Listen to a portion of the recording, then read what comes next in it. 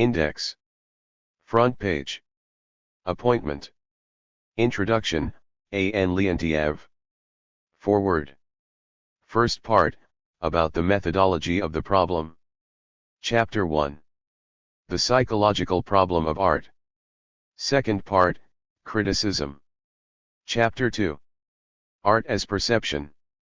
Chapter 3. Art as a technique. Chapter 4. Art and psychoanalysis. Third part, analysis of the aesthetic reaction. Chapter 5. Analysis of the fable. Chapter 6. The subtle poison, a synthesis. Chapter 7. Sweet Breath by Bunin. Chapter 8. The Tragedy of Hamlet, Prince of Denmark. Part 4, The Psychology of Art. Chapter 9. Art as Catharsis. Chapter 10. The Psychology of Art. Chapter 11. Art and Life. Commentary, V. Ivanov. Grades. Credits. And the fact is that no one, until now, has determined what the body can. They will say, however, that it is not possible for the laws of nature alone, considered as purely corporeal, to arise the causes of buildings, paintings, and things of a similar nature, which are produced only by virtue of human art, and that the human body, if it were not determined and guided by the soul, would not be able to build a temple. But I have already shown that they do not know what the body can do, or what can be deduced from the sole consideration of its nature. Baruch Spinoza, Ethics, Part 3. Postulate 2, Scholium 1. Introduction. This book was written by a great specialist, Lev Semenovich Vygotsky, 1896–1934, founder of an original branch of Soviet psychology based on the socio-historical nature of human consciousness. Vygotsky wrote The Psychology of Art about 40 years ago, at the time when Soviet psychology was beginning to see the light. The battle against the strongly idealistic psychology then thriving was still being waged in the main Soviet Center of Scientific Psychology, the Psychological Institute of Moscow University, directed by G. Ichelpanov.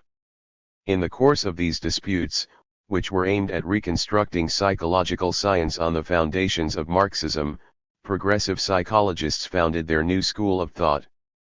After the Second Conference on Psychoneurology held in January 1924, the management of the Psychological Institute passed into the hands of K.I. Kornilov.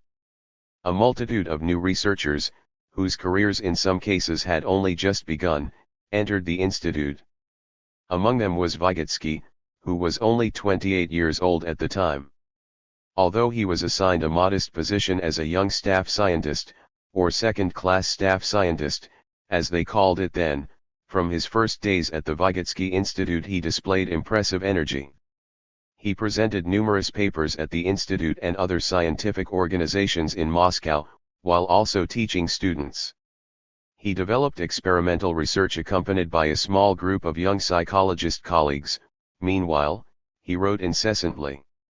Early in 1925 he published a brilliant article, Consciousness as a Problem in the Psychology of Behavior, and in 1926 he completed his first major book, Educational Psychology. The results of his experiments on dominant reactions too arrived almost simultaneously. These works gave way to a new phase in Vygotsky's career, that of his activities as a scientific psychologist. Vygotsky's arrival in the field of scientific psychology was a novelty and, at the same time, an exception.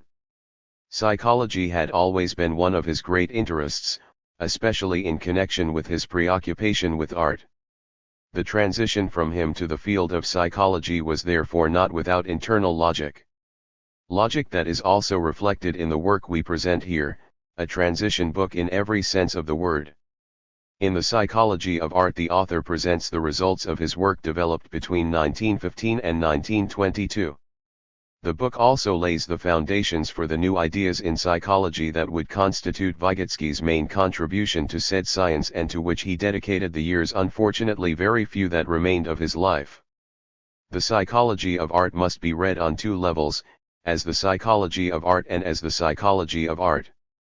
It is not difficult to recreate for the reader the historical context in which the book was born. At the time of its first edition, Soviet art studies were taking their first steps. It was a time of revision of old values. The great experimental analysis began to invade both art and literature. Among the Soviet intelligentsia there was an atmosphere of divergent and contradictory tendencies. The expression socialist realism had not yet been invented. When comparing Vygotsky's book with other texts on art from the early 1920s, we immediately perceive its exceptionality. In it, its author interrogates the classic forms of literature, the fable, the novel and Shakespeare's tragedies. But his attention is not focused on the then fashionable controversies between formalism and symbolism, between the futurists and the leftist front. The great problem that arises has a broader and more generic meaning: what does an artistic creation do? What makes it a work of art? This is, in reality, the capital aesthetic problem, and we cannot ignore it if we want to weigh the true value of a novelty that has emerged in the art world. Vygotsky approaches works of art from the perspective of a psychologist who has freed himself from the old subjective empirical psychology. Hence, in his book he opposes that psychologism traditionally used in the interpretation of art. His method is objective and analytical. In his opinion, when analyzing the structure of a work of art, one must recreate the response, the internal activity to which said work gives rise. This concept allowed Vygotsky to delve into the secrets of the enduring value of great artistic works, or to discover that force by virtue of which a Greek epic or a Shakespearean tragedy continues, in Marx's words, to provide us with artistic enjoyment and, in certain senses, serving us as a norm and unattainable model. The first step has to be to clear the way, to get rid of the many fallacious solutions that were proposed in the abundant literature of the time. Hence, a good part of Vygotsky's book is dedicated to a critique of unilateral visions of the specific qualities of art, of its specifically human and social functions. The author refuses to reduce the functions of art to a purely perceptive, Gnostic function. If art truly has a perceptual function, it becomes a function of a special perception carried out by particular means. Art is not a simple matter of visual perception. The transformation of something into a figure or symbol does not simply create a work of art. The pictographic quality of a production and its quality as an artistic work are two very different things. The essence and function of art are not contained in the form, because the form does not exist alone and lacks independence. Its true validity only comes to light when we consider it in relation to the material it informs or embodies, to put it in Vygotsky's terms, breathing new life into it in the context of the artistic work.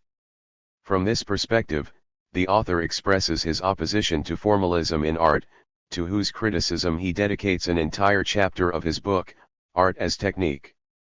But is the specific quality of art perhaps embodied in the expression of emotional experience, the communication of feelings? Vygotsky also rejects this solution. He opposes both the theory of the contagion of feelings and the purely hedonistic interpretation of the function of art. Art, of course, works with human feelings, and a work of art is the embodiment of such work. Sensations, emotions, and passions are part of the content of an artistic work, but they are transformed by it. In the same way that artistic creation produces a transfiguration of the material of which the work of art is composed, it also causes a metamorphosis of feelings. The importance of this metamorphosis, for Vygotsky, lies in the fact that it transcends individual feelings and generalizes them to a social level. The meaning and function of a poem about pain is not in any way to convey to the reader the author's affliction. Woe to art if this were so, Vygotsky observes, but to modify that affliction so that it reveals something new and relevant to man. At a higher level of truth. Only the high quality of an artist's work can bring about this metamorphosis, this elevation of feelings. But the nature of the process remains beyond the reach of the researcher, just as it is inaccessible to the artist himself. The art scholar does not deal with the artist's work but with his product, the artistic creation, the work of art in whose structure he crystallized. The thesis is clear: human activity neither evaporates nor disappears from its product, it simply changes within the work of art, going from being a form of movement to a way of being, or state of existence as an object, Gegenständlichkeit. In essence, Vygotsky's psychology of art contains an analysis of the structure of artistic creation. For us, the analysis of structure is usually associated with the idea of a purely formal analysis, divorced from the content of an artistic work.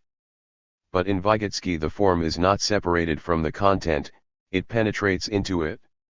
Because the content of artistic production is not the material. Its real content is its affective content, that which determines the specific character of the aesthetic experience generated by an artistic creation. Thus, the content we have in mind is not simply injected from outside into the work of art, but is created in it by the artist. The process of creating this content is crystallized, embodied in the structure of the work of art, in the same way that, say, a physiological function is embodied in the anatomy of an organ. The study of the anatomy of an artistic product reveals the large number of levels of activity necessary for its full realization. Firstly, its real content requires mastering the properties of the material in which it is made, the substantive form in which it comes into existence. To convey the warmth, animation, plasticity of the human body, the sculptor chooses cold marble, bronze, or grained wood. A colored wax figure does not belong in the art museum but in the wax museum. We know that, sometimes, the mastery of the material properties of the substance with which the artist's creation is made reaches extraordinary levels. The viewer has the impression that the stone in which the winged victory of Samothrace was sculpted has no mass or weight. This sensation can be described as the result of the embodiment of matter through form. But the description is merely provisional. The only truly decisive factor is that which is beyond form and which creates it. Nothing more and nothing less than the content embodied in a work of art, its meaning. In the winged victory of Samothrace the meaning is flight, the triumph of victory.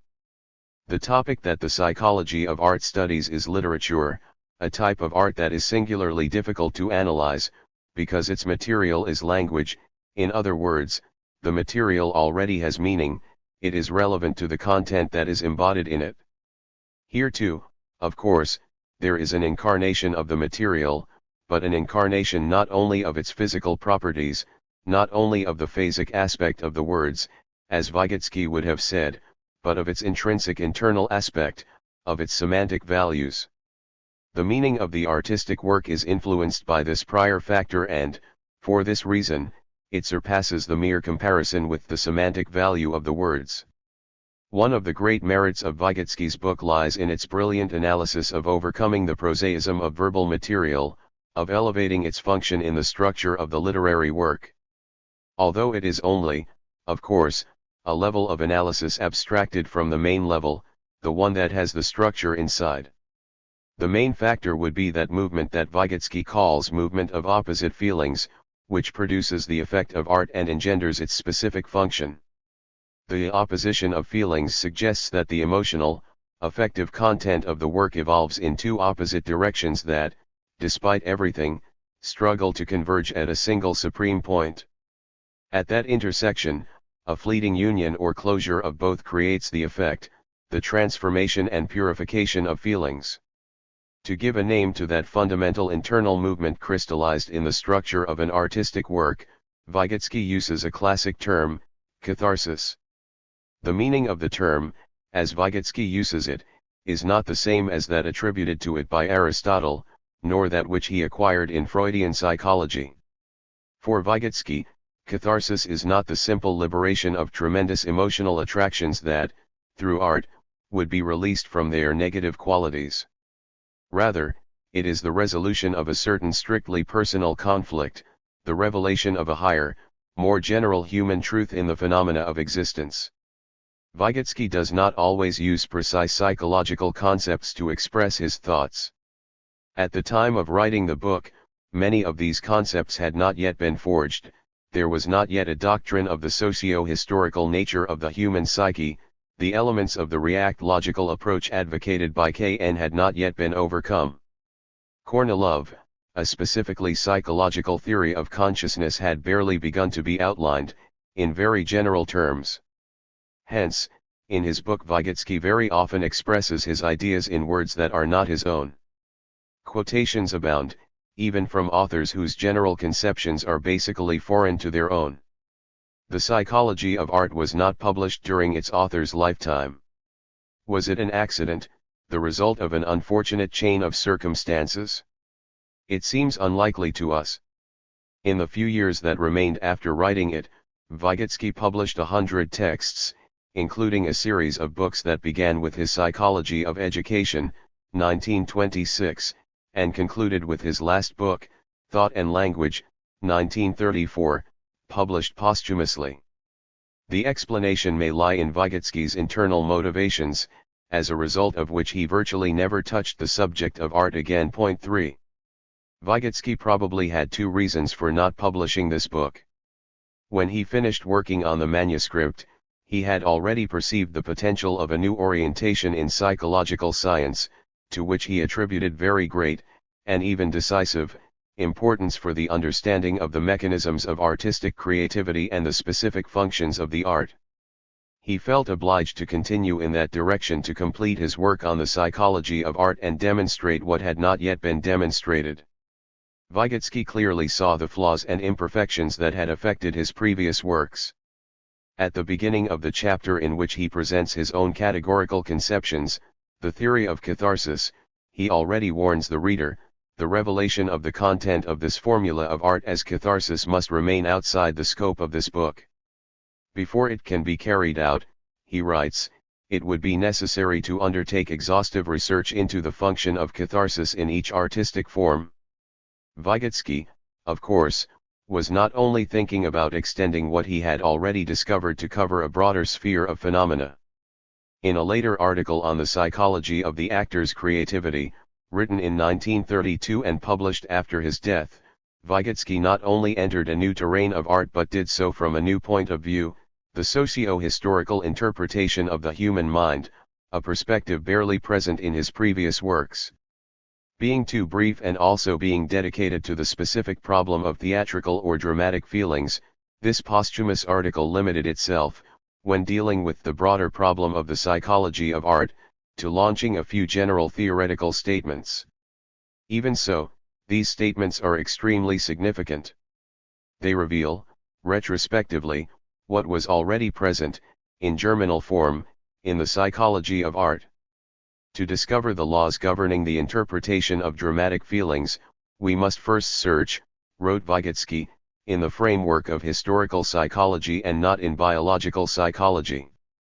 The actor's expression of feelings only achieves general significance and becomes significant by virtue of its inclusion in a broader system of social psychology, only then can the function of art be understood. The psychology of the actor is of a historical nature and is structured in classes. The italics are the author's. Point 4. The life of the actor is shown not as a function of his own individual and spiritual existence but as a phenomenon endowed with a value objective social and that serves as a transitional step from psychology to ideology. 5. It is possible to read these words of Vygotsky as a kind of culminating point in all his efforts, the understanding of the function of art in the life of society and in the life of man as a socio-historical being. Vygotsky's Psychology of Art is far from having lost its value as a book. It is a creative work that requires effort and an attitude of a creative nature from its reader. In the 40-odd years since he wrote it, Soviet psychologists have come a long way, both during Vygotsky's lifetime and afterward. For this reason, some psychological postulates expressed in this book must be interpreted differently today, from the perspective of current psychological postulates of human activity and consciousness. A task that, of course, will require more exhaustive specific research and that cannot be carried out within the framework of a brief introduction. Many things in Vygotsky's book have already been overcome. But from no scientific work can we expect an ultimately absolute truth, nor solutions of eternal validity. Let's not ask them, then, of Vygotsky's book. Its importance lies elsewhere. Vygotsky's texts preserve their scientific urgency intact, they continue to be published and attract the attention of readers. How many studies that Vygotsky alludes to can the same be said? Of very few. This fact alone reveals the enduring value of his ideas in scientific psychology. We dare to think that his psychology of art will share the fate of his other works, becoming part of the heritage of Soviet science. A.N. Leontiev. Foreword. This book has crystallized from a series of minor studies, and some major ones, in the fields of art and psychology. 3 of my literary essays about Krylov, about Hamlet I and about the composition of the short story form the basis of the analyses that I present here, along with a series of articles and notes that have appeared in different periodicals. Point 1. The different chapters of this book will be limited to offering summary conclusions, outlines and summaries of the aforementioned studies. It would be impossible, for example, to present an exhaustive analysis of Hamlet in a single chapter. The task would require an entire volume, if not more. My years of research in Russia have been characterized by the search, both in artistic studies and in psychology, for a path that would allow us to escape the precarious limits of subjectivism. This tendency in pursuit of objectivism, in pursuit of a precise, materialist, scientific approach to knowledge in both fields has given rise to this volume. In academic studies on art, the need to have psychological foundations is increasingly felt. For its part, psychology, in its desire to understand and explain behavior globally, is inevitably drawn into the complex problem of aesthetic reaction. If we add to this the shift that is taking place in both disciplines, the current crisis of objectivism, we will understand the full urgency of our topic of study. In fact, traditional art studies have always been based, whether consciously or unconsciously, on psychological assumptions. But the old popular psychology no longer serves us, for 2 reasons. Firstly, because it is still capable of feeding all kinds of subjectivism in matters of aesthetics, when objective trends demand objective assumptions. Secondly, because we are witnessing the birth of a new psychology that refounds the foundations sanctioned by the tradition of all the so-called sciences of the soul. I wanted to rethink the traditional psychology of art and try to define a new field of research for objective psychology, simply, pose the problem and suggest a method and a few fundamental psychological principles of explanation. Nothing else. By titling this book The Psychology of Art, I did not want to imply that I was going to present a complete system or represent the entire spectrum of problems and causes. My objective has been different, to offer, not a system, but a program. My main concern, the objective I have pursued, has been the central problem, not the entire range of problems. For this reason, I will avoid the controversies about psychologism in aesthetics and about the borders between aesthetics and artistic studies in a strict sense. I agree with Lips that aesthetics can be defined as a discipline of applied psychology, but I am not going to raise this problem in a global way anywhere. I will limit myself to the methodological and theoretical laws of the psychological examination of art, underlining the essential importance too of finding a place within the Marxist doctrine of art. My guideline here has been the well-known Marxist postulate according to which a sociological vision of art does not deny its aesthetic consideration. On the contrary, he openly opens his doors to her and treats her, in Plekhanov's words, as his complement. And yet, every aesthetic discussion of art, as long as it does not wish to deviate from Marxist sociology, must be constantly based on social psychology. It is easy to show that even art scholars who, not without reason, completely demarcate their own field from aesthetics, inevitably include in their treatment of the basic concepts and problems of art some psychological axioms that are uncritical, arbitrary, and precarious. I think, like Vygotsky, that art transcends the limits of aesthetics and even has features fundamentally different from aesthetic values, but despite everything it starts from the aesthetic element and preserves it until the end. I also believe it is evident that the psychology of art must be related to aesthetics, without losing sight of the line that separates one area from the other. It must be said that in the new studies on art, as in objective psychology, the basic concepts and fundamental principles are still being developed, the first steps are being taken. which is why a work that arises at the intersection of both disciplines and that aspires to use the language of objective psychology to deal with the objective facts of art will necessarily be hampered by the fact that it is still on the threshold of the problem, without being able to penetrate it in depth in it nor go through it thoroughly. I have only wanted to develop the particular aspects of a psychological vision of art and point out the central idea, the methods to work on it and the content of the problem. If an objective psychology of art were to emerge from the intersection of these three lines of thought, this work could be the small seed from which it would sprout.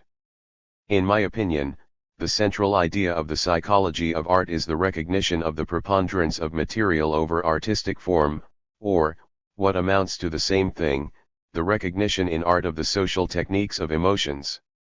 The method to investigate this problem is the objective analytical method, which starts from an analysis of art to reach a psychological synthesis, the method of analysis of artistic systems of stimuli. Point 3 Like Hennecken, I consider that a work of art is a combination of aesthetic symbols intended to arouse emotion in people and my intention, when analyzing these symbols, is to recreate the emotions that correspond to them. The difference between my method and the aesthetic psychological method, however, is that I do not interpret these symbols as manifestations of the spiritual organization of the author or his readers too. I do not intend to infer the psychology of an author or his readers from a work of art, because I know that it is impossible to do so on the basis of an interpretation of symbols. I will try to study the pure and impersonal psychology of art 3, without referring to either the author or the reader, paying attention exclusively to the form and material of the artistic work. I'll explain myself.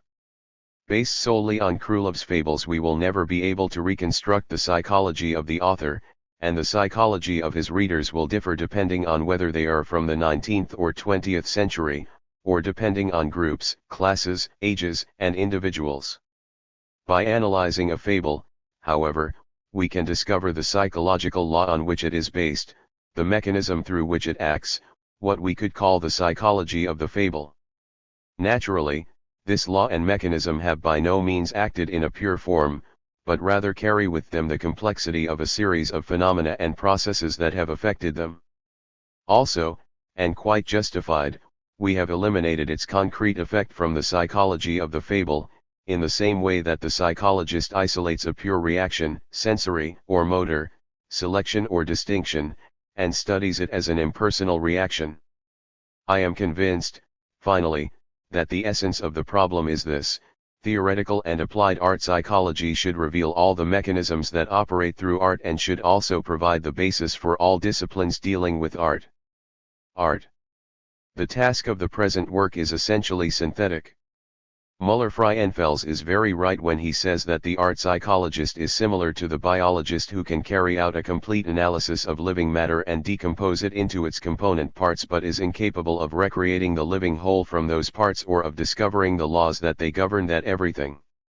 A long series of publications has undertaken a systematic analysis of the psychology of art, but I am not aware of any work that has objectively posed and solved the problem of the psychological synthesis of art. In this sense, it seems to me that the present attempt constitutes a step forward and that it dares to introduce into the field of scientific debate some new concepts that no one had raised until today. The novel ideas in the book that I consider mine must, of course, be subjected to examination and criticism, contrasting them with other concepts and with the facts themselves. All in all, today they seem reliable and mature enough to be presented in a book. The general objective of this work has been to achieve a certain degree of solidity and scientific seriousness in the psychology of art, the most speculative and mystically imprecise of all areas of psychology. My thoughts are expressed in the words of Spinoza that appear in the epigraph that heads this book. Like him, I have not strived to be amazed or to laugh or cry, but to understand. Point 5. First part. About the methodology of the problem. Chapter 1. The psychological problem of art. Aesthetics from above and aesthetics from below. Marxist theory of art and psychology. Social and individual psychology of art. Subjective and objective psychology of art. The objective analytical method and its application. If we had to draw a border that divided all the trends of contemporary aesthetics into two major directions, we would think of psychology. These two directions, the psychological and the non-psychological, encompass everything that happens in aesthetics. Fechner rightly speaks of an aesthetics from above and an aesthetics from below.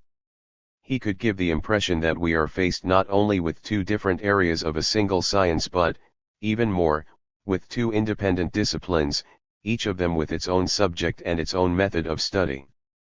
There are those who continue to see aesthetics largely as a speculative science, while others, such as Oculp, are inclined to believe that in our days aesthetics is experiencing a transitional phase.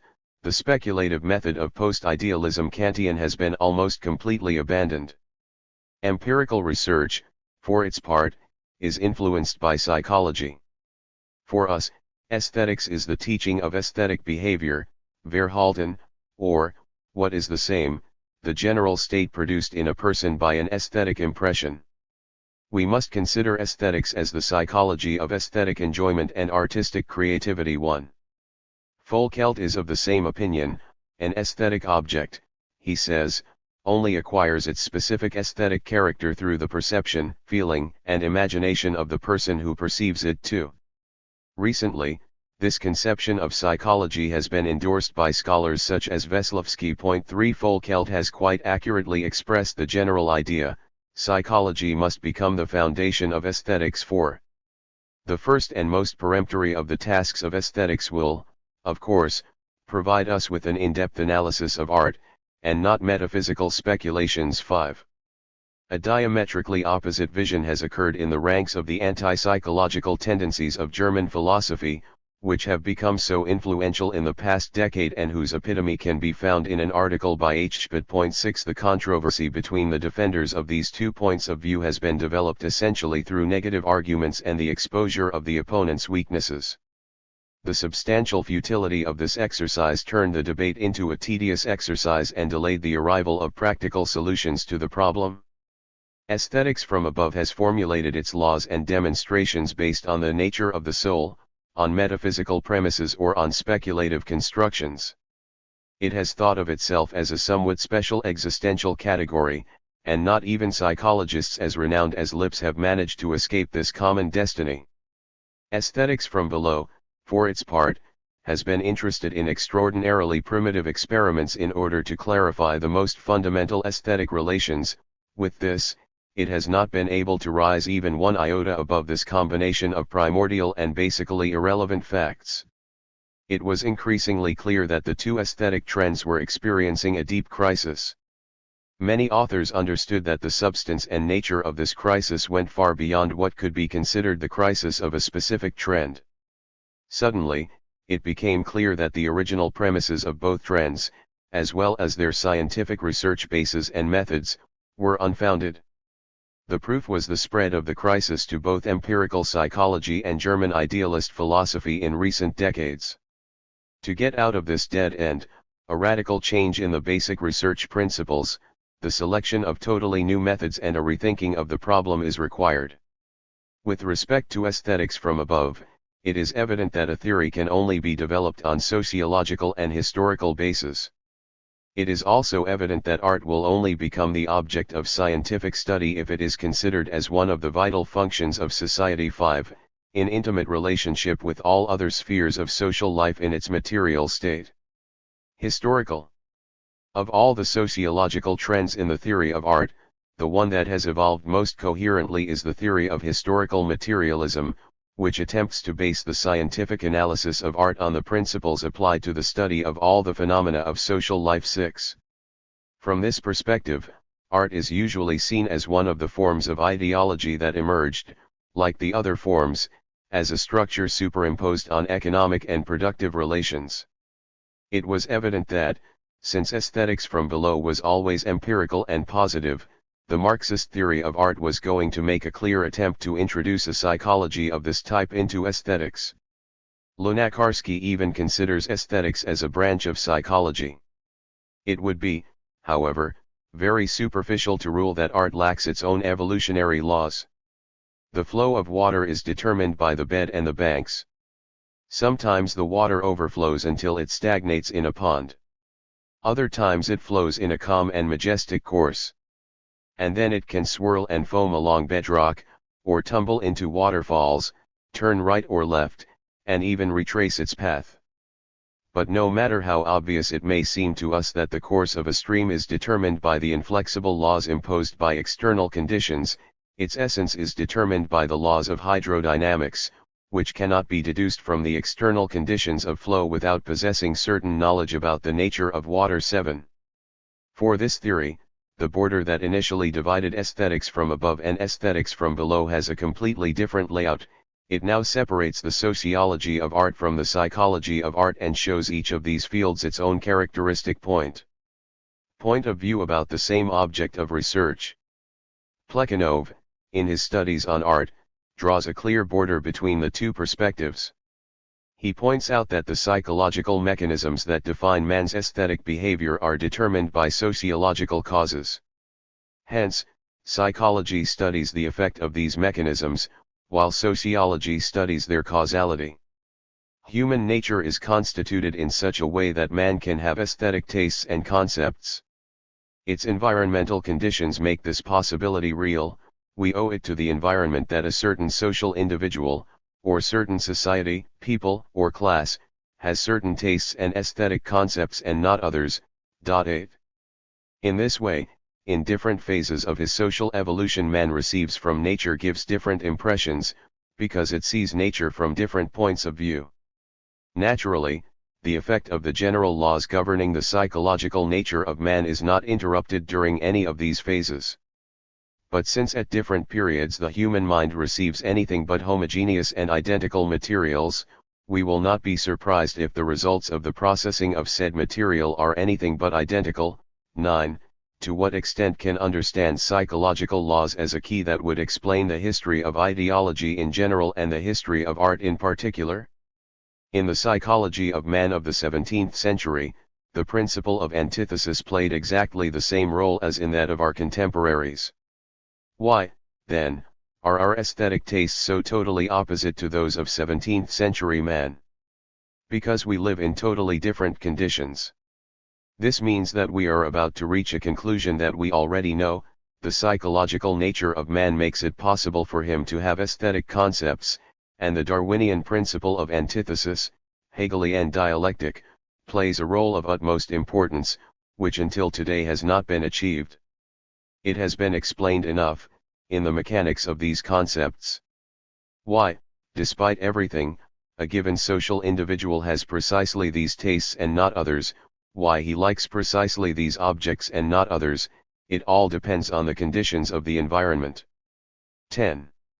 It was Plekhanov who knew how to explain better than anyone the theoretical and methodological need for a psychological investigation of the Marxist theory of art. In his own words, all ideologies share the same root, the psychology of a certain era. 11. Using the examples of Hugo, Berlioz, and Delacroix, the author shows that the psychological romanticism of his time gave rise to three different forms of ideological romanticism in three totally different fields: poetry, music, and painting. 12 In the formula with which Plekhanov expresses the relationship between the base and the superstructure, we have 5 sequential elements. 1. The state of productive forces. 2. Economic conditions. 3. The socio-political regime. 4. The psyche of the social man. 5. The various ideologies that reflect the properties of the psyche. 13. In this way, the psyche of social man is seen as the general substrate common to all the ideologies of an era, including art. And we also recognize that art is determined and conditioned by the psyche of social man. In place of the old antagonism, we now find a certain harmony between psychological and anti-psychological tendencies of aesthetics. We also have a somewhat more precise border between them, based on Marxist sociology. Of course, this sociological system, the philosophy of historical materialism, is not going to tell us about the human psyche as an ultimate cause. But it is also not likely to reject or ignore the psyche and the significance of its study as an auxiliary mechanism, which, together with economic relations and the socio-political regime, generates ideologies. When investigating complex artistic forms, this theory insists on the need to study the psyche, because the distance between economic relations and ideological form is increasingly greater, hence art can no longer be explained as a direct consequence of economic conditions. That is what Plekhanov was thinking when he compared the dance of the Australian Aborigines with the 19th century minuet. To understand the dance of the Australian natives, it is enough to know the role that women who gather wild plants play in the tribal life of the Australian Aborigines. To understand the minuet, however, it is not enough to know the economy of 18th century France. We are faced with a dance that expresses the psychology of a non-productive class. Hence, the economic factor gives way to the psychological factor. We must remember, however, that the emergence of non-productive classes in human society is a product of economic evolution. 14. Thus, the Marxist approach to art, especially in its most complex forms, necessarily involves the study of the psychophysical effect of artistic creation. The subject of a sociological investigation can be an ideology as such or a phenomenon dependent on certain forms of social evolution. But no sociological research per se, that is, without the complement of psychological research, will ever be able to reveal the first cause of an ideology, the psyche of social man.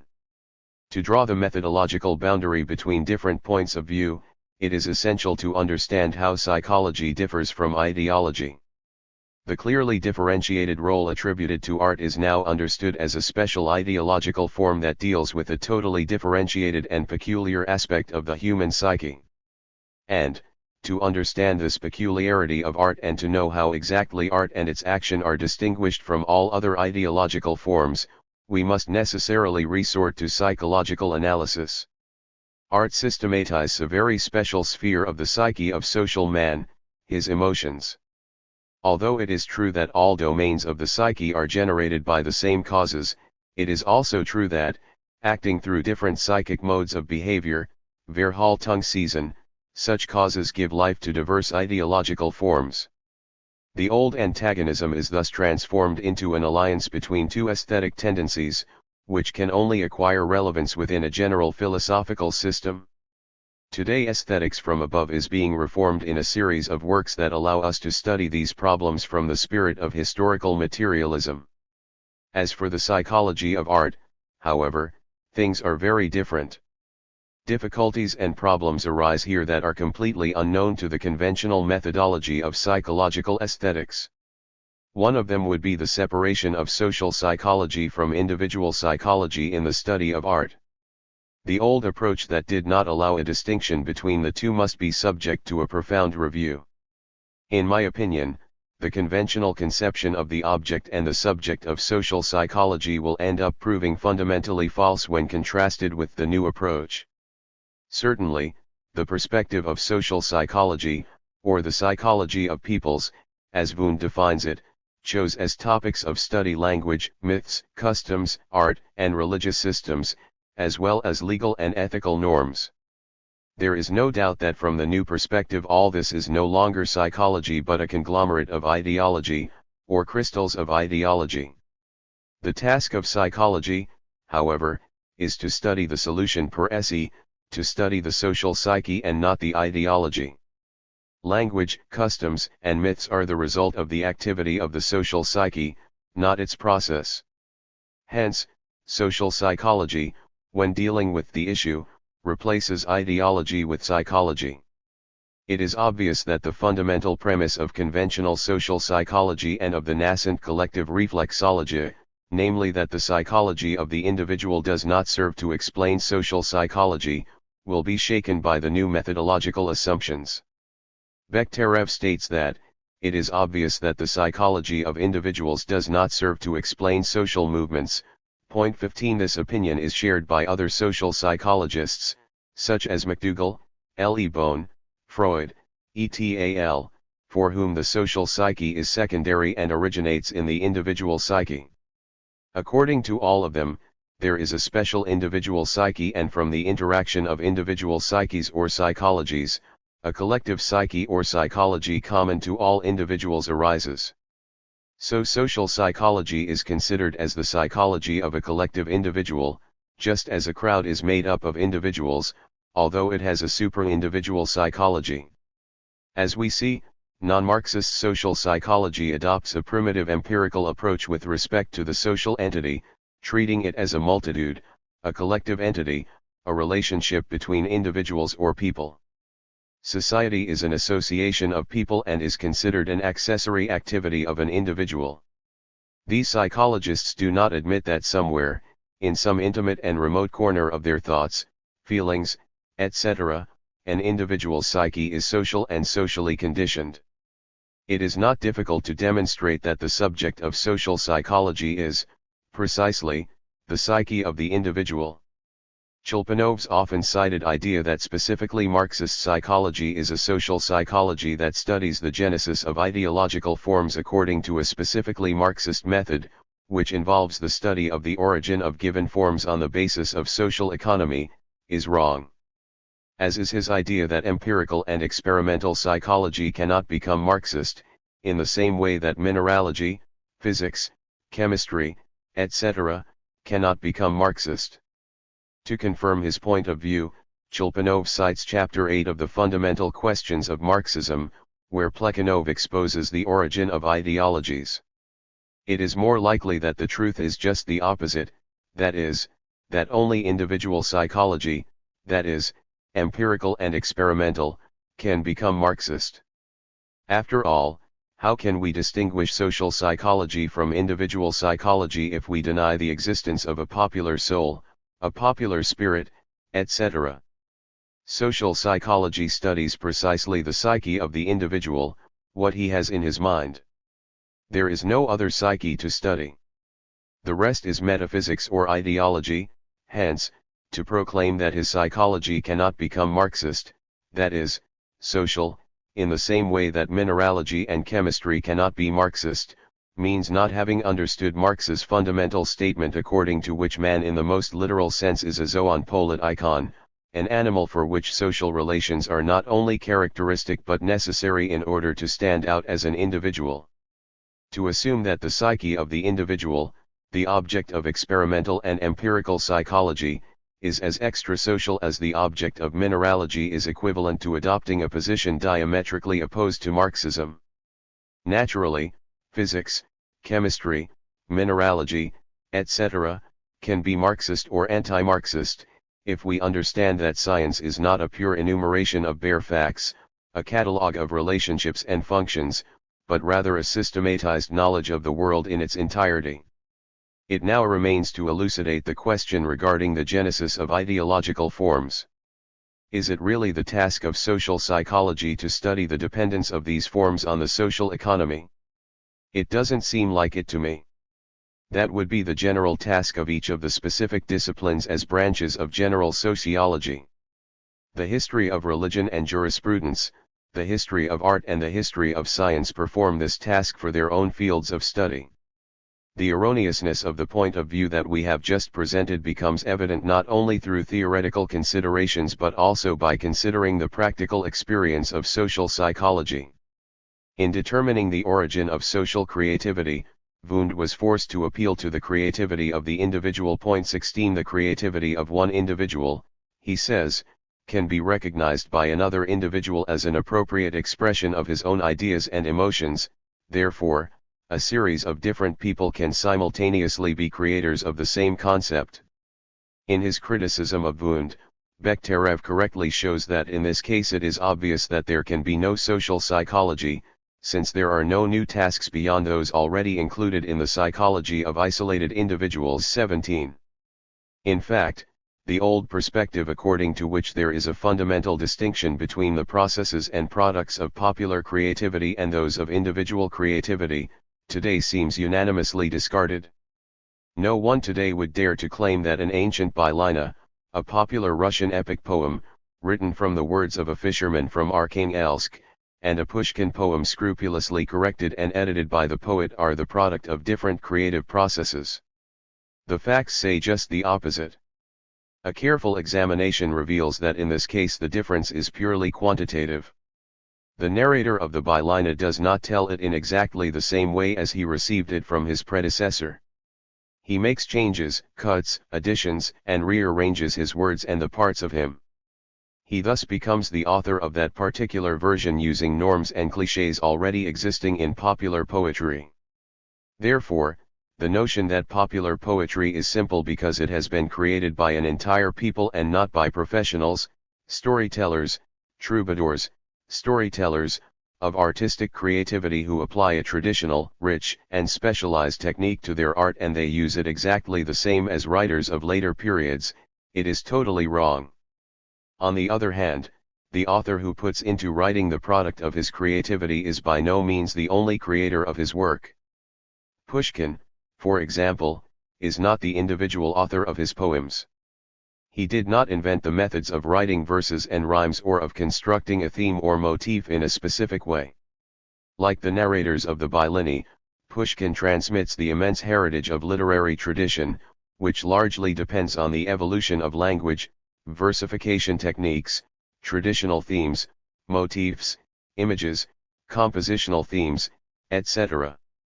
If in a literary work we had to separate the part created by the author himself from what he has taken from literary tradition, we would find that the author's creativity consists in selecting certain elements, combining them according to given and commonly accepted norms, transpose certain traditional elements to other systems 7, and so on.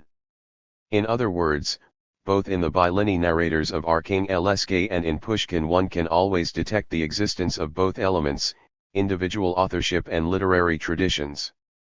The difference, as has already been noted before, only lies in the quantitative relationship between the two. In Pushkin, individual authorship dominates, while in the bylina narrative what predominates is literary tradition. Using Silver Swan's well-chosen simile, the two remind us of a swimmer who crosses a river and is carried away by the current.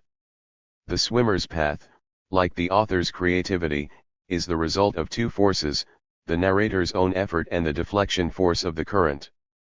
We have enough reasons to affirm that from a psychological point of view there is no fundamental difference between the processes of popular and individual creativity. So Freud was absolutely right when he stated that individual psychology is from the beginning and at the same time social psychology. Consequently, THIRD's intermental psychology, interpsychology, as well as the social psychology of other authors, must be seen in a completely different light. In line with Siegel, de la Grosseria and Rossi, among others, I am inclined to think that we must distinguish between social and collective psychology, but the way of doing so must be, I believe, essentially different. As this distinction is based on the degree of organization of the group studied, this opinion is not generally accepted in social psychology. The difference becomes evident if we consider the psyche of the individual as the subject of social psychology. It is obvious that the topic of individual psychology coincides with that of differential psychology, whose task is the study of individual differences in individuals.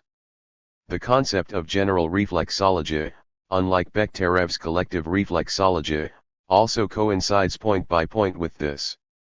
In this sense, there is a certain relationship between individual reflexology and collective reflexology. The first tries to define the peculiarities of the individual, looks for differences in the individual mentalities of people, and tries to show the reflexological basis of these differences, while collective reflexology, which studies the massive or collective manifestations of correlative activity, essentially aims to define the way in which the social products of a correlative activity are obtained by correlating individuals in social groups and ironing out their individual differences. 18. It is evident that we are dealing here with differential psychology in the precise acceptance of the term. What would be, then, the object of collective psychology as such? There is a simple answer to this question: everything inside us is social, but this does not imply that all the properties of an individual psyche are also inherent in the other members of the group. Only a part of individual psychology can be considered as belonging to a given group, and this portion of individual psychology, as well as its collective manifestations, is the object of study of collective psychology when it examines the psychology of the army, the church, etc. So, instead of distinguishing between social and individual psychology, we must distinguish between social and collective psychology. The difference between social and individual psychology in aesthetics seems to be the same as that between normative and descriptive aesthetics, because, as Munsterberg has well demonstrated, historical aesthetics was connected with social psychology and normative aesthetics with individual psychology. 19 Much more important is the difference between the subjective and objective psychologies of art.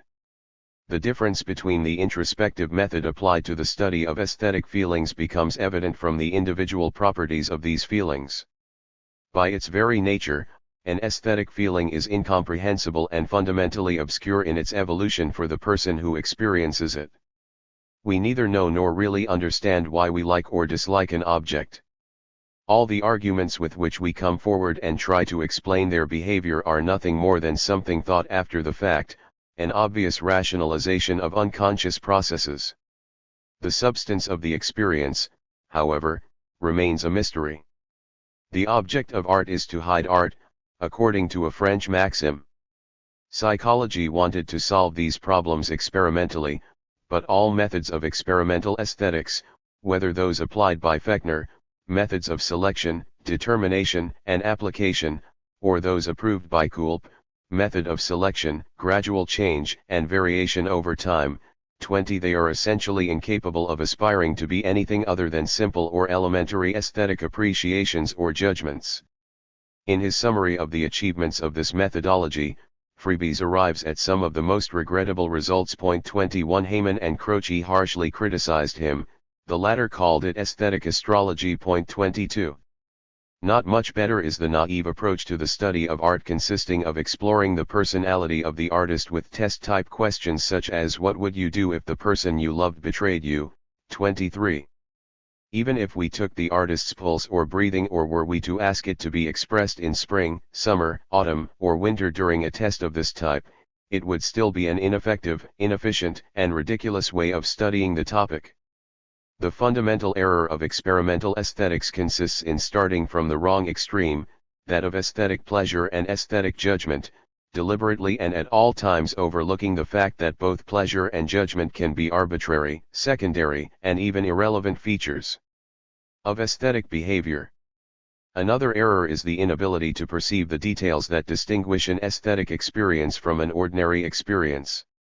Experimental aesthetics will never amount to anything as long as it continues to evaluate simple combinations of colors, sounds, lines, and the like, without realizing that these factors by themselves do not characterize aesthetic perception as such. Finally, the third and most serious error of experimental aesthetics consists of presupposing that a complex aesthetic experience is the sum of individual and minor aesthetic pleasures. It is assumed that the beauty of an architectural structure or a musical composition can be understood as a summary expression of individual harmonies, chords, the golden section, etc. It is evident that, for conventional aesthetics, the terms subjective and objective were synonymous with psychological and non-psychological aesthetics. 24 The concept of objective psychological aesthetics was an absurd and contradictory combination of concepts and words. The great crisis of current psychology has more or less divided psychologists into two camps. One of them has delved and deepened into subjectivism, even more so than Dilthey ostensibly tending towards pure Bergsonism. The other, which goes from America to Spain, tries to create an objective psychology. American behaviorism, German Gestalt psychology, reflexology, and Marxist psychology are examples of attempts of this genre. This tendency towards objectivism not only involves the methodology of conventional aesthetics but also, evidently, that of psychological aesthetics. The main task of this psychology is, therefore, the creation of a method and an objective system of psychology of art, question of life or death for this entire field of knowledge. But to try to solve this problem it is necessary to first delineate more precisely the psychological problem of art, only then can we begin to study its methods.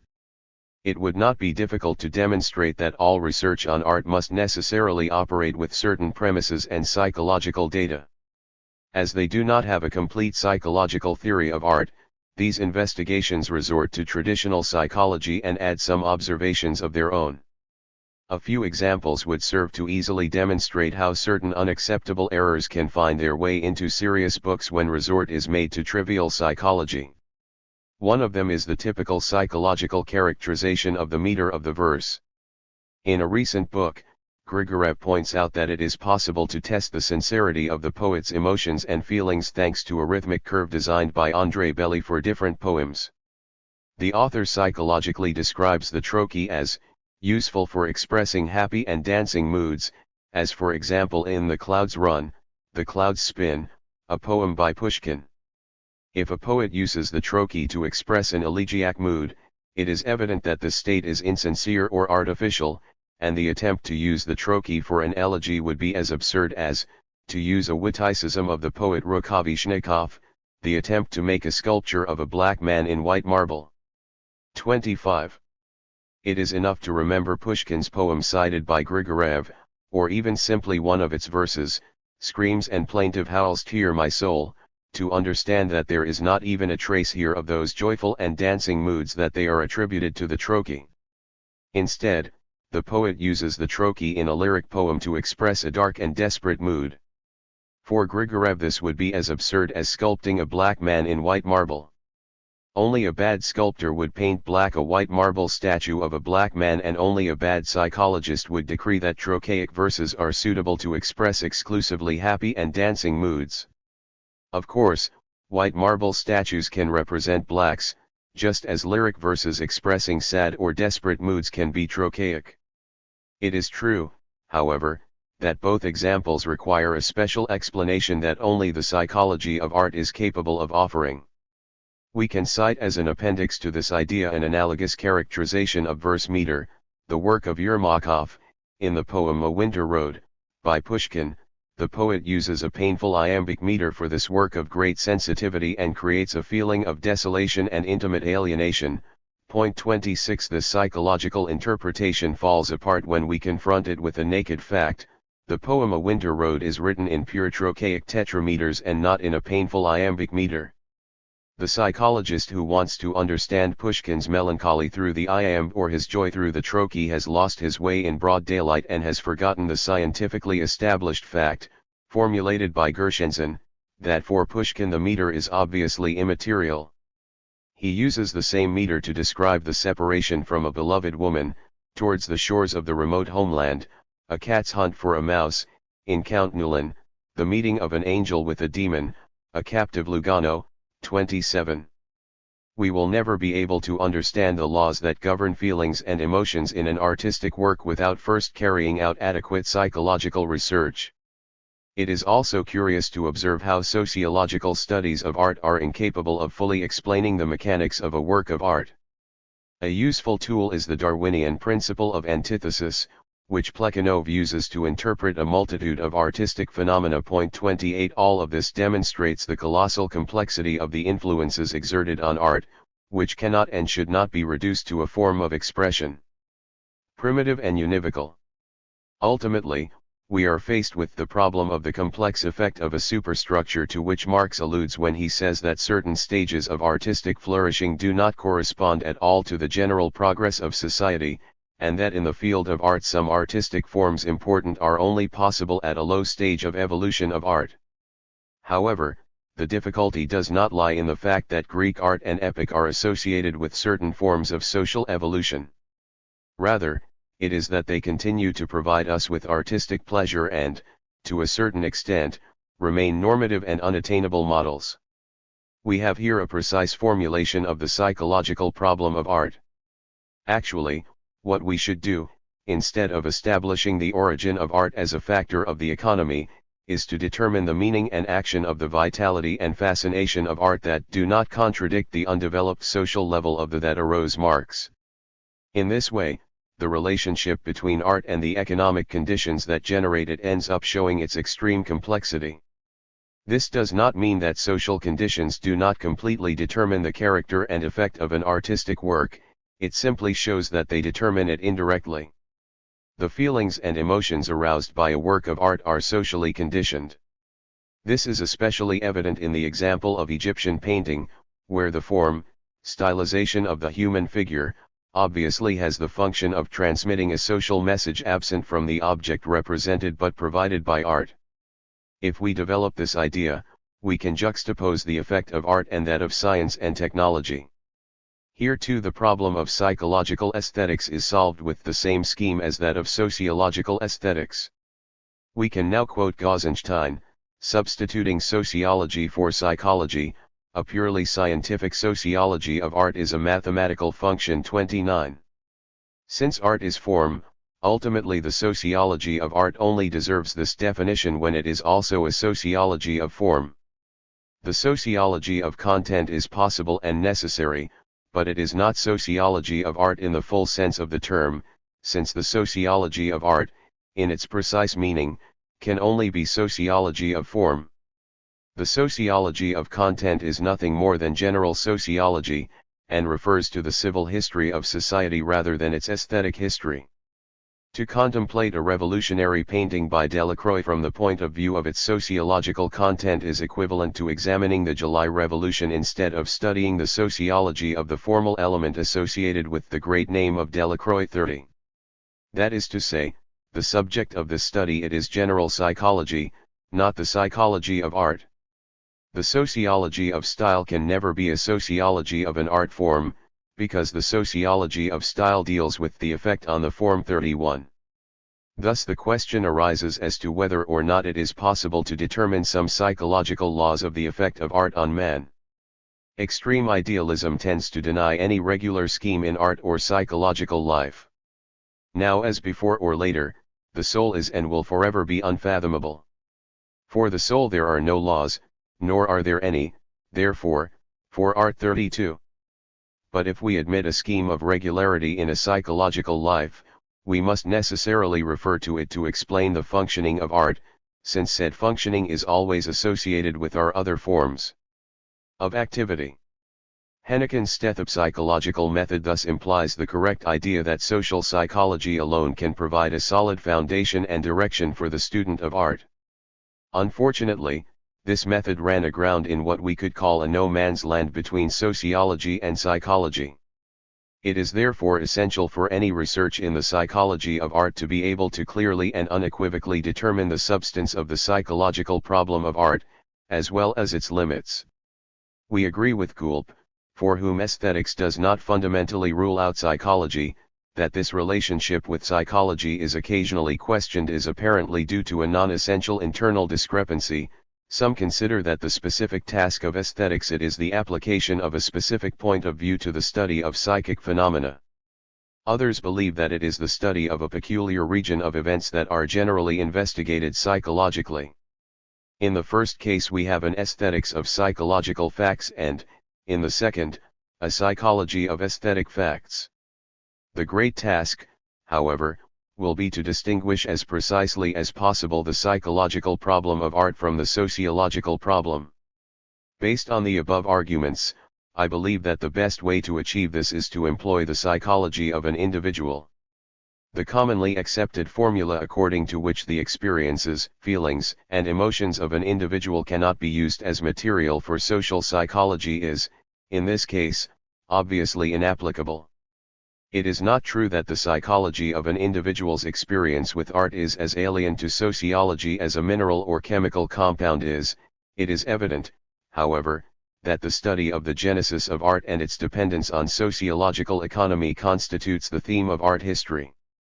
Art per se, as a solidly established trend, as the sum of the available works, is an ideology like any other. Thus, to be or not to be is a problem of method for objective psychology. To date, the psychological study of art has followed only one of two trends: either the psychology of the creator, artist, has been studied as something that emerges in the work of art, or the psychology of the recipient, spectator, viewer, has been investigated. Reader, etc. The imperfection and uselessness of both methods is quite obvious.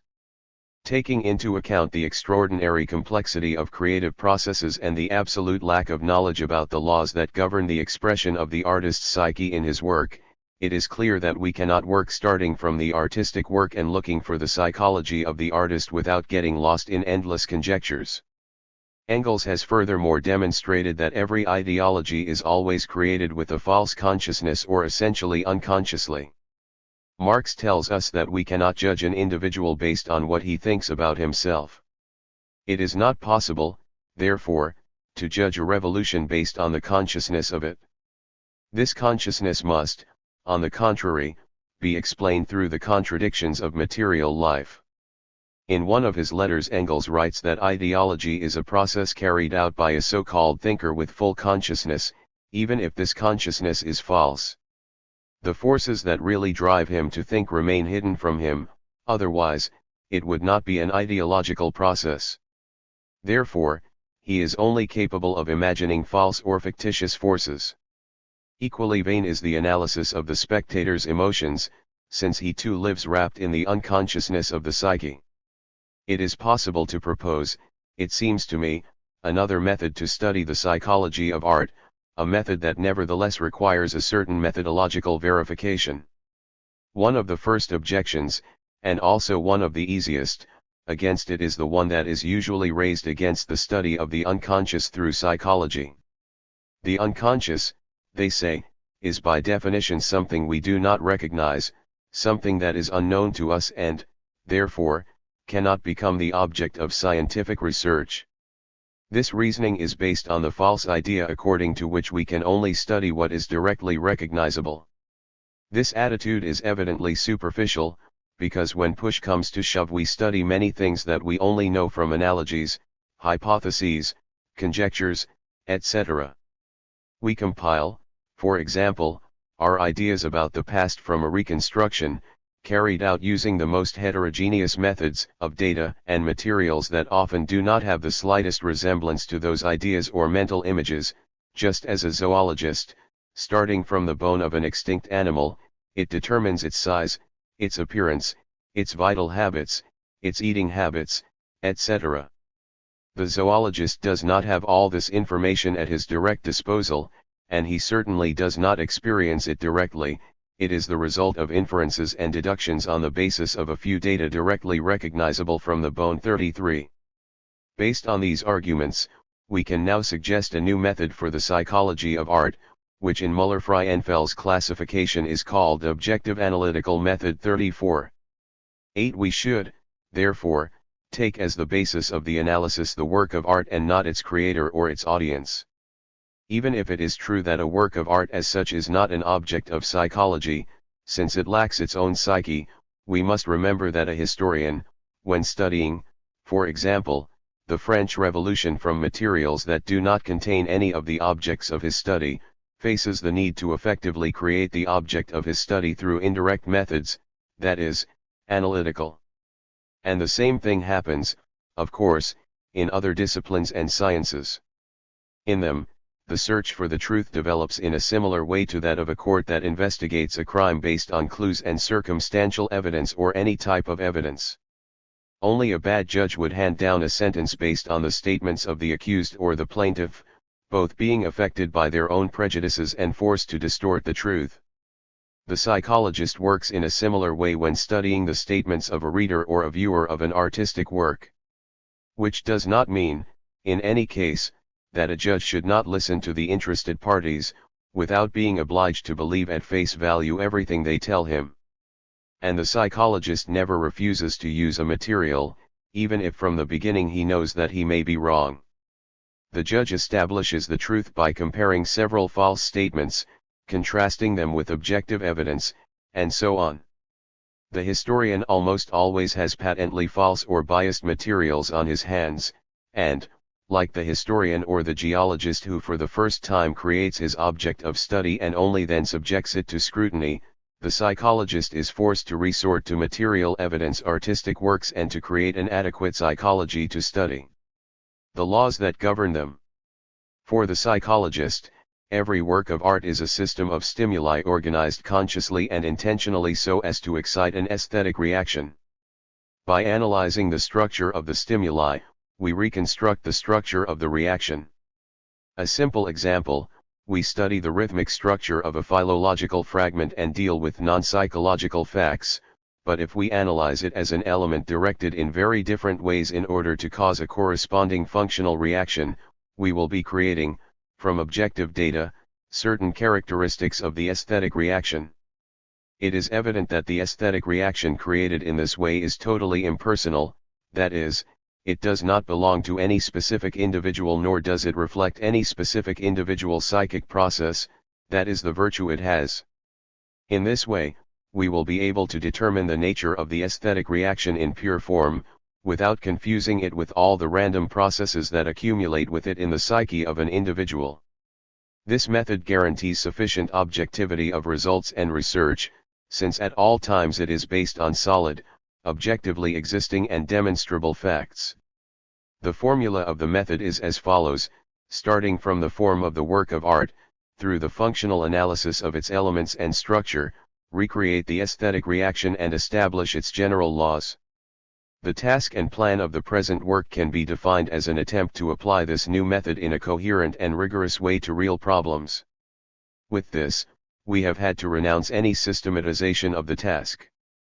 We have had to renounce the fundamental and systematic review of all the material in the methodological field, the criticism of the study as such, the theoretical generalization of the results and the determination of their practical value, which, in fact, could be the subject of a series of further studies. On many occasions I have been forced to imagine a way to solve the simplest problems and test the validity of the method. For this purpose, I have chosen some fables, short stories and tragedies in order to show clearly enough how the method works. I will consider my task completed if this work becomes what could end up being a general outline of the psychology of art. Second part. Criticism. Episode 2. Art as Perception. Principles of Criticism. Art as Perception. Rationalization of this formula. Criticism of the theory of forms. Practical results of this theory. Deficiencies of the psychology of forms. Dependence on associational and sensualist psychology. There are several psychological theories that explain, each in its own way, the processes of creativity or artistic perception. Very few, however, have culminated in a complete system. There is no generally accepted and complete system of art psychology. Some authors, such as Müller-Frauenfels, who aspire to synthesize everything that has been done in this field, actually limit themselves to offering a list or an eclectic synopsis of disparate points of view. The majority of psychologists have limited themselves to working on certain specific problems of the general theory of art and have investigated from different approaches, following divergent paths and reaching different conclusions. Without a general idea or basic methodological principle, it is difficult to systematically judge what the achievements of psychology have been in this sense. We can only investigate, therefore, those psychological theories of art that have been, or can be, developed in the form of a systematic theory, and then apply their premises to our study. In other words, we will only be able to critically approach those psychological theories that operate with an objective analytical method, objective analysis of the work of art, to, based on said analysis, develop an appropriate psychology. Other research methods are beyond our reach.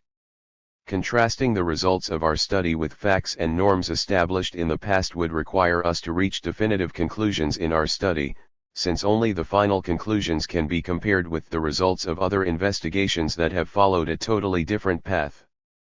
This procedure reduces the number of theories susceptible to critical investigation to 3 typical psychological systems, each of them associated with a variety of partial studies, uncoordinated approaches, etc. To be faithful to the interpretation and meaning of the task before us, the criticism that we are going to develop must be based on the strictly psychological solidity and reliability of each theory. We will not take into account here the merits of each theory in its own specialized field, as is the case with linguistics or literature. The first and most widespread formula for the psychology of art dates back to W. von Humboldt and defines art as perception. Potebnia adopted it as the basic postulate for a series of investigations. In a modified version, it resembles that theory, so often expressed, that comes to us from antiquity and that says that art is the perception of wisdom and that its main tasks are to teach and instruct. One of the fundamental postulates of this theory is the analogy between the activity and the evolution of language and art. The psychological system of philology has shown that the word is divided into three constituent elements: the sound, or external form, the image, or internal form, and the sense, or meaning. It is understood that the internal form is the etymological form that expresses the content. Often this internal form is forgotten, or is displaced by a broader meaning of the word. In other cases, however, this internal form can be determined on the spot. Etymological research shows that where only the external form and meaning have been preserved, the internal form once existed but was forgotten as language evolved. For example, the Russian word for mouse once meant thief 9, and it was only through the internal form that the sounds acquired the meaning of mouse. In words like tramway, newspaper, dogcart, and the like, the internal form is still transparent, as is the fact that the image contained in these words is gradually being expelled from their expanded content. Which leads to a conflict between the original, narrower meaning of these words and the subsequent broader application. When we say old newspapers or horse-drawn dogcart, the conflict becomes visible. To illustrate the meaning of internal form and the important role it plays in an analogy with art, we must explore the phenomenon of synonyms.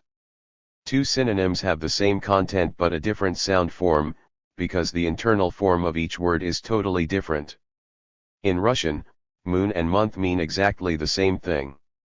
Etymologically, in Russian moon means something capricious, fickle, changing and variable, alluding to the lunar phases, while month is a measure, alluding to the fact of measuring time based on the lunar phases.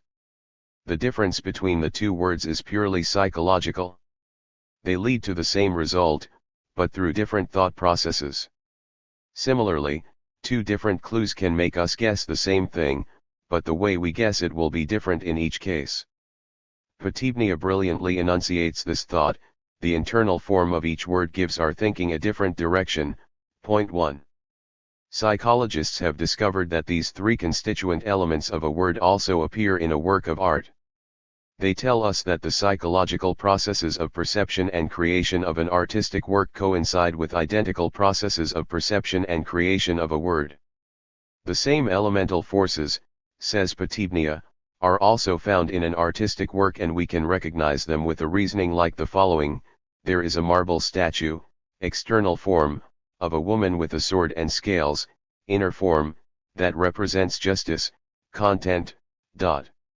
We will discover that in a work of art the image refers to the content, in the same way that, in a word, the concept refers to the sensory image or idea. 11. Instead of the content of an artistic work we can use a more common term, the idea. 2. This analogy reveals the mechanism of the psychological processes that correspond to the creation of the artistic work. It shows that the descriptive capacity of a word is equal to its poetic value, so that the basis of an artistic experience is representation, and its general characteristic features are the common properties of intellectual and perceptual processes. A child who has never seen a glass sphere before may say that it is a small watermelon, explaining an unusual and unfamiliar experience using a familiar and familiar image. The familiar idea of the little watermelon helps the child perceive the new concept. Shakespeare created Othello, says Ovsyaniko Kolakowski, to convey the idea of jealousy. The child has used little watermelon to perceive a crystal sphere. A glass sphere is simply a small watermelon, says the boy. Jealousy, that's Othello, says Shakespeare. Better or worse, the boy has given an explanation for the glass sphere. Shakespeare has given a brilliant explanation of jealousy, first to himself and then to all of us. Poetry or art would, in this way, be a special mode of thought. 12. That, ultimately, would lead to the same results as scientific knowledge, the explanation of jealousy in Shakespeare, only in a different way. Art only differs from science in its method, in its way of experiencing and perceiving, in other words, psychologically. Poetry and prose, says Potivnia, are first and foremost a certain way of thinking and perceiving. For without image there is no art, especially poetry. 5. According to this theory of artistic understanding, a work of art can be applied as a predicate to a new and not yet perceived phenomenon or idea, to perceive them in the same way that in a word the image helps to perceive the new meaning. What we cannot understand immediately and directly can be understood indirectly, allegorically. The entire psychological effect of a work of art can be attributed to this indirect character. In the Russian word mouse, according to Ovsyannikov-Kolakowski, thought manages to hit the target, that is, in the definition of the concept, following a direct path and in a single step. In Sanskrit muse, it takes an indirect path, first to the meaning thief, and from there to the meaning mouse, thus taking 2 steps. Compared to the first rectilinear movement, the second is more rhythmic. In the psychology of language, that is, in terms of realistic thinking, not always formally logical, what counts is how something is said, how it is thought and how the content is presented, not what is said or thought. 6. It is evident, then, that we are dealing with an intellectual theory. Art requires reasoning, everything else is secondary to the psychology of art. Art is a certain exercise for thought, says Ovsyannikov-Kolakowski. 7. That art, created or perceived, is accompanied by intense emotions, is for these authors an accessory phenomenon and not an integral part of the process. It comes as a reward for the effort made, because the image necessary to understand a certain idea, the predicate of this idea, has been given to me in advance by the artist and comes to me freely. 8. The source of artistic enjoyment is the gratuitous feeling of relative lightness or the parasitic enjoyment of exploiting someone else's work for free. It is as if Shakespeare worked for us by finding, for the idea of jealousy, the corresponding image of Othello. All the enjoyment we feel in reading Othello derives from the pleasurable use of another's work and the gratuitous exploitation of another's artistic creativity. It is interesting to note that all the most prominent representatives of this school openly admit this unilateral intellectualism of the system. Hornfeld, for example, says that the definition of art as perception only covers one of the aspects of the artistic process. 9.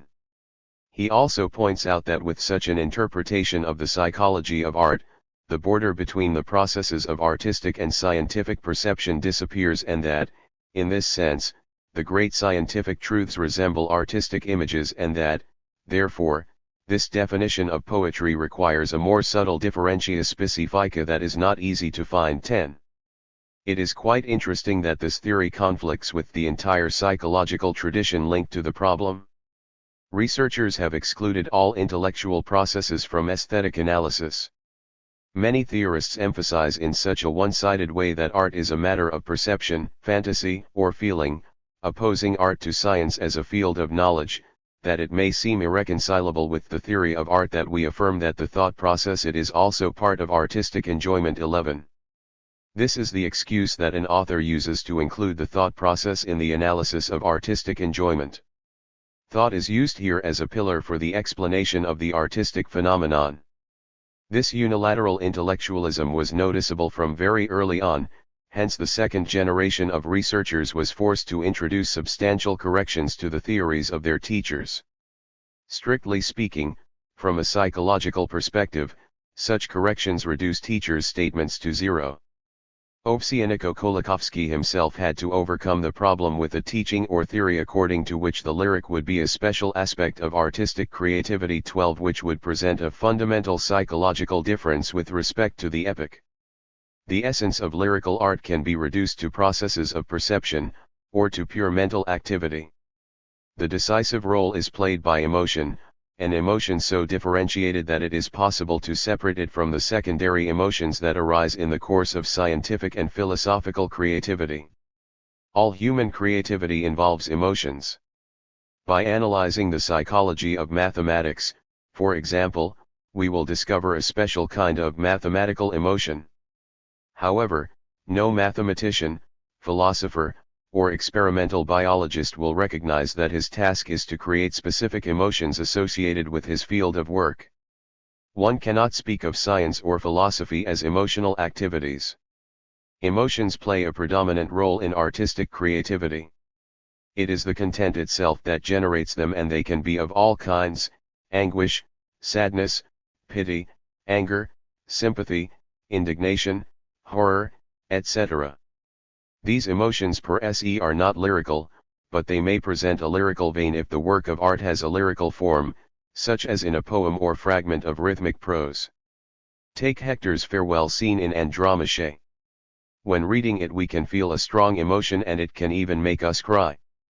But this emotion has nothing lyrical in itself, since its only cause is the emotionality of the scene itself. On the other hand, if it is accompanied by the rhythmic effect of fluid hexameters, it provokes a lyrical emotion. This was most powerful in the times when Homer's poems were sung by blind rhapsodes accompanied by the sounds of the zither. The rhythm of the song and music adds to that of the verse. The lyrical element becomes more intense and sometimes can even replace the emotion that the theme generates. To obtain this emotion in pure form, without the addition of its lyrical component, it is enough to translate the scene into prose without any rhythmic cadence. Imagine, for example, Hector's farewell in Andromache described by Pysomsky. We would experience sincere feelings of sympathy, compassion, and pity. It is even possible that we shed a tear, but there would be nothing lyrical in all of this. In this way, a large sector of art, specifically music, architecture, and poetry, would be completely excluded from the theory that explains art as the result of a mental exercise. In addition to being forced to place these art forms in a subcategory within the artistic categories, we would have to consider them as a special kind of creativity outside both the visual arts and philosophy and science, which would have the same relationship with respect to both. In other words, if we admit that the lyrical forms of art require the intervention of something more than thought, we must also admit that every other form of art has extensive areas in which pure thought is by no means the only essential element. We will find, for example, that works such as Goethe's Faust, or Mozart and Salieri, the Stone Guest or Pushkin's The Miser Knight belong to syncretic, or mixed, semi-graphic and semi-lyrical forms of art. With them we will not be able to carry out the same operation that we have tried to carry out with the scene of Hector's goodbye. According to the teachings of Ovsyannikov-Kolakowski, there is no substantial difference between verse and prose, that is, between measured and unmeasured speech. Therefore, there is no sign in the external form that allows us to distinguish the visual arts from the lyrical ones. Verse is nothing more than pedantic prose in which metric uniformity has been maintained, while prose is free verse in which iambs, trochees, etc., alternate freely and arbitrarily, which does not. It prevents some prose, Turgenev's, for example, from being more harmonious than some verses. 14. We have also seen that in the scene of Hector's farewell our emotions are of two kinds: those caused by the theme, that is, the emotions that would not disappear even if the scene were narrated by Pysomsky, and those generated by Homer's hexameters. That is, the emotions that would have been lost or not even shown if Pysomsky had written the scene. But is there any work of art that lacks these additional emotions generated by the form? In other words, can we imagine an artistic work that, if Pysomsky retold it, retaining only the content and completely disappearing the external form, would not lose any of its intrinsic qualities? Analysis and everyday observation demonstrate, on the contrary, that in the visual arts the indissolubility of form coincides with the indissolubility of form in any lyric poem. Ovsyannikov-Kolakowski places Tolstoy's Anna Karenina in the category of purely epic art. But this is what Tolstoy himself wrote about his novel and, specifically, about its form. If I wanted to put into other words what I wanted to express with the novel, I would have to rewrite exactly the same novel again. And if the critics have already understood what I meant and are able to express and paraphrase it, then I must congratulate them with all my heart and affirm without hesitation chu ilsn savant plus long moi, they know more about it than I do same. If short-sighted critics think that I only wanted to describe what pleased me, the way Oblonsky eats dinner and how beautiful Karenina's shoulders are, they are wrong. In almost everything I wrote I was guided by the need to gather thoughts and connect them to express myself, but each of those thoughts expressed separately loses its meaning and becomes irrelevant if we extract it from the context to which it belongs. The context itself is not made up of thoughts, I think, but of something else, and it is impossible to express the basis of that combination in concrete words. But it can be done indirectly, using words to describe images, actions, and situations. 15.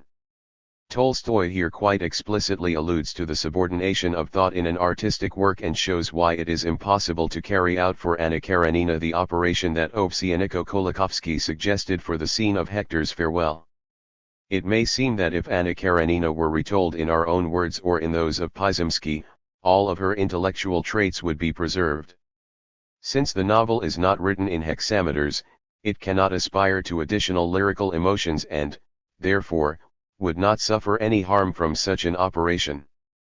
We discover, however, that to violate the combination of thoughts and words, that is, to destroy their form, is equivalent to destroying the novel, in the same way that transcribing a lyric poem in the style of Pizemsky is equivalent to destroying its lyricism. Other works that Ovsyannikov-Kolakowski mentions, such as Pushkin's The Captain's Daughter or Tolstoy's War and Peace, would probably not withstand this operation either. It must be said that the basic operation of psychological analysis consists of this destruction, real or imaginary, of form. The distinction between the effect of the most precise retelling and that of the original work constitutes the starting point for the analysis of the special emotion of the form.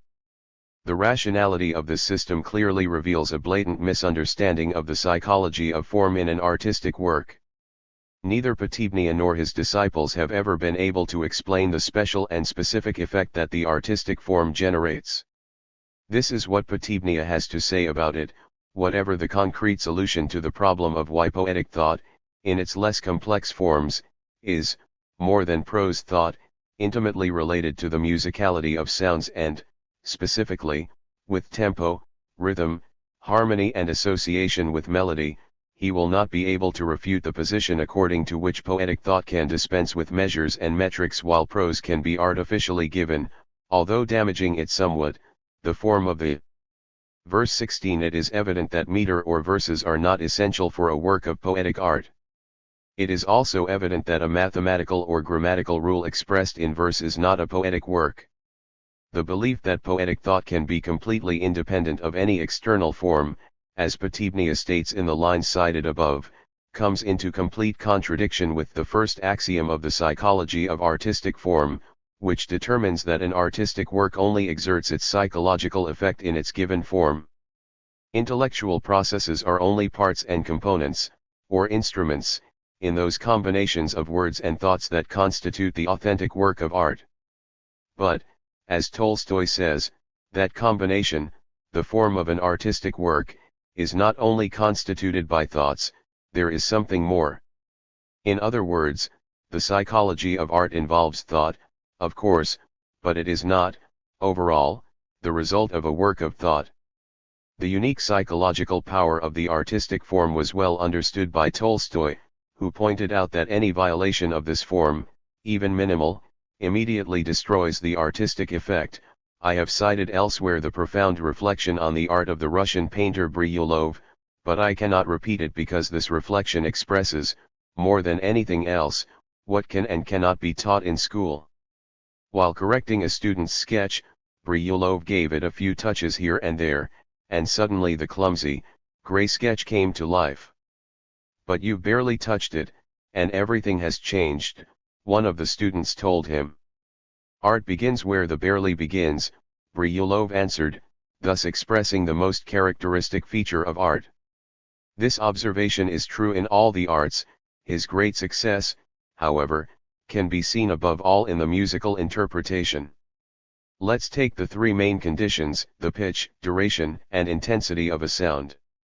The execution or interpretation will only be artistic when the tone is neither higher nor lower than it should be, when the note is struck at its infinitely small center, when it is held just for the required time, and when the intensity of the sound be just what is necessary, neither stronger nor weaker.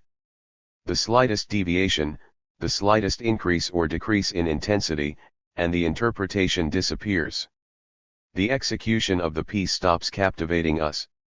In this way, the ecstasy of musical art, which seems so easy to induce, only arises when the performer manages to find those infinitely small moments necessary for a perfect interpretation. The same applies to all the arts. In painting, slightly lighter or darker, slightly higher or lower, slightly further to the left or right; in the theater, the slightest increase or decrease in accent, or a slightest acceleration or delay; in poetry, the slightest implication, underlining or exaggeration, and goodbye to ecstasy. This occurs in the degree and to the extent that the artist finds those infinitesimal elements that constitute his work. There is no way to teach through external means how to discover and find these elements, since they can only be found when someone completely surrenders to the feeling. No teaching or instruction can make a dancer follow the beat of the music, make a violinist or a singer hit that tiny but correct portion of a note, make a painter draw the only appropriate line among all possible ones, or make the poet find the only correct combination of words. All this can only be achieved through feeling. 17. The difference between a great conductor and a mediocre one only becomes evident when both direct the same piece of music. The difference between a great painter and an imitator must be sought in those infinitely small elements of art that belong to the category of formal elements. Saying that art begins where the barely begins is equivalent to saying that art begins where the form begins. In this way, since form is characteristic of every work of art, lyrical or graphic, the particular emotion of a form becomes a necessary condition for artistic expression. This erases Ovsyannikov-Kolakowski's distinction, according to which in some arts aesthetic enjoyment comes more as a result of a process, as a kind of reward for the artist's creativity and, for those who perceive the work of art, for understanding and repeat the creativity of another. It is different in architecture and poetry, where these feelings appear more than anything as a fundamental emotional trait on which the gravitational center of the work of art has been concentrated, instead of being results or rewards.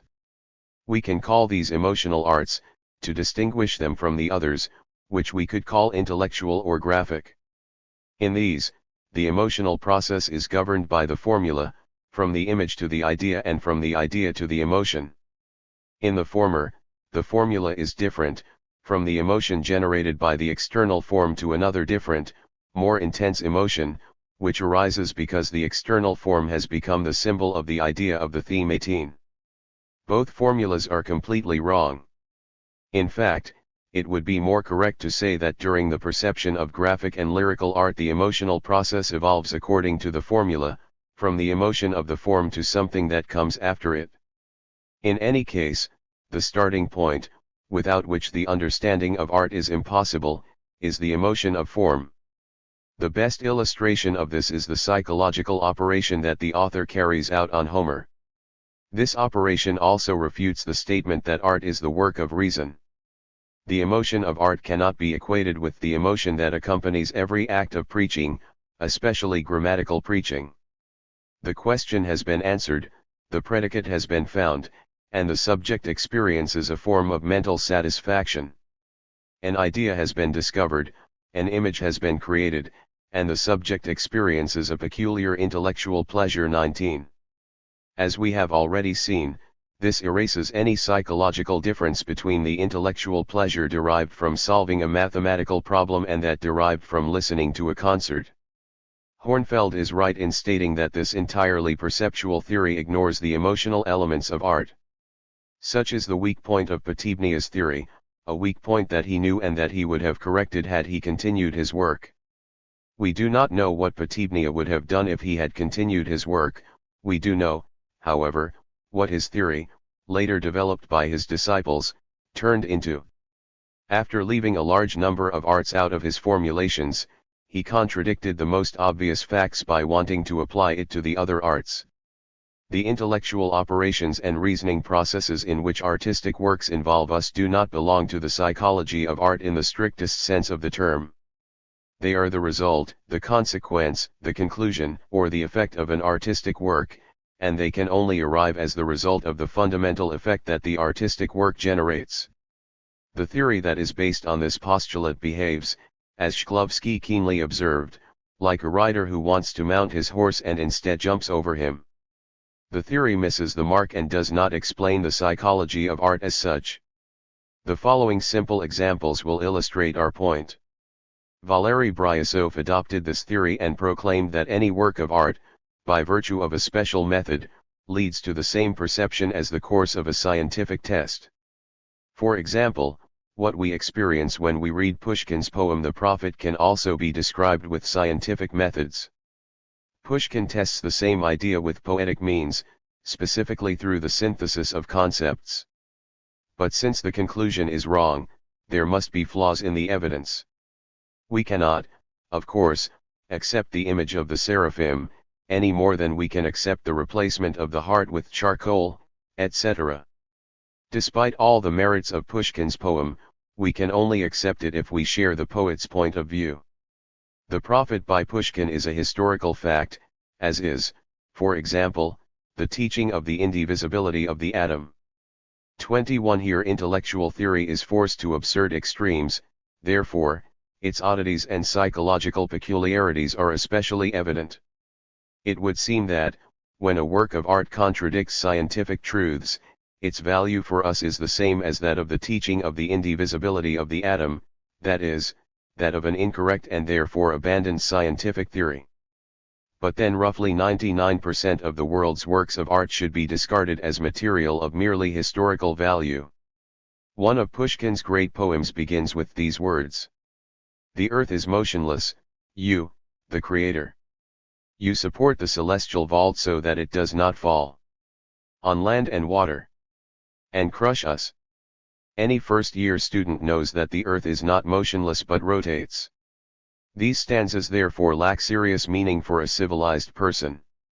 Why, then, do poets resort to such patently false and incorrect ideas? Marx points out that the most important problem in art is to explain why the Greek epic and Shakespearean tragedies remain important today as a normative and unattainable model, despite the fact that the circumstances that gave rise to their ideas and concepts have long disappeared. Greek art could only evolve from Greek mythology, but it continues to shake and shake us even though Greek mythology has lost all real meaning for us, except a historical meaning.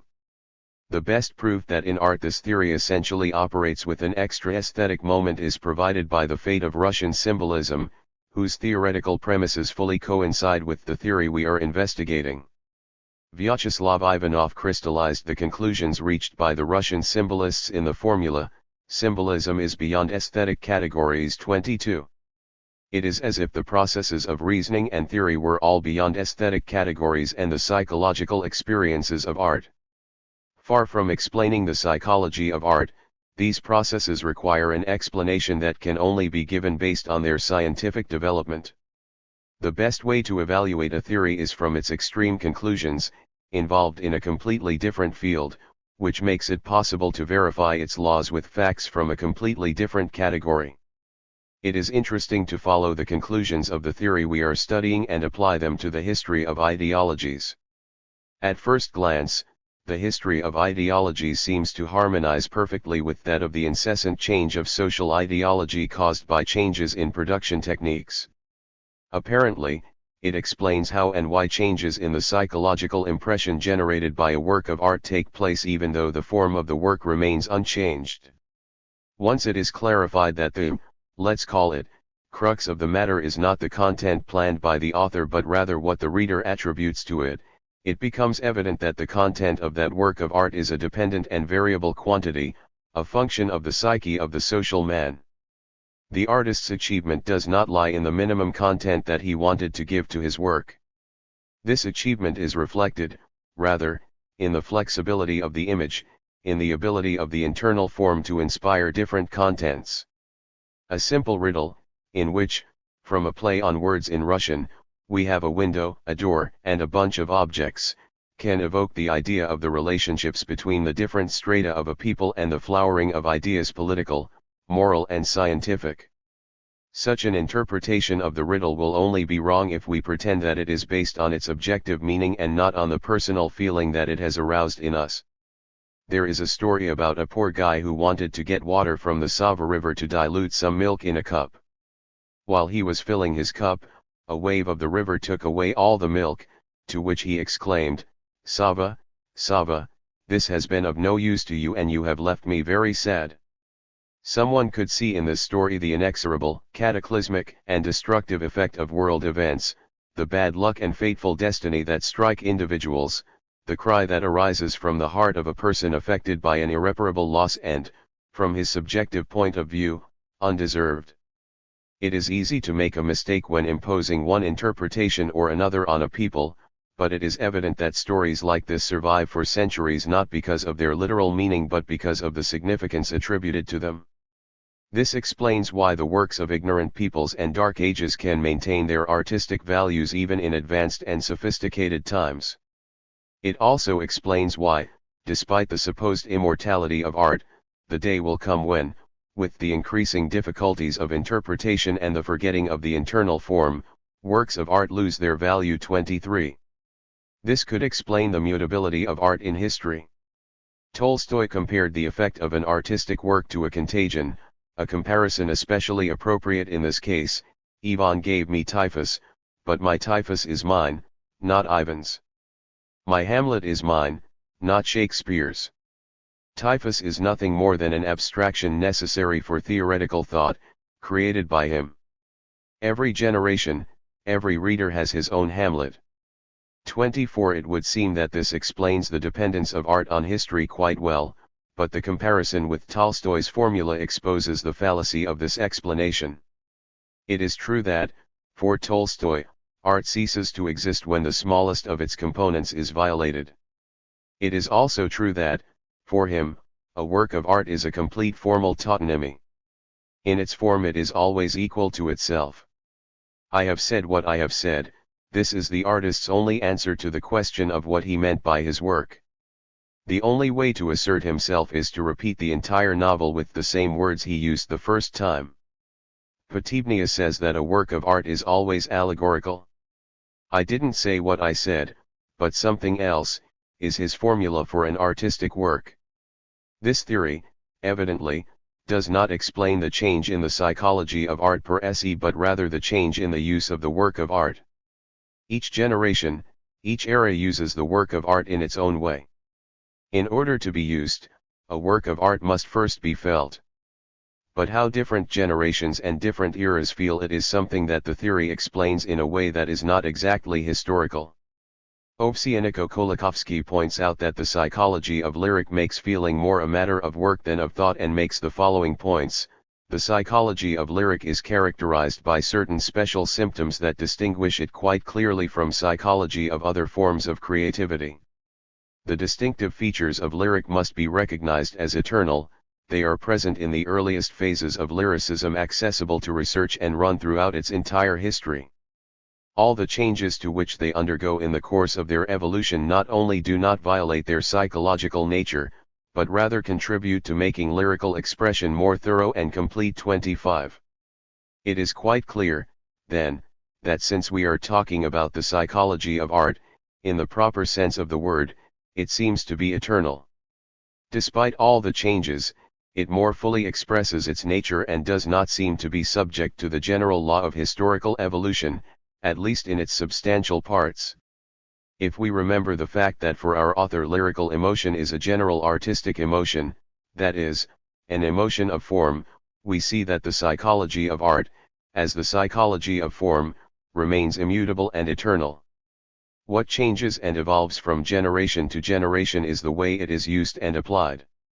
The enormous pressure placed on our thinking, which becomes visible and even evident when we follow Potibnia and try to insert some meaning into a modest riddle, is a direct consequence of the fact that the study is carried out in the area of use and application of the riddle rather than in the area of its true meaning and nature. It is possible to give meaning to almost anything. Hornfeld gives many examples of nonsense or absurdity to which we give meaning. 26 Rarskake's ink blot tests show quite unequivocally that we give meaning, structure and expression to accumulations of the most absurd, random, and meaningless forms. In other words, a work of art cannot be responsible for the thoughts and ideas it inspires. The thought or idea of political evolution and a varied way of approaching it from different directions and points of view is certainly not contained in the modest riddle. If we replace its literal meaning, window, door, and pile of objects, with an allegorical one, the riddle will no longer act as a work of art. In fact, there would be no difference between a riddle, a fable, and a work of great complexity if all of them could contain the greatest and most valuable thoughts and ideas. The difficulty does not lie in the fact that the use of a work of art in a specific era has its own specific character, that the Divine Comedy has a different social intention in our time than in Dante's.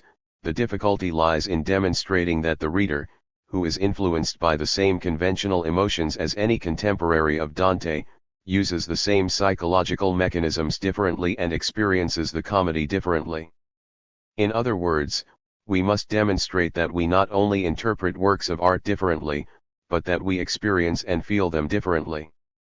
That is why Hornfeld titled his text on the subjectivity and mutability of understanding on the interpretation of works of art 27. It is important to demonstrate that even the most objective art, the purest in appearance, is, as Gaio showed for the garden design, ultimately the same lyrical emotion, that is, the specific emotion of the artistic form. The world of the Diary of a Sportsman, says Gershenson, is a faithful representation of the peasantry of the Orlov province in the 1840s, but if we explore it more closely we will discover that this world is a masquerade. The images of Turgenev's state of mind are disguised in the flesh, life, and psychology of the Orlov peasants, and even in the landscape of the Orlov province. Point 28. And finally, most important of all, the subjectivity of interpretation, the meaning introduced by us, is emphatically not a specific feature of poetry.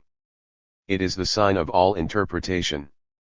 As Humboldt said, all interpretation is a misunderstanding, that is to say, the thoughts that someone's speech inspires in us never completely coincide with the thoughts of the speaker. Whoever listens to a speech and interprets it perceives the words and their meanings in his own way, and the meaning of the speech will always be subjective, no more and no less than the meaning of an artistic work. Bryansov, following in the footsteps of Potebnia, sees as a specific feature of poetry that it uses synthetic statements instead of analytical opinions as science does. If the opinion man is mortal is basically analytical, although we have arrived at it by induction, by observing that everyone dies, the poet's, Tyochev, expression "the sound fell asleep" is a synthetic statement. No matter how much we analyze the term sound, we will not find in it the concept of falling asleep. It is necessary to add, that is, synthesize, something from outside to obtain the concept of "the sound fell asleep." 29. The problem, however, is that our everyday language, our commercial and journalistic prose, are literally crammed with statements. Synthetics of this class. With statements like this we will never be able to find a specific clue to the psychology of art that distinguishes it from any other form of emotion. A sentence announcing in a newspaper that the government has fallen contains, in that context, the same synthesis as the expression "the sound fell asleep." Conversely, in poetry we find many statements that cannot be recognized as synthetic in the aforementioned sense. When Pushkin says love subjugates all ages, his statement is in no way synthetic, even though it is quite poetic. As we see, if we stop at the intellectual processes provoked by a work of art, we will probably lose the precise symptom or sign that distinguishes them from all other intellectual processes. Another manifestation of poetic emotion adduced by this theory as a specific feature of poetry is the intensity, or emotional depth, of a concept.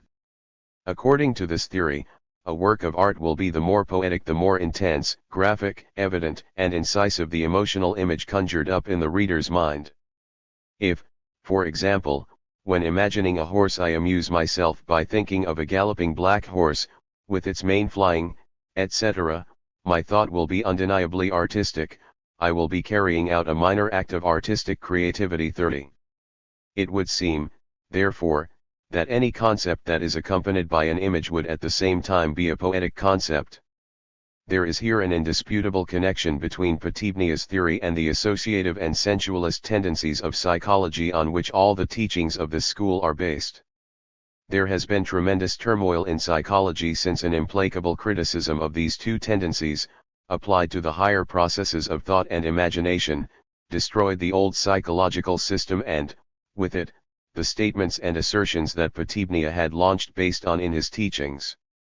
The new psychology has successfully shown that the thought process in its higher forms develops without the help of graphic concepts or images.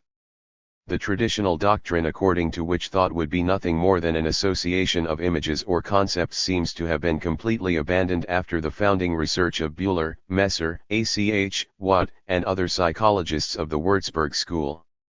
The absence of graphic concepts in other thought processes can be considered an achievement of the new psychology.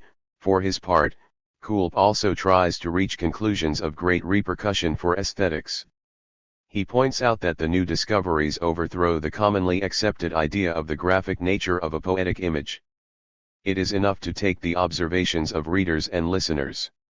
Often, we know what they are talking about, we understand the situation, the behavior, and the personality of the characters, we only accidentally think of the corresponding or graphic concept. 31. Schopenhauer says, if we were to translate the speech we hear into fantasy images that quickly parade before us, images that fight and intertwine following the flow of the words and their grammar, confusion would take over our minds when listening to someone or when reading a book. None of this happens like that. It is, of course, shocking to imagine the grotesque distortions that could be produced in a work of art if we were to translate the images used by the poet Lermontov into sensory concepts. In the aerial ocean, without rudders or sails, choirs and harmonies of stars, they float silently in the mist. If we were to graphically imagine, as Ovsienko Kolikovsky suggests, the ocean, the rudder, the highest regions of space, the mist, and the stars, the confusion would be such that nothing would remain of Lermontov's poem. Almost all artistic descriptions are interpreted in such a way that the images of it cannot be translated into ordinary words or graphic concepts. How would we graphically imagine the following Mandelstam couplet? It burns on his lips, like black ice. The funereal drumbeat of Stygian memories. Burning black ice is a pure contradiction if we imagine it literally. The reader who attempted to graphically visualize the verses from the Song of Songs of Solomon, your hair is like a flock of goats that lie down on the slopes of Gilead, your teeth like flocks of sheep coming up from the wash house, would find a serious problem. The same thing would happen to him that happened to the imaginary sculptor of a poem by a Russian humorist, when he wanted to mold a statue of the Shulamite to graphically represent the metaphors of the Song of Songs, he ended up creating a bronze dowel more than 6 meters high. Long. It is interesting to note that, applied to riddles, this distance that separates the image from its authentic meaning guarantees the poetic effect of the riddle. The proverb says it well, between the riddle and its solution there are 7 versts of truth, or lies. Another variant expresses the same idea, between the riddle and its solution there are 7 versts, true or false. If we remove the 7 versts, we destroy the effect of the riddle. That is exactly what the teachers did who sought to replace the complicated and abstruse riddles of folklore with more rational and educational ones. They proposed the children such inane riddles as, what is in the corner and sweeps the room? Answer, the broom. Riddles like this lack the slightest poetic meaning and effect, because they lend themselves to absolute and literal rationalization. Shklovsky is right in pointing out that the relationship of the image to the word signified by it does not justify Potebnia's rule according to which the image is something much simpler and clearer than what is being explained, that is, since the purpose of representation is to bring the image closer to our understanding and since without this the graphic loses all its meaning, the image must be more familiar to us than what it explains to us. 32. And he adds, this duty is not fulfilled by Tyutchev's comparison of borders with deaf-mute demons, nor by Gogol's comparison of heaven with the chasuble of God, nor by Shakespeare's similes, which amaze us by how forced they are. 33. We will insist, once again, that every puzzle goes from the simplest image to the most complex and not the other way around. A riddle that asks boil the iron in the meat pot. What is it? And answers the horse's bridle, offers an image that surprises us with its complexity when compared to the simplicity of the solution. It is always so. When in The Terrible Revenge Gogol offers us his famous description of the Dnieper, he is not contributing to the objective representation of the river but creating a fantastic image of a wonderful stream that has nothing to do with the real Dnieper. No river in the world, he tells us, equals the Dnieper, but in reality this is not among the longest rivers in the world. He proclaims that only the occasional bird reaches the center of the Dnieper when in reality any bird can fly from one bank to the other several times without effort. In this way, while he brings us closer to the real image of the river, he distances us from it in accordance with the designs and intentions of his imaginative and romantic story. Of course, in the plot the Dnieper is a fantastic and unusual river. This example from Gogol's work is often used in textbooks to teach the difference between poetic and prosaic description. The authors affirm, in line with Potebnia's theory, that Gogol's description only differs from what we would find in a geography book in that it offers an imaginative and descriptive representation of the river, while the geography book provides a brief report that sticks to the facts. A simple analysis, however, reveals that the harmonic form of this rhythmic fragment and its hyperbolic and almost inconceivable plasticity have the mission of creating a totally new and essential meaning for the narrative in which this fragment is inscribed. All this becomes quite evident when we consider that words, which are the raw material of every work of poetic art, are not necessarily graphic. Thus, the fundamental psychological error, the one usually made by sensualist psychologists, is to replace graphic or descriptive images with words. The material of poetry is made of words, not of images or emotions, says Siermunsky. 34 The sensations and images evoked by words may not exist at all.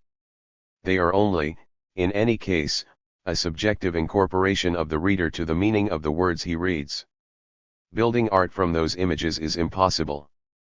Art requires completeness and precision, hence it cannot be left to the mercy of the reader's imagination. The one who creates the work of art is the poet, not the reader. 35. Words, by their very psychological nature, almost always exclude graphic images. When a poet speaks of a horse, the word does not imply flying manes, galloping, etc. Any such additional meaning is contributed, and usually quite arbitrarily, by the reader. If we apply Tolstoy's famous barely to these contributions from the reader, we will see how difficult it is for such arbitrary, vague, and imprecise elements to be objects of art. It is often said that the reader or viewer completes the image created by the artist with their imagination. Christensen, however, has convincingly demonstrated that this only occurs when the artist remains lord and master of the movements of our fantasy and when the formed elements precisely predetermine the work of our imagination. This is the case with the boxes that represent depth or distance. The artist, however, must never allow our fantasy or imagination to carry out an arbitrary contribution or completion. An engraving shows all the objects in black and white, but when we really look at them, they look different. We do not perceive them as black and white objects. We do not see the black trees, the gray meadows and the white sky. Is this because our imagination fills them with the true colors of the landscape, displaying a colored image with green trees and meadows, cheerful flowers and blue skies instead of what the engraving actually shows? The artist, I suppose, could say thank you very much for incorporating the work of ignorant and profane people into my creation. A discordant note between the added colors could perfectly destroy the drawing of it. But let's stop for a moment and think. Do we really see colors? Of course, we have the impression of seeing a perfectly normal landscape with natural colors, but in reality we are not seeing it. The impression remains outside the image. 36. In an exhaustive investigation that was soon widely acclaimed, Meyer demonstrated with great rigor that the very material used in poetry excludes a graphic and image representation of the subject. He defined poetry as the art of philological representation without images. 37. He analyzes all forms of philological representation and the origin of concepts, and concludes that images and sensory obviousness are not the psychological property of experience and emotion. Poetic descriptions, and that the content of any poetic description is fundamentally extra-imaginative. Christensen demonstrated the same through extremely insightful observations and criticism. He declared that the purpose of representing objects in art is to show the attributeless impression of the object, not its sensory image. 38. Christensen had the merit of demonstrating this also in the case of the graphic arts, where, of course, this theory incurs strong contradictions. The consensus opinion wants the visual arts to be directed at the eyes, in order to intensify the visual property of things. Would it be possible that here, too, art was looking for something without an image, instead of looking for the sensory image of an object, taking into account that art creates images and we describe it as visual? 39. The analysis confirms that in the visual arts, as in poetry, the impression without an image is the final objective of representing an object. Point 40. Thus, at all times we have been forced to contradict the dogma according to which the purpose of art is its emotional content. Entertaining our feelings is not the ultimate goal of an artistic design or plot. The most important part of music is what we cannot hear, and, in sculpture, what we cannot see or touch. 41. Wherever it appears, an image, intentional or not, is never a sign of poeticity. Referring to Potebnia's theory, Shklovsky notes, this construction is based on the equation, image equals possessed. But in reality this equality does not exist. For it to exist we would have to presuppose that every symbolic use of a word is necessarily poetic, even if only for the brief moment in which the symbol is created. It is possible, however, to conceive the use of a word in its indirect connotation without creating a poetic image. On the other hand, words used in their direct meaning and grouped in phrases that do not evoke images can be poetic works, such as, for example, Pushkin's poem I Loved You Once. Perhaps this love, imagery or symbolism do not distinguish poetic language from prose. 42. Finally, in the last 10 years there have been the harshest and most devastating criticisms against the traditional theory of imagination as a combination of images. The Meinong school, like the schools of other researchers, has demonstrated quite rigorously that imagination and fantasy must be considered as functions that serve our emotional sphere, and when they discover some external and superficial similarity with mental processes, reasoning is always based on emotion. Heinrich Meyer discovered an extremely important property of this emotional thinking. He observed that the basic factual tendency of emotional thinking is substantially different from that of discursive thinking. The perceptual process is relegated to the background and is not recognized. Consciousness carries out een Vorstellungsgestaltung, nicht Auffassung, a representation of an image, not conception. The fundamental purpose of the process is completely different, although the external forms may occasionally coincide. The activity of the imagination is composed of an order of affects, like feelings that manifest themselves in expressive movements. There are two opinions among psychologists regarding whether emotions increase or decrease under the effect of affective concepts. Wundt maintained that emotions decrease, Lehmann maintained the opposite. If we apply to the question the principle of monopolar energy production introduced by Kornilov in his interpretation of rational processes, we will see that in emotions, as in thoughts, an increase in the charge in the center leads to a weakening of the load on peripheral organs.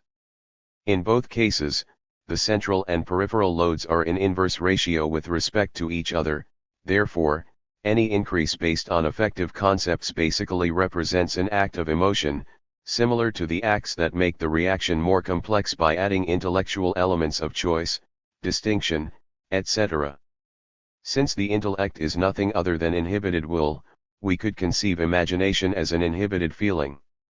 In any case, the obvious similarity with rational processes cannot obscure the fundamental differences that occur here. Even strictly perceptual opinions that refer to a work of art and are Verstandesurteil, judgments of understanding, are not opinions but emotionally effective acts of thought. So, when contemplating the Holy Supper, by Leonardo da Vinci, the thought arises that this is Judas. It is evident that he is nervous and has thrown away the salt. Meyer explains this in the following way: I recognize Judas only in the force of the form of emotional affective representation. 43. which shows that the theory of graphic representation, like the assertion regarding the rational character of the aesthetic reaction, meets considerable opposition from psychologists. Although the graphic character is the result of the activity of the imagination, it obeys completely different laws from those of the usual creative imagination and the usual logical discursive thinking. Art is the work of the intellect and a very special emotional thought, but even after having introduced these corrections we still have to solve the problem we encounter. Not only do we have to determine as accurately as possible how the laws of emotional thinking differ from other forms of this process, but we must also show how the psychology of art differs from other forms of the same emotional thinking. Nothing expresses better and more forcefully the impotence of intellectual theory than the practical results to which it has led. Ultimately, every theory is demonstrated by the practical results it generates. The best test of whether a theory adequately recognizes and understands the phenomena it addresses is provided by the degree to which it controls those phenomena. If we approach the problem from a practical angle, we see that this theory is totally incapable of mastering the facts of art. Neither in literature nor in the theory of literature, nor in social criticism, nor in the theory and psychology of creativity, has this theory managed to bear any fruit that could lead us to believe that it has captured any law of the psychology of art. Instead of a history of literature, he has created a history of the Russian intelligentsia, Ovsyannikov-Kolakowski, a history of social thought, Ivanov Razumnik, and a history of social movements, Pipin. In these superficial and methodologically confusing works, the theory distorted the literature, which was used as material, and the social history that it aspired to understand through literary phenomena and facts. When he wanted to base the understanding of the intelligentsia of the 1820s on Eugene Onegin, the result was a distorted and misleading view of both the intelligentsia and Eugene Onegin. It is true that some features of the intelligentsia of the 1820s can be traced back to Eugene Onegin, but these features appear changed, transformed, combined with others and connected in a totally different way with the plot, to the point that relying on them to make a correct idea of this group in 1820 is as impossible as writing a grammar of the Russian language based on Pushkin's poetic language. No serious researcher or scholar could ever conclude, assuming that Eugene Onegin reflects the Russian language, that in Russian the words are arranged in iambic tetrameters and rhyme the way they do in Pushkin's poem. Any attempt to perceive something through a work of art will be doomed to failure as long as we do not learn to distinguish the auxiliary artistic techniques used by the poet to process the material that he has taken from life. There remains one last observation to make. The general premise of this practical application of the theory, the typicality of the artistic work, must be taken with great caution and subjected to a very thorough examination. The artist does not offer a collective photograph of life, therefore, typicality is not the trait he pursues. In this way, anyone who decides to investigate the history of the Russian intelligentsia based on the Chatskys and the Pechorans risks being left with totally fallacious ideas and conceptions of the phenomenon studied. With this type of scientific research we may only hit the target 1 in 1,000 times. This, more than any theoretical consideration, attests to the unfounded and superficial nature of the theory whose nuances we have just discussed. Chapter 3. Art as a Technique.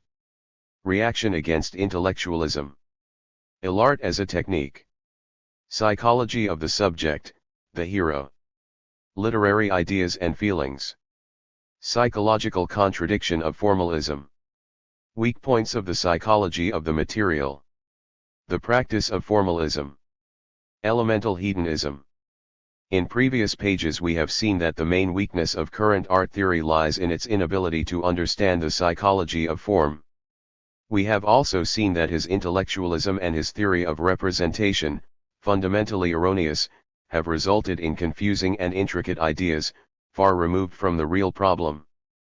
As a reaction against this intellectualism, a new formalist tendency emerged, constituted and developed exclusively in opposition to the old system. This trend focused on a concept that until then had been ignored, the concept of artistic form. In addition to taking into account the previous and fruitless attempts to understand art by stripping it of its form, This tendency was based on the fundamental psychological fact underlying all psychological theories of art, which can be expressed as follows: if we destroy the form of an artistic work, it loses its aesthetic effect. It was very tempting, from there, to conclude that the entire effect of a work of art was due exclusively to its form. The new theorists ruled that art was pure form, totally independent of content. Art, they said, was a technique, an end in itself. Where past scholars had found complexity of thought, new researchers saw nothing more than a play of artistic forms. The exploration of art was now carried out from a totally different perspective than the previous scientific approach. This is how Shklovsky defined the new approach: a literary work is pure form, it is neither a thing nor a material, but rather a relationship between materials. And, like every relationship, it has zero dimension. Therefore, the scale of the work is irrelevant. The arithmetic value of its numerator and denominator are unimportant. The important thing is your ratio. Jocular, tragic, universal or chamber works, juxtapositions of different worlds, or of a cat and a stone, are equal to each other.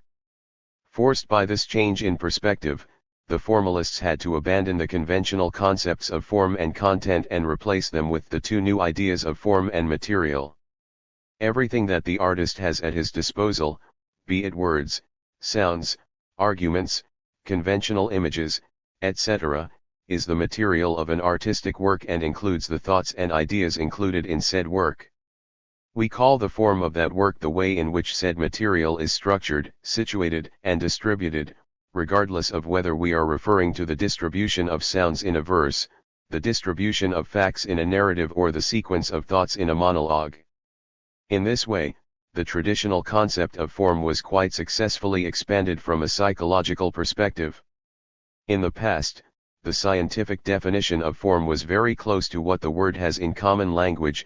Science regarded form as something external, as the sensorially recognizable aspect of a work, its outer casing, so to speak, so that elements such as the purely sound elements of poetry or the combination of colors in painting were considered form.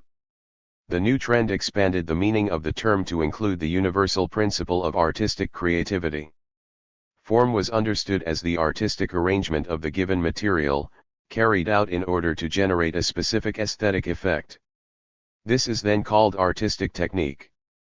Therefore, every relationship of materials in a work of art will be form or technique.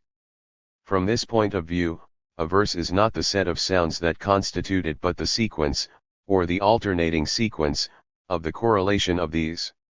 If we rearrange the words of a verse, the total number of sounds that compose it, that is, its material, will remain intact, but its form, the verse or meter, will disappear. A melody, in music, is not the total sum of sounds, but the correlation of the ratio of the sounds. Similarly, every artistic technique is ultimately a construction of available material, a formation. From this point of view, the formalists approach the argument of an artistic work, what past scholars called its content. The poet almost always finds available in his immediate environment the material, the facts, the actions, the situations, etc., that constitute the story. His creativity lies in shaping that material and organizing it artistically. Which is equivalent to saying that a poet does not invent words but simply arranges them to form a verse. The methods and techniques for constructing arguments are similar and equivalent in principle to the techniques used to, for example, instrument sounds. Literary works are a complex of sounds, articulated movements, and thoughts. In a literary work, the idea is either the same material as the pronounced or voiced portion of a morpheme, or a foreign body too. Likewise, a story, a short story, or a novel is a combination of motifs, a song is a combination of stylistic motifs. Therefore, argument and argumentativeness are the same form as rhyme. The concept of content is totally unnecessary when we analyze a work of art from the perspective of its argument 3. For the new school, then, the relationship that the argument maintains with the story is similar to that which the verse maintains with the words that compose it, or the melody with the notes that constitute it, or the form with the material of which it is made. Done. The story is juxtaposed to the plot, the events are the same, but they are narrated in the order in which they occur in the work, connected as the work tells them. In short, the story is what really happened, and the plot is the way the reader found out about it. For history is nothing more than the material used to formulate the plot, says Shklovsky. Seen this way, the plot of Eugene Onegin would not be the story of his relationship with Tatiana but rather the treatment of said story, generated by introducing interruptions and deviations. Point 5. The formalists approach the psychology of the characters precisely from this point of view.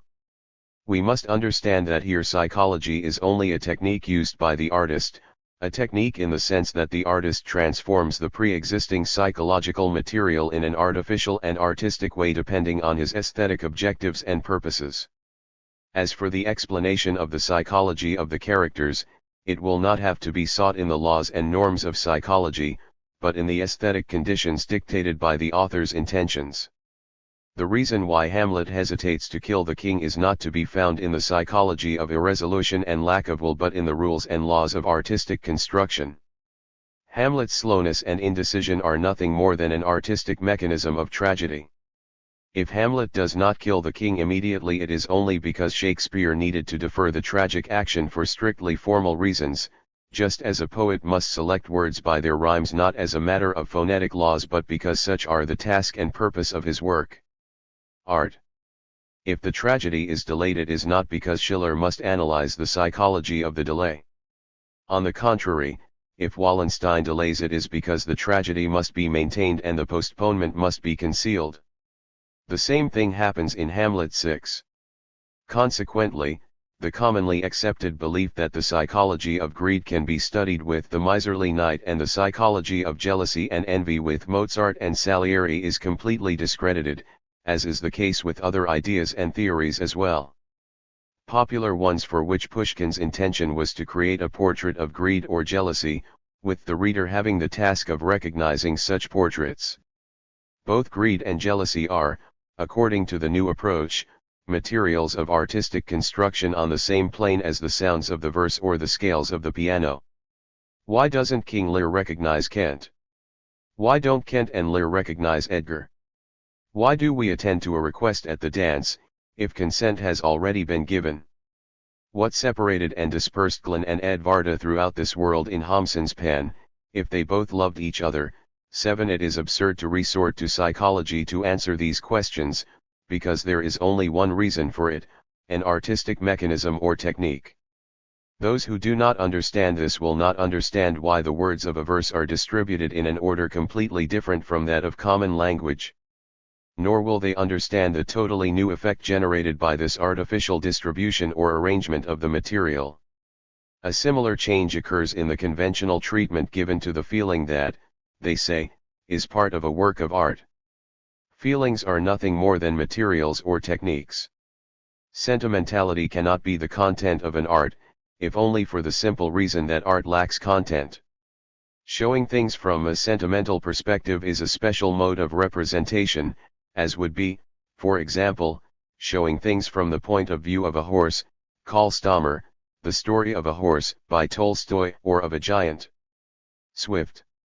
In essence, art lacks emotions. Art lacks pity or dispenses with it, except when the feeling of compassion or pity is taken as material to create an artistic work.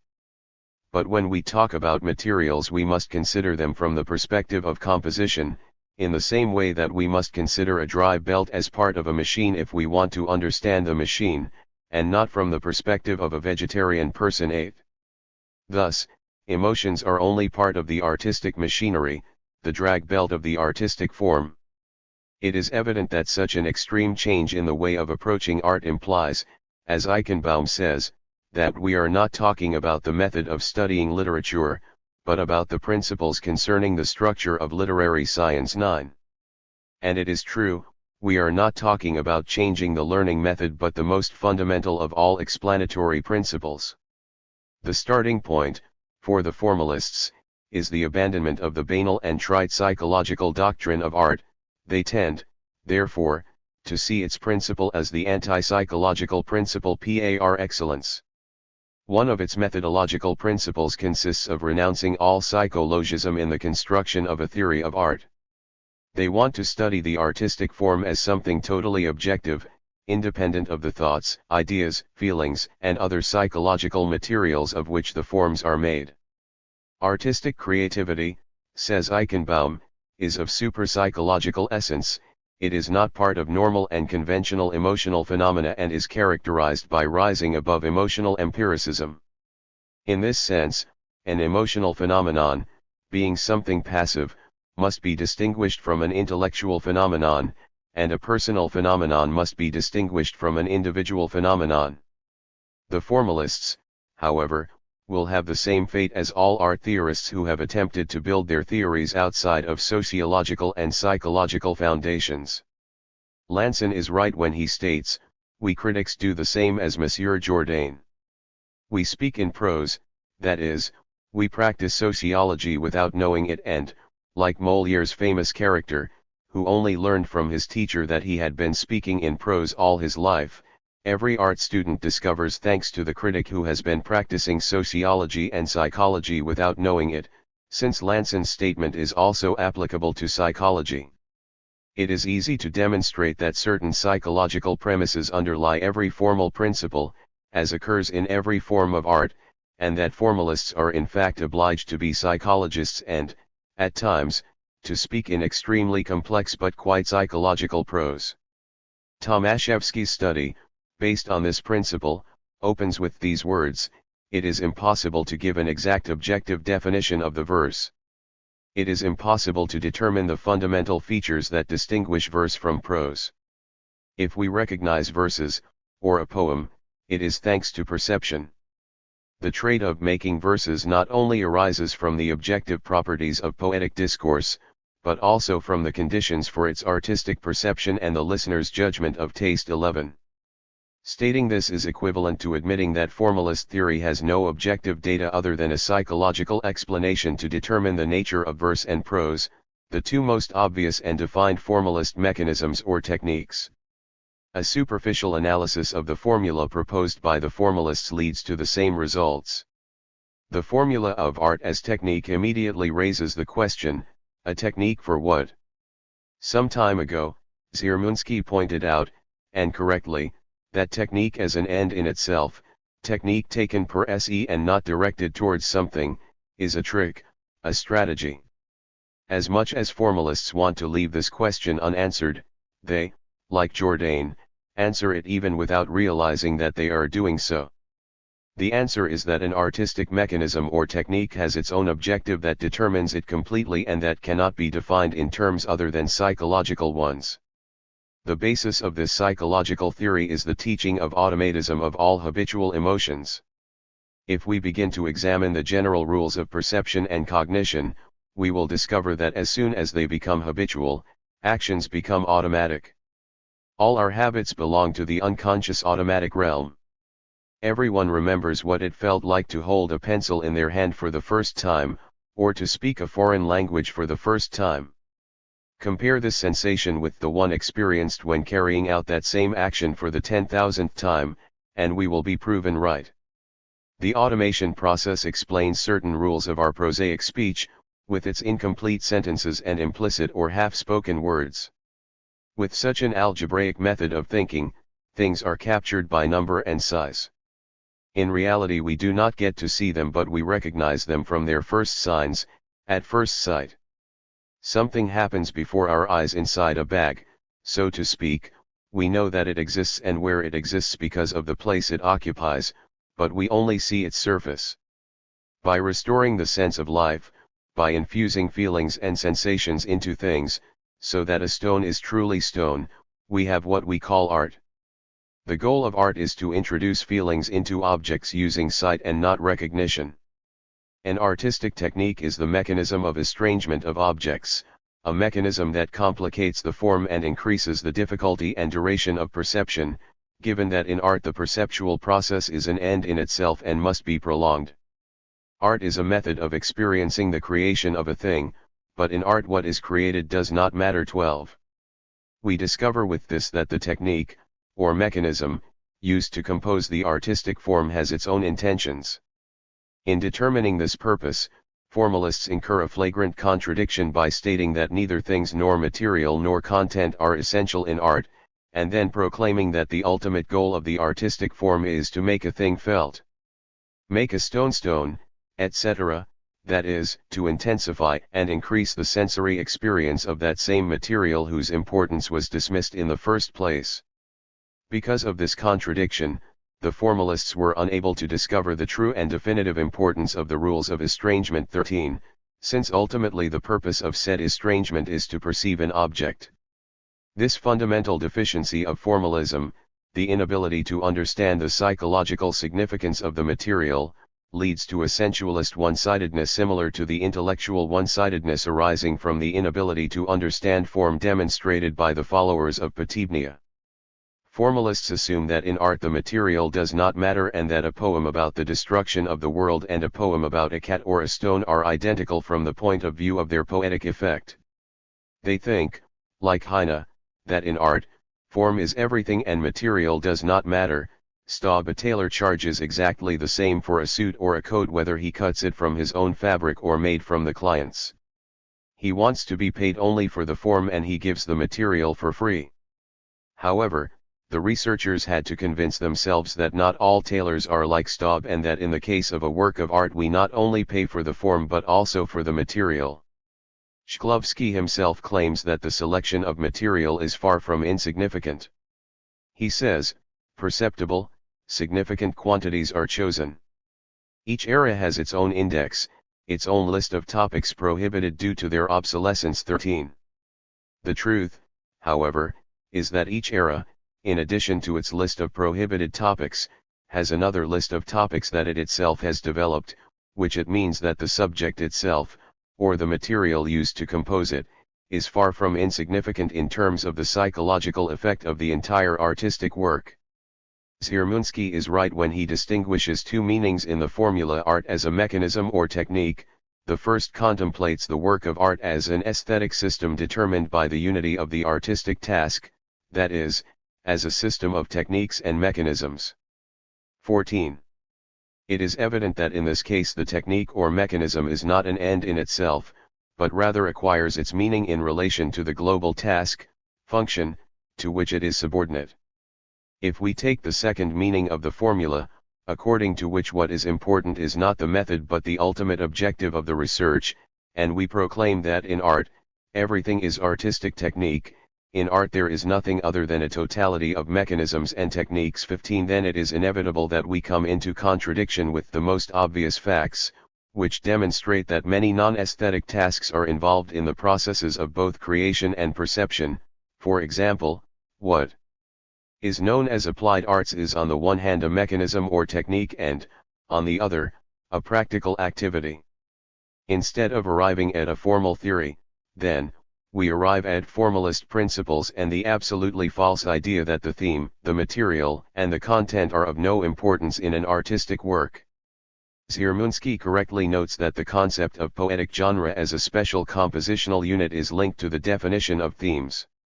An ode, a poem, or a tragedy has, in each case, groups of characteristic themes. The formalists could only reach such conclusions starting from arts as unfigurative and subject-free as music or pure ornamentation, and interpreting any artistic work as if it were an ornament. In an ornament the line has no other purpose than the formal one. For this reason, in all other art forms, formalists deny the existence of any informal or extra-formal reality. Hence, says Ziermunsky, the identification of the theme of Eugene Onegin with the love of Rinaldo and Angelica in Boiardo's Orlando in Love, the only difference is that Pushkin offers a complex psychological motivation to explain the evolution of the lovers' mutual attraction, while Boiardo explains the same situation by magic or charms. One could also include the well-known fable of the crane and the heron that uses the same compositional technique in a naked way. A loves B, B does not love A. When B falls in love with A no longer loves B.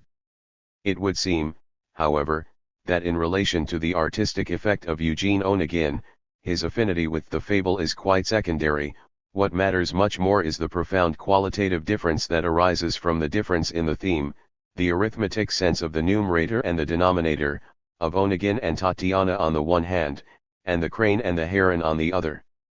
16. Christensen's studies have shown that the material of an artistic work participates in the synthesis of the aesthetic object. 17. And that it does not obey the law of geometric relations, a law completely independent of the absolute magnitude of the terms that participate in it. This can be easily proven if we keep the shape but change the absolute magnitude of the material. A musical piece does not depend on the pitch, a sculptural work does not depend on its absolute size.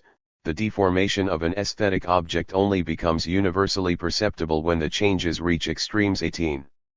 To determine the importance of the material, we must carry out an operation similar to that by which we determine the importance of the shape. By destroying the form, we see that we have destroyed the artistic effect.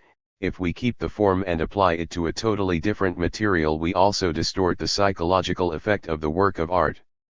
Christensen revealed the importance of this distortion by highlighting the difference between reproducing a print on silk, India paper, or heavyweight paper, or sculpting a statue in marble or casting it in bronze, or translating a novel by one language to another. In addition, if we increase or reduce the absolute size of a frame to a certain extent, or if we change the pitch of a melody, we again obtain a deformation.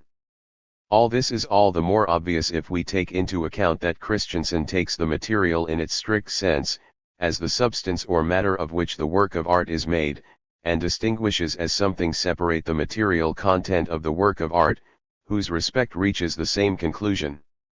This does not mean, however, that the importance of the material or the thematic content derives in any way from its non-aesthetic properties, such as the cost of bronze or marble, etc.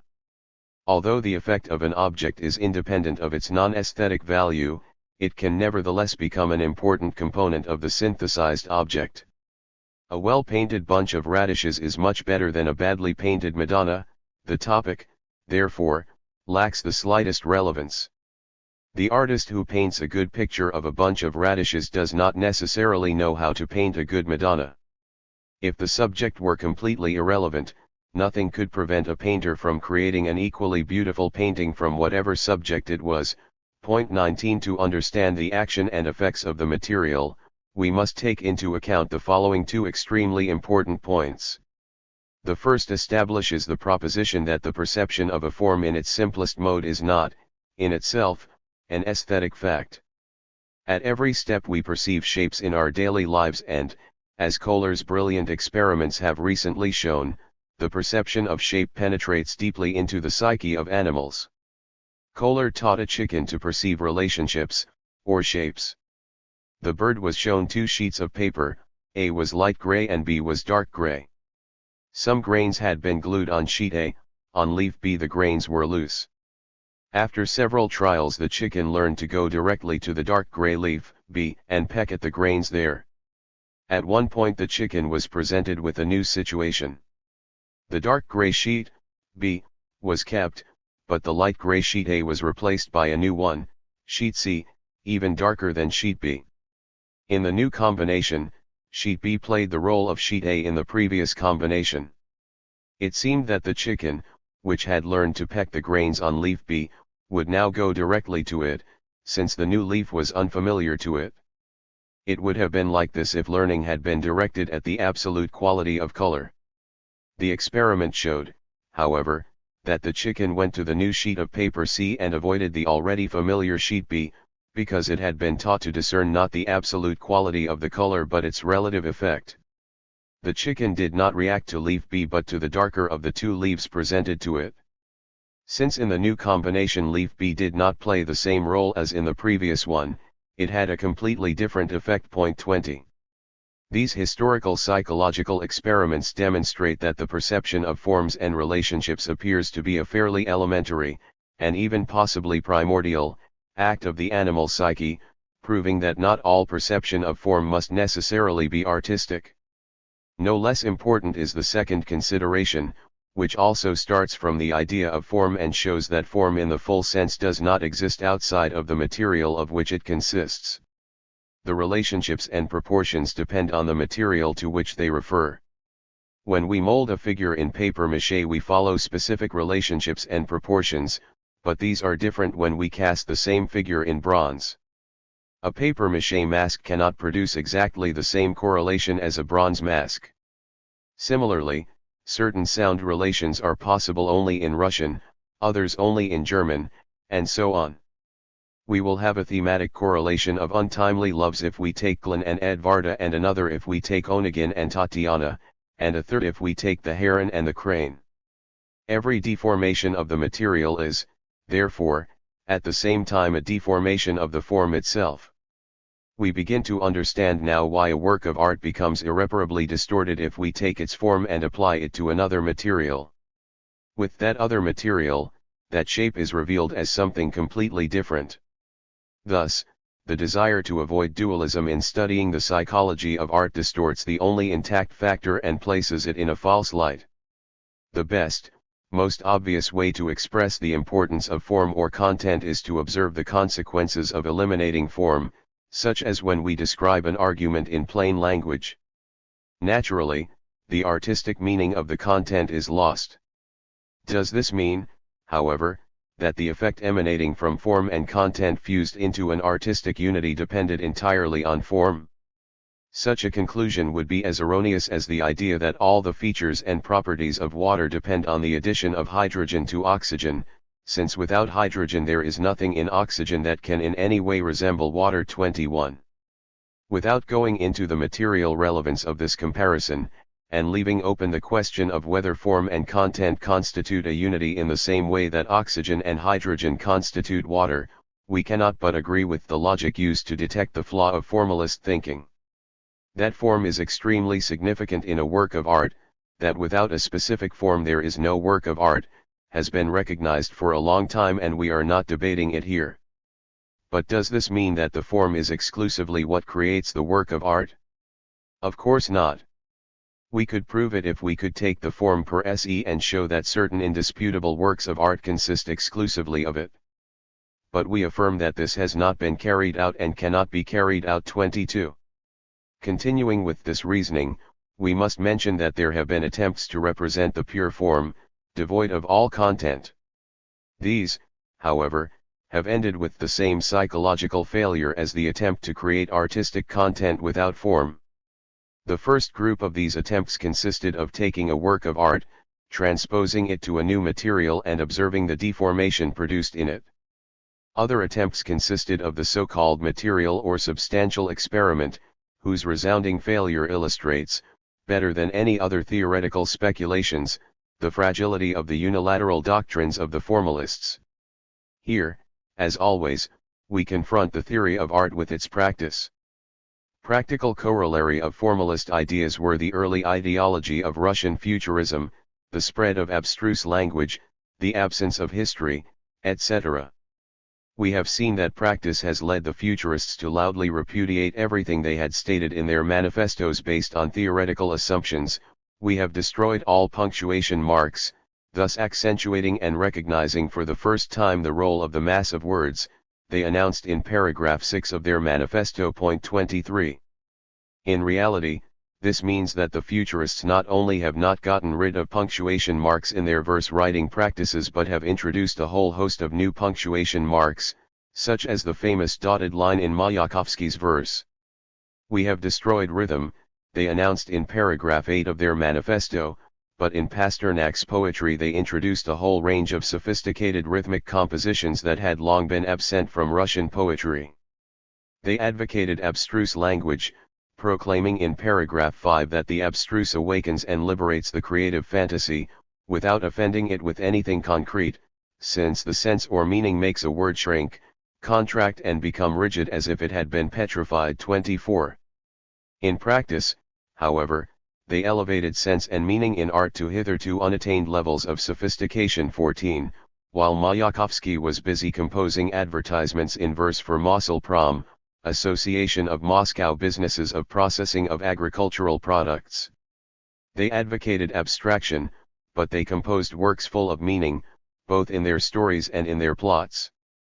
They repudiated the old themes and stories, but Mayakovsky worked on the motif of tragic love, which is anything but novel. In this way, Russian futurism constituted a natural experiment for formalist principles, an experiment that undoubtedly showed the erroneousness of the predominant ideas. 15. The same thing happens if we apply the extreme conclusions to which it has led to the formalist principle. We have already pointed out that, when determining the purpose of an artistic technique or mechanism, it becomes trapped in its own contradictions and ends up affirming what it had denied or refuted in the first place. It is said that the main task of a technique is to give life to things, but not a single word is said about the purpose of such living sensations and feelings, with which we automatically conclude that there is no other purpose, that such a process of perception is pleasurable in itself and that art is an end in itself. All unique and complex artistic compositions ultimately serve to provide us with the joy of perceiving pleasant things. The process of perception in art is an end in itself, says Shklovsky. This concept that value in art is determined by the pleasure and enjoyment it offers us reveals the psychological poverty of formalism. It takes us back to Kant, who said that beautiful is that which pleases us, regardless of its meaning. According to the teachings of the formalists, the perception of an object is pleasant in itself, just as the beautiful plumage of a bird, the color and shape of a flower, the shades of a seashell are pleasant in themselves, examples used by Kant. This elementary hedonism, a return to the long-abandoned doctrine of enjoyment and pleasure that we obtain from the contemplation of beautiful things, is possibly the weakest point of the psychological theory of formalism. 16. Giving an objective definition of a verse and distinguishing it from prose without resorting to a psychological explanation is as impossible as solving the problem of the meaning and structure of the entire artistic form without having some specific idea about the psychology of art. The fallibility of a theory that says that the purpose of art is to create beautiful objects and animate their perception is exposed by psychology with the reliability of a scientific and even mathematical truth. Of all the generalizations that Foucault puts forward, none is as convincing as his laconic art consists of dematerializing what is being represented. 25. We can demonstrate, not only through concrete works of art but also through entire areas of artistic activity, that form ultimately transforms the material with which it operates, and that the pleasure and enjoyment derived from the perception of this material cannot be in any way some contemplated as enjoyments that art provides. An even greater error, however, is to think that enjoyment or pleasure of any kind should be recognized as the fundamental and definitive feature of the psychology of art. People will understand what art means, says Tolstoy, when they stop thinking that the purpose of this activity is beauty, that is, enjoyment. With a simple example, the author teaches that beautiful things in themselves can be combined in a vulgar and trivial work. A rather stupid but very refined lady once read Tolstoy a novel she had written. The novel began like this: in a poetic forest, at the edge of the water, dressed in a poetically white suit, with poetically waving hair, the heroine read poetry. The action took place in Russia and, suddenly, the hero emerged from the undergrowth with a feathered hat in the style of William Tell, that's how it was written, accompanied by two poetically white dogs. To the author all this seemed extremely poetic. Was this novel about white dogs and other extremely beautiful things, the perception of which can only provide enjoyment and pleasure, trivial and vulgar only because the author had been unable to raise the perception of these objects above the automatic level and to make stony a stone, that is, to force the reader to feel a white dog and flowing hair and a feathered hat? Or just the opposite? The more acutely we feel and perceive these things, the worse it is for the novel. Croce made a brilliant critique of aesthetic hedonism. He says that formal aesthetics, particularly that of Fechner, has the task of investigating the objective conditions of beauty. To what physical facts does beauty correspond? To what physical facts does ugliness correspond? It is as if we had to search for metabolic laws in economic policy, using the processes that participate in metabolism. 26. Croce has two other important considerations in this regard.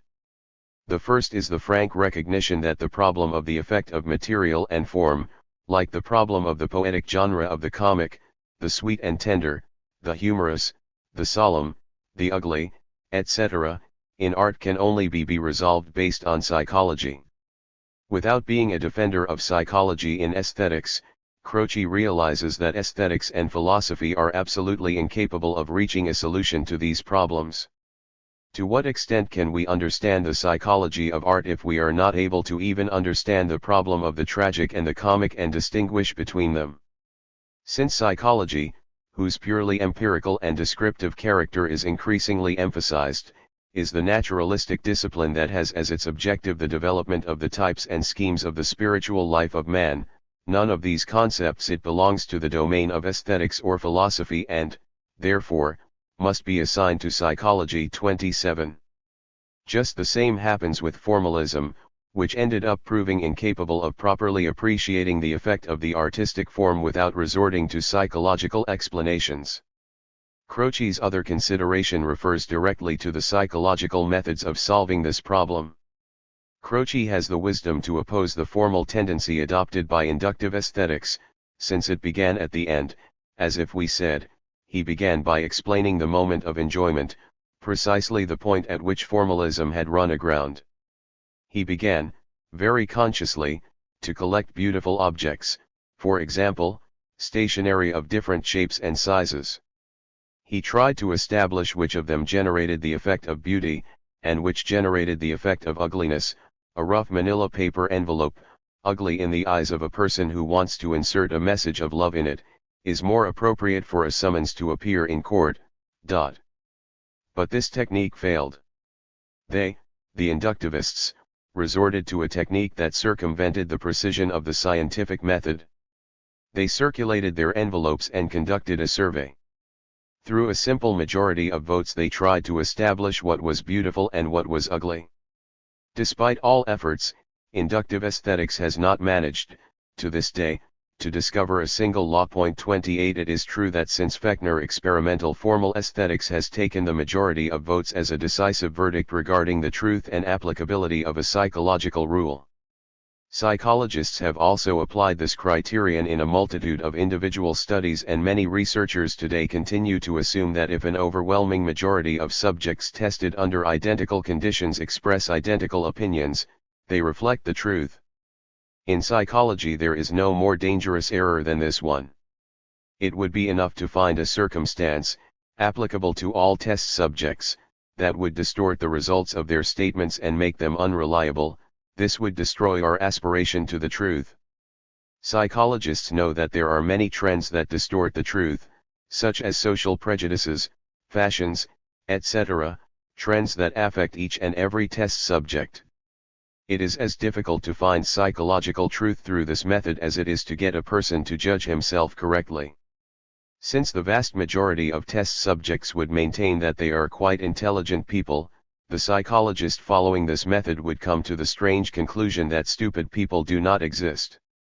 Exactly the same thing happens when psychologists trust the statements of subjects who have been asked about enjoyment or pleasure, without previously establishing that the elements of said enjoyment, totally unknown to the subject themselves, are guided by incomprehensible forces.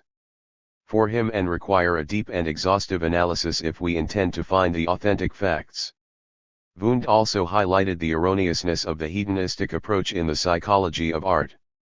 He showed that here we are faced with an extremely complex activity in which the element of enjoyment plays an inconstant and often irrelevant role. He applied the concepts of Einfühlung, empathy, developed by Lips and Fischer, and opined that what best explains the psychology of art is the term Einfühlung, which indicates that this psychological process is based on feelings, but these feelings are projected by the perceiving subject on the object. 29. Wundt, however, does not say that all sensations and experiences are feelings.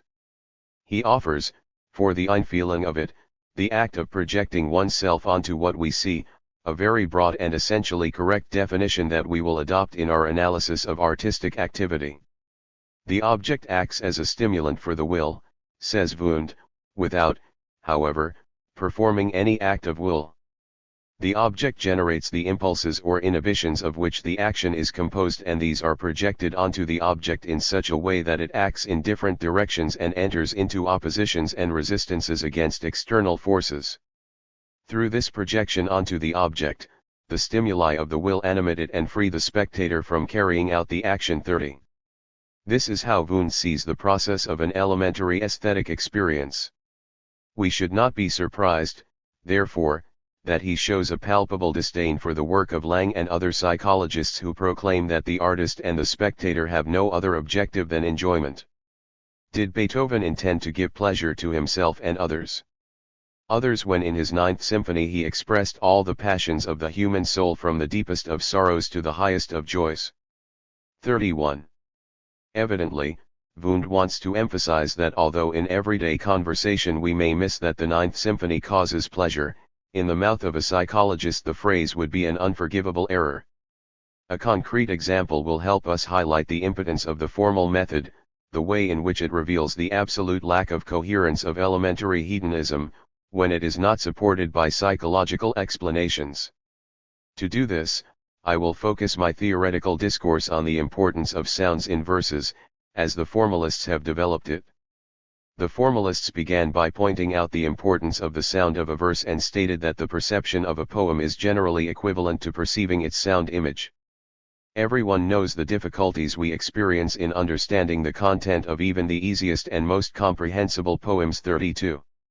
From this correct observation, Yakubinsky reaches the following conclusion: in poetic thought, sounds emerge to the luminous surface of consciousness. We establish an emotional relationship with them that, in turn, produces a certain interdependence between the content of the poem and its sound. The latter is also intensified by the expressive movements of the organs of speech. 33. Thus, through an objective analysis of the form, without resorting to psychology, the only thing we can establish is that sounds play an emotive role in the perception of the poem. To explain this role it is necessary to resort to psychology. These unimaginative attempts to determine the emotive properties of sounds based on their direct effect on us have no basis. When Balmont determined the emotional content of the Russian alphabet, he proclaimed that A is the clearest and warmest sound, M is a sound of pain, I the sound of amazement or fear. 34. To support the thesis, he provided a series of more or less convincing concrete examples. We could present, however, at least as many counter-examples. Many Russian words contain an I without expressing fear or wonder. This theory of phonetic symbolism, although long established, has been the subject of countless criticisms on countless occasions. 17. Belly's calculations, which want to show the deep meaning of the sounds R, D, and T in Bloch's poetry. 35. As well as Balmont's considerations, are not scientifically convincing. Hornfeld cites a keen observation by Mikhailovsky regarding the theory that the sound is imperative. It will be useful to note that according to the norms of the Russian language the sound is used mainly by women. I, Anna, was beaten with a cane, they locked me, Barbara, in the women's rooms, etc. Hence the imperative character of the Russian woman. 36. Wundt showed that phonetic symbolism 18 is rarely found in a language and that the number of words endowed with some symbolic meaning by sound is insignificant compared to the number of words devoid of any sound meaning. Researchers such as Grammont 19 even discovered a psychological source of the phonetic expression of individual words. All the sounds of a language, consonants and vowels, can acquire meaning and expression if they are supported by the meaning of the word in which they are found. If the meaning of the word does not support its sounds, then the sounds are left without expression. It is evident that if a verse contains an accumulation of certain sound phenomena, the latter, depending on the idea they express, can be expressive.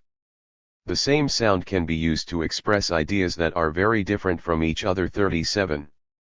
The same opinion is expressed by Nieper, who cites a large number of expressive and inexpressive words constructed from the same sound. In the past it was believed that there was a mysterious link between the three O's of the word monotonous and its meaning. But the truth is that there is nothing of the sort.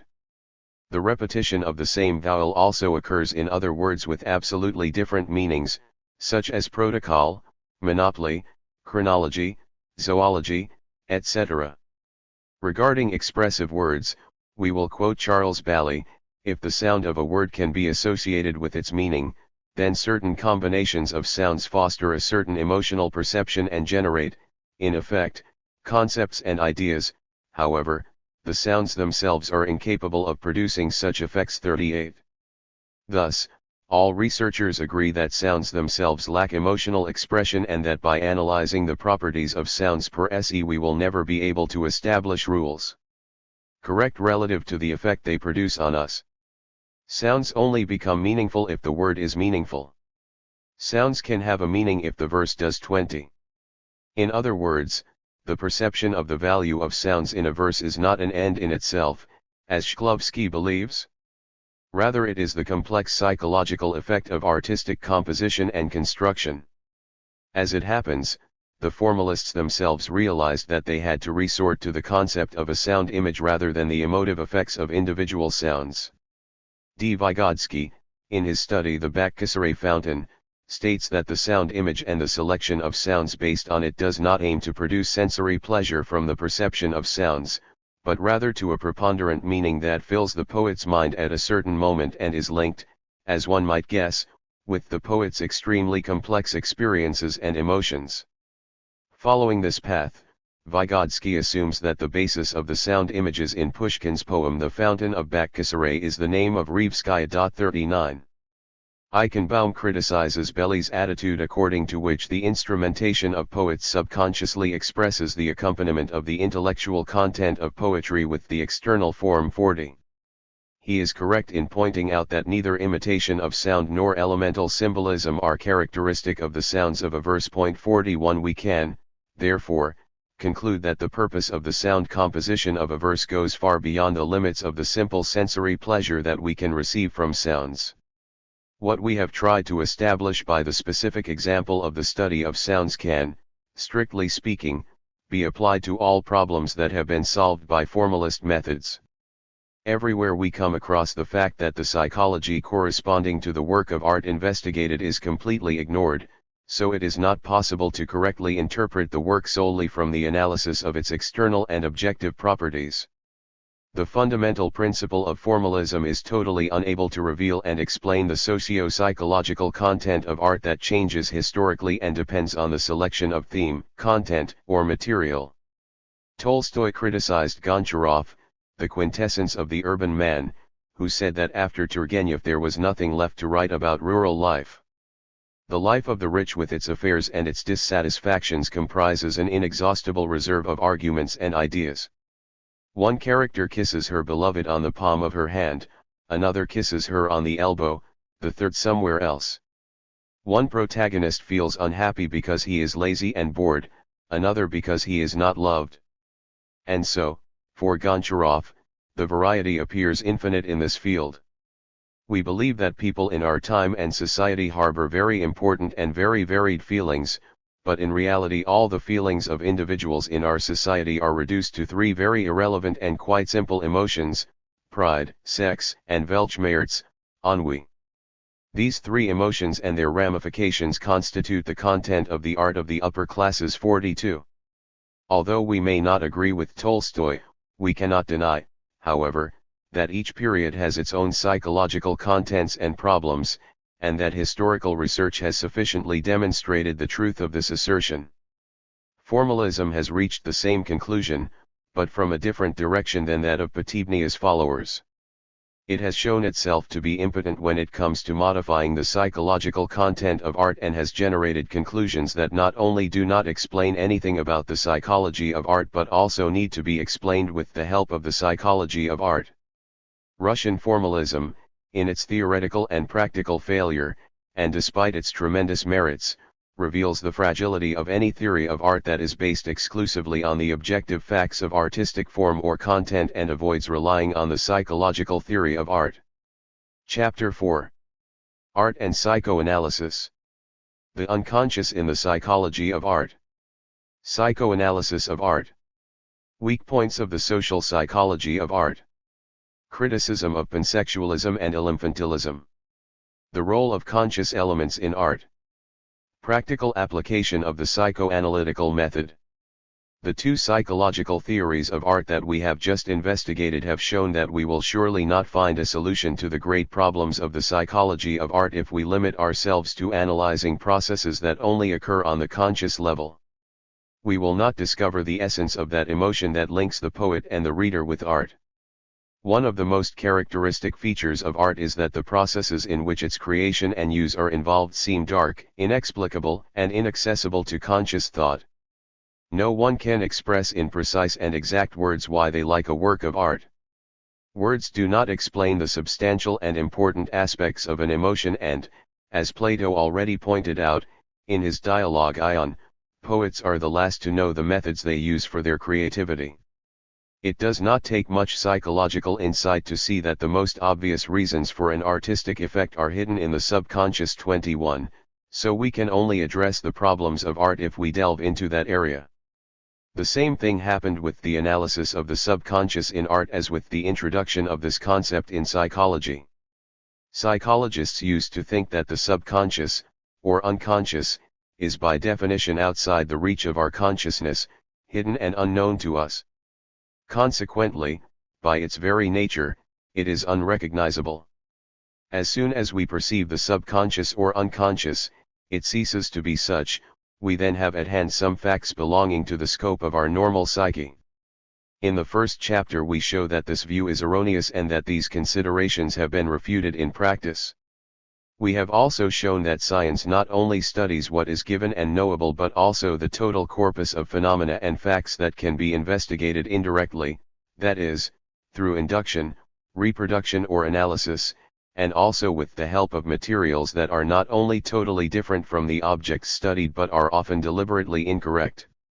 In this way, for a psychologist the unconscious does not become an object of study in itself but indirectly through the analysis of the traces it leaves in our psyche.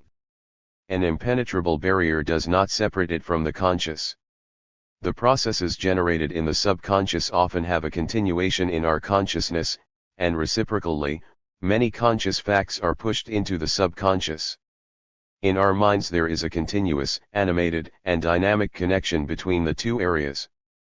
The subconscious affects our actions and manifests itself in our behavior, thus we begin to understand it and learn things about it and the laws that govern it.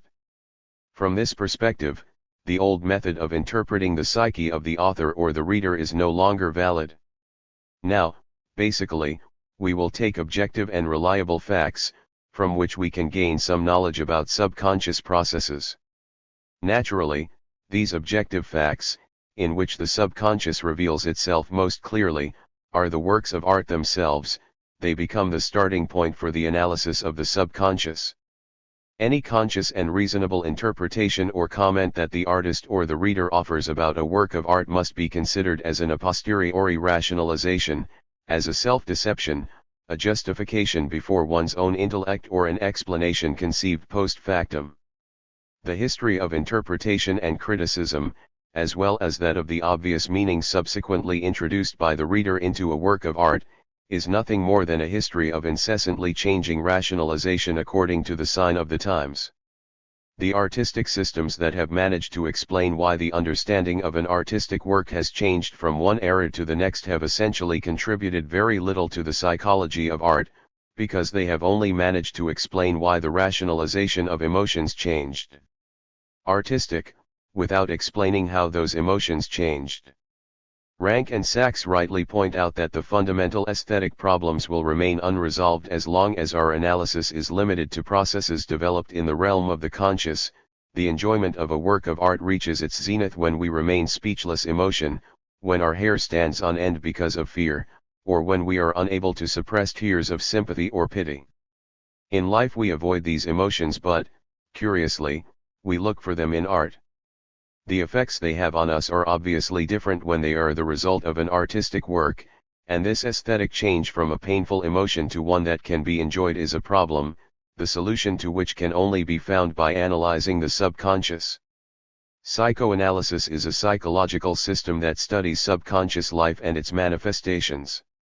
Naturally, psychoanalysis felt a great temptation to apply its methods to the interpretation of artistic problems.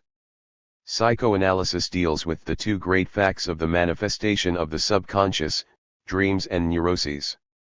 Both events, or forms, were understood and explained as a certain compromise or conflict between the conscious and the subconscious.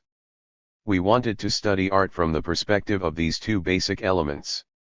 Psychoanalysts proclaim that art is somewhere between a dream and a neurosis, and that it is based on a conflict too ripe for the dream, but not ripe enough to be pathogenic too. In art, as in these two forms, the subconscious manifests itself in this conflict, but in a slightly different way, although it, the subconscious, is of the same nature. Psychologically speaking, the artist is halfway between the dreamer and the neurotic. The psychological process is essentially the same in all three.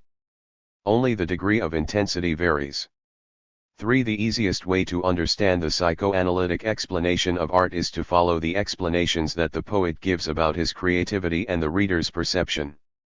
Freud mentions two forms of subconscious manifestation closer to art than dreams or neurosis: childhood games and daydreaming fantasies.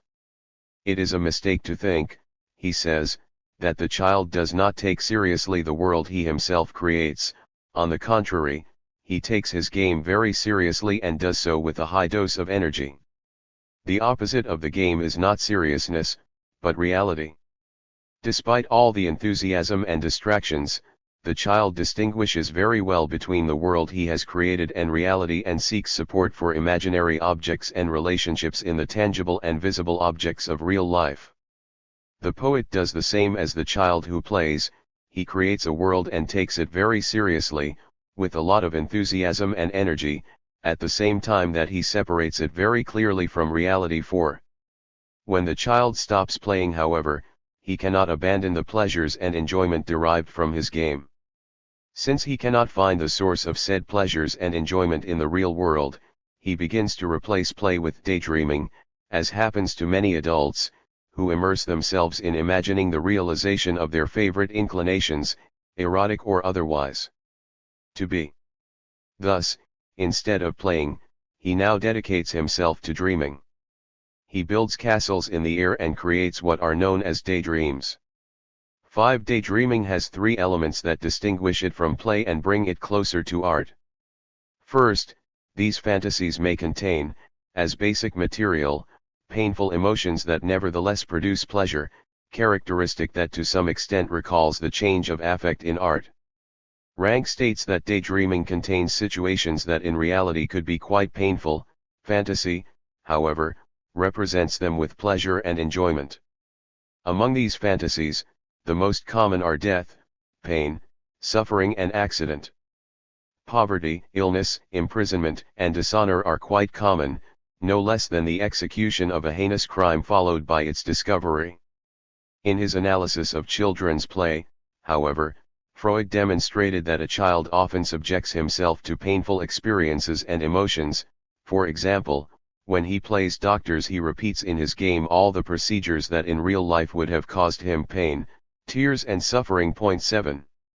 The same phenomenon occurs in daytime dreams, but with incomparably greater and sharper intensity than in a child's game. The other basic Freudian distinction between daydreaming and children's play is the fact that the child is never ashamed of his play and does not hide it from adults. While adults are ashamed of their fantasies, they hide them from others. And hide them as their most intimate secrets. They would sooner confess to a crime than reveal them. It is very possible that each adult considers himself the only person who harbors such fantasies and is not in the least aware that they are probably very common.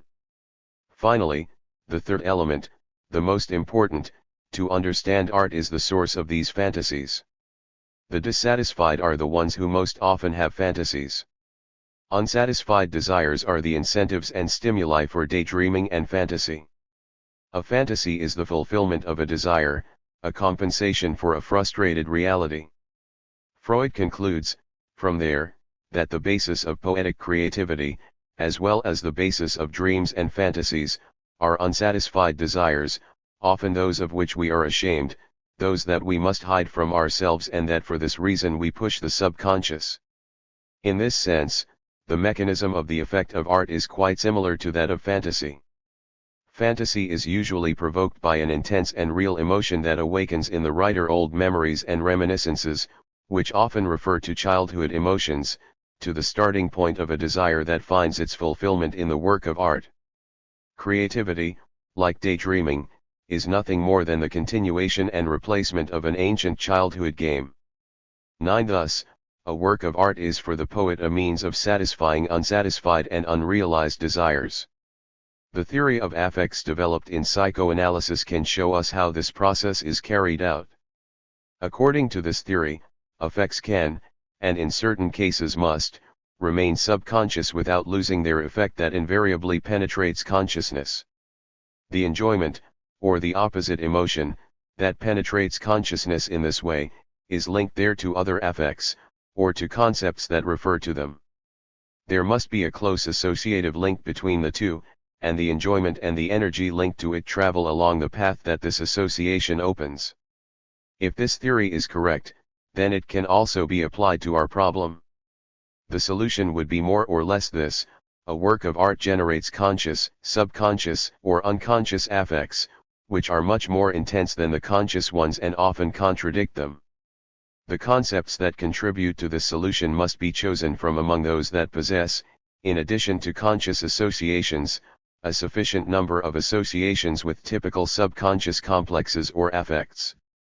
A work of art is capable of performing this complex task, because it originally played the same role in the psyche of the artist as it did in the viewer, that is, it allowed the possibility of a fantastic challenge and satisfaction of the subconscious desires they both share. With this idea in mind, a series of researchers have developed a theory of poetic creativity in which they compare the artist with the neurotic, although they agree with Steckel, who rejects the Lombrosian comparison of the genius with the lunatic. For them the poet is someone quite normal. He is a neurotic and develops a psychoanalysis on the poetic images of him. He treats strange images as the mirror of his soul. He allows his wild inclinations to live in images composed from fantasy. They believe, like Heine, that poetry is a disease of man. The question is what types of mental illness affect poets. Kovac sees the poet as a paranoid who projects his ego outside of himself, and the reader as a hysteric who subjectivizes the emotions and experiences of others. Rank tends to see the artist as more hysterical than paranoid. In any case, everyone agrees that the poet in his creativity releases his unconscious inclinations and desires through the mechanism of transference, or substitution, associating early affections with new concepts.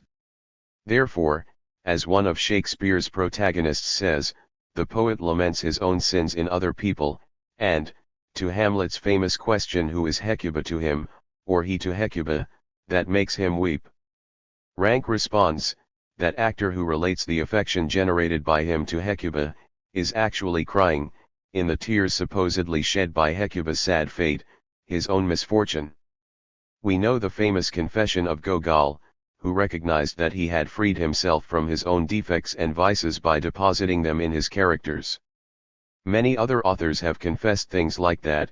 Rank points out, partly quite rightly, that if Shakespeare could see the soul of a wise man and a fool, a saint and a criminal, it is not only because he himself was all of them, any of us can be, but because he had a gift that we lack, the ability to see and recognize his own subconscious and to create in his fantasy images that seem totally independent. According to Müller-Frauenfels, some psychoanalysts quite seriously claim that if Shakespeare and Dostoevsky did not end up becoming criminals, it is only because they described and represented murderers in their works and thus overcame their own criminal inclinations. Art would thus become a kind of therapy 22 for both the artist and the viewer, a way to eliminate a conflict with the subconscious without falling into neurosis. But since psychoanalysts tend to reduce all tendencies to one, Rank begins his book with the following quote from Hebel: "It is surprising how much all human inclinations can be reduced to a single one. They end up reducing all poetry to experiences and sexual emotions, and to consider that these underlie all activity, creativity, or perception of a poetic nature. Sexual impulses, according to psychoanalysts, are the main reserve of the subconscious, and the transfer of psychic energy that takes place in art is mainly the sublimation of sexual energy, that is, a deviation from direct sexual goals and a transformation into creativity. Art is always based on subconscious and repressed impulses and desires, which contradict our moral, cultural, and civilized needs. Hence in art our forbidden desires reach their satisfaction in the pleasure and enjoyment of artistic forms. The weakest link in this theory is its definition of the artistic form. Psychoanalysts do not have a satisfactory answer to this problem, and their attempts to solve it have so far been inadequate. Dreams, they say, awaken those desires of which we feel ashamed, only in art, therefore, are those desires expressed that cannot be satisfied directly. That is why art always has something to do with criminal, shameful, or rejected phenomena. In dreams these repressed desires appear in a strongly distorted form, and in works of art they manifest themselves under a disguise. Since scientific research has been able to determine the distortion of dreams, says Freud, we easily see that dreams represent the same wish fulfillment as daydreams or those fantasies we all know too well. 12. Similarly, the artist must give artistic form to his suppressed desires in order to satisfy them. From the psychoanalytic point of view, this imposed artistic form has two fundamental meanings. First, the form must provide a hollow and superficial pleasure, of a strictly sensory nature, that acts as a decoy, as a preliminary enjoyment that attracts the viewer towards the difficult, and sometimes painful, exercise of reaction to the subconscious. Second, the form must produce an artificial disguise, a compromise that allows the artist to reveal the forbidden desire and, at the same time, deceive the censorship of conscience. From this perspective, form plays the same role as distortion in dreams. Rank affirms that aesthetic pleasure for the artist, reader, or spectator, is nothing more than the anticipation, for lust, that hides the true source of pleasure while ensuring and intensifying its basic effect. The form attracts the reader or viewer by deceiving him, since he assumes that that is all, so to speak. Deceived by the form, the reader has the opportunity to free himself from the suppressed impulses and desires of him. Thus, psychoanalysts distinguish between two elements of pleasure in a work of art, preliminary enjoyment and real pleasure. According to them, an artistic form works by providing preliminary enjoyment. Let us now look more closely at the depth with which this theory deals with the psychology of artistic form. Freud says, how does the writer manage to accomplish this? This is the most intimate secret. In the technique of overcoming what repels us, we find true poetry. We can imagine two kinds of techniques. The writer attenuates the character of his selfish daydreams through certain changes and filtering and allows us to enter into the purely formal, that is, aesthetic, enjoyment that he produces through the representation of the images of your fantasies. I am of the opinion that every aesthetic enjoyment that a writer gives us has the character of this threshold of pleasure, and that the true pleasure that emanates from a work of poetry can be explained as the liberation of psychic forces from the tension that afflicts them. 13.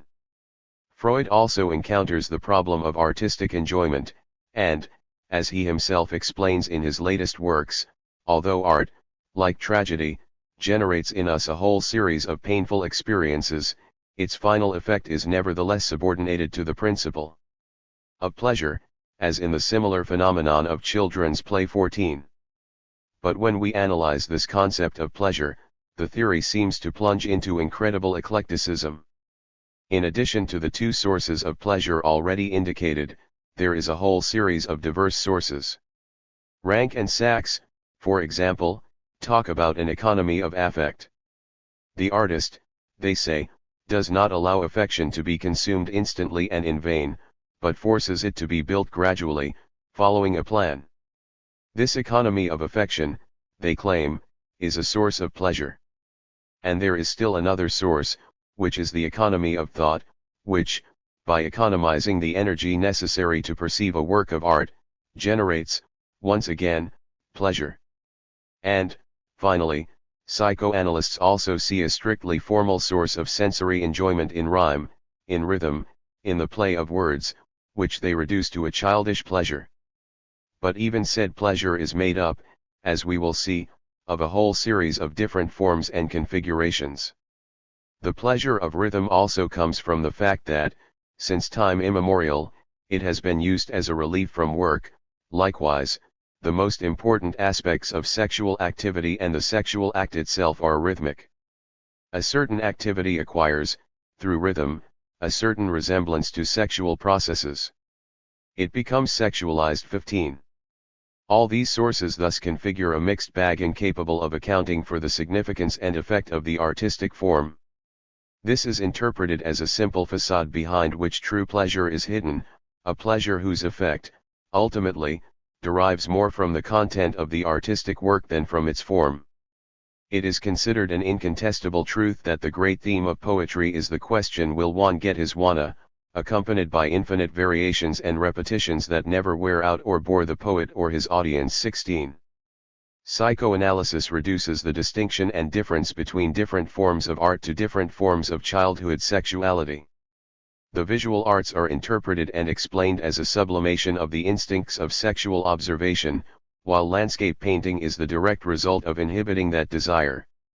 Psychoanalysis tells us that, in the artist, the representation of the human body replaces the interest in the maternal body, and the intensive repression of this incestuous desire transfers the artist's interest from the human body to nature. In the writer who is not interested in nature and its beauty we find a strong repression of the passion to look. 17. Other types and forms of art are explained in a similar way through different forms of infantile sexuality, the common basis of all arts being the infantile sexual desire known as the Oedipus complex, which constitutes the psychological foundation of art. The Oedipus complex occupies a special place, from whose sublimated instinctive force the masterpieces of all times and all peoples have sprung. If sexualism underlies art and determines the destiny of the artist and the character of his work, the effect of the artistic form remains an absolute mystery. It would seem that it is something irrelevant, an almost insignificant appendage that we could live without. Enjoyment would be nothing more than the simultaneous combination of two opposite consciousnesses. We witness a tragedy and experience it emotionally, and then immediately understand that such events do not take place in reality and are purely fictitious. This transition from one consciousness to another is the main source of enjoyment and pleasure. Why, then, can any narrative, even one of a non-artistic nature, play the same role? A legal summary, a criminal mystery, gossip, or a prolonged pornographic discussion can perform this same function with respect to unfulfilled and unfulfilled desires. That is why Freud, when he talks about the similarity between novels and fantasies, takes cheap literature as a model, although its authors appeal to the tastes of the masses and satisfy hidden and forbidden desires instead of emotions and aesthetic needs. It is not understood why it is necessary for poetry to release various caresses, motifs that are exchanged, opposites that are transformed, an image that fragments into many others, processes that are duplicated, materials that are poeticized, especially symbols. 19. It would be much easier to get rid of all this complex activity of form and live, plain and simple, the desire in question. Such an interpretation of art minimizes its social role. Art begins to seem like an antidote to save humanity from its vices, without having positive tasks or objectives to fulfill for the human psyche. Artists, for rank, are the leaders in humanity's struggle for the domination and improvement of instincts hostile to civilization, and they free men from evil without depriving them, at the same time, of enjoyment and pleasure. Point 20. Categorically, he declares that in our civilization, art has been overrated. 21. An actor is nothing more than a doctor and art is limited to saving us from illness. Such an attitude reveals the fundamental misunderstanding of the social psychology of art. The effect of an artistic work and the creativity of the poet derives in its entirety from old instincts that have been preserved intact throughout the life of a culture, and the effect of art is strictly limited to the sphere of individual perception, which, naturally, clashes head-on with the perception of the simplest facts regarding the true position of art and the true role it plays. Suffice it to say that even the problems of repression and inhibition, what is repressed or inhibited and how it is repressed or inhibited, are subject to the social environment in which the poet or reader must live. Thus, psychoanalysis leaves unexplained the reasons for the historical evolution of art and the changes in its social functions. Art would have remained constant from its origin and would have served as an expression of the most ancient and conservative instincts. Unlike dreams and symptoms of illness or neurosis, works of art are social and socially conditioned. As Rank points out, that is the difference between art and dreams or neuroses. However, Rank does not draw any conclusion from this fact and values it separately from the rest. He does not explain what makes art socially valuable or how, through the social values of art, the social takes control of our subconscious. The poet is nothing more than a hysteric who absorbs the feelings and emotions of a majority of strangers and is unable to break out of the narrow circle drawn by his own childishness. Why should we consider all the characters in a drama as the embodiment of various psychological traits of its author? 22. This may be the case in the case of a dream or a neurosis, but it is incomprehensible in a social manifestation of the subconscious as art. The conclusions drawn from these speculations have become too large for psychologists to handle. Their findings only have, in essence, a relevant meaning for social psychology. They proclaim that art, by its nature, is a transformation of our subconscious into certain social forms, that is, into forms of behavior that have social meaning and purpose. But they have not described or explained these forms of behavior in terms of social psychology. The reason they haven't is very simple. The psychoanalytic theory of art has two fundamental defects from the perspective of social psychology. The first is the psychoanalytic compulsion to reduce, at whatever cost, all manifestations of the human psyche to sexual impulses or instincts. This pansexualism is absolutely irrational, especially when applied to art. It may be reasonable, and even relevant, to a man outside society, confined to the narrow circle of his own instincts and impulses. But how is it possible that a social man, Homo socialis, who fully participates in extremely complex forms of social activity does not have other instincts, inclinations, or impulses that, as much or more than sexual ones, can determine his behavior or even dominate him? The exaggerated importance attributed to sex becomes evident as soon as we move from individual to social psychology. But the assumptions of psychoanalysts are exaggerated and bizarre even for the individual psyche. Some psychoanalysts allege that every time an artist draws a portrait of his mother or represents his love for his mother in some poetic image, he is expressing an incestuous desire hidden with fear, Oedipus complex. Whenever a sculptor creates male statues or a poet sings of the joys of friendship with young men, psychoanalysts immediately see the extreme forms of homosexuality. When reading these authors, we have the impression that emotional life would consist only of alarmingly prehuman instincts and impulses, as if all concepts, exercises of will, etc., were lifeless puppets whose strings are moved by extreme instincts. 23. The truth is that, by overemphasizing the role of the subconscious, psychoanalysts reduce the role of the conscious to zero according to Marx. The primary distinction between man and animal, however, is this: the first distinction between man and a sheep is in the fact that in man conscience replaces instinct, or that man is conscious of the instincts of he. The old school of psychologists exaggerated the role of the conscious and declared it omnipotent, while now psychoanalysts exaggerate the opposite position, leaving the role of the conscious in nothing and declaring that it is nothing more than a powerless tool in the hands of the subconscious. The most basic research demonstrates, however, that the same processes can also take place in the conscious. Lazarsky's experiments on the effect of reading on the flow of mental associations have shown that immediately after reading a passage, a breaking up of the read passage and a combination of its various components with thoughts takes place in the reader's mind. Concepts and images previously stored there. 24. In art we have analogous processes of rupture and association of what is read with the emotions previously stored in the mind. Ignoring the conscious element in the experience of art eliminates the boundary between art as an intelligent social activity and the meaningless formation of pathological symptoms in neurotics or the disordered accumulation of images in dreams. These radical deficiencies of the studied theory are perfectly exemplified in the practical applications of the psychoanalytic method published by researchers in Russian and foreign literature. All of them reveal the inadequacy of the method and its incoherence with respect to social psychology. In his study of Leonardo da Vinci, Freud wanted to explain the destiny and work of the master from his childhood experiences. Freud wanted to show the way in which artistic creativity arises from original emotional instincts. 25. At the end of his study, he expressed the fear that he would be criticized for having written a simple psychological novel. Likewise, he admitted that not even he was too sure of the reliability of his conclusions. As for the reader, this reliability is equivalent to zero, since from the first word to the last the author is dedicated to conjecture, interpret, presuppose, compare facts related to creativity and themes from Da Vinci's biography, whose connection is impossible to establish.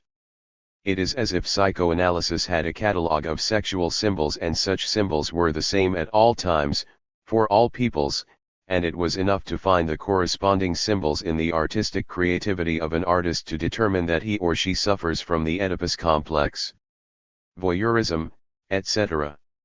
It would seem, furthermore, that each person is inexorably chained to his Oedipus complex and that in the most complex and elevated forms of our activity we are obliged, again and again, to relieve our childhood, so that even the most exalted forms of activity or creativity end up being connected to the remote past. The man is presented as the slave of his early childhood, her entire subsequent life relives her and forces her to resolve the conflicts that arose in the first months of his life. Freud states that the key to Leonardo's varied mental activity and to his failures is hidden in his childhood fantasies about the kite. 26 and that this fantasy, translated into erotic language, reveals the symbolism of the sexual act. Any serious researcher must rebel against this ultra-simplified interpretation, because he cannot ignore that the story of the kite reveals very little about Da Vinci's work.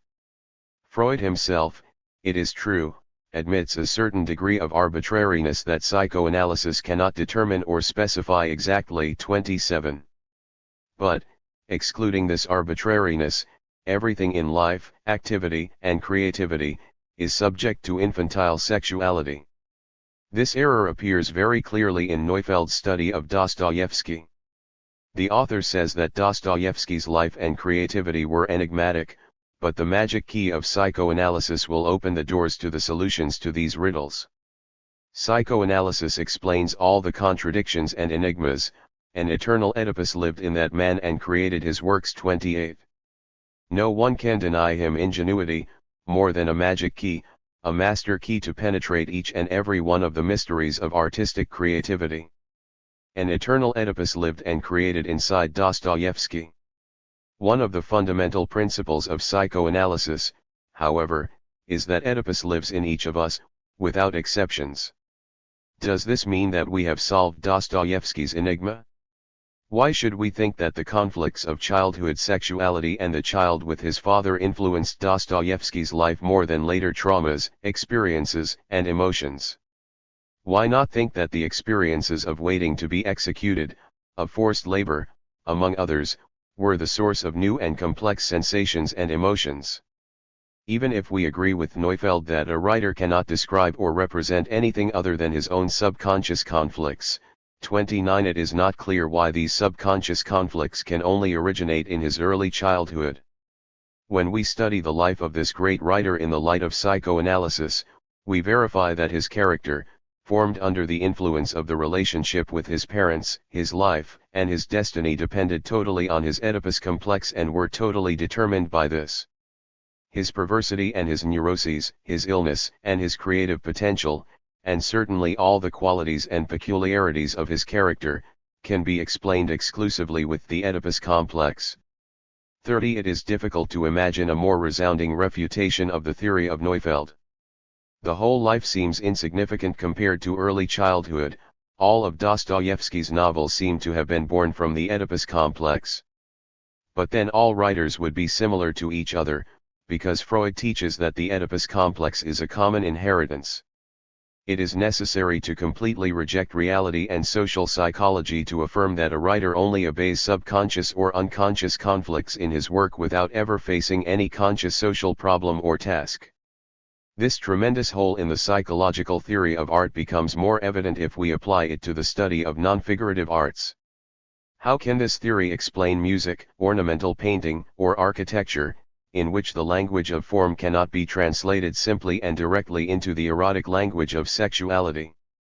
This enormous gap helps us reject the psychoanalytic approach to art and makes us think that with psychological theory we will be able to combine the elements common to poetry and music, and that these elements will turn out to be those of the artistic form, which psychoanalysis considers only as masks or auxiliary methods of artistic expression.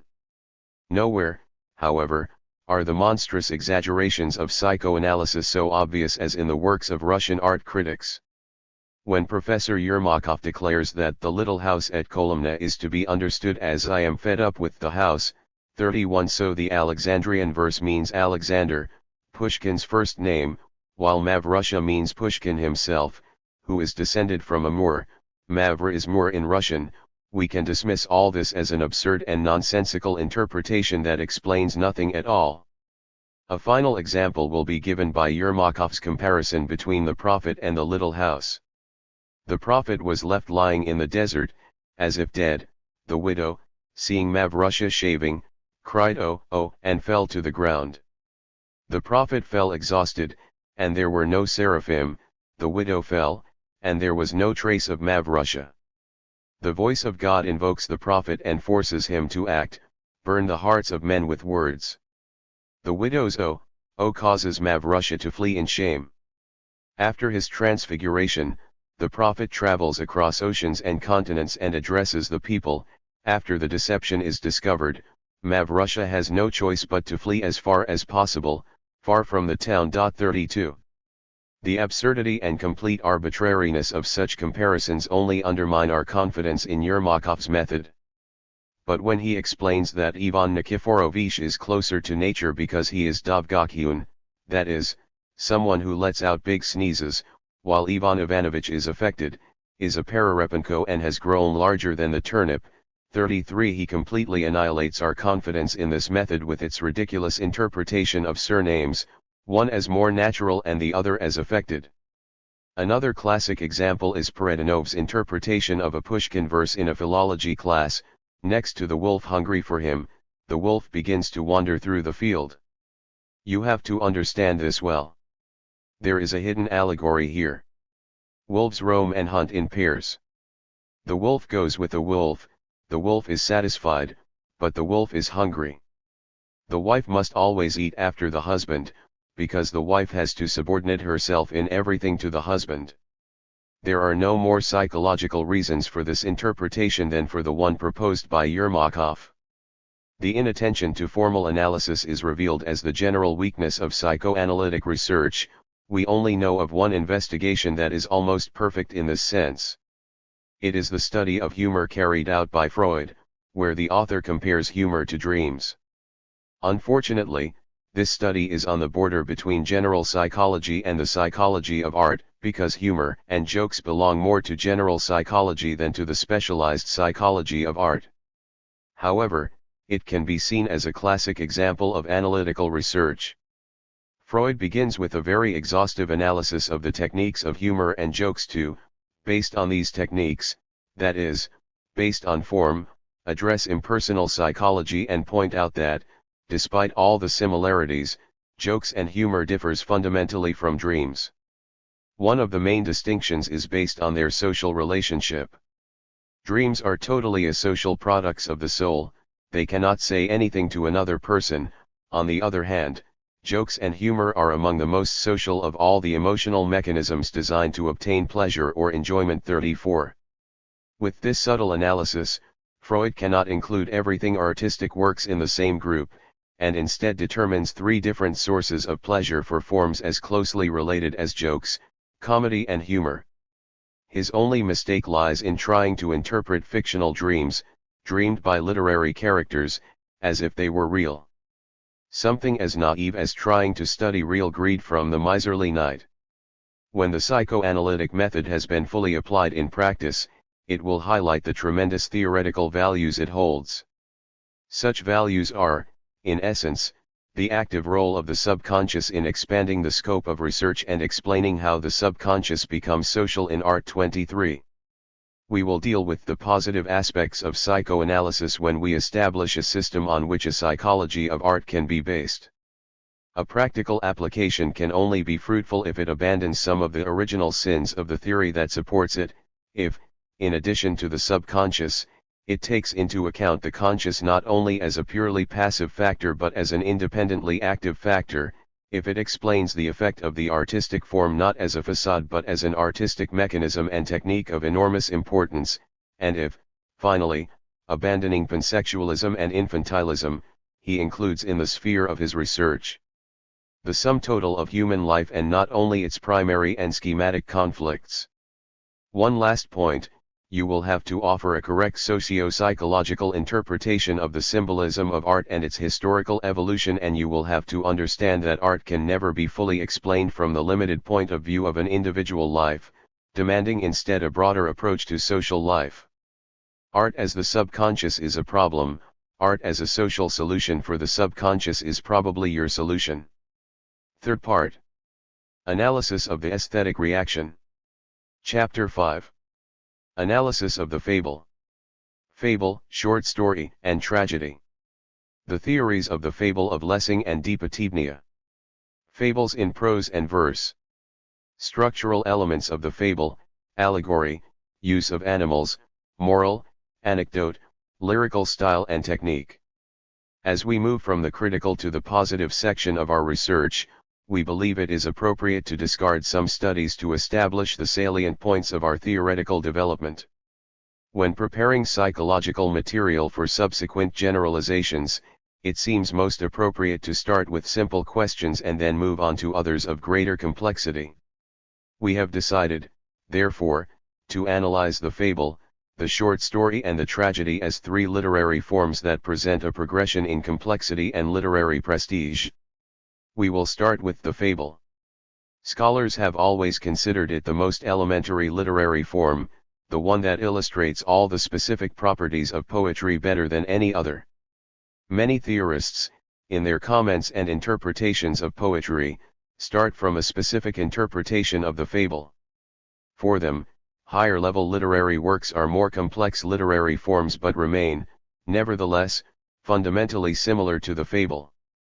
It can be said, then, that once we know how a researcher interprets and understands the fable, we will have gotten a fairly good idea of his general conception of art. There are only two fully developed psychological theories of the fable, Lessing's and Patibnia's. For both, the fable is the most basic literary form and they base their explanations of all literature on it.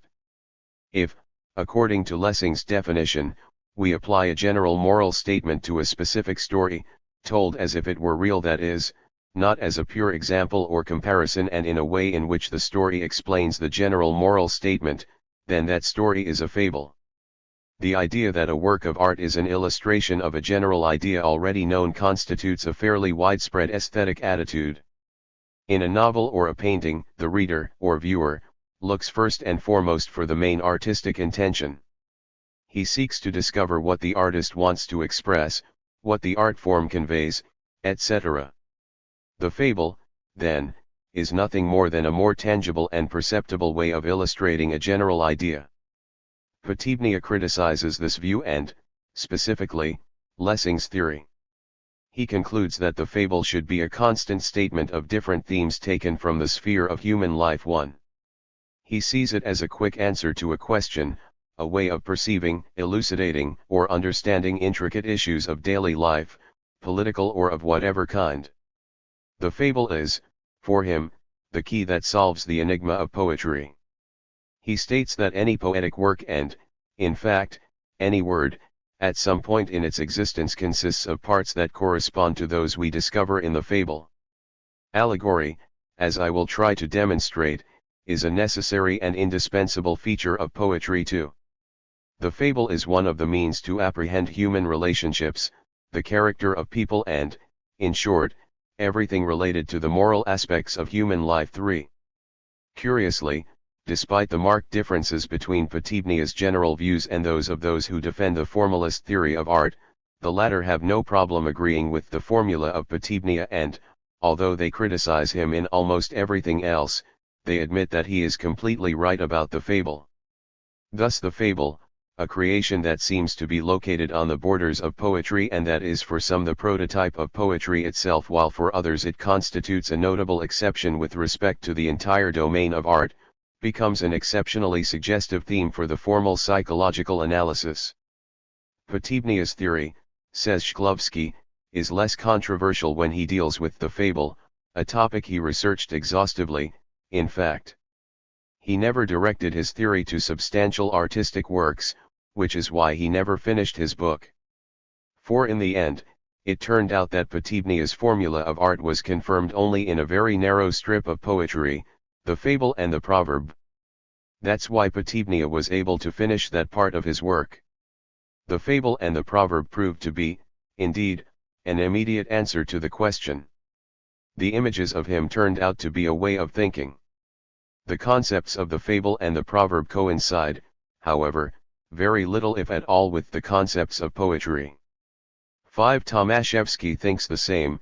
The fable evolved from the apologist, a method of proving general statements through examples, anecdotes or stories.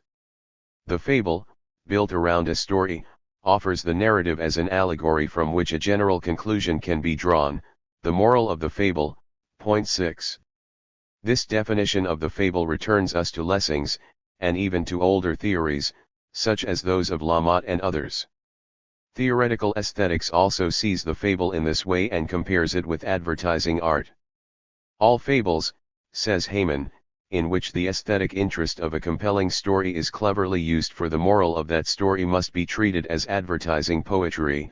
All tendentious poetry is inscribed in the aesthetics of advertising. All rhetoric falls into the same category.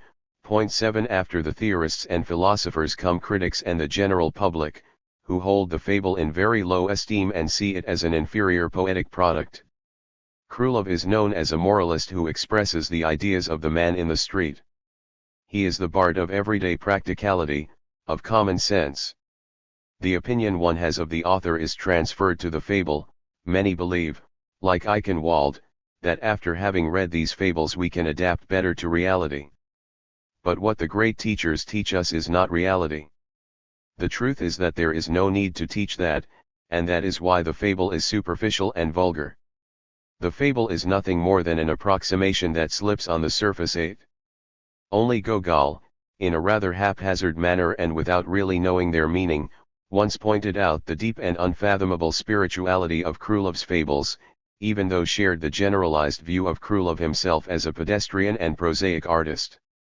It is a very instructive exercise to resort to a theory of fable such as the one we have just presented in order to discover what, in truth, distinguishes the fable from poetry and to determine, then, the character of those peculiarities of poetry so obviously absent from the fable.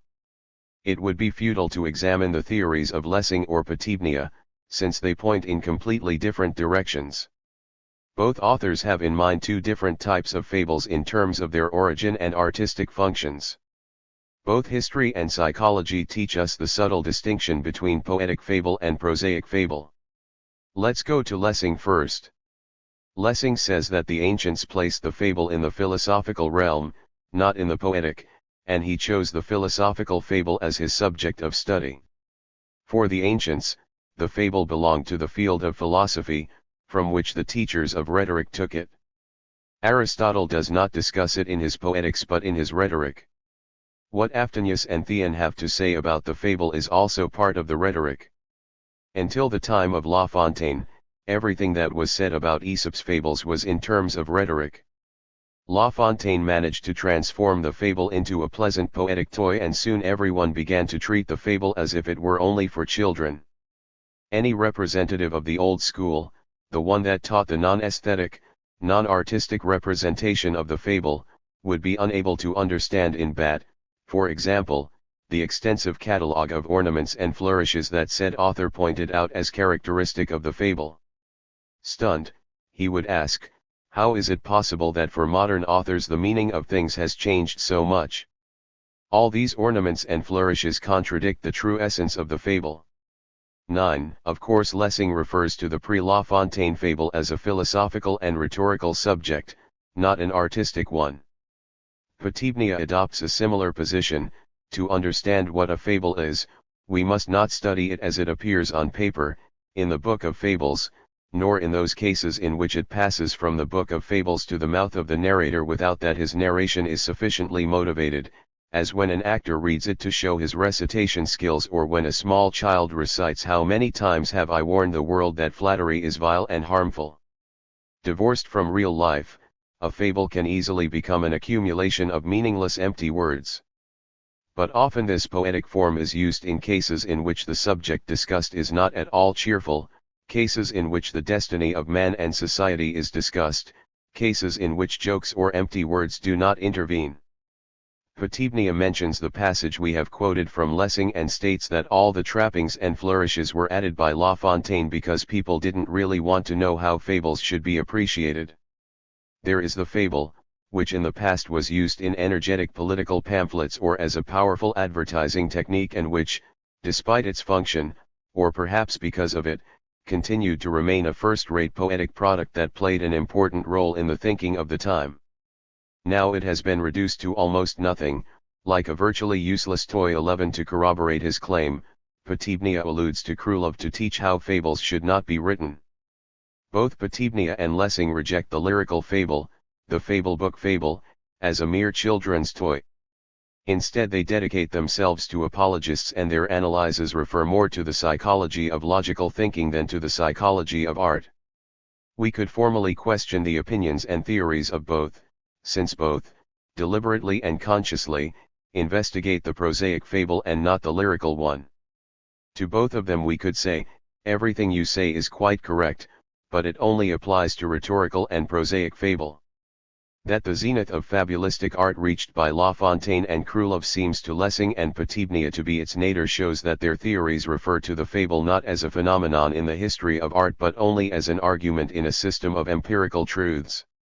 As we know, the fable has a dual origin, and its didactic and descriptive parts, or what is the same, its prosaic and poetic parts, have often been opposed to each other, with one or the other of them prevailing.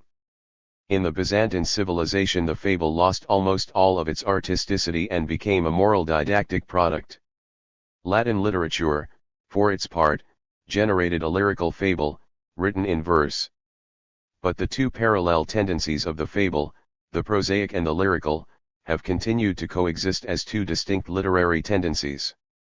Those of Aesop, Lessing, and Tolstoy, among others, are prosaic fables.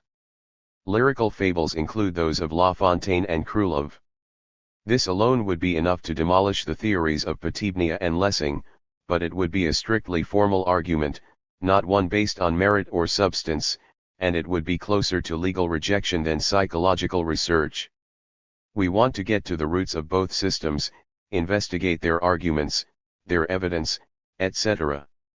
It could be that the arguments put forward against the distortion of the prosaic fable can shed some light on the true nature of the lyrical fable, if we use them in the opposite way.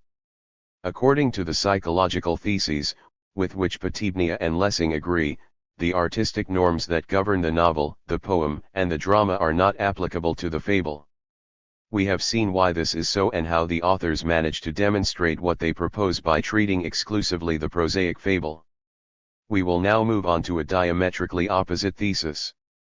Our task will be to demonstrate that the fable is fully inscribed in the artistic form known as poetry, and that all the rules and laws of the psychology of art, which we discovered in the high forms of art in a more complex version, can also be applied to the fable.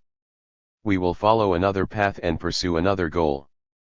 Both Potebnia and Lessing went from the bottom up, from fable to high forms of literature. We will operate in the opposite direction. We will begin our analysis from above, applying to the fable all the psychological rules that govern the highest forms of poetry. We will begin by investigating the structural elements of the fable as studied by Lessing and Potebnia. The first is allegory. Although Lessing questions La Motte when he says that fable is nothing more than a sermon hidden under a veil of allegory, he effectively introduces allegory into his argument, although with slightly different nuances. In fact, in European literature the concept of allegory has undergone quite a few changes throughout its evolution. Quintilian considered allegory as an inversion that expresses one thing in words and another which may be just the opposite in its meaning. Later writers replaced the concept of opposition with that of resemblance and, beginning with Photius, excluded the concept of opposition from the allegory altogether. In this way, the allegory does not say what it expresses in words, but something similar. 12. Here is a radical contradiction of the true nature of allegory. Lessing only sees the fable as the particular case of a general norm and proclaims that an isolated case cannot resemble the general norm by which it is governed. A simple fable, he says, cannot in any case be allegorical. 13. It only becomes allegorical when it is applied to a specific case and when, for each action and each character of the fable, we understand another action and another character. In that case, everything becomes allegorical. So, according to Lessing, allegory is not an original property of the fable but a secondary and adopted property that is only acquired if the fable is applied to reality. Starting from the same point of view, Pontipaglia proclaims that the fable is essentially a scheme applied to all kinds of facts and relationships in order to explain them. Therefore, the fable is, in its very essence, an allegory. The examples he gives, however, openly contradict this opinion. He cites the passage from Pushkin's The Captain's Daughter in which Grina advises Pugachev to come to his senses and wait for the Empress's forgiveness. "Listen," said Pugachev, seized by some kind of strange inspiration. "I will tell you a story that an old Kalmuk woman told me in my childhood. On one occasion the eagle asked the crow, 'Tell me, crow, why do you live 300 years in this world, while I only live 33? She replied, the crow, "Because, my friend, you drink fresh blood, while I feed on carrion." And the eagle thought to himself, "I will try it too." The eagle and the raven therefore took flight together. They saw a dead horse and descended. The crow began to peck and praise his food. The eagle stung once, twice, and then flapped its wings and said to the crow, "No, brother crow, instead of living 300 years and eating carrion, it is much better to drink fresh blood just once and then God will say." Pontipaglia distinguishes two separate parts in the fable. One represents the fable in the form in which it entered the book of fables. If we tear it from the roots on which it grew, the other is made up of the roots themselves. The first can be a fantasy or an imaginary situation, a crow talking to an eagle, or a situation that is not at all unreal. What are the subject and predicate of this fable? The subject, in this case, is the problem of why Pugachev preferred the life of an outlaw to the quiet life of a Cossack like the others. The predicate is the answer to this question, namely the fable, which is therefore an explanation of the subject. The example clearly shows that Pugachev's decision is a consequence of his nature and may not be directly related to the desire for power. 14 Here Pontipaglia interprets the fable as a perfect allegory. The eagle is Pugachev himself, and the crow is a peaceful Cossack, or Grina. The dialogue in the fable is similar to the conversation that both have in reality. But in Pushkin's description we can detect two psychological singularities that make us wonder if the explanation given will be good or not. The first, of course, is, why did Pugachev tell the fable about him while he was prey to some kind of strange inspiration? If a fable is a perfectly common manifestation of a thought, the simple combination of a subject and a predicate, the explanation of certain everyday relationships, then why this strange inspiration? Could this not indicate that for Pugachev the fable was something exalted, something more than a mere answer to a simple question? The second singularity is the effect that the fable produces. According to the explanation we have just given, the normal thing would be for the fable to dispel the difficulties and, by responding brilliantly to the problem that caused it, to be the end of the discussions. In Pushkin's story, however, things are different. Grinaya hears the fable, interprets it in his own way and uses it against Pugakav. Eating carrion, he says, implies being a bandit. This effect could also be expected. Suddenly it becomes clear that a fable can be employed as a technique to expand the speaker's thinking, but it can never explain complex relationships or deep thoughts and meanings. If a fable is to be convincing, the story would have had the same result without it. But if, as in this case, the fable fails its objective, it is clearly incapable of carrying the idea towards the point to which it was directed through more substantial and weighty arguments. Here we find the definition of allegory according to Quintilian, for whom the fable unexpectedly acquires a meaning totally opposite to that expressed in its own words. If we take a common resemblance as the basis of an allegory, we will see that the greater the resemblance, the more vulgar the fable. Here are two examples taken from Lessing and Potibnia. The first is Aesop's fable about the chicken and the greedy housewife. A widow had a hen that laid an egg a day. "I will try to feed the bird barley. Maybe she will lay 2 eggs a day," the woman thought. No sooner said than done. But the hen grew fat and stopped laying an egg a day. Whoever wants more out of greed, loses what he already has. 15. The other is Phaedrus's fable about the dog and the piece of meat. A dog that was swimming in the river with a piece of meat in its mouth, saw his own reflection in the water and wanted to snatch the meat from the other dog that he thought he saw there. But he dropped the piece that he had in his mouth and was left with nothing. The moral is the same in both examples, therefore, the category to which this fable can be allegorically assigned is the same for both versions. Which of the two fables is more allegorical and which is more lyrical?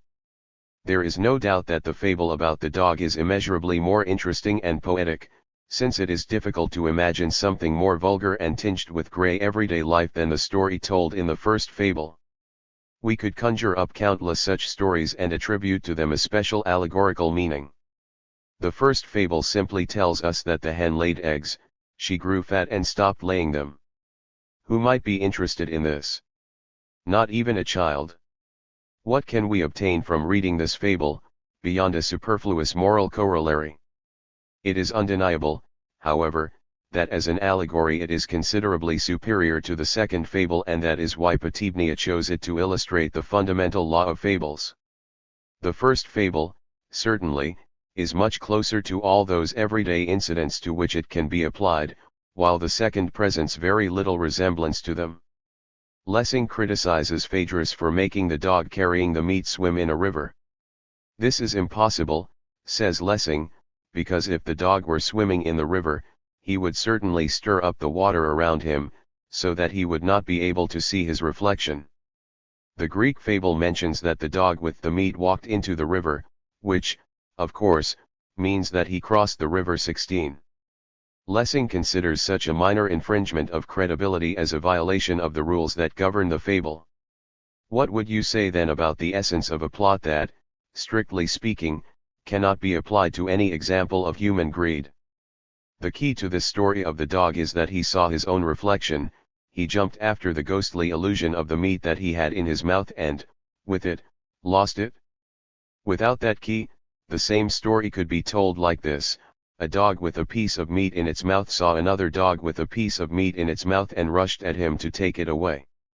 In doing so, he dropped the meat from his own mouth and the result was that he was left with nothing.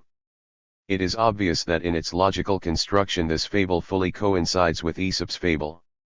Greed causes the protagonist in both fables to strive to get 2 eggs, or 2 pieces of meat, losing both. But the story then loses all its poetic inspiration and becomes insipid and trivial. As a small digression, a few words about the technique, or mechanism, used here. It is the technique of experimental deformation, changing an element in the whole fable and investigating the result. This is one of the most fruitful psychological mechanisms, to which many researchers often resort. Its importance is comparable to that of comparing the treatment of the same theme in a fable by different authors and studying the changes introduced by each of them as well as the variations within all the fables of the same author. Like any experimental method, however, it has the great advantage of being extraordinarily conclusive. we will have to resort on more than one occasion to similar experiments with form, as well as to the comparative study of the formal composition of the same fable. This brief analysis already demonstrates that the allegory and poetic inspiration of a theme are diametrically opposed. The greater the similarity on which the allegory is based, the more superficial, vulgar, and gray the theme itself becomes. It reminds us more and more of the banality of life, exempt from that brilliance that Potebnia considers the greatest vitality of the fable. But that's how it is. Is he not confusing the parable with the fable while distinguishing them strictly from a theoretical point of view? Are you not transferring the technique and psychological management of the parable to the fable? What has made the fable survive? How to explain that it has lasted millennia? The explanation is simple: the fable continues to find new applications. 17.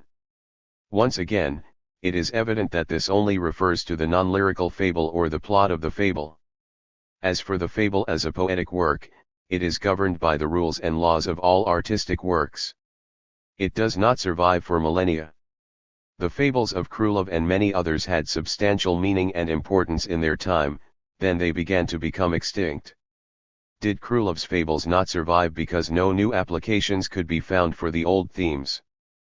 Potebnia only tells us about one cause of the disappearance of a fable, when it becomes unintelligible because the image it contains no longer has general use and needs to be explained. However, everyone understands Krylov's fables, even today. If they have died, it must be for another reason, because there is no doubt that on the whole they are outside the reality of life and current literature. Once again, this rule of the influence and death of the lyrical fable seems to come into total contradiction with the allegorical nature to which Potebnia alludes. The allegory can be preserved even if the fable dies, and vice versa. Furthermore, if we carefully examine the fables of La Fontaine and Krylov, we will see that they perform a function diametrically opposite to what Potebnia points out. Potebnia believes that fables are applied to real events in order to explain them. However, the analysis of the so-called composite, or complex fable, leads us to just the opposite conclusion. The poet uses a case taken from life, or one that is very similar to life, to explain the entire fable with the help of it. Thus, in Aesop and Krylov's fable of the peacock and the crow, which Potebnia uses as an example of a composite fable, we read, "I will explain this fable with facts." The facts, it seems, explain the fables, and not the other way around as Potebnia assumed.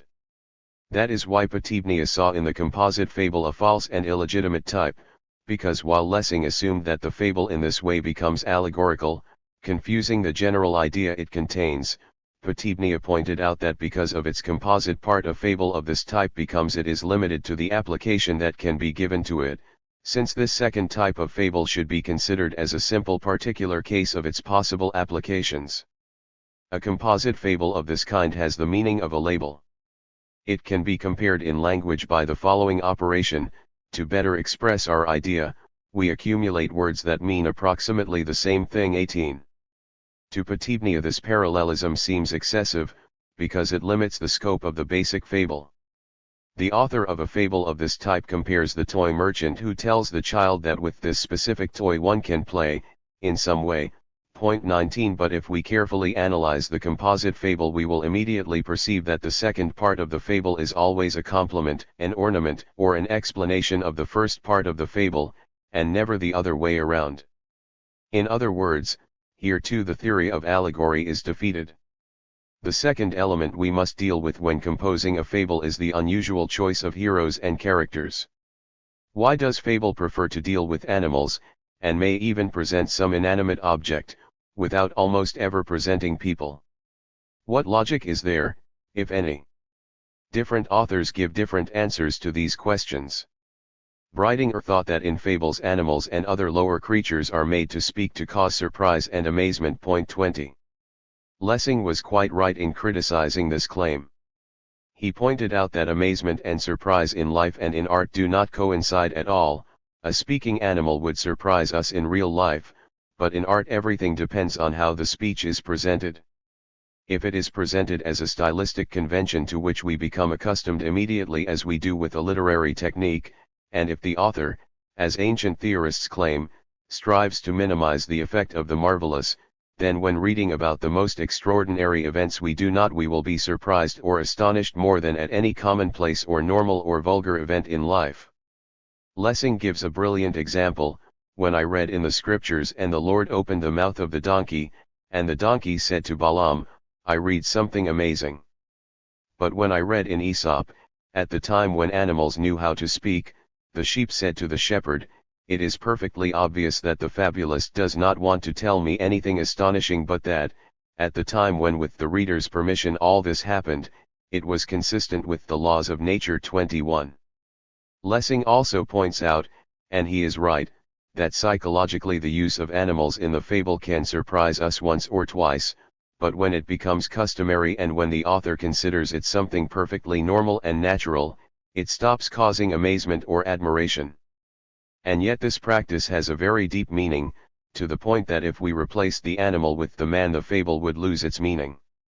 Thanks to the use of these vulgar protagonists, the fable takes a surprising turn. We would have a passable fable if we told the following story: a man saw some beautiful pears on a tree and wanted to eat them. He tried hard to climb the tree, but in vain. He had to give up. As he was leaving he said, it will be much healthier for me to let the pears stay there a little longer. They are not ripe yet. But history would have a minimal effect on us, it is too everyday and trivial. 22.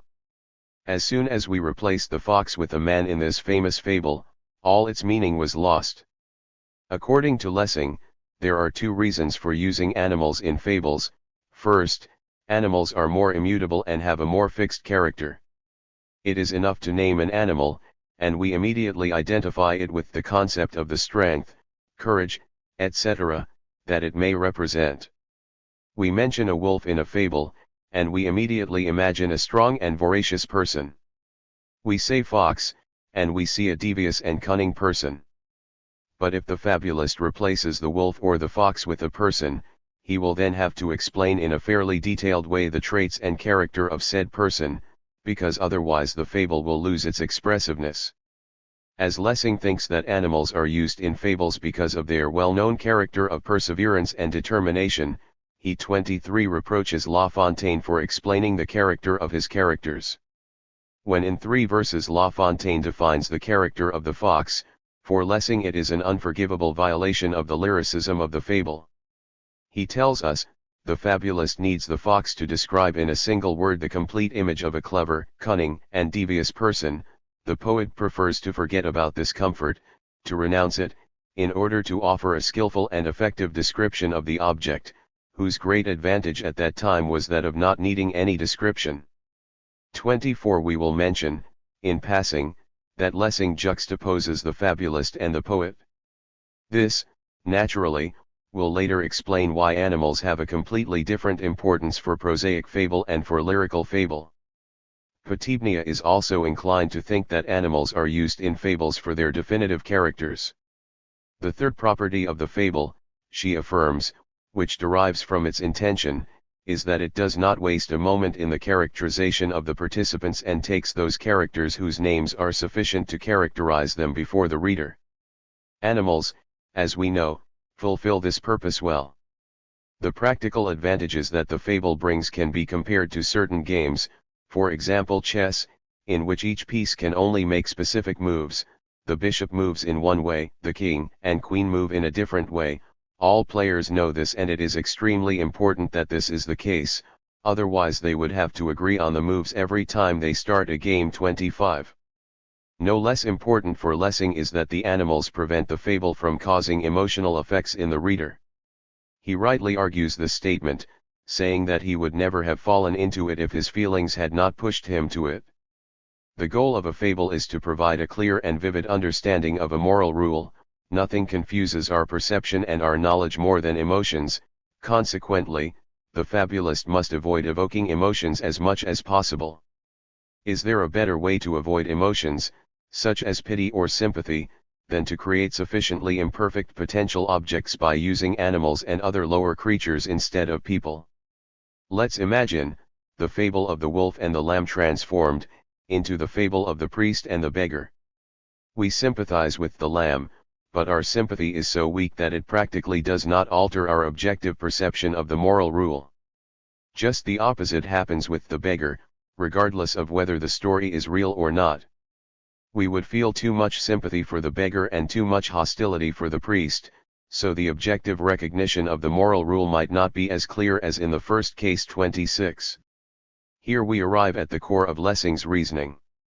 If he replaced the animals with the priest and the beggar, it was to demonstrate that the fable loses its meaning only if the characters lose their determined and stable characteristics.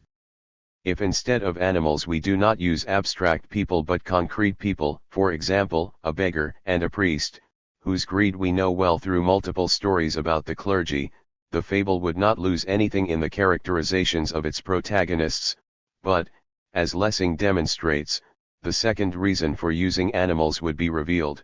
The fable would awaken in us too intense an emotional reaction, which would confuse and obscure its true meaning. Animals are, therefore, necessary to eliminate or hide emotions. Once again we come across a marked distinction between the lyrical and the prosaic fable. These two considerations have nothing to do with the tasks and purposes of the first. Let us examine the examples offered by Lessing and Potebnia. Potebnia says, if the characters in a fable monopolized all our attention, or aroused compassion, displeasure, or sympathy to the extent usual in a typical literary work such as the story, the novel or the epic poem, the fable would cease to fulfill its purpose. It would no longer be true to itself. Take the Iliad, or perhaps not the epic itself but only the cycle of events that is not completely included in it. The story told in this way could become the subject of a fable, that is, in a broad sense, the answer to the question or theme contained in the Latin proverb delirant reges, plectuntur acii, the kings go mad, but the commoners are punished. But if this cycle of events is narrated with all those details that make them so attractive in the poem, then our attention will be dragged at every step by small details and images that need to be defined or explained, which would make the fable impossible. To be applied correctly, the fable should not emphasize the roles of its characters, the detailed representation of actions, scenes, etc. 27. It is clear that here Potebnia refers to the fable as the theme of a literary work. If we remove from the Iliad the prosaic part, the cycle of events included in the poem, and if we eliminate everything that makes those events attractive, then we will only be left with a fable on the theme delirant reges, plectuntur acii, or, as the Ukrainians, the masters fight but it is the peasants who end up with their skulls broken. In other words, take away a poetic work's lyricism and it becomes a fable. The only thing to do here is to equate the fable with a work of prose. This, of course, complicates the problem a bit and moves the character's discussion to another element of the fable, the story. Before starting to investigate this element, we should say a few words about the role that animals play in the lyrical fable, as opposed to the prosaic one. It is obvious that the poet's intentions are radically opposite to those of the prose writer. The poet, as Lessing clearly shows, wants to concentrate our attention on the protagonist, to arouse our sympathies or our dislike for him, although to a lesser degree than in a novel or an epic poem. Intensity aside, the feelings are the same as those generated by a novel, an epic poem or a dramatic work. We will try to demonstrate that the fable contains the germ of the lyric, the epic, and the drama, and that the heroes of the fable are the same prototypes of epic and dramatic heroes as all the other elements in the structure of prototypes of the fable. Thus, when Krylov tells the story of the two doves, he undoubtedly expects to awaken our compassion and our sympathy for his misfortunes. When he tells us about the crow's misadventures, he wants to make us laugh. We can see that here the selection of animals is not determined so much by their character as by their emotional qualities. Thus, a more careful examination of any of the fables of La Fontaine or Krylov reveals that neither the author nor the reader is indifferent to the characters of these fables. We discover that they also awaken intense emotions in us, although these are very different from those that people provoke in us. It can be said that one of the great reasons why poets resort to the representation of animals and inanimate objects is the possibility of isolating and concentrating an effective element in a character of this type. As we will see, animals and inanimate objects are used in the highest lyric for exactly the same reasons. Lermontov's The Sailboat, Mountains, The Three Palms, The Cliff and Clouds, or Heine's The Fir Tree and the Palm have protagonists of the same order, originating from those same fabled animals. The other reason for the use of animals in fable is that they are conventional and appropriate figures that provide isolation from reality, an essential requirement for aesthetic perception. 24. Heyman mentioned this isolation as the first and fundamental requirement of any aesthetic effect. It is true that when we are told the story of the housewife who fattened her chicken, we do not know very well what to do with it, whether to take it as a real story or as fiction, because the lack of isolation from reality deprives us of its aesthetic effect. This lack of isolation is equivalent to removing the frame of a painting hanging on a wall and allowing it to blend in with its surroundings, making the viewer initially unable to decide whether they are seeing a representation or reality. Similarly, the literary and conventional features of these protagonists isolate them from reality and produce an artistic effect. This is a property common to all the protagonists of literary works, closely linked to the third element of the fable, the story itself and its character. While developing his reflections about the protagonists, Potibnia affirms, emphatically, that there are two schools. One, which we have known since childhood, is the school of La Fontaine and his imitators, to which Krylov belongs. He characterizes it in the fable The Donkey and the Nightingale. For many, this method of narration, which introduces detailed and picturesque descriptions, was remarkably appropriate and poetic. 28. Potibnia, however, believes that this fable can be used to demonstrate that people neither knew nor wanted to know how to use the fable. In his opinion, details and poetic descriptions completely destroy the fable and strip it of its intrinsic properties. Lessing feels the same way when he compares La Fontaine, who introduced the widespread use of lyrical fables, to a hunter who ordered an artist to carve a hunting scene on his bow. The artist would do a beautiful job, but when the hunter tried to use the bow, it would break. 29. Lessing consequently speculates on whether Plato, who excluded Homer from his Republic but instead admitted Aesop without counting him among the poets or narrators, if I saw Aesop in the form that La Fontaine had given him, I would say to him, my friend, we no longer know each other. Go your way. 30. Thus, Lessing also understands that the lyrical beauty and practical usefulness of a fable are in inverse relationship. The more poetic and picturesque the description, the more formally perfect the treatment of the story, the less the fable his original task. Nowhere is the contrast between the lyrical and the prosaic fable more evident. Lessing contradicts Richer, criticizing his definition of the fable as a small poem, and says, if he thinks that the only indispensable features of a poem are poetic language and a certain meter, I cannot share his opinion. 31. According to Lessing, everything that characterizes poetry is incompatible with fable. Lessing also objects to Richer's claim that the rules governing the fable are stated in the form of images. In Lessing's opinion, this is totally incompatible with the true task and purpose of the fable. He reproaches Bat for greatly confusing the effects of Aesop's fables with the effects of an epic poem or a drama. The ultimate objective of a heroic or dramatic writer is to arouse passions, but he can only do so by imitation if he conceives for the passions certain objectives towards which they tend, or which they try to avoid. On the contrary, the fabulist only deals with our perception, not with our passions. 32. There are marked contrasts between the fable and any other type of work. The fable no longer belongs to the realm of poetry, and all the qualities judged positive in an artistic work are therefore destined to be negative in the fable. In accordance with the ancient perspective, Lessing understands that the soul of the fable is its brevity. Phaedrus was the first to abandon this principle when he began to write Aesop's fables in verse. He was forced to deviate from Aesop's norms only for the sake of meter and poetic style. 33. For Lessing, Phaedrus chose the middle path between the lyrical and the prosaic fable and narrated it with the elegant concision of the Romans, but in verse 34 again, according to Lessing, the greatest crime committed by La Fontaine is his use of the style and form of the lyric. In a fable the story must be much simpler. It must be brief and concise, satisfy only clarity, and avoid, as far as possible, all ornament, flourishes and subtleties. 35. But the fable evolved in a completely opposite direction.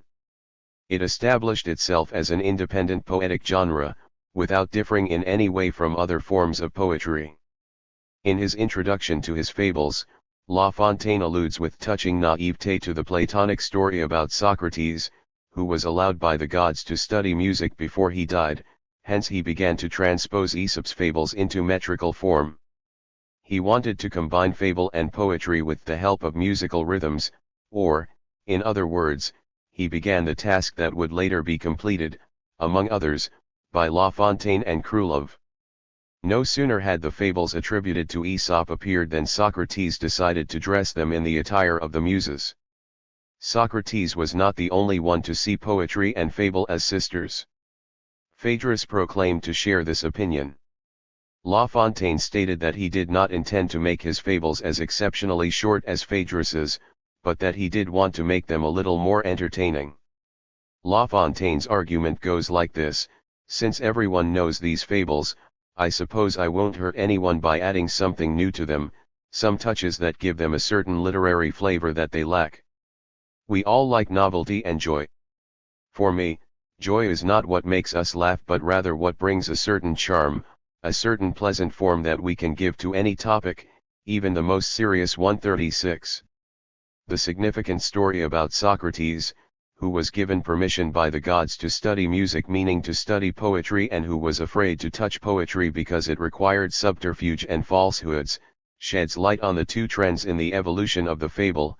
One led to the poetry and the other to sermons and didactics. Almost from the beginning, the lyrical and the prosaic fable followed different paths.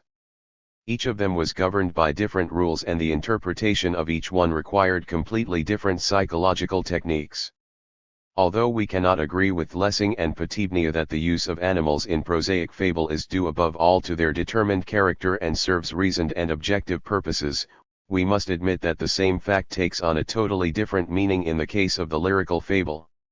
If we take the swan, the crab, and the pike, the tit, the heron, the horse, the ant, the lion, the mosquito, the fly or the chicken, we will see that these heroes do not have a specific character, and that even characters such classic fables as the lion, the elephant, and the dog lack a specific and permanent character. There must be other reasons, then, that induce a poet to resort to these animals. We have already said that the choice of these animals in the lyrical fable is determined, to a certain extent, by emotional considerations.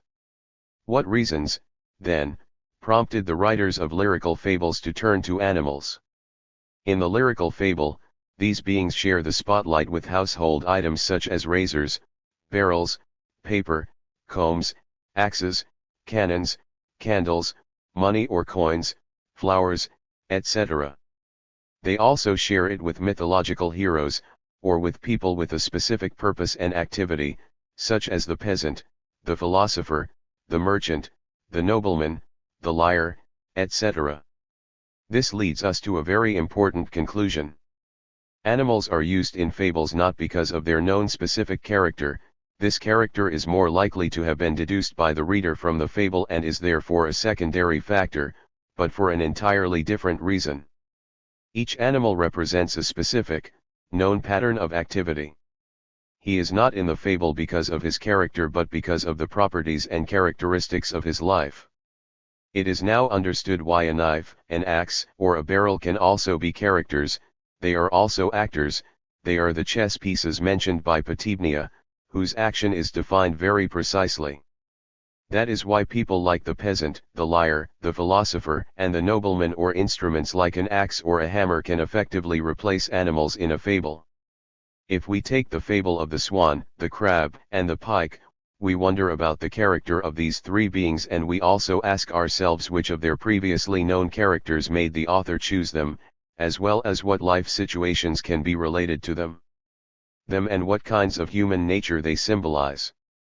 it is quite evident that they lack specific character traits and, also, that they were chosen to illustrate the action, or rather the impossibility of action, that derives from their mutual efforts. We all know that the swan flies, that the crab walks backwards and that the pike swims. All three, therefore, can be used to develop a certain action, to construct a story, and specifically the story of a fable. But it will be impossible for us to demonstrate that greed and rapacity, the only character traits attributed to any of these three, specifically, the pike, have any significance in the structure of this fable. This poetically ideal fable has received a barrage of serious objections from some critics. It has been pointed out, regarding Krylev's version, unlike La Fontaine's, that the action, so important in any fable, is completely incredible, to the point that there is no possible illusion about it. How can it be that a pike accompanies a cat in hunting for a mouse, that a peasant hires a donkey to take care of his garden, that another peasant uses snakes to educate his children, and that a pike, a swan, and a crab be yoked to a chariot? 37. An Italian critic objected to the absurdity of taking a swan, a crab, and a pike and making them pull a cart, since all three are aquatic animals and would therefore be better adapted to pulling a boat. Whoever disputes this does not understand what the task of a poetic fable is, which, in this specific case, forced the author to use all those means that are so objectionable from the point of view of a writer of prosaic fables. The introduction explains to us that the fable aims to show us an impossible situation with absurd contrasts. In fact, the author says, when there is no agreement between colleagues, their work cannot be successful and will be more torture than work.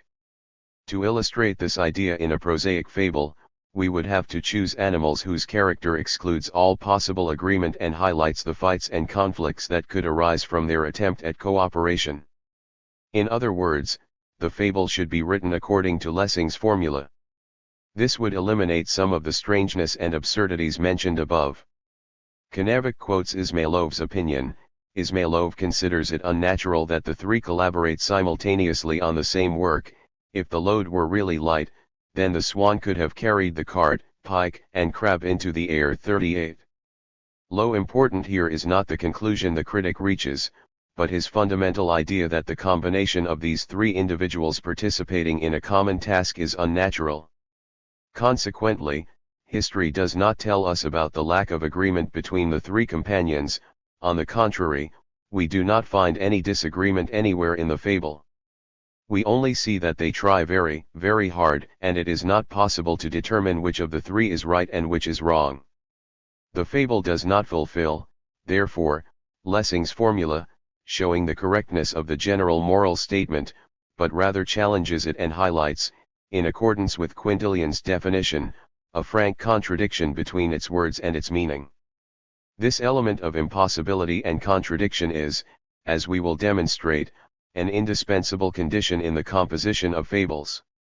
If we need a good fable to illustrate the general rule, we can easily compose it by inventing a case in which two or more colleagues cannot finish a job because they are fighting among themselves.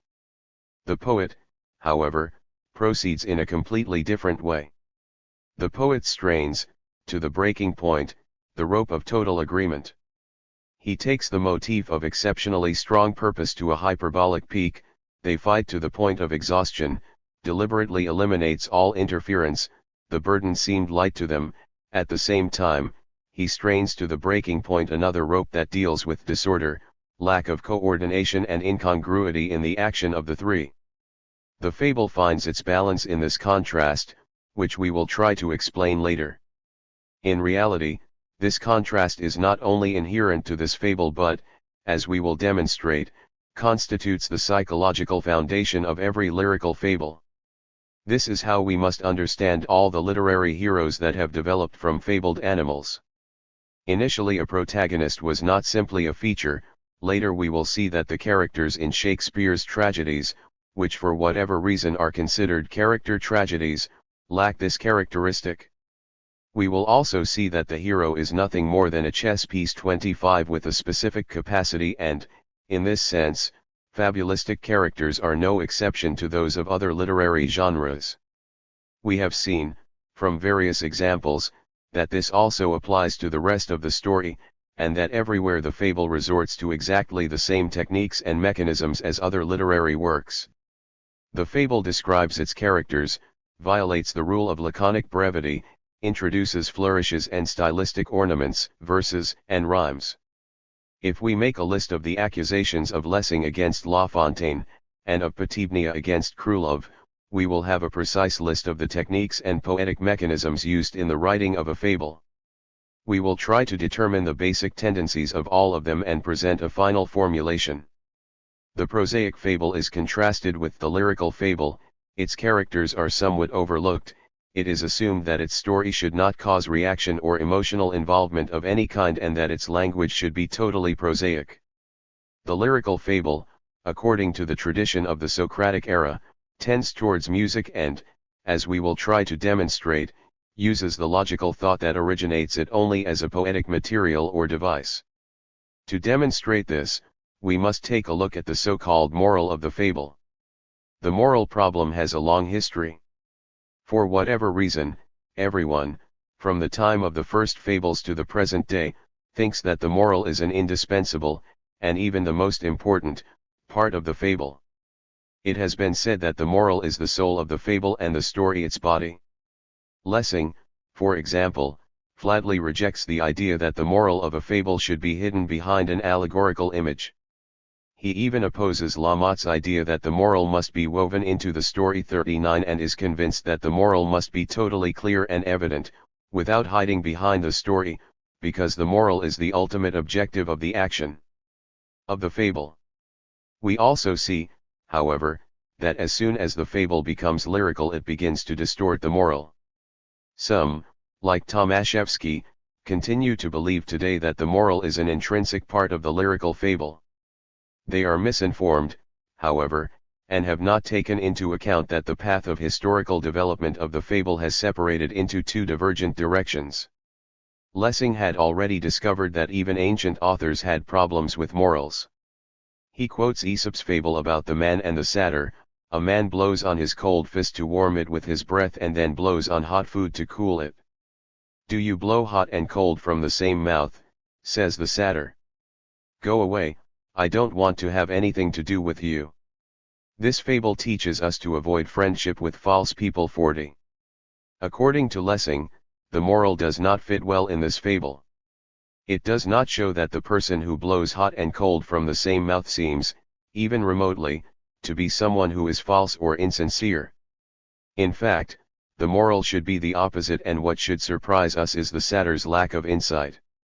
There is, as we see, a contradiction between the general moral statement and the story that supposedly illustrates it.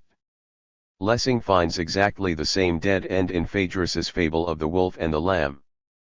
He quotes Bat's opinion, the moral to be drawn from this fable is that the weak are often harassed by the powerful. What a truism! How insincerity! If the fable taught us nothing else, it would seem perfectly useless for the poet to have invented the wolf's false arguments. His fable would tell us more than he wanted to tell us. It would be, in short, a bad fable. 41 Later we will see that this verdict can be applied to any fabled moral. A fable tells us more things than its moral tells us. We will always find superfluous elements, such as the invented accusation of the wolf, that are completely unnecessary to express a common idea. We have already shown these superfluous elements in the fable of the dog who saw his reflection in the water. If we wanted to relate a simple story that completely exhausted the moral of a fabulistic situation without adding anything to it, we would have to compose a story without the slightest lyricism that, as a simple fact of life, would exhaustively explain the case. When analyzing ancient fables, Lessing finds ridiculous inconsistencies between the story of the fable and the moral he supposedly preaches. And he asks, is there anything that cannot be expressed in an allegory?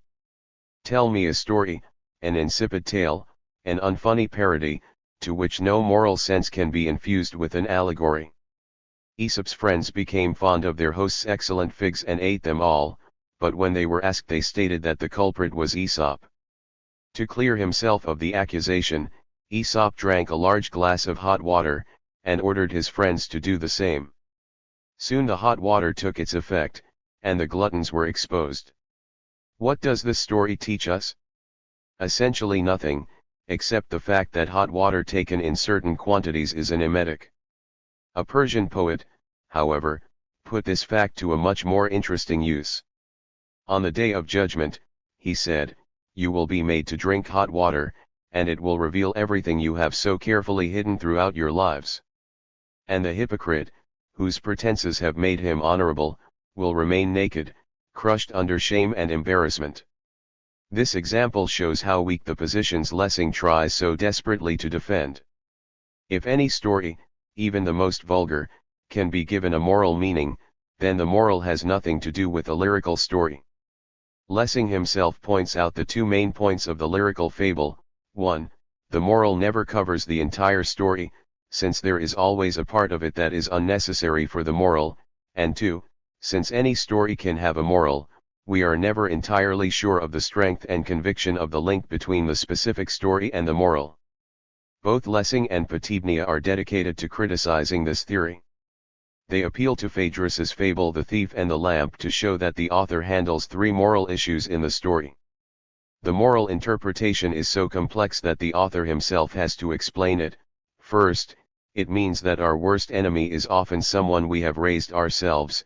Secondly, the criminal is punished not when the gods are angry but when destiny wants it, and, thirdly, the fable warns the good and virtuous never to ally themselves with evildoers, no matter how great the advantages may be. The author himself found too many applications for the reader to agree with any of them. 43. Potebnia reaches the same conclusion when analyzing Phaedrus's fable of the man and the fly. We know what the purpose of the fable is, it must be a stable predicate for changing subjects. How can this fable answer a question, when it contains varied and different answers? Sometimes the fabulist himself, this is what Phaedrus does, rather innocently emphasizes the complexity, or rather, the practical inadequacy, of this fable. 44. The analysis of the Indian fable about the combatant, a type of little bird, and the sea shows the same phenomenon. The fable is famous because it has a tremendous heritage. The fable is divided into two parts. In the first, the sea steals the bird's eggs. There are other fables that preach the futility of fighting against nature. In the second, the weak fights against the strong and wins. Thus, the two parts of the fable do not conflict over the content. The sea steals the bird's eggs, the male bird decides to take revenge on the sea and does so. But if we try to use the fable as a fixed predicate for changing subjects, as has been said before, we will discover that the nature of the cases applicable to the first part of the fable is diametrically opposed to that of the cases applicable to its second part. The cases that fit into the first part are those that show the uselessness and impossibility of opposing nature. Those that can be applied to the second show the apparently weak person defying nature, fighting and winning. Our fable therefore presents a logical flaw and also lacks the unity of action that we find in many other stories. 45. Here again Potebnia defines a characteristic of the lyrical fable as an imperfection of the prosaic fable, the contradiction that exists not so much in the content as in our attempts to explain and interpret the fable. Any fable that consists of more than one action and more than one plot will inevitably lead to several conclusions, and therefore contains a logical flaw. Potebnia only disagrees with Lessing in that he believes that the fable applies to specific cases in life and not to general norms of morality that evolve as a result of the generalization of these cases in everyday life.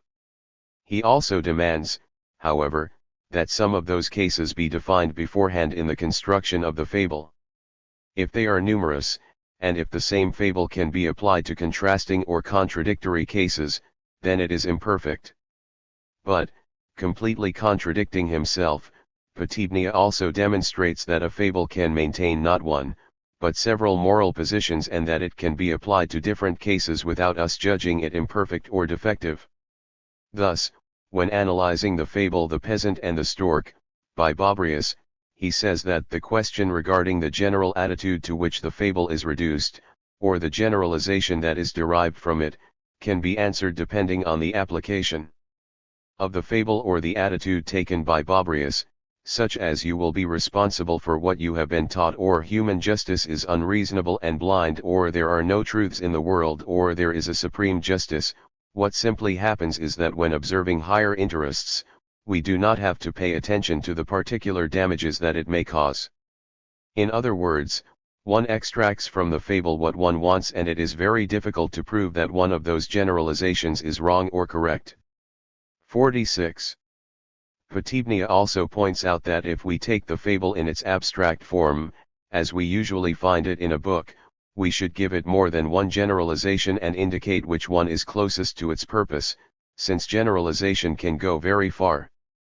Point 47. It was to be foreseen, then, that the generalization cannot precede the fable, since we often find erroneous conclusions drawn by fabulists, and the image, described in a fable, is poetry, while the generalization that the fabulist gives it applies is prose. 48. But this solution to the problem, apparently opposed to Lessing's, is as erroneous with respect to the lyrical fable as the previous solution. La Fontaine said that although he limited himself to adding a form to Aesop's fables, they should be valued not for that form but for their intrinsic usefulness. In addition to leading us to morality, they provide us with other knowledge. They express the peculiarities of animals, their different characters, etc. If we compare these scientific data about the characteristics of animals with the morals, we see that in the lyric fable they occupy the same position, as La Fontaine rightly pointed out, or, rather, that they do not occupy any position at all. After formulating this observation as a self-defense, and after stating that the moral is the soul of the fable, La Fontaine is forced to admit that he must often keep the body and not the soul. Sometimes you even have to get rid of the soul when it does not fit into the story and affects the grace of the form, when it contradicts the form, or, speaking clearly, when it is superfluous. He recognizes that this violates the old rules. In Aesop's time, fables were told simply, the moral was always separated at the end. Phaedrus no longer followed this rule. He made the story grow, embellished it, and, on occasion, put the moral at the beginning of the fable. La Fontaine goes further, he only includes the moral in the story when he finds an appropriate place for it. He cites Horace's advice to the writer, that he should not fight against the incapacity of his thought nor against the clumsiness of the argument. The writer is thus justified in abandoning that which seems to have no use, the moral. Does this mean that the moral became confined only to prosaic stories and ceased to have a place in lyrical fable? First of all, it must be made clear that a lyrical story does not depend on the moral, neither in its plot nor in its logical structure. We will then be able to find the meaning of the moral that occasionally appears in lyrical fables. We have mentioned before the moral of the fable The Wolf and the Lamb, and it might be useful for us to remember what Napoleon said about it, namely, that it infringes the principle of morality. It is unjust that the raison du plus fortefeux toujours la malheur. If this is so, then it is something bad, it constitutes an abuse, deserving of censorship.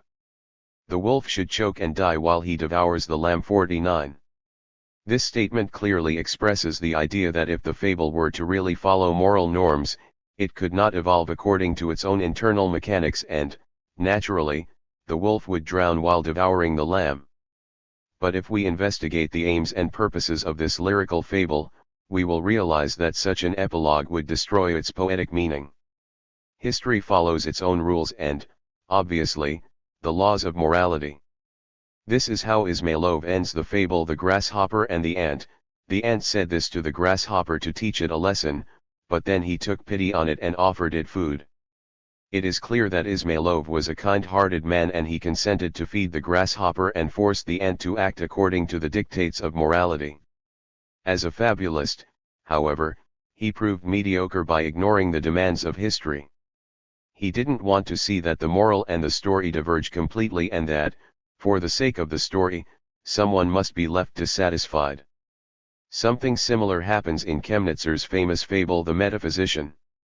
We all know the simple and crude moral that the author extracts from the joke about the foolish philosopher fallen in a ditch. Odoevsky, however, interpreted this fable differently. With this fable, Chemnitzer was, despite his genius and skill, a slave to the insolent philosophy of his time. The philosopher is worthy of deep respect. He did not see the ditch into which he was falling and, once up to his neck in it, he forgets about his own safety, asks for a map to help all those in danger and makes some observations about the nature of the time. 50. The moral here is very flexible, depending on how we interpret the fable. As it is presented to us, the story can easily contain two absolutely opposite moral judgments. We thus see that poets and fabulists use the moral in the fable in different ways. Sometimes this is conspicuous by its absence. Sometimes we find it explained in all its letters or expressed through an example from everyday life. More often, we find it in the tone and general atmosphere of the story, as when we find a moralizing old man who tells us that the fable has a didactic and moralistic meaning. But Phaedrus, who embellished his stories and moved the moral from the end to the beginning of the fable, broke the existing balance between the story and the moral.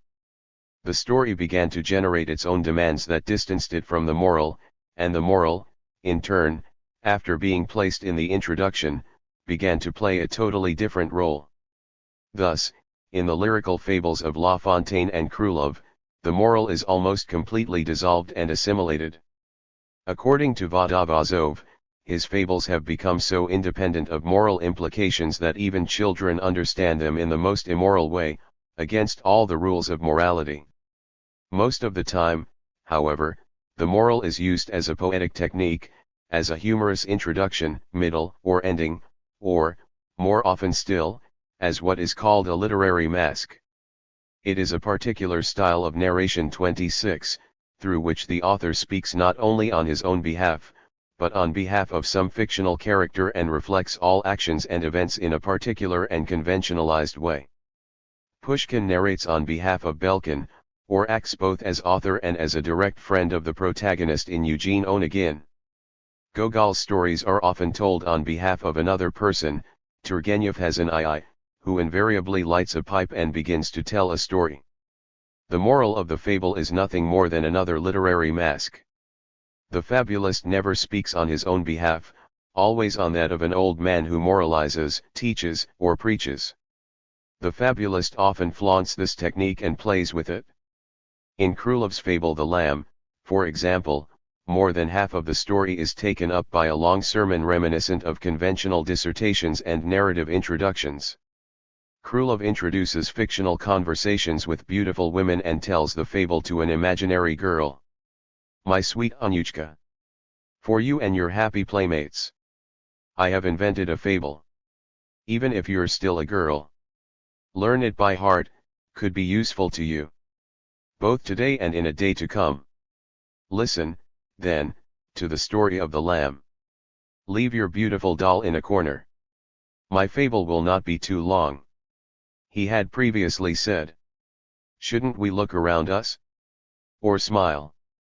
That's not what I'm saying, but each of our steps. Each word must be pondered, meditated. So that slanderous tongues have no option to cajole. Here the fable is narrated with the technique of the literary mask, and if we take the moral that the author extracts from the fable, we will see that it does not actually derive from the story but rather constitutes a humorous addition to it. Furthermore, the fable is told in a witty and humorous style, despite its tragic content. In this way, neither the content of the fable nor its moral determines the character of the generalization, which, instead, is clearly revealed as a mask. In another fable, Krylov says. Here, my dear friend, is a comparison and a lesson. Both good for an adult and also for a child. You ask me, is the fable over? Wait. This is but a prelude. The fable is yet to come. And now I'm going to give you the moral. I see your eyes again full of doubts. First you feared its brevity, and now its length you fear. Well, my friend, don't be impatient. My fears are the same as yours. But what can I do? I am not a young man of growing age. The autumn weather brings us fogs and rains. And man becomes verbose with age. Again the play with literary technique, an obvious clue that the fable is a well-known literary convention of style, tone, perspective, etc. According to Lessing, the final element in the composition of a fable, or, more accurately, the ownership of its story, requires that the story be a unique case and not a general or generalized one. Also here, as in the previous cases, we find the duality of the argument discussed. We get a completely different interpretation depending on whether we adopt a poetic or a prosaic perspective. Both Lessing and Potebnia demand that in the fable the story always refers to a unique and particular case. Take the fable of Nathan. Let's look at what Nathan says, a person. Why not some people or everyone? If he really couldn't say it because of the special characteristics of the fable, the image or story in the fable must be unique. 51. Potebnia admits to having some difficulties in explaining this requirement because here we abandon the area of poetry to deal with works classified as prose. Point 52. Consequently, she maintains that this requirement is part of our logical thinking, since all generalization leads to particularities inherent to that same generalization but not to particularities belonging to another. Lessing does not explain himself better.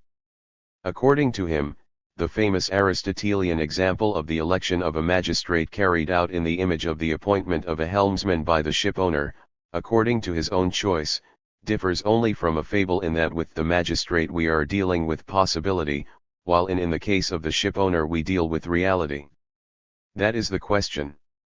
The single case that a fable consists of must be real. If I have to be content with only one possibility, then it would be an example, a parable. 53. Therefore, a fable must be told as if it were a particular, unique case. A fable requires a case that actually happened, because then we can more easily determine the reasons for the reactions and because reality provides more graphic and vivid proof than speculation. 54. Obviously, this claim is unfounded.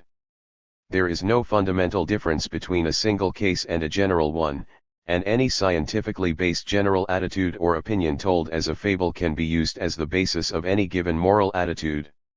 It is equally difficult to understand why reality must necessarily underlie the fable and to determine what kind of reality it must be. There are, in fact, many cases in which the fable creates its own reality and often refers to what is told in a fable. In general terms, a fable describes events with the same realism as any other literary genre. A river, whose name I forgot. He welcomed the fishermen. Those villains from the ocean kingdom. Often the author refers to the fantastic aspect of the event that he is about to tell the reader and contrasts it with reality. That for the powerful the weak is never right. History shows us this in thousands of examples. But it is not the history that is narrated here. Here we tell what the fable tells us. We have here a contrast between the story of the fable and real history. Although both Lessing and Potebnia are correct in assuming that a fable must always deal with a single case and that, furthermore, that case must be told as if it were real, they are not able to give a satisfactory explanation of this rule. Take as an example a fable attributed to Aesop. They say that monkeys give birth to two little ones. Mothers adore one and detest the other. They pamper and shower them with attention and suffocate the loved ones in their hairy arms, so that only the hated live to tell the tale. For this realistic description to become a fable, we would have to narrate it like this: on one occasion a monkey gave birth to two little monkeys. She loved one and hated the other, etc. Why does this manipulation transform the story into a fable, and what are we adding to the story to turn it into a fable? According to Potebnia, this generalization about monkeys must be told in such a way that it can be applied in some way to each individual monkey. If this were not the case, there would be no incentive to cause thought to project from the monkeys to something else. And that is just what is needed in a fable. 55. It is quite obvious that the fable of the monkey, told as a single case, leads to an analogy with human parents who often dote on their children and pamper them excessively. According to Lessing, the transformation of a generality into a particular case turns a parable into a fable, because this transformation clarifies the story and makes it more precise. Potebnia maintains, however, that logic is also involved in this transformation. In the case of lyrical fables, however, the transformation propels the poetic story in a totally different direction, changes the focus of the reader's attention and offers him that refuge from irritating realities so necessary in any true aesthetic reaction. When I am told the general story of the monkeys, my thoughts return quite naturally to reality and make me wonder if the story is true or not.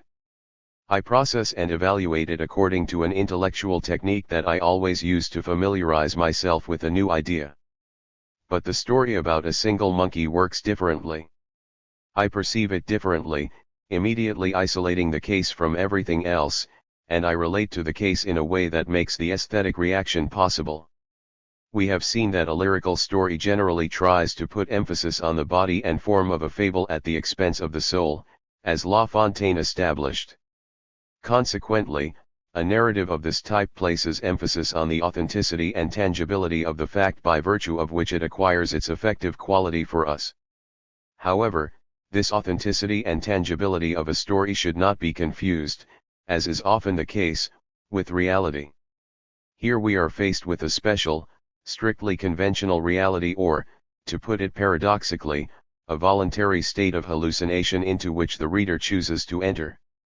Chapter 6. The Subtle Poison, a Synthesis. He poured subtle poison into his works. The source of lyric, epic, and drama in the fable. Krúlov's Fables. Synthesis of the fable. Effective contradiction as a psychological basis of the fable. Catastrophe of the fable. In our examination of the structural elements of the fable we have been forced to disagree with previous theories.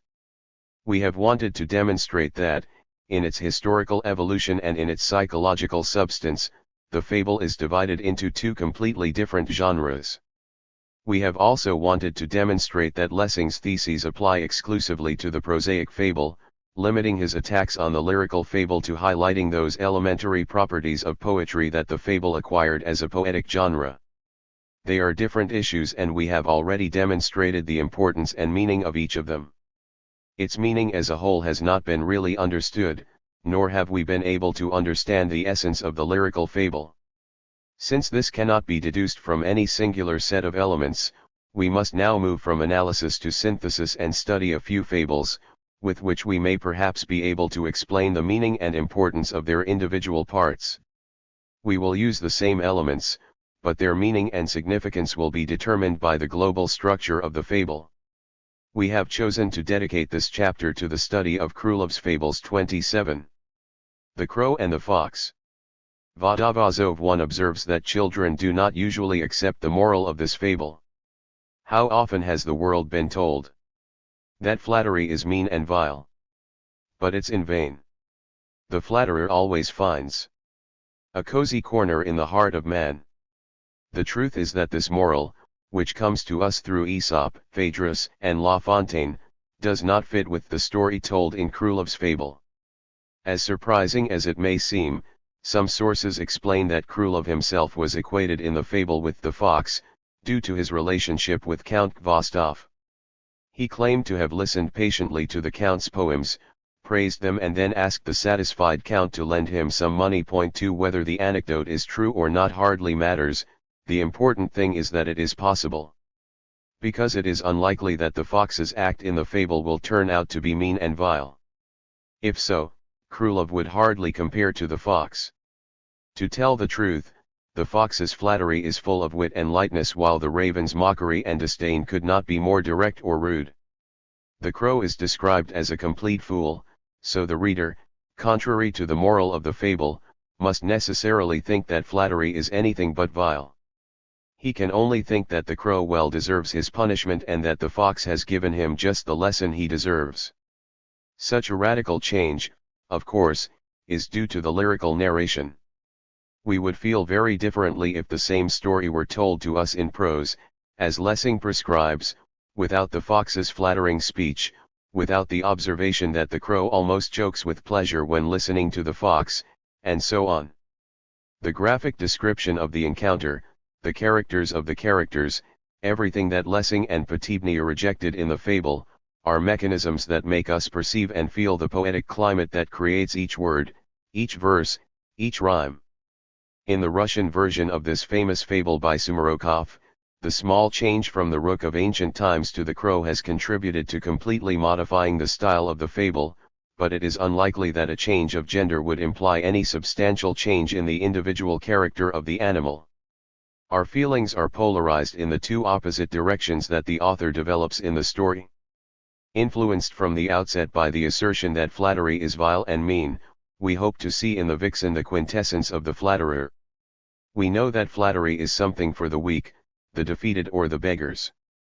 But our feelings are propelled in the opposite direction, because the fox does not flatter the crow but rather ridicules, mocks, and laughs at him.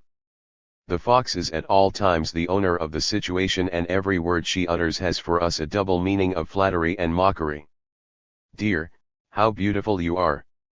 And what a neck, what eyes! What feathers! What a peak! The story of the fable continually moves between these two poles and keeps our interest alive. Duality makes the fable attractive, charming, and ingenious. The other poetic devices, images, and word choices all constitute an essential part in the total effect of the fable. This is somewhat lost in Sumarokov's version of the vixen's speech 3. A parrot is nothing compared to you, dear. Your feathers are 1,000 times more beautiful than those of the peacock. The arrangement of the words, the description of the characters' attitudes, their tones of voice, etc., underline this fundamental objective of the fable. With this goal in mind, Krylov eliminates the final part of the fable, when the fox, leaving, says, "Oh, and if you also had sense, Raven." The phrase puts an end to the struggle between the reader's opposing feelings, making the fable deflate and becoming dull and trivial. La Fontaine's fable ends like this, with the fox fleeing while mocking the crow, telling him that he is a fool for believing the flatterers. The crow swears that he will never listen to, or believe, any flattery again. Here again one of the two feelings predominates, which becomes too obvious and causes the fable to lose its effect. La Fontaine also described the fox's flattery in a different way than Krylov. "What beauty of yours! How beautiful you seem to me!" And La Fontaine presents the fox's speech like this: "Lui tint à peu près ce language," she told him more or less the following speech. This deprives the fable of the contra-sentiment effect, completely losing its force as a poetic work. Vodopazov 1 observes that children do not usually accept the moral of this fable. How often has the world been told that flattery is mean and vile? But it's in vain. The flatterer always finds a cozy corner in the heart of man. The truth is that this moral, which comes to us through Aesop, Phaedrus, and La Fontaine, does not fit with the story told in Krylov's fable. As surprising as it may seem, some sources explain that Krylov himself was equated in the fable with the fox, due to his relationship with Count Gvostov. He said he had listened patiently to the Count's poems, praised them, and then asked the satisfied Count to lend him some money. Point 2 Whether the anecdote is true or not hardly matters, the important thing is that it is possible. Because it is unlikely that the fox's act in the fable will turn out to be mean and vile. If so, Krylov would hardly compare to the fox. To tell the truth, the fox's flattery is full of wit and lightness, while the raven's mockery and disdain could not be more direct or rude. The crow is described as a complete fool, so the reader, contrary to the moral of the fable, must necessarily think that flattery is anything but vile. He can only think that the crow well deserves his punishment and that the fox has given him just the lesson he deserves. Such a radical change, of course, is due to the lyrical narration. We would feel very differently if the same story were told to us in prose, as Lessing prescribes, without the fox's flattering speech, without the observation that the crow almost jokes with pleasure when listening to the fox, and so on. The graphic description of the encounter, the characters of the characters, everything that Lessing and Potebny rejected in the fable, are mechanisms that make us perceive and feel the poetic climate that creates each word, each verse, each rhyme.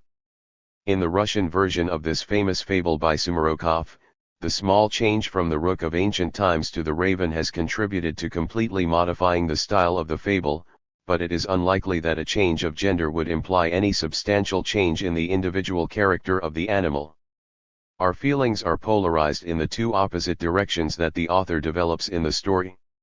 Influenced from the outset by the assertion that flattery is vile and mean, we hope to see in the vixen the quintessence of the flatterer. We know that flattery is something for the weak, the defeated or the beggars. But our feelings are propelled in the opposite direction, because the fox does not flatter the crow but rather ridicules, mocks, and laughs at him. The fox is at all times the owner of the situation, and every word she utters has for us a double meaning of flattery and mockery. Dear, how beautiful you are! And what a neck, what eyes! What feathers! What a beak! The story of the fable continually moves between these two poles and keeps our interest alive. Duality makes the fable attractive, charming, and ingenious. The other poetic devices, images, and word choices all constitute an essential part in the total effect of the fable. This is somewhat lost in Sumarokov's version of the vixen's speech 3. A parrot is nothing compared to you, dear. Your feathers are 1,000 times more beautiful than those of the peacock. The arrangement of the words, the description of the characters' attitudes, their tones of voice, etc., underline this fundamental objective of the fable. With this goal in mind, Krylov eliminates the final part of the fable, when the fox, leaving, says, "Oh, and if you also had sense, raven." The phrase puts an end to the struggle between the reader's opposing feelings, making the fable deflate and becoming dull and trivial. La Fontaine's fable ends like this, with the fox fleeing while mocking the crow, telling him that he is a fool for believing the flatterers. The crow swears that he will never listen to, or believe, any flattery again.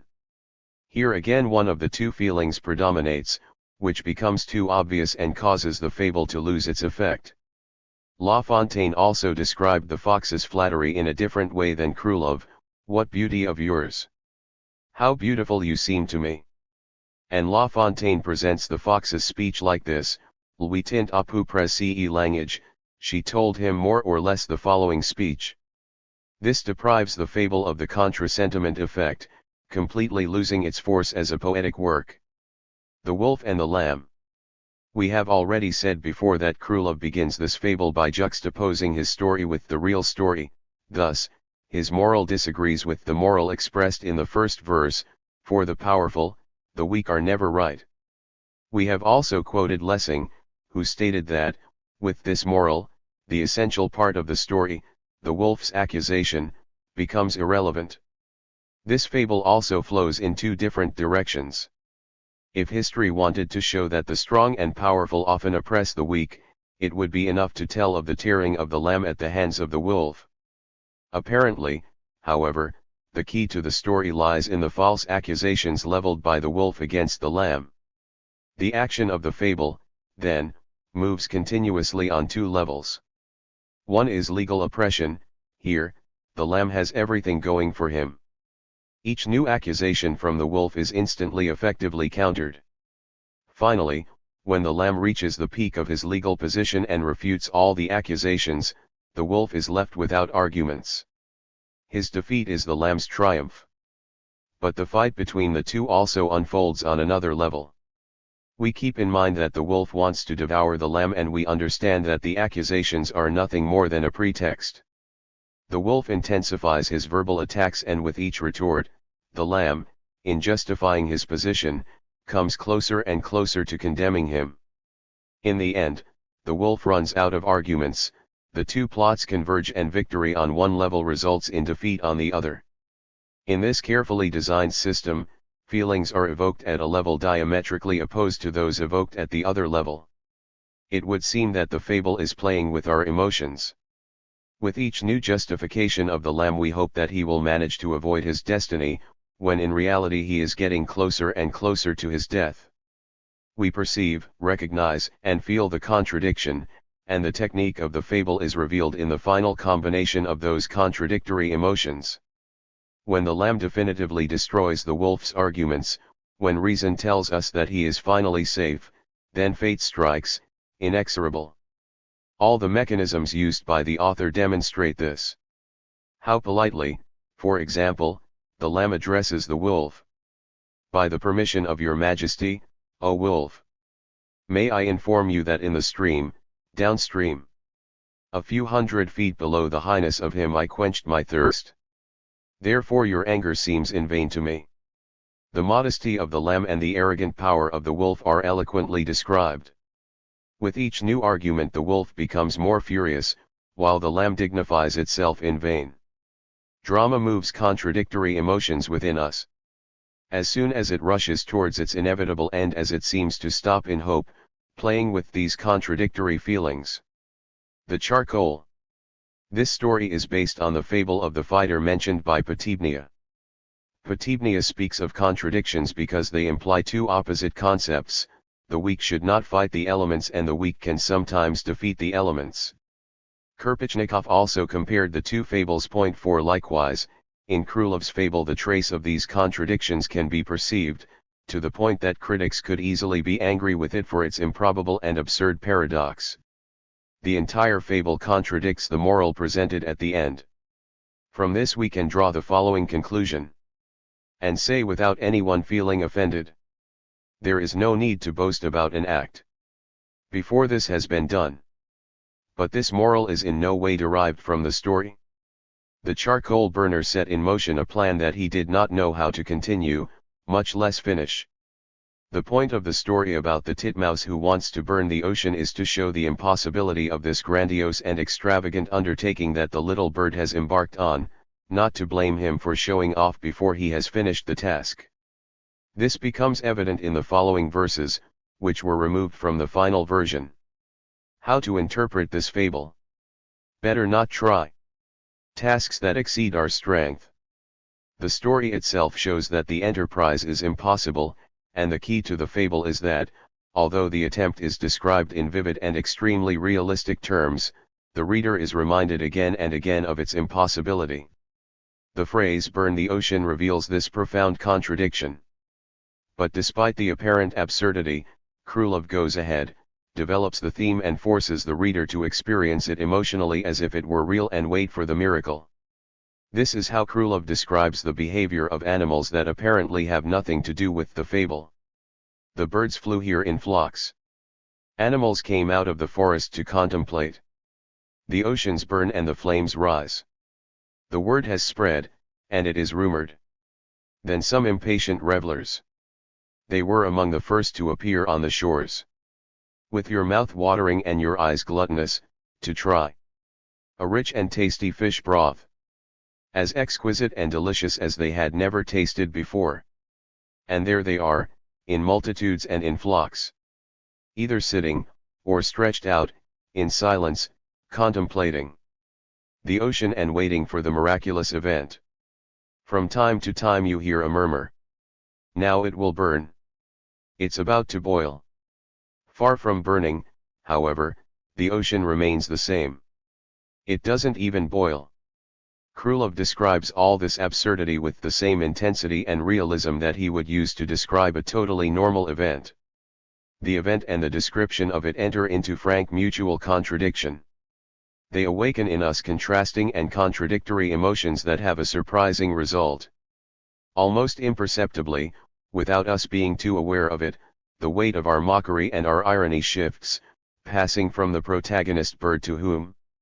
Naturally, the animals whispered to each other, the ocean is about to burn.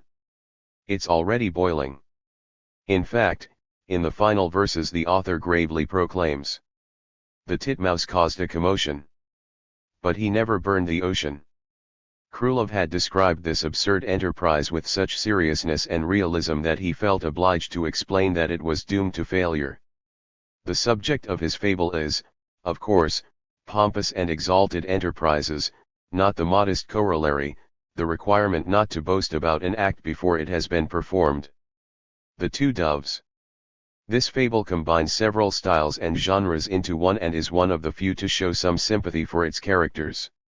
Instead of dwelling with perverse joy on the final moral, this fable bases its teachings on such warm feelings as sympathy, pity, and pain. The author wants the reader to sympathize with the pigeon's adventures, because, strictly speaking, this is the only love story that a fable has ever told us. It is told in the style of a novel or sentimental story and is about the separation of two lovers. She waits for spring before she flies so far away. I promise I won't keep you then. Now food is scarce and of poor quality, and listen. Can't you hear the crow cawing? Such a harbinger of misfortunes and calamities. According to certain critics and specialists, La Fontaine took this fable from an ancient tale in which a vizier narrates the story to a king who is about to leave in search of treasures that have been revealed to him in dreams. This explains the romantic and sentimental substratum of the fable and also explains how the seed of the sentimental novel begins to germinate from this fable. These are the first verses of him. If you see one, the other is not far away. The two share joys and sorrows until the end. Time flew quickly, without them being able to notice. Sad or melancholic, they never knew boredom. Why run away? Why separate? Why abandon your love, your lover? It seems like the beginning of a sentimental novel in verse. Vygotsky observes that these verses are so charming because they are simple and because they naively express the most tender feelings and emotions. 5. The story is nothing like a fable. Vygotsky cites the line below him, like an ocean, the steppe waved as an example of a graphic description of a storm, a description that, in Lessing's view, would be out of place and unnecessary and harmful in a fable. The Ant and the Grasshopper. We have already mentioned Vodopazov, who noted that children reading this fable would consider the ant's moral to be harsh, and unfriendly. They would side with the grasshopper, who lived a happy and carefree life in summer, and reject the ant as annoying and repellent. And perhaps the childish assessment of the fable is not so wrong after all. In fact, if the deep meaning of the fable is to be sought in the moral of the ant, why does Krylov invest so much effort and talent in describing the life of the cicada, instead of the orderly and well-organized existence of the wise ant? The childish emotion of seeing the grasshopper, and not the ant, as the heroine of the story can provide an answer to the composition of the fable. It is significant, if not convincing, that Krylov, who almost never left the iamb, unexpectedly changes it to the trochee, which of course rhythmically symbolizes the cicada and not the ant. Thanks to the trochee, said K. Grigorev, the verses seem to jump and intensely describe the leaping grasshopper. 6. Once again, the potential and impact of the fable lies in the contrast caused by the opposite images of the thoughtless summer joy of the cicada and the troubles to come. Also in this fable the action flows on two different levels. The cicada alternately shows us one face and then the other. Sorrows and worries easily alternate with a graceful romp, and the antithesis on which the fable is based fully evolves. As soon as one image develops, the opposite appears. The ant's questions, a consequence of the present vicissitudes, are immediately answered by the contrasting and enthusiastic explanations of the grasshopper. The ant is necessary to the story because it pushes the contrast to its peak so that it can then be turned around with subtle and poignant ambiguity. So the ant prepares to surprise the grasshopper. Oh, joyfully I sang. All summer long I sang, the grasshopper responds but out of context and mentions summer again. Oh yeah? Did you sing? Well then, start dancing now. The ambiguity culminates in the phrase start dancing, which merges the two levels on which the story has evolved. As a continuation of the question did you sing, it belongs to one level and therefore has an obvious meaning, but on the other hand it also evokes death, thus revealing the other plane, that of the final disaster. Both levels are thus brilliantly combined in a single phrase that simultaneously means die and have a good time. Evidently, this is the essence of the fable. The Ass and the Nightingale. Krylov's description of the nightingale's song in this fable is so thorough, beautiful, and vivid that many critics have taken it as a model of description and have judged it superior to everything written on the subject in all Russian literature up to that time. For Potebnia, this fable is the best example of the techniques used by the so-called new school of La Fontaine and Krylov, detailed descriptions of characters, actions, events, etc. All this is the essence of the poetic fable. For Potibnia, however, it constitutes a mistake. Such flights of fancy, says Lobanov, occur in the minds of people like Krylov. The charm and fascination are unquestionable, agree, but our poet turns out to be a painter. 7. Such descriptions, of course, had to leave the moral of the fable in the background, cleverly concealed in the traditional interpretation, according to which the only thing the fable intends to do is to express the stupidity of the donkey. Why, then, such a detailed description of the nightingale's song? Wouldn't the fable gain in expressiveness if it told us that the donkey, after listening to the nightingale's song, thought that it was not good enough? Krylov, on the other hand, believes it is necessary to give a detailed description of the nightingale's song and almost forces us, in Zhukovsky's words, to witness the scene. He tells us that the nightingale sang well, but he does not stop there. He makes us feel with painful emotion the sweetness of the nightingale's voice. Krylov's description of the wonderful song and sweet voice of the nightingale follows the pattern of a sentimental eclogue, with syrupy tones, words, and phrases leading to a tremendous exaggeration of the bucolism and joy of the idyllic scene. When we read that the song of the nightingale caused the flocks to lie down, we cannot help but marvel at the subtle poison so cleverly introduced by Krylov in his description of the subjugating song, its trills, passages, chirps, whistles. Older critics attacked Krylov for the verses about the shepherd and shepherdess.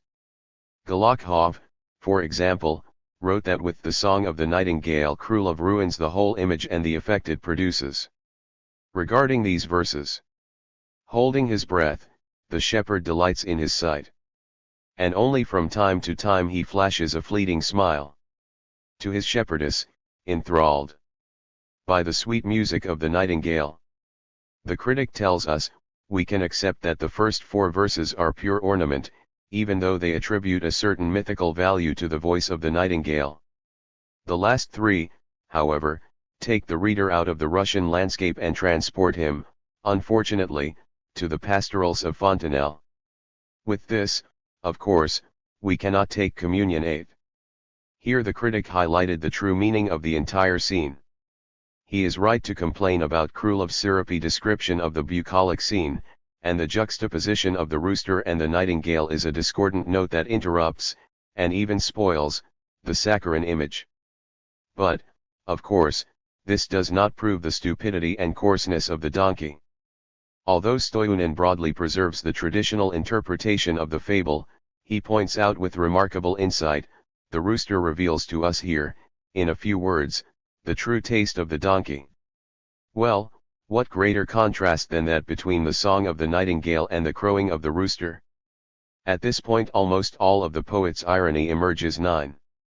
Without a doubt, Krylov's plans included something more than simply exposing the stupidity and nastiness of the donkey. The entire description of the fable changes suddenly when, with skillfully chosen words, the donkey mentions the rooster.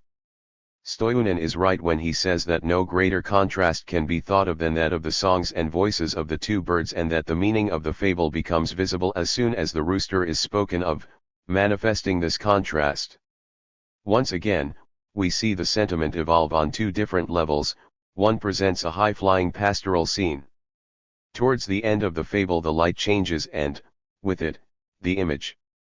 It is as if we really heard the shrill crowing of the rooster brutally bursting into the idyllic scene. This vulgar level had been temporarily relegated to the background, but from the beginning we were being prepared for him through certain nicknames, such as Old Man, Boss, among others, which are obviously most inappropriate for a nightingale. The loud and vulgar music contrasts with the sweet and inspired song of the nightingale, which for a time has left it out of our reach. But towards the end of the fable it returns with the force of a bang. The song of the nightingale is exaggerated to the thresholds of our tolerance. Likewise exaggerated are the reactions of the donkey, unable to openly and frankly admit his ignorance in this kind of song or music.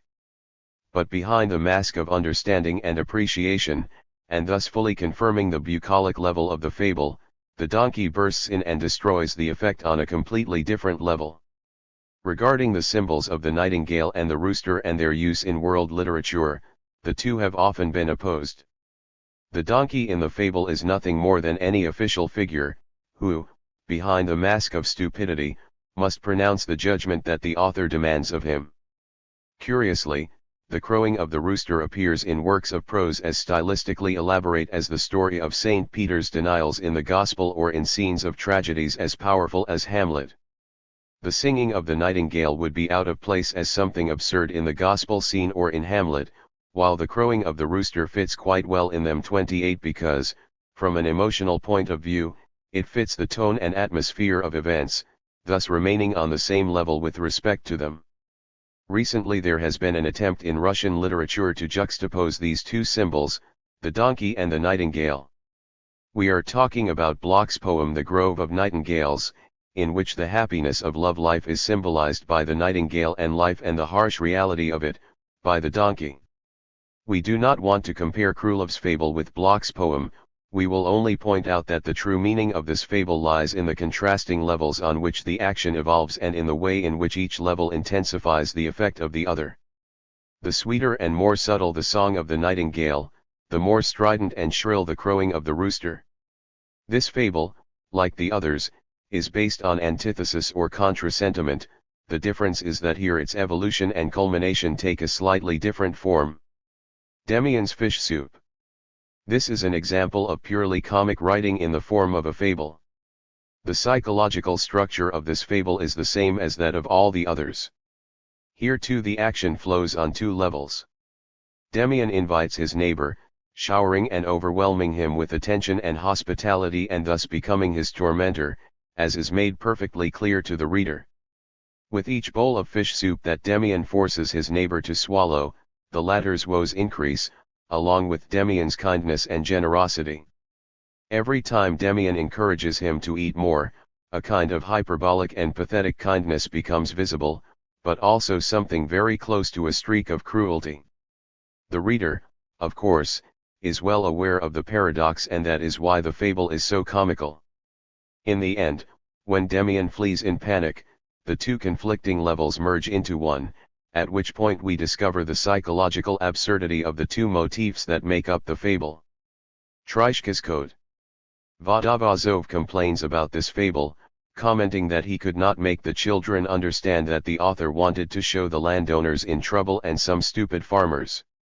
For children, the hero is Trishka, a skilled, shrewd and intelligent tailor who keeps getting into trouble but never stops finding new ways to escape from it, brilliant ways full of ingenuity. 10 The two levels in the fable are quite obvious, since they are an integral part of the topic.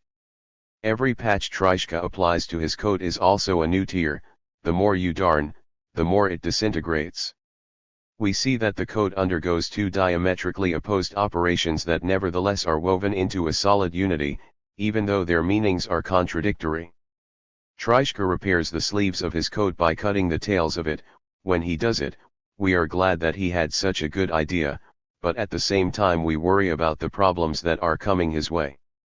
Once again, the final scene merges the two levels of action and seems to meet with general approval, despite the absurdity of the situation, but Trishka is happy, even though he is wearing a coat shorter than a vest. We know that the coat has finally been mended, although it has also been permanently damaged, meaning that both operations have reached the expected conclusion. The fire and the diamond. In this fable Krylov contrasts the sinister and destructive glow of a fire with the benign brilliance of a diamond. The point of it, of course, is to emphasize the merits of the calm and harmless brilliance of the diamond. Some comments on the fable, however, contain information that could arouse the suspicions of a psychologist. It is a known fact that Krylov was very fond of fires. That is why he describes them with special care. He found fires extremely entertaining spectacles. He never missed one if he had the chance, and he remembered them with great affection. Without a doubt, says Pletnev, because of this peculiar pyromaniac streak in his character, Krylov's descriptions of fires are astonishingly accurate, original, and realistic. 11. All of this is true. Krylov loved fires, his own passion is, therefore, diametrically opposed to the meaning and moral sign that he gives to his fable. This alone should make us suspicious from the start. We should think that perhaps the true moral is not the one that is expressed with such mischief, and that perhaps there may be another moral that destroys the obvious one. The description of the fire is superb and brims with the enthusiasm of an artist and a lover of such scenes. None of the features of that fire are dwarfed or nullified by the subsequent arguments put forward by the diamond.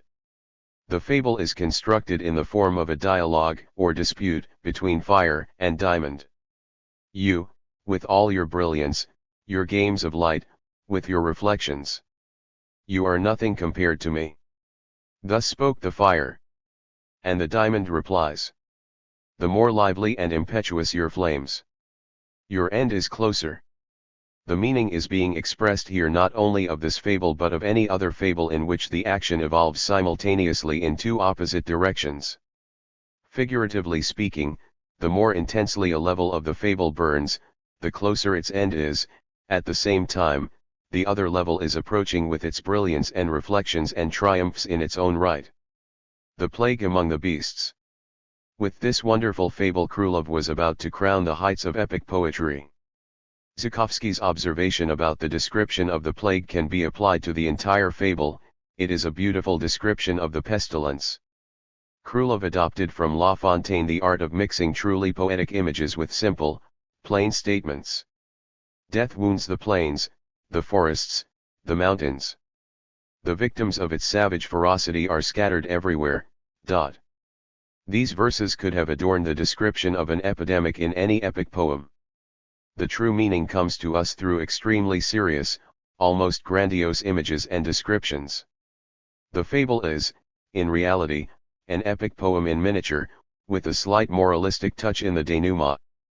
And also among people, it is said. He ends up blaming those who did the least. Of course, this brief sentence does not exhaust the moral meaning of the fable. The two levels in which the action evolves in this fable are psychological and extremely complex. Firstly, we have some terrifying images of the unleashed ferocity of death, which establish the tragic framework for all subsequent events. The beasts are afraid and do penance. The lion speaks like a cunning and hypocritical Jesuit, and, in fact, in the speeches of all the animals one note or another of hypocrisy sounds when they try to diminish their sins, which nevertheless have a tremendous weight. For example, and then, my lord, it is for us, poor sheep, a sublime honor. May you deign to devour us. Or the lion's penance. Let's do penance, friends. Oh, I confess, although it hurts me a lot, that he was wrong. The innocent sheep fell under my claws, and it was for nothing. And they were killed. But of course, there are times when who is free from sin? The shepherd kept the fruits of the slaughter. The seriousness of the sins is evident, but the lion, a true hypocrite, tries to lighten the burden of his confession. The other level of the fable emerges in the impressive speech of the ox. In this register, the text has no parallel in Russian poetry. Thus spoke the humble ox. We too are sinners. 5 years ago the winter was cruel. And food was scarce everywhere. The devil tempted me and I succumbed to sin. I asked for support and no one gave it to me. And finally I stole some hay from our priest. We too are sinners contrasts absolutely with everything that had been said in the fable until then. Serious, mortal sins were minimized in a form of hypocritical self-defense.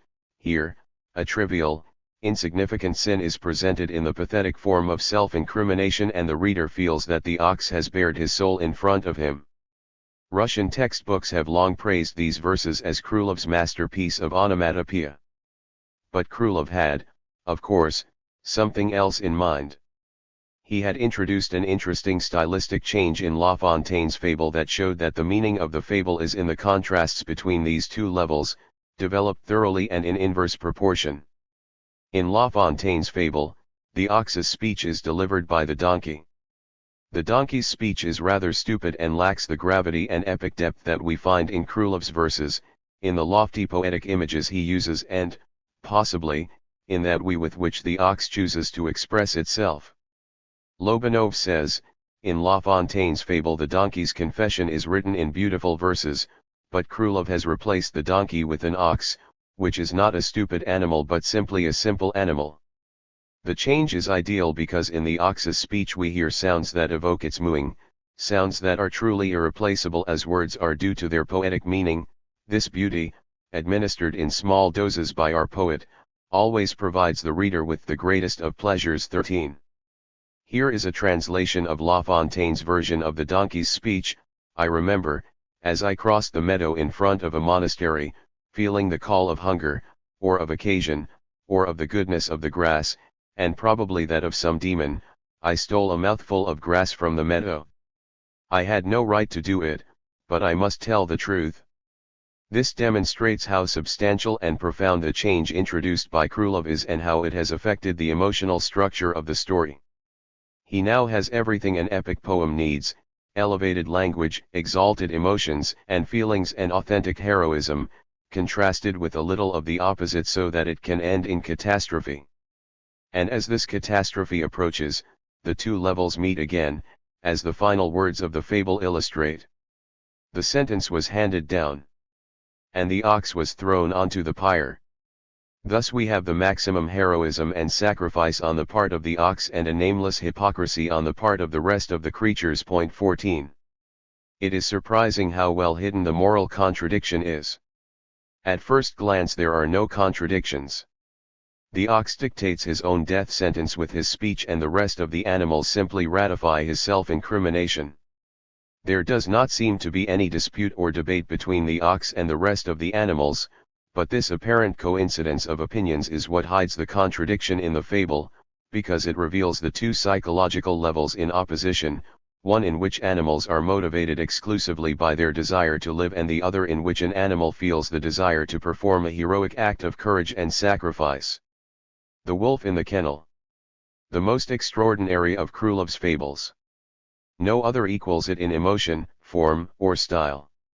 It has no moral or conclusion. His two verses barely leave room for jokes or ridicule. A hint of a joke in the hunter's mouth takes on such a contradictory and sinister meaning that it stops seeming funny. What we have here is not, strictly speaking, a fable but a mini-drama. What Belinsky often called Krylov's style. In terms of its psychological meaning in the fable, we are faced with the true seed of tragedy. We agree with Vodopazov when he says that The Wolf in the Kennel is one of the most surprising and remarkable fables of Krylov. There are few, if any, like this one. We could say, without fear of contradicting ourselves, that this fable is one of the greatest works of the art of narrative. No fabulist, neither in Russia nor anywhere else, has created anything like it. Vodopazov's assessment is correct, as is his deduction. But if we try to discover what prompted the critic to value this fable so much, we will see that Vodopazov more or less followed in the footsteps of other critics. If you wish to see the depth and extraordinary importance of Krylov's fable, you must read it at the same time as the history of the War of 1812. This says it all. In fact, the fable has long been interpreted in relation to the historical events it supposedly represents. They say that Kutuzov himself recognized himself in the figure of the hunter and, taking off his hat, he ran his hand through his hair saying, "My friend, his hair has turned white." The wolf, of course, is Napoleon, and the entire situation described in the fable would then represent the predicament he found himself in following his victory at Borodino. We will not enter into the complex problem of verifying whether this speculation is true or not, and if so, to what extent the fable depends on the historical facts supposedly described in it. We will say only one thing: no historical event or motive will explain anything of the fable. A fable created for whatever reason or purpose follows its own rules and is governed by its own demands, and those rules and demands can never be explained by a mirror image of historical facts or realities. In the best of cases, history can be a starting point for our speculations, it can give rise to our reflection, but it will never be anything else. Let us take, however, this starting point. The comparison of the fable with the tragic situation experienced by Napoleon after his victory at Borodino manifests his declared dual character and points out the internal contradiction of the theme on which the fable is based. We will try to determine this contradiction and distinguish the two levels at which the action of the fable evolves, probably in opposite directions. The first thing that catches our attention is the marked state of alarm, close to panic, that invades the first part of the fable and that the poet describes with a masterful hand. The first impression that the wolf has made a mistake comes from the incredible confusion in the kennel. Everything was tumult in the kennel. Feeling the intruder, the dogs roared. And they broke the straps, crazy to fight. Guys, here's the thief. The hunter screamed with a slam of the door. And hell came. Some with rifles ran. Others ran with sticks. Light. Give us light, they howled. Each of the words in this fragment indicates that hell really opened. And, then, all that strident noise, all that hubbub of howling that hits the wolf like an avalanche, suddenly changes level. In the description of the wolf everything becomes slow, calm. The wolf was there, cornered in a corner. His teeth were grinding and his hair stood on end. His eyes rolled back into his head, as if he wanted to devour everyone who was within reach of him.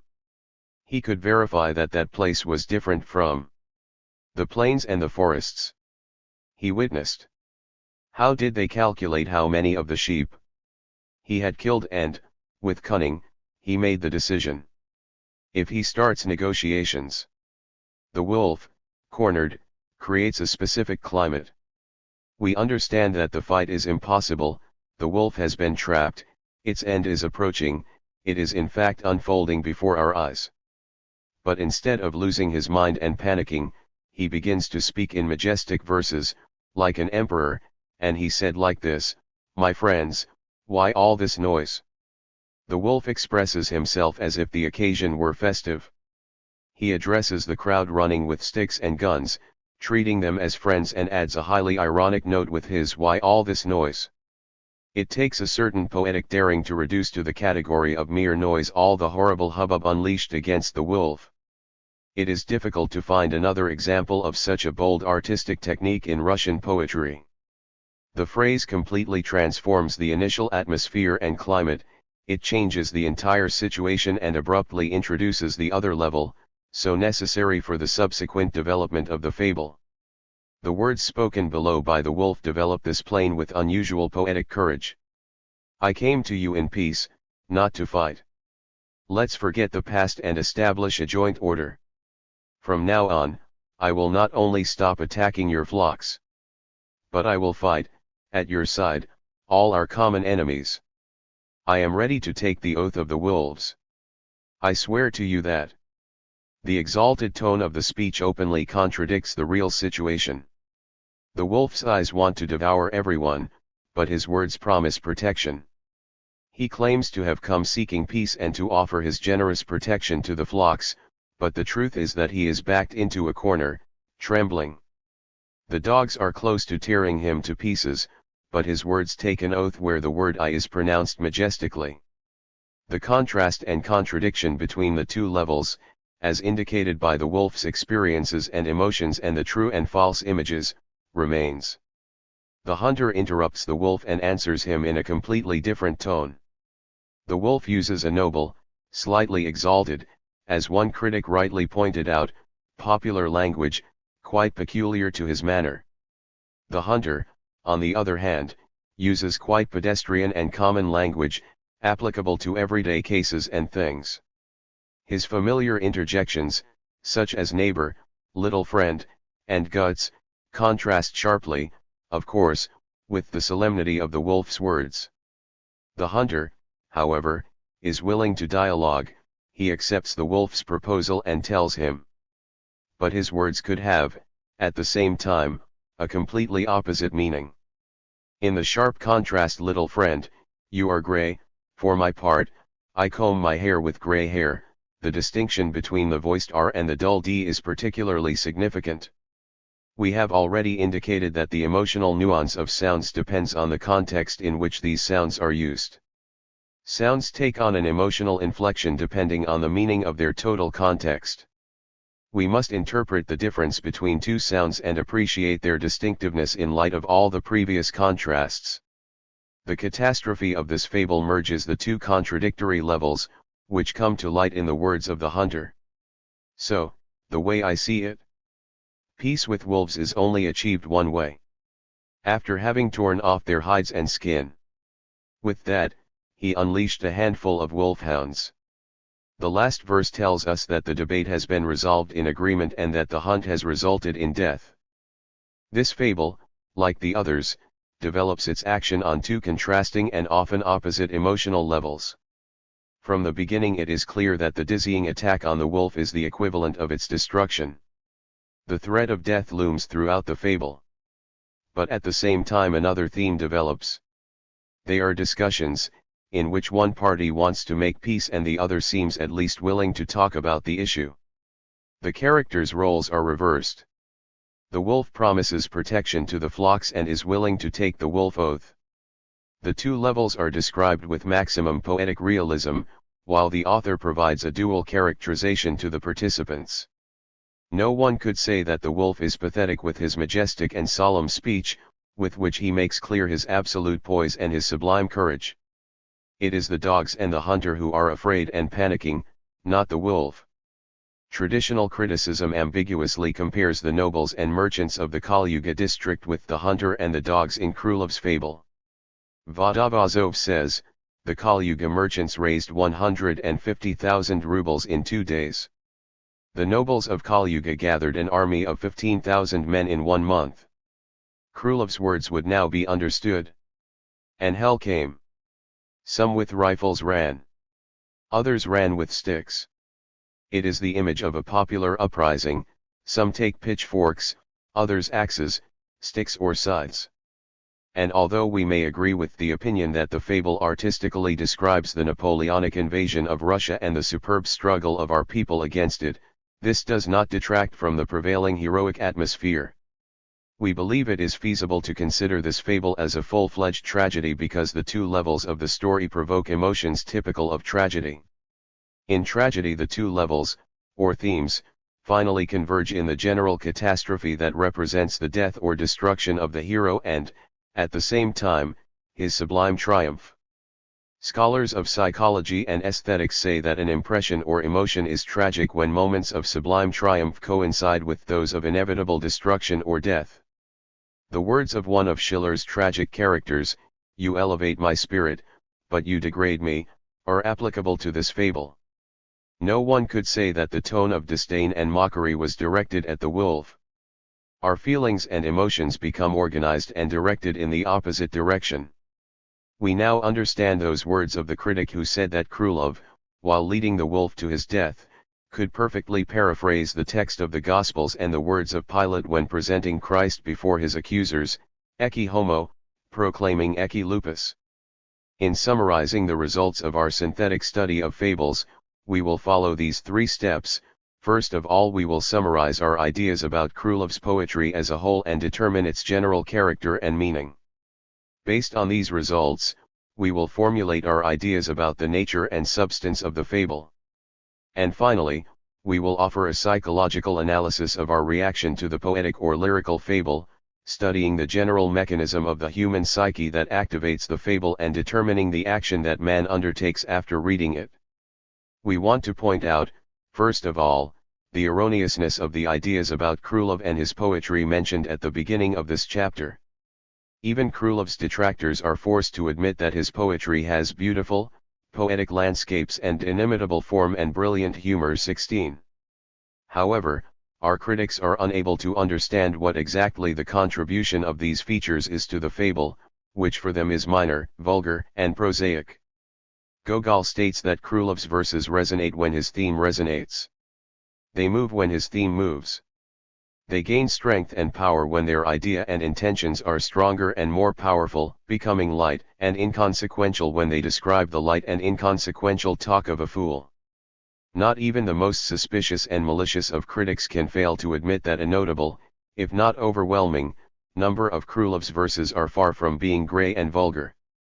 But none of them, malicious or not, have been able to explain the contradiction in Krylov's poetry. They have praised the exquisite lyricism of his writings, while expressing their astonishment at the prosaicness of his fables. One of Krylov's biographers suspected the existence of an enigma or mystery in the writer that he would remain unsolved, thus making him misunderstood. The truth is that it has been demonstrated more than once that Krylov felt a sincere and irreducible aversion to the fable. It is also demonstrated that his life was the complete opposite of the existence of the typical prudent and balanced person. He was an extraordinary and exceptional individual in every way, in his passions, in his apathy, in his skepticism.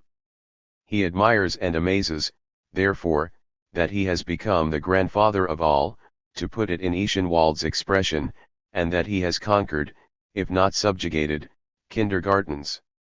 He admires and is amazed that his writings are for all audiences and have become the embodiment of existential wisdom. His transition from satirist to fabulist was anything but simple. Pletnev, who knew Krylov well, writes, "It is possible that the narrow horizon of ideas, beyond which it is impossible to see the great spaces, awakened in him an aversion to apologetic poetry, from which he never got rid of." When he remembers the past, it is interesting to hear that it was one of his predecessors, the famous fabulist Dmitriev, who first encouraged him to write fables after having read 3 of La Fontaine's fables that Krylov had translated in his spare time. Krylov overcame his aversion and repressed his initial passion for dramatic poetry. He began to write fables and imitate or rework them from time to time. 17. If we believe that the aversion that Krylov initially felt for fables and his youthful passion for dramatic poetry never made their way into his fables, and that the painful transition from satirist to fabulist writer left no traces in his poetry, we must then conclude that poetry and life, artistic creativity and the psyche, are 2 absolutely separate and unrelated entities or areas. Both, of course, were reflected in Krylov's poetry. In fact, they are precisely hidden in that dual meaning of his fables that we have tried to reveal and explain. There is a good psychological reason that makes us suppose that this double meaning went beyond the limited horizon of the prosaic fable that Krylov detested, helping him to enter the wide field of dramatic poetry, which was his passion and which ultimately constitutes the authentic essence of any poetic or lyrical fable. Be that as it may, we can apply to Krylov that superb verse that he himself wrote about writers. He poured subtle poison into his works. This subtle poison is what we have tried to bring to light as a second level or second meaning. It appears in each and every one of the fables written by Krylov, strengthening his meaning, injecting wit and humor and turning his stories into true works of poetry. We will not insist, however, on saying, this was Krylov. We do not have enough data to confirm this theory. But we are in a position to affirm that this is the nature of the fable. It is interesting to see that for Zhukovsky the contrast between the poetic and the prosaic fable was perfectly clear. It is most likely that it has always been the domain of orators and philosophers, rather than of versifiers and poets. The history of the fable is divided into 3 major stages. During the first, the fable was a pure exercise in rhetoric, dedicated to presenting examples and comparisons. During the second, it became independent and was used as one of the most effective methods for orators or philosophers to preach the message of moral truths. They are the fables that have come down to us through Aesop, Phaedrus and, in our days, Lessing. Finally, during the third stage, the fable moved from the realm of eloquence to that of poetry, that is, it adopted the form that it had inherited from Horace in ancient times and from La Fontaine and his school in our days. Zhukovsky also thinks that the old fabulists are simple moralists rather than poets. Once it had become a poet's property, the fable changed form. What had once been an accessory, I mean the action, became the main theme. What do I ask of a fabulist? May he capture my imagination with an accurate and faithful representation of the characters, that his narration forces my feelings and emotions to participate in the tribulations of those characters, that he captures my attention, my feelings, and my emotions, forcing them to act and react according to the moral properties that have been granted to them, that he takes me with him on the wings of his poetry towards the imaginary world created by his fantasy, and that, at least for a limited period of time, he becomes one of the inhabitants of that world.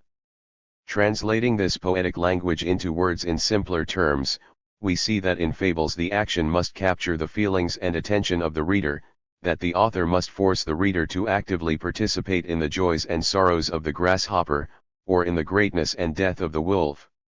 From all this it follows that the fable can either be prosaic, that is, one in which the story, simple and unadorned, told in plain words, serves as a transparent envelope for moral truth, as well as poetic, or lyrical, that is, one in which the plot appears adorned with all the trappings of poetry and in which the author's main objective is to appeal to the imagination and awaken feelings and emotions. The segregation of fables between prosaic and poetic becomes an obvious necessity for everyone, and the rules applicable to the prosaic fable end up being completely different, if not opposite, to those that can be applied to the poetic fable. Vygotsky also says that the poet must tell the story in poetic language, that is, express the story with terms, analogies, and images of a poetic and inspired nature. And he adds, search in the fable of the falcons and the doves, the description of a battle, reading it, you see the Romans fighting against the Teutons. It is loaded with poetry and the poet's language seems to adapt like a glove to the subject. Because the poet's imagination is focused on the event he describes, the poet is convinced of its importance. He does not try to deceive us, he himself is deceived. We begin to see clearly how the poetic style should be applied to the fable. When reading the description of the battle between hawks and doves, our feelings and emotions should vibrate as much as if we read about the battle between Romans and Teutons. The fable can, and should, create powerful and absorbing feelings, and the poetic talent of the writers must work to make this happen. The reader's mind must be directly involved in the action that the poet describes. If the two levels, or parallel themes, of the fable are maintained and described with all the talent of the poetic technique, that is, if they exist not only as a logical contradiction but, above all, as an emotional contradiction, the reader of the fable will feel contradictory emotions that will evolve at the same time and with equal intensity. For the psychologist, the praise that Vygotsky and other literary critics heap on Krylov's verses can only mean one thing: the force and inspiration of his verse guarantees the emotion created by the organization of the poetic material. Vygotsky concludes, even the sounds are descriptive. Two long words describe with great beauty the agitation of the swamp. In the last verse, on the other hand, there is a combination as beautiful as it is skillful of monosyllabic words that, in their harmony, describe jumps and leaps. And about another fable he tells us, the verses flutter with the fly. Next come others that represent just the opposite, the slowness of the bear, long words, long sentences. All these words express with great beauty the slowness and caution. 5 long and rather heavy verses are followed by a hemistich, throw a stone at the friend's forehead. Dazzling. The intensity is very high, and how different and contradictory the second image is with respect to the first. Thus, it seems that when we read a poetic fable we do not follow those rules that Potebnia believed to be essential. When a fable is presented to us, not in a concrete way as I said but in the abstract, in a book, then the listener or reader must find in his own imagination a certain number of possible applications of the fable in order to understand it. Otherwise, he will not be able to explain the fable to himself or to another person. Selecting suitable cases, however, takes time. This is the reason, by the way, that made Turgenev suggest that fables should be read slowly. The question, however, does not lie in the slowness of reading the fable but in the appropriate selection of cases and in that application to the fable that I just mentioned. 19. For us, it doesn't end here, there is still another question. It is a mistake to assume that everyone who reads a fable in a book tries to remember those cases from his daily life that could apply to the fable or to which the fable could apply. Whoever reads a fable is absolutely captivated by what he reads. He abandons himself to the feelings and emotions that the fable stirs inside him, without trying to remember other things. This is what we have learned from the study and analysis of each fable. There is, therefore, no contrast or contradiction between the fable and other forms of poetry, as Lessing and Potebnia stated.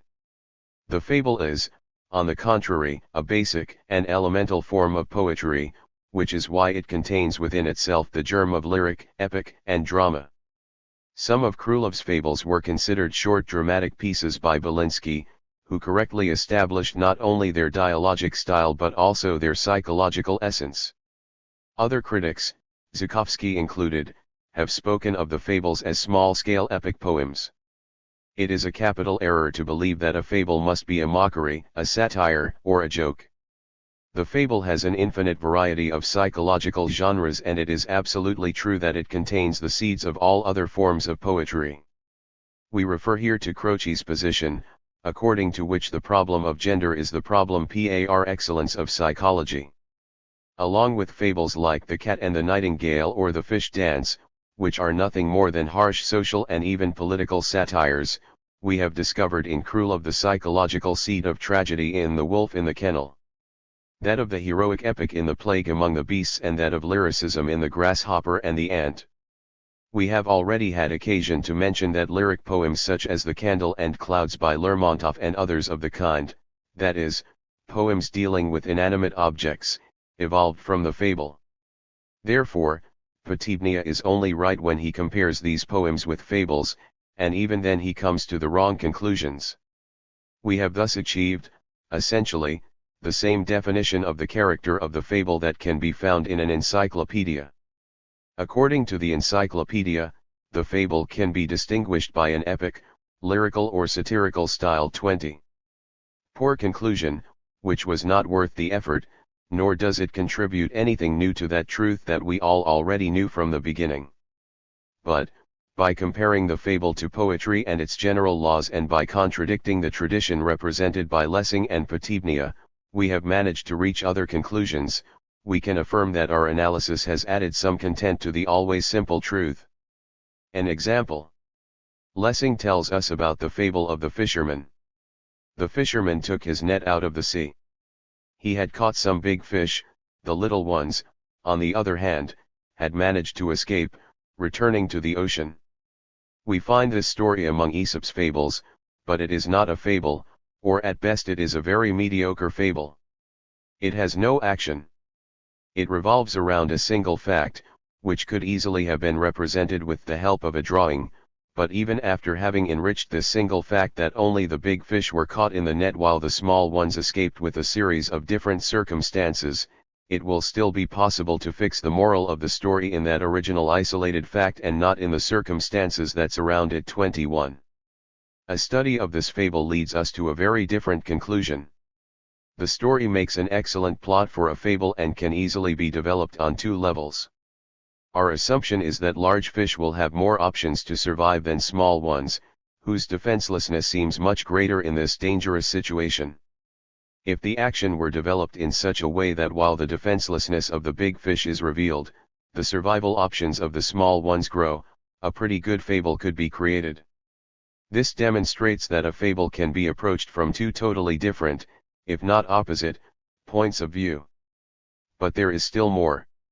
We tend to believe that, in the form in which it is presented to us, the fable is not poetic.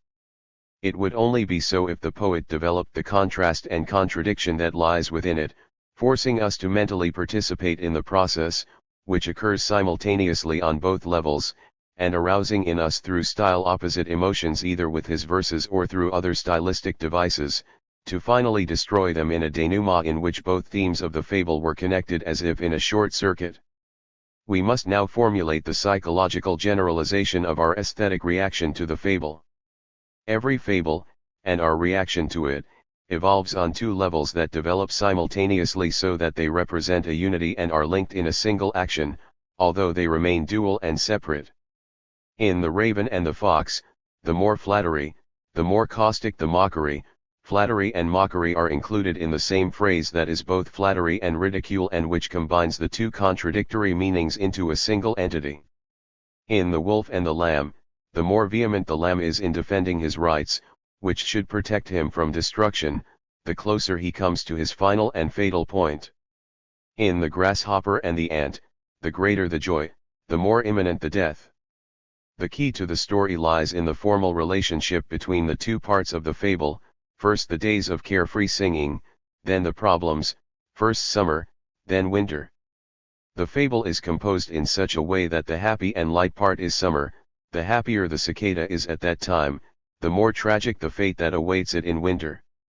Each word, each phrase uttered by the grasshopper in his conversation with the ant evolves with equal intensity on both levels of the story. The fact that she sang so inspired throughout the summer shows the joy she felt at that time, but also makes us aware of her imminent destruction. The same thing happens in The Wolf and the Kennel, where the serious and solemn negotiations prelude a terrible disaster. When the agreement is reached, the wolf is torn to pieces. The same thing happens in Trishka's Coat and in all the other fables. It is thus demonstrated that the effective contradiction engendered by the two levels of the fable is the true psychological basis of our aesthetic reaction. Furthermore, every fable includes a characteristic element that we have called the catastrophe, in analogy with the corresponding element of tragedies. According to the rules of narrative, this element should be called a point, or punchline. It is usually a short phrase or sentence, whose main characteristic is its surprising and stinging nature. In terms of story rhythm, the point is the end of an unstable and fluctuating moment, like a piece of music ending with a dominant chord 22. The catastrophe, or point, of a fable is its final phase, in which the contrasts and contradictions are taken to the extreme and the emotions developed in the course of the fable are discharged. A short circuit occurs between the two opposite currents. The contrast explodes, burns and dissolves. We have already mentioned several of these catastrophes in different fables. At this point, the fable gathers its strength in a last and supreme effort and resolves, in one fell swoop, the conflict of sensations and emotions. "You are guilty," the wolf tells the lamb, "because I am hungry." The phrase proves that the lamb is right on his side, that his arguments have led to total victory, but it also marks his final and inexorable destiny. The two levels through which the action of the fable runs are now fully revealed. On the one hand, the lamb will be saved if he manages to justify himself. On the other hand, the more solid the lamb's justifications are, the closer the fatal destiny is to him. By demonstrating how insignificant and unfounded the wolf's accusations are, he reveals, at the same time, the true cause of his death, which becomes inevitable the moment the lamb has fully justified itself. The catastrophe in The Raven and the Fox arises when the crow sings. It is the climax of adulation. But also that of mockery. The crow runs out of cheese and the fox gets her way. Flattery and ridicule short-circuit and the ending explodes. The same thing happens in The Grasshopper and the Ant, when the "now start dancing" at the end creates a short circuit between jumping joy and final despair. We have already said it, that phrase, "now start dancing," means at the same time enjoy and die. It also represents the catastrophe and the short circuit of feelings to which we have been referring. We have seen, in short, that the subtle poison is, most likely, the essence of Krylev's poetry, that the fable contains within itself the germ of the lyric, the epic, and the drama, and that, by force and inspiration of his poetry, pushes us to react emotionally to his story. Finally, we have discovered that the emotional contradiction and its resolution, through contrasting and short-circuit sensations and emotions, represents the true nature of our psychological reaction to fables. With this we have taken the first step in our investigation. Looking forward, we must mention the remarkable agreement between the psychological law which we have found for the fable and the laws which many other researchers have already discovered for the higher forms of poetry. Chapter 7. Bunin's Sweet Breath. Anatomy and Physiology of the Narrative. Arrangement and Composition. Material Characteristics. Functional meaning of the composition. Auxiliary methods. Effective contradiction and rejection of the content of the form. From the fable we move on to the analysis of the short story. In this infinitely more complex and sophisticated art we find all aspects of the composition of the material, but, at the same time, the short story lends itself much more to analysis than the fable. In the past decade, the basic elements of the short story have been the subject of morphological investigations in relation to Western European and Russian poetry and literature. 30. The analysis of a short story plays with two fundamental concepts, which we will call material and form. We have already said that the material would be everything that the poet has at his immediate disposal to elaborate his story, that is, the events and characters of daily life or the relationships between human beings, in short, everything that pre-exists the story, which can exist outside of it or is independent of it. The form of this work of art would be the organization of said material according to the laws of artistic construction. We have already pointed out that by form we do not have to understand the external form, audible or visual, or any other sensory form accessible to our perception. The form is not a shell that covers the substance. It is, on the contrary, an active principle that processes the material and that, sometimes, overcomes the most complex, but also most basic, properties of said material. In the short story or novel, the form and material usually originate, as a general rule, in certain everyday human relationships. The event or events on which a story is based constitute the material of that story. When we discuss the way this material is organized and presented to the reader and the way the event is told, we are dealing with its form. In the existing bibliography there is not total agreement regarding the terminology. For Shklovsky and Tomaszewski the story, plot, would be the material, the events of daily life on which the narrative is based, the plot, subject, would be for them the formal treatment of history. Others, like Petrovsky, use these terms in the opposite sense, the plot would be the event that gives rise to the story while the story would be the artistic treatment of said event. I am inclined to use the term argument to indicate the material of an artistic work. The plot is a system of events, or actions, or even a single event, simple or complex in composition, in a form that is not the result of the individual creative or poetic work of the artist. In my opinion, we should call the elaborated argument plot 1. However we understand it, it is necessary to distinguish between these two concepts. We will use the terminology of the formalists, who, following the literary tradition, call the material on which the artistic work is based history.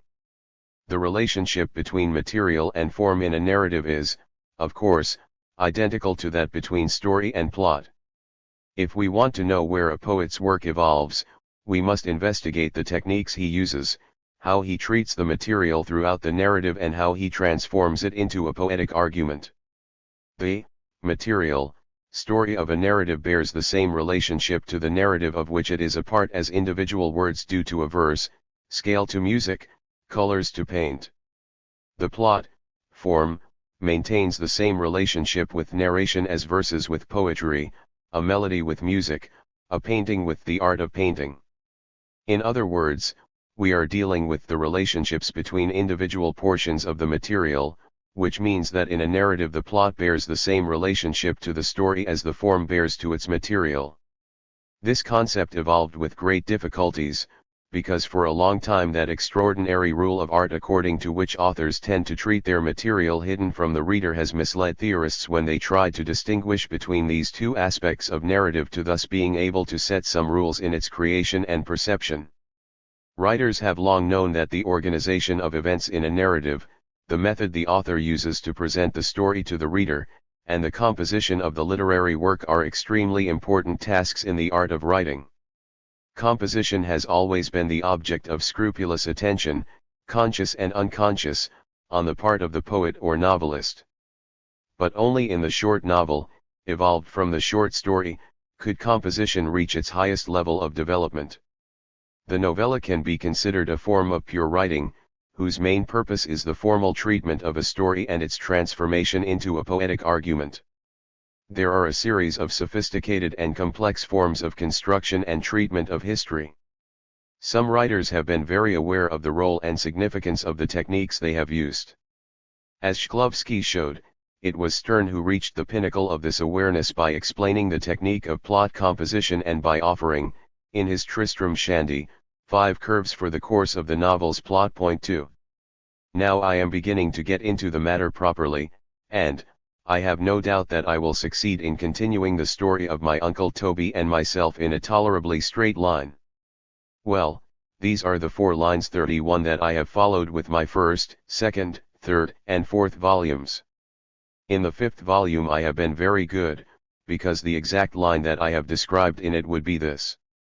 Where it is clear that, except for the curve marked A, which is when I made my trip to Navarre, and the jagged curve B, which is the brief period in which I took a ride with Lady Bossier and her page when I was there, I have not immersed myself in the slightest in any digression, until the demons of Giovanni della Casa made me take that turn that you see marked as AD. And with respect to those CCCCC, they are nothing but parentheses and the common comings and goings in the lives of the greatest ministers of state, and when compared with what men have done, or with my own transgressions in the letters ABD, they come to nothing. If we take any event in life in chronological succession, we can represent it as a straight line, in which each successive moment replaces the previous one and is in turn replaced by the next. In the same way we can graphically represent the sequence of sounds on a scale or the syntactic distribution of words in a common phrase, and so on. In other words, the evolution and development of a material with natural properties can be represented graphically as a straight line. But the artificial, or artistic, distribution of words that defines a verse 32 alters the normal order of its syntactic organization. The artificial, or artistic, arrangement of sounds that converts a simple series of sounds into a melody again modifies their order on a scale. The artificial, or artistic, ordering of events defines an artistic plot and alters the chronological succession. This distribution or artistic organization can be represented graphically as a curve drawn around a straight line. We will, therefore, have curves for verses, for melodies, or for arguments. All these curves illustrate the artistic form. The curves that describe the different volumes of Stern's novel clearly illustrate this idea. Before moving forward, we must answer a question that is very clear when we talk about such well-known artistic forms as melody and verse, but that becomes quite intricate when we talk about narrative. It can be formulated like this: why does the artist deviate from the chronological succession of the events of his narrative? Why does he deviate from the rectilinear progression of his narrative and prefer to draw a curve instead of moving in search of the shortest distance between 2 points? Such a predilection could easily be seen as an unpredictable writer's whim. If we take the traditional view of the subject of composition, we will see that these curves have always been misinterpreted by critics. In Russian literature, for example, the opinion prevailed for a long time that Eugene Onegin was an epic poem adorned with abundant lyrical digressions. It was thought that the author had separated these digressions from the main body of the story and that they were poems or lyrical fragments infiltrated into the body of the poem, without any organic connection with the fabric of the poem. These lyric poems seemed, from this point of view, to have an independent existence and act as an interlude for the epic, as a kind of lyrical interlude between the 2 acts of the story. This view is, of course, totally erroneous, as it completely ignores the strictly epic role played by these digressions. If we look closely at the overall economy of narration in Eugene Onegin, we will see that these digressions are a very important technique that the poet uses in his development and treatment of the plot. It is as absurd to think that these mechanisms are digressions as it is to think that the rises and falls of a melody are digressions, which, in the end, are deviations from the normal course of the scale. Similarly, the alleged digressions of Eugene Onegin constitute the very essence and fundamental stylistic technique of this work of art.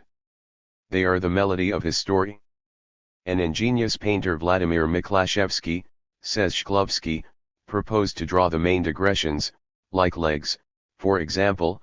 From a compositional point of view, it would have been a success. 3. Let us now explain the meaning of a plot curve. As we know, the dynamic ratio between sounds is the basis of a melody. A verse is not only the sum of the sounds that compose it, but also its dynamic sequence, the specific relationships they maintain among themselves. Two sounds, or two words, in a specific order, form a definite relationship that can be determined by the order of succession of the elements. In a similar way, two events or actions produce, when brought together, a new dynamic relationship totally determined by the order and arrangement, ordering, of said events. For example, the sounds A, B and C, or the words A, B and C, or the events A, B and C, completely change their meaning and emotional meaning if we present them in a different order, for example, B, C, and A, or B, A and C, etc. Let's say we are talking about a threat and the subsequent execution of said threat, which could be murder. If we familiarize the reader in advance with the fact that the protagonist is in danger but keep him in the dark about the actual execution of the threat and only after a certain amount of suspense tell him about the crime, we will have achieved some kind of effect. A completely different effect is achieved if we begin our story with the discovery of the body and then, in reverse chronological order, tell the reader about the murder and the threat. The arrangement and ordering of events in a story, the combination of phrases and sentences, of concepts, ideas, images, and actions is governed by the same rules of artistic association as the juxtapositions of sounds in a melody or words in a poem. One last observation on the nature of the method, before we proceed to the analysis of the short story.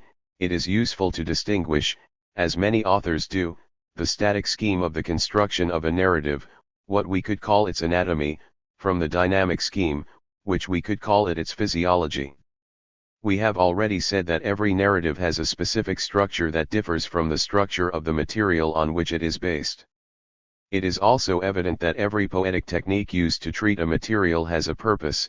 It is introduced for one purpose or another and governs some specific function of the narrative. By studying the teleology of technique, function of each stylistic element, defined orientation, teleological meaning of each component, we will understand the very essence of the narrative and we will witness the process of transformation of a lifeless construction into a living organism. With this idea in mind, we have selected Bunan's story Sweet Breath, the full text of which is reproduced starting on page 200. The text lends itself to our analysis for multiple reasons. Firstly, it can be considered as a representative example of both a classic and a modern short story, which clearly shows the fundamental stylistic elements of the genre. In artistic terms, it is probably one of the best short stories ever written, and by general consensus it remains a true model of its genre. And, finally, it has not been the subject of harsh and trivial interpretations whose prejudices we must confront every time we study a known text, as is the case with Krylev's fables or Shakespeare's tragedies. It is essential to our study that we include in it a work of art that produces on the reader an impression that is in no way predetermined by established judgments. We wanted to find a literary stimulus that was totally fresh and new, virgin, that had not yet been trivialized and that, therefore, did not run the risk of provoking in us a preconditioned aesthetic reaction. Let's now take a look at history. We will begin the analysis by establishing the melodic curve that we find implemented by the words of the text. To do this, it is best to compare the events on which the narrative is based, events that are certainly possible and probably adapted from real events, and that constitute the material of the narrative, with the artistic form in which said material has been molded. This is the method that poetry critics follow when they try to establish the rules of rhythm 33 that govern certain word arrangements. We will try to do the same with this narrative. The material on which it is based is the following: Olia Meshcherskaya, a high school student, lives a life in every way identical to the common life of pretty girls from good families in provincial Russian cities. Then something happens. She has a love affair with Malayudin, a landowner much older than her and friend of her father, and later becomes entangled with a Cossack officer to whom she promises they will marry. The girl, then, goes astray. The Cossack officer, betrayed but in love with Olia, shoots her in a crowded train station. Olia Meshcherskaya's teacher takes the deceased as the object of almost obsessive adoration and frequently visits her grave. Such is the content of the story. Let us now list the events of the story in the chronological order in which they actually happened or could have happened in real life. It is necessary to divide these events into two groups, since one is linked to Olia's life and the other to the teacher's story. See diagram on next page. This chronological enumeration is known as the disposition of the narrative, that is, the natural sequence of events, which could also be called a straight line. If we list the order in which the elements actually develop in the narrative as written, instead of the arrangement, what we have is the composition of the material. To begin with, we see that the events in the list of the arrangement follow the alphabetical order, the chronological order, while in the list of the composition the chronological sequence is completely altered. The letters are redistributed in a seemingly disordered series. This new series contains all the events that we had labeled alphabetically. If we indicate the progress of the story by two parallel lines, marking on one the isolated facts, in succession, of Olia's story and on the other the facts of the teacher's story, we will have two straight lines that symbolize the entire disposition of our history. We will now show what the author has done with this material to give it artistic form. In order to show it graphically on the composition diagram, we connect the points of these lines in the order in which they occur in the narrative. The bottom curve represents the transition to chronologically earlier events, when the author jumps back, and the top curves represent the transition to chronologically later events, when the author jumps forward. In this way, we have two curves. This confusing diagram reveals, from the outset, that events do not evolve in a straight line 34 as would happen in real life, but in jumps of all kinds. The narrative drifts unexpectedly from one event to another, connecting the most remote events in the chronologically arranged material. In other words, the curve fairly closely represents the analysis of the story and the plot of the narrative. Referring to the composition diagram and following the order of succession of the individual elements, we see that our curve shows, from beginning to end, the action of the narrative as it is written. This is the melody. Instead of narrating the content in chronological order, how Olia Meshcherskaya was first a schoolgirl and then grew up, how she became a beautiful woman, how her moral degradation took place, what her relationship with the officer was like, how she was killed, how she buried and what their grave looked like, the author begins by describing his grave, then goes to his early childhood, suddenly tells us about his last winter, describes the conversation he had with the high school director about his moral degradation the previous summer. He then tells us about her death and, in the last breath of the story, he evokes a seemingly irrelevant episode in her school life that dates back to a more remote past. Our curve reflects this progression or, as some might call it, this deviation from the straight path. The diagram shows what we have previously called the static structure, or anatomy, of the narrative. We must discover why the author treated the material the way he did, for what obscure reason his story begins at the end, and why he ends it as he does. In other words, to define the function of this reorganization we must find the meaning and purpose of that confusing and apparently meaningless curve that symbolizes the composition of the narrative. To do so we must move from analysis to synthesis, to try to reach an understanding of the physiology of narrative based on its purpose and its dynamics. If we take a look at the content of the narrative, its material itself, and the system of events it contains, we will discover that all of this falls under the category life problems. There is not the slightest bright spot in the entire story.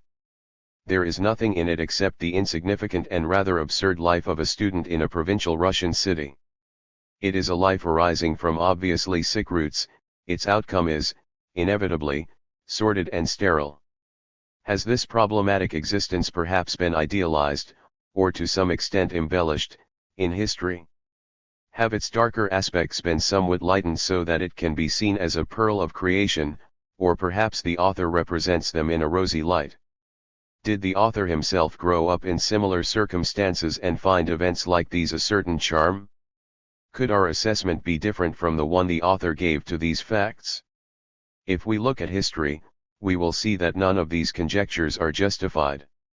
Far from wanting to conceal the dark parts of life, the author reveals them whenever he can, describing them with graphic precision, letting our sensations and emotions practically touch the facts, and, figuratively, letting us put our finger on the purulent sores of the life.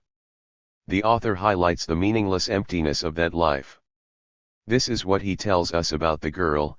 Her fame at school spread almost imperceptibly, and rumors began to circulate that she was frivolous, that she could not live without admirers, that the student Chenshin had lost his mind for her, and that she also loved him but was so capricious in her behavior that the young man tried to commit suicide.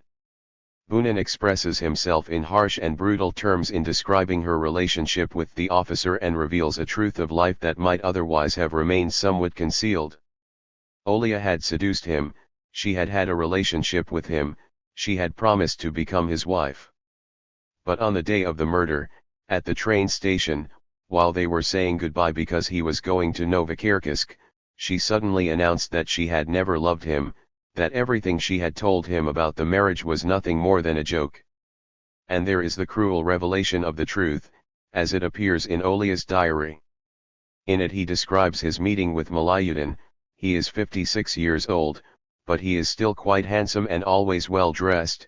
The only thing I don't like is the cape he was wearing when he arrived. He smells like English cologne, and his eyes are quite youthful and black, and his beard is carefully divided into 2 separate parts and is silver. Nothing in this scene, as recorded in Olia's diary, suggests the existence of any feeling, nothing illuminates the dark and negative picture that forms in the reader's mind. The word love is not mentioned or hinted at. It could very well be thought that there is no word more foreign to these lines than love. In this way, the entire material, all life circumstances, all everyday facts, concepts, and emotions are described in a dull tone, without a single point of light.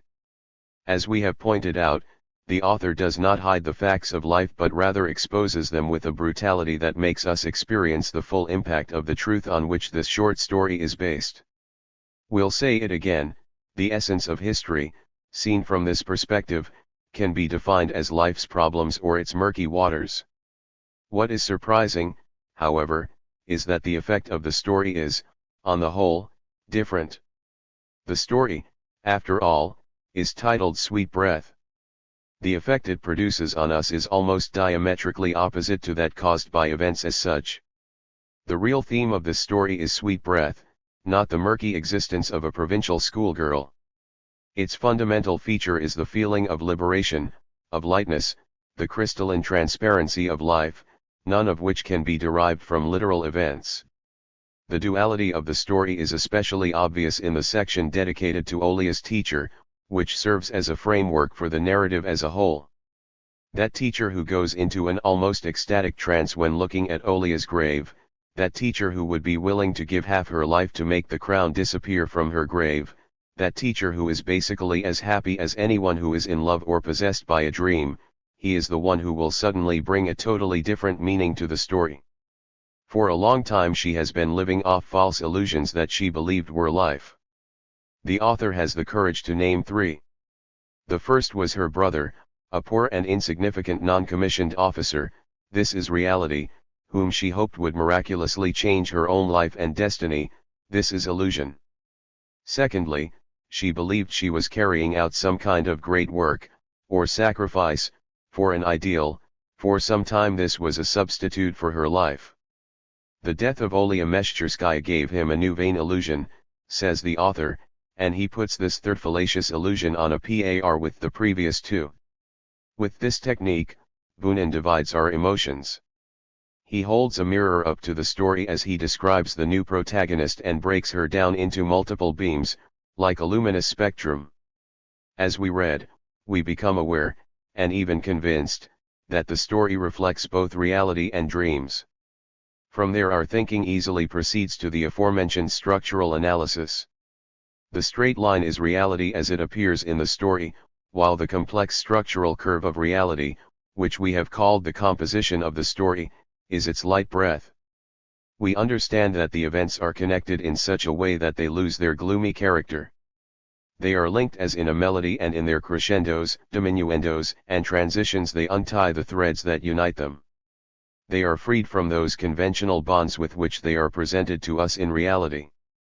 They are divorced from reality and associated just as words are associated and combined to form a verse. We can now formulate our idea and say that the author's reason for drawing such an extremely complex curve is his attempt to undo the turbidity of life and give it a crystalline transparency. She did everything with the idea of unrealizing the facts of life, of transforming water into wine, as always happens in every true work of art.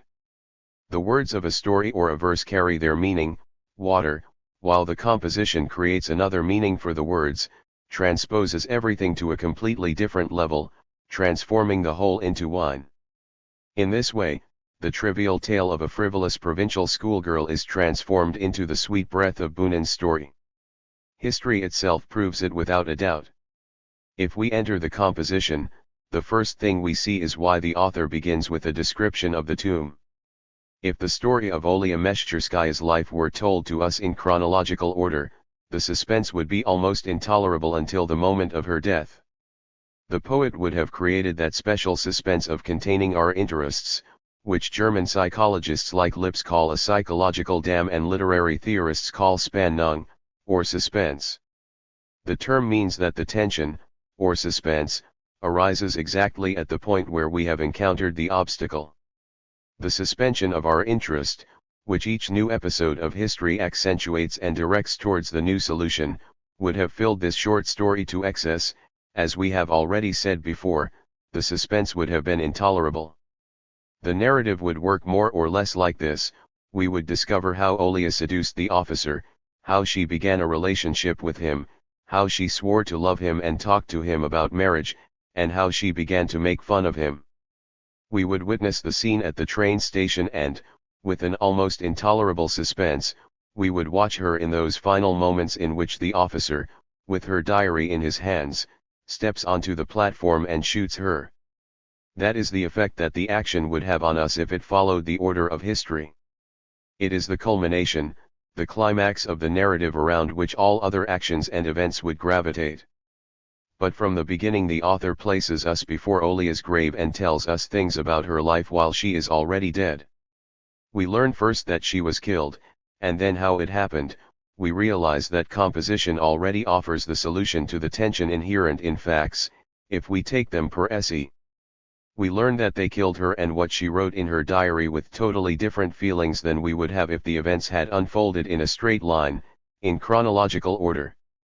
Thus, step by step, episode by episode, sentence by sentence, we can demonstrate that the events were selected and connected in such a way that, through the suspense they cause, all the dark and confusing feelings are released so that an effect can be generated. Completely different from what the narrated action would have produced in its natural sequence. Following the structural diagram of the narrative, we can demonstrate that all the artificial jumps in the story have a single purpose: the neutralization of the first impression raised by an event and its transformation into another, as opposed to the first. This destruction of content by form can be illustrated with specific scenes and episodes of the narrative. For example, we learn about Olia's tragic death in a very peculiar way. The author has already taken us to his grave. We have learned of his degradation through the conversation with the high school director. Malayudin has already been named before. A month after this conversation took place, a Cossack officer, unpleasant and brutal in appearance and having nothing in common with the class of people to which Olia Meshcherskaya belonged, shot her on the station platform, in half of a large crowd that had just arrived by train. Sentence structure reveals the teleology of the author's style. Let's notice how the main word gets lost in the agglomeration of descriptions that apparently have nothing to do with the narrative. The word shot is completely lost, and yet, it is the most terrible and sinister word not only in the sentence, but in the entire narrative. He gets lost in the middle of the long and slow description of the Cossack officer, the railway platform and the large crowd that has just arrived by train. It can be said that the structure of the phrase muffles the noise of the terrible shot until it is almost imperceptible, taking away its impact and transforming it into an imitative sign or symbol. The emotional tension of the event is released, relegated, and destroyed. Let's point out how we first learn about Olia's moral degradation, in the cozy office of the high school director, full of freshly cut lilies of the valley, in the midst of talk about ballet slippers and expensive hairstyles. And the terrible or, as the author says, the incredible confession that left the school director speechless is described like this: at that moment Olia, without losing her poise and simplicity, interrupted her, "Excuse me, madam, but you are wrong. Yes, I am a woman. And do you know who is to blame? A friend and neighbor of Dad, your brother Alexei Mihailovich Malyutin. It was last summer, in the countryside." The gunshot is described as a minor detail in the train arrival scene. The scandalous confession appears as a minor detail in a conversation about sneakers and haircuts. The intention of the minute detail, a friend and neighbor of Dad, your brother Alexei Mihailovich Malyutin, is to eradicate the impact caused by the confession. But the author does not fail to emphasize the realistic aspects of both the shooting and the confession. In the cemetery scene, Bunin describes in plain words the true meaning of the events. He tells us about the emotional state of Olia's teacher, unable to find the link between the pure and innocent appearance of the young woman and all the horror that now accompanies the name of Olia Meshcherskaya. And yet that horror follows us, intact, throughout the entire narrative. The story, however, does not affect us in the way a horror story would. Horror is located on another level, where we experience it differently. It is not in vain that the story of a terrible event bears the curious title of Sweet Breath, and it is not in vain that the breath of a clear and cold spring is felt throughout the story. Let's look at the title. When we title a story, we reveal its most important theme, the dominant one, which in turn determines the structure of the narrative. This concept, introduced into aesthetics by Christensen, is extremely useful, and without it no rigorous analysis is valid. A work of art, story, painting, or poem, is a complex whole composed of heterogeneous elements organized in different ways and according to different hierarchies. In a totality of this type, there is always some dominant element that determines the structure of the narrative as a whole and the meaning of each of its parts. In our narrative, the dominant one is, of course, the sweet breath 35. It appears when the story is about to conclude, when the teacher recalls a conversation caught on the fly on one occasion, between Olia Meshcherskaya and a friend of hers. The conversation is about feminine beauty and adopts a veiledly humorous tone with allusions to some funny old books. This conversation turns out to be the point of the story, the catastrophe that reveals its true meaning. The funny old book speaks with great emphasis of sweet breath. A sweet breath. Is it true that I have it? Hear me sigh. It's there, right? It is as if we heard the sigh. And in this inconsequential description we suddenly discover the other meaning, when we read the words with which the author concludes, "And now this sweet breath has dissipated again in the world, in this overcast sky of clouds, in this cold spring wind." Words that close the circle and return the end to the beginning. Often, a small word can, in the hands of an artist, take on great meaning and a strong impact.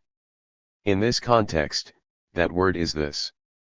This word carries within it the outcome of the story, this sweet breath. We talk about the sigh, we talk about the sweet breath that Olia Meshcherskaya asked her friend to listen to. Other significant words then appear, in this cloud-covered sky, in this cold spring wind. The last four words establish the entire concept of the narrative, which begins with the description of a cloudy sky and a cold spring wind. Bunin uses the same atmosphere in the beginning and end of the story, thus synthesizing everything that happened, the meaning of the life, love, and death of Olia Meshcherskaya, which, in essence, are nothing but a single event. And now this sweet breath has dissipated again in the world, in this cloud-covered sky, in this cold spring wind. All the previous descriptions of the grave, of the April weather, of the grey days, of the cold wind, all suddenly come together to one point and make their way into the narrative. The story takes on a new meaning. It is no longer a provincial Russian landscape, it is no longer a provincial Russian cemetery, it is no longer the sound of the wind on the porcelain funeral wreath. No, it is the sweet breath, all the sweet breaths that dissipate in that vulgar world of shooting, of Malayutin, and of the horror attached to the name of Olia Meshcherskaya. Theorists characterize point in literature as the ending of a story at a point without resolution or, in music, as the ending that falls on a dominant chord.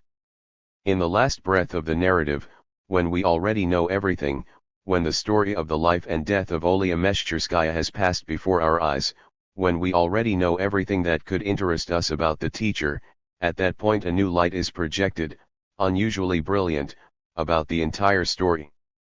The transition from the grave to the sweet breath is decisive for the composition of the narrative, because it shows us at once the entire story in a completely different light. The last phrase, which we have called catastrophic, resolves this unstable ending with a tonic chord. The unexpected and somewhat fickle confession regarding sweet breath unites the two levels of the narrative. Here Bunin does not hide reality nor does he confuse it with invention. What Olia tells her friend is funny in the precise sense of the term. When he quotes the book, "Black eyes, naturally, eyes bright as boiling pitch, that's how it was written, like boiling pitch. Eyelashes black as night, etc., it's funny, it's simple, and it's true. And the true sigh, hear me sigh, insofar as it is part of reality, is nothing more than a small detail of this small conversation." In another context, however, it makes it possible for the author to reunite the scattered parts of the story so that in its catastrophic final lines we once again see condensed, with rare precision, the entire story from beginning to end, from this gentle sigh to this cold wind of spring in the grave. And we feel satisfied then that the story is about sweet breath. The author has used a series of auxiliary devices and techniques in this narrative. We have only mentioned one, the artistic treatment or composition of the plot, which is presented as the most patent and defined technique of those used by Bunin. But there are many others, naturally, such as the way in which the author narrates the events, the language he uses, the tone, the atmosphere, the choice of words, the construction of the sentences, the author describing the scenes or limit itself to giving us a brief summary of them, transcribe the dialogues of its characters or limit itself to telling us what they said, etc. All this has its importance and affects the artistic treatment of the plot. Of equal importance is the choice of facts. To develop our thesis we have taken as a starting point a comparison between layout and composition, understanding that layout is the natural element and composition is the artificial, or artistic, element. We have not mentioned, however, that the disposition itself, that is, the choice of the facts to be treated, is in itself a creative act. In the life of Olia Meshcherskaya there are thousands of events, thousands of dialogues. Her relationship with her officer includes dozens of fights. Shenshin was not the only one of her student crushes. The girl mentioned Malayutin more than once to the director. But, for whatever reason, the author chose precisely some of those events and episodes, rejecting thousands of others. Such selection and filtering is, naturally, a creative act. A painter who paints a picture cannot paint every sheet of it, he limits himself to giving a general impression by dots of color and draws a few sheets here and there. Likewise, the writer only chooses those facts that best and most convincingly characterize the real-life material he has in his hands.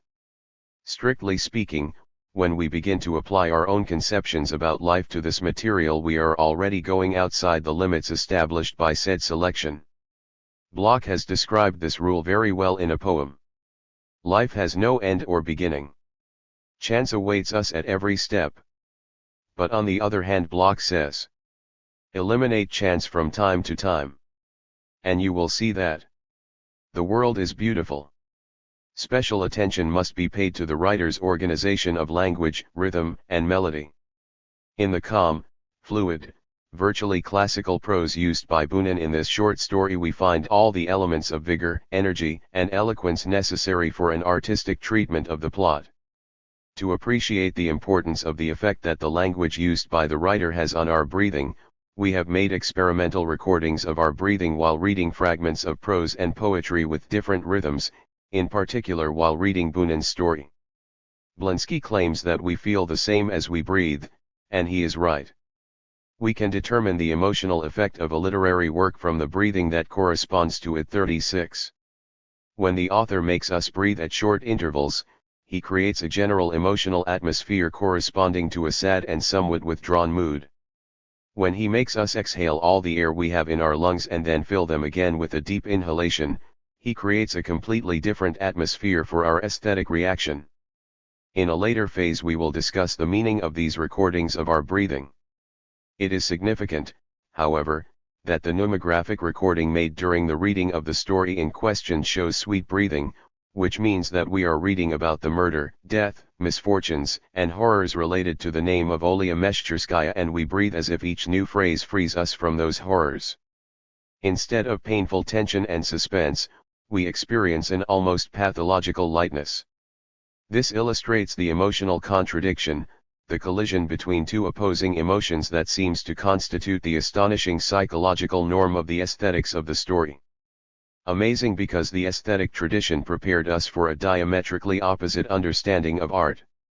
For centuries, aesthetic scholars have talked to us about harmony between form and content. We have been told that the form illustrates, completes, or accompanies the content. And now, suddenly, we discovered that it was not true, that form can conflict with content, combat it, defeat it. In this dialectical contradiction between content and form we thus discover the true psychological meaning of our own aesthetic reaction. It would seem that to represent that sweet breath Bunin should have chosen a lyrical, calm, peaceful event in life. Why didn't he tell us about a transparent, ethereal, and elevated first love, pure and intact? Why did he choose horrible, vulgar, murky, and conflictive events to develop his theme of sweet breath? It seems that we have reached a point where we can affirm that a work of art always contains a certain degree of contradiction, a certain internal incongruity between material and form. We can say that the author deliberately chooses difficult and delicate material that will resist him before saying what he wants to say. The more delicate and hostile the material, the better for the author. The form that the author gives to his material is not intended to reveal the feelings that are hidden in the material. He does not want to bring to light in all its depth the existence of a Russian schoolgirl in a provincial town. He wants, on the contrary, to overcome those properties, forcing horror to speak the language of sweet breath and making the problems, pain, and shadows of life breathe and move like a cold spring wind. Sweet Breath. By I. Bunin. In the cemetery, on a mound of fresh earth, there is a new cross. It is made of oak, smooth and solid, it is a pleasure to look at it. We are in April, but the days are grey.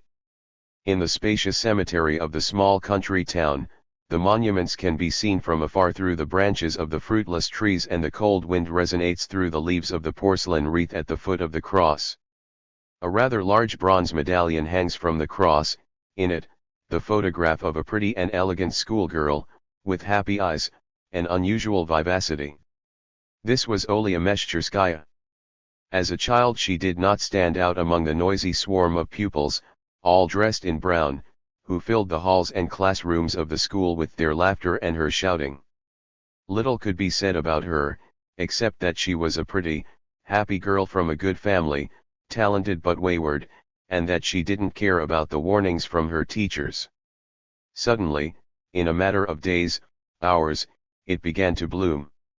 At 14 years old she had a slender waist, beautiful legs, well-defined breasts, and all those body curves whose grace human words have been unable to express. At 15 everyone said she was a beauty. Her classmates made an effort to brush their hair often and thoroughly, to move gracefully, but not Olia. Nothing worried her. Neither have your fingers speckled with ink, nor have your skin red, your hair disheveled, nor fall and scratch your knee. Everything that distinguished her from the rest of her during the last 2 years of school, her grace, her elegance, her lively, intelligent look, had been given to him effortlessly on her part, inadvertently, like a blessing. Nobody danced as well as Olia Meshcherskaya. Nobody skated with her panache. No one was courted so much at balls. And, for whatever reason, the younger officers preferred her to any other. Imperceptibly she became a young lady, and her fame at school spread almost imperceptibly, and rumors began to circulate that she was frivolous, that she could not live without admirers, that the student Shenshin had lost his head over her, and that she loved him but was so capricious in her behavior that the young man tried to commit suicide. During the last winter of her life, Olia Meshcherskaya's classmates said that she had abandoned herself to the search for pleasure. The winter was sunny, cold, with a lot of snow. The sun was setting early behind the tall fir trees of the snow-covered school park. Each evening, a serene sunset promised another sunny, cold day for the next morning. And what can we say about the walks along Cathedral Street, the skating in the city park on a pink-tinted sunset, the music, the crowd sliding on the ice? In this Olia Meshcherskaya seemed to be the most elegant, carefree, and happy of people. On one occasion, during a recess at school, while she was running through the main hall pursued by the first graders and by her shouts of joy, she was unexpectedly summoned to the principal's office. Olia stopped in her tracks, took a deep breath, smoothed her hair with a very typical gesture, pulled up her apron and ran upstairs, her eyes radiant.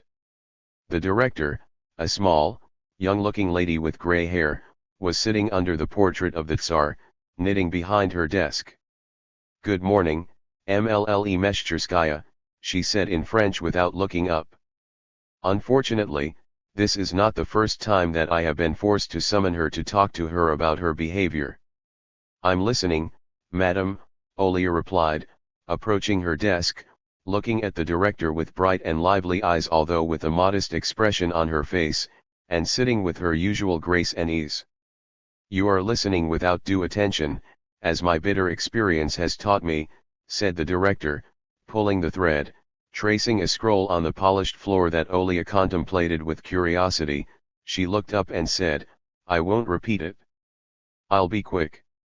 Olia liked the unusually tidy and spacious study, which was especially warm and cozy on cold winter days, with its shiny ceramic stove and its lilies of the valley on the table. She looked at the young Tsar painted life-size, standing in a resplendent hall, and at the headmistress's white hair, scrupulously parted in the middle and scrupulously curled, and she sat expectantly silent.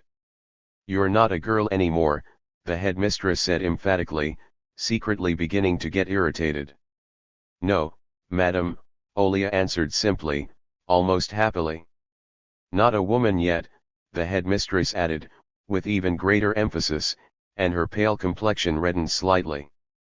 "First of all, what kind of hairstyle is that?" "It's a woman's hairstyle." "It's not my fault, madam, that I have pretty hair," replied Olia, while she smoothed her beautifully brushed hair with both hands. "So it's not your fault?" said the director. "The hairstyle is not her fault. Expensive combs are not your fault. The 20-ruble slippers she made her parents buy are not her fault.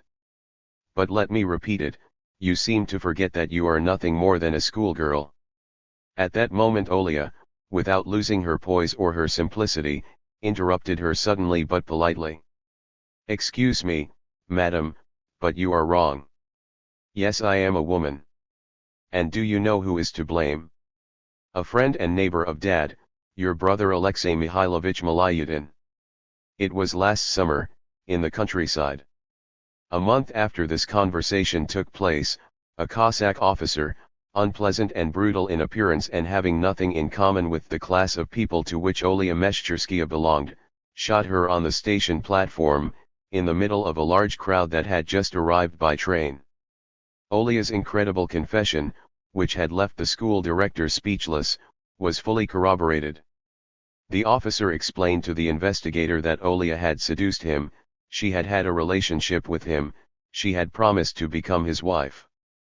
But on the day of the murder, at the train station, while they were saying goodbye because he was leaving for Novokirkisk, she suddenly announced that she had never loved him, that everything she had told him about the marriage was nothing more than a joke, that he had been teasing him, and then let him read the page in his diary in which he mentioned Malyutin.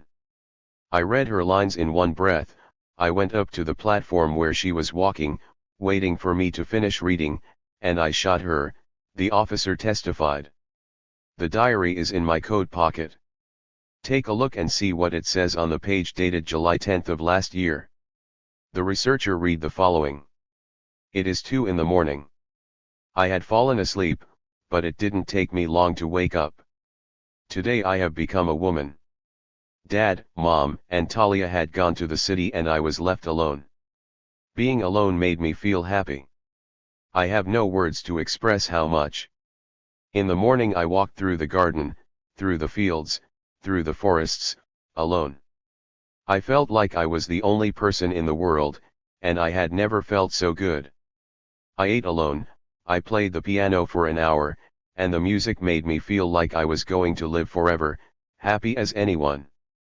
I took a nap in Dad's study. Katya woke me up at 4 to tell me that Alexei Mihailovich had arrived.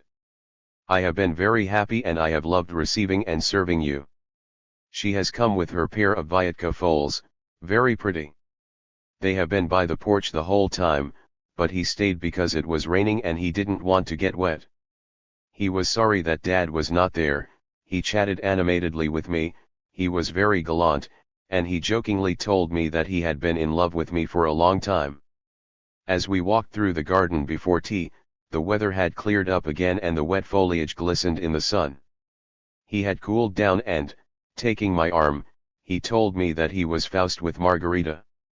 He is 56 years old, but he is still quite handsome and is always well dressed. The only thing I don't like about him is the cape he was wearing when he arrived. He smells like English cologne and his eyes are quite youthful and black and his beard it is carefully divided into 2 separate parts and is silver. We had tea in the conservatory. For a few moments I felt dizzy and lay down on a low couch while he smoked, then he sat next to me, complimented me, took my hand and kissed it. I covered my face with a silk scarf, but he kissed me on the lips several times through the scarf. I don't understand how it could have happened. I must have lost my mind. I never believed I could be like this. Now I only have one way out. It makes me so sick, I can't live with it. During these days of April the city has remained clean and dry. The stones are white and it is a pleasure to walk on them. Every Sunday, after Mass, a small woman dressed in mourning, with black kid gloves and a black umbrella, walks down Cathedral Street, which leads to the outskirts of the city. She passes in front of the fire station and crosses a dirty square, where there are many blacksmith shops covered in soot. Then, between the monastery and the prison, the spring fields are grey and the cloudy sky is white. She ventures through the puddles along the monastery wall. She turns left to enter a large garden closed by a white fence with a door where the inscription "The Assumption of the Mother of God" is painted. The little woman crosses herself several times and heads down the main path like someone who already knows the way. She comes to a bench in front of an oak cross. She sits in the wind and cold of spring for an hour or two, until her feet in her light shoes and her kid-gloved hands fall away. They freeze. She hears the birds singing in the cold and the wind whistling sweetly on the porcelain crown, and she thinks she would give half her life not to see that dead crown. The idea that Olia Meshcherskaya lies there, buried in the frozen earth, plunges her into a state of mind that borders on lethargy. How to relate that 16-year-old schoolgirl, so full of life, grace, and joy from just a couple of months ago, with that mound of earth and that oak cross? Could it be that they both hide that girl whose eyes sparkle, as if they were alive, in the bronze medallion? How to combine that pure and innocent look with all the horror associated with the name Olia Meshcherskaya? But, deep in her heart, the little woman is happy, as are those who love or those who dedicate themselves to an ardent dream. The little woman is the teacher of Olia Meshcherskaya, a 30-year-old spinster who has been living for a long time clinging to false illusions that for her are a substitute for the reality of life.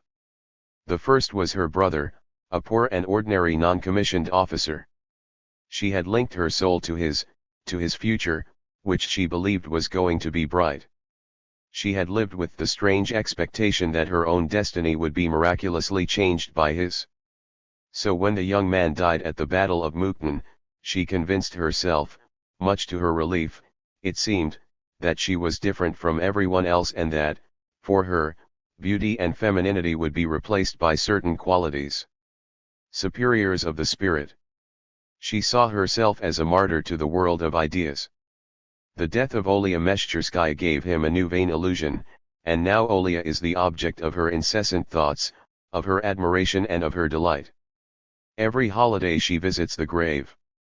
The habit of wearing black dates back to the death of her brother. She spends hours contemplating the oak cross. She thinks about Olia's pale complexion in the coffin, among the flowers, and she remembers what she once heard during a school recess. Walking through the courtyard with her best friend, the tall and corpulent Subotina, Olia had said to her with bated breath, "In one of my father's books, he has many funny old books, I read a description of what beauty should be. Of a woman. There are so many things that one cannot remember them all. Let's see, black eyes, of course, eyes bright like boiling tar, that's how it was written, like boiling tar. Eyelashes black as night, a smooth and shiny complexion, a slim waist, hands longer than normal. What do you think? Longer than normal, a small foot, a moderately large chest, a round and beautiful calf, knees pink like seashells, rather high shoulders. I have learned everything by heart. Everything is true. And most importantly, do you know what it is?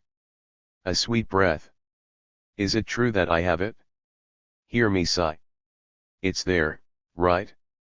And now that sweet breath has dissipated again in the world, in this cloud-covered sky, in this cold spring wind.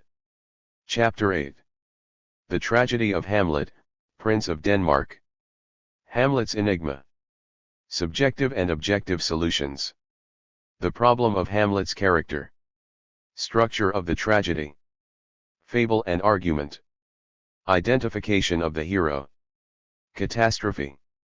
The tragedy of Hamlet is generally considered an enigma. Unlike Shakespeare's other tragedies and the works of other authors, the action never ceases to surprise and disconcert the viewer. That is why critical essays and studies on the work tend to seem more like comments. All of them have a common trait: they want to solve the enigma posed by Shakespeare. After Hamlet's initial encounter with the spectre, one expects the protagonist to kill the king. Why doesn't he do it? And why doesn't the work reflect anything other than his inability to act? Shakespeare does not explain the reasons for Hamlet's inertia, so critics approach the enigma from two different angles: first, from Hamlet's character and personal experiences, and second, from the environmental obstacles that lie in his path. According to the first point of view, the problem lies in Hamlet's personality. Critics of this tendency try to demonstrate that the reason Hamlet postpones his revenge is that his feelings rebel against an act of violence and that he is an indecisive and will-less man, or that, as Goethe stated, he has placed too heavy a task on his fragile shoulders. Since none of these interpretations offers an exhaustive explanation of the tragedy, we can safely affirm that they lack any scientific relevance, since with the same legitimacy the opposite could be said. Other critics explain Hamlet's delay as a manifestation of his emotional state, just as if he were a real person. These critics usually rely on real-life experiences and human nature, but not on the artistic structure of the work. They even go so far as to say that what Shakespeare wanted was to show the tragedy of the will-less person who is imposed a task for which he is not qualified. They see Hamlet as a tragedy of weakness and lack of will, despite the scenes in which the protagonist displays exactly opposite character traits and shows himself as a man of extraordinary determination, courage, and determination in the face of considerations. Morals. Another school of critics tries to explain Hamlet's indecision by the objective obstacles that stand in the protagonist's path. The king and his courtiers oppose Hamlet, for if he does not kill the king from the start, it is because it is impossible for him to do so. These critics, who follow Werther's theses, affirm that Hamlet's task is not to kill the king but to prove his guilt and punish him. Naturally, it is possible to find as many arguments in favor of this opinion as against it. These critics are completely wrong, because they overlook two fundamental issues.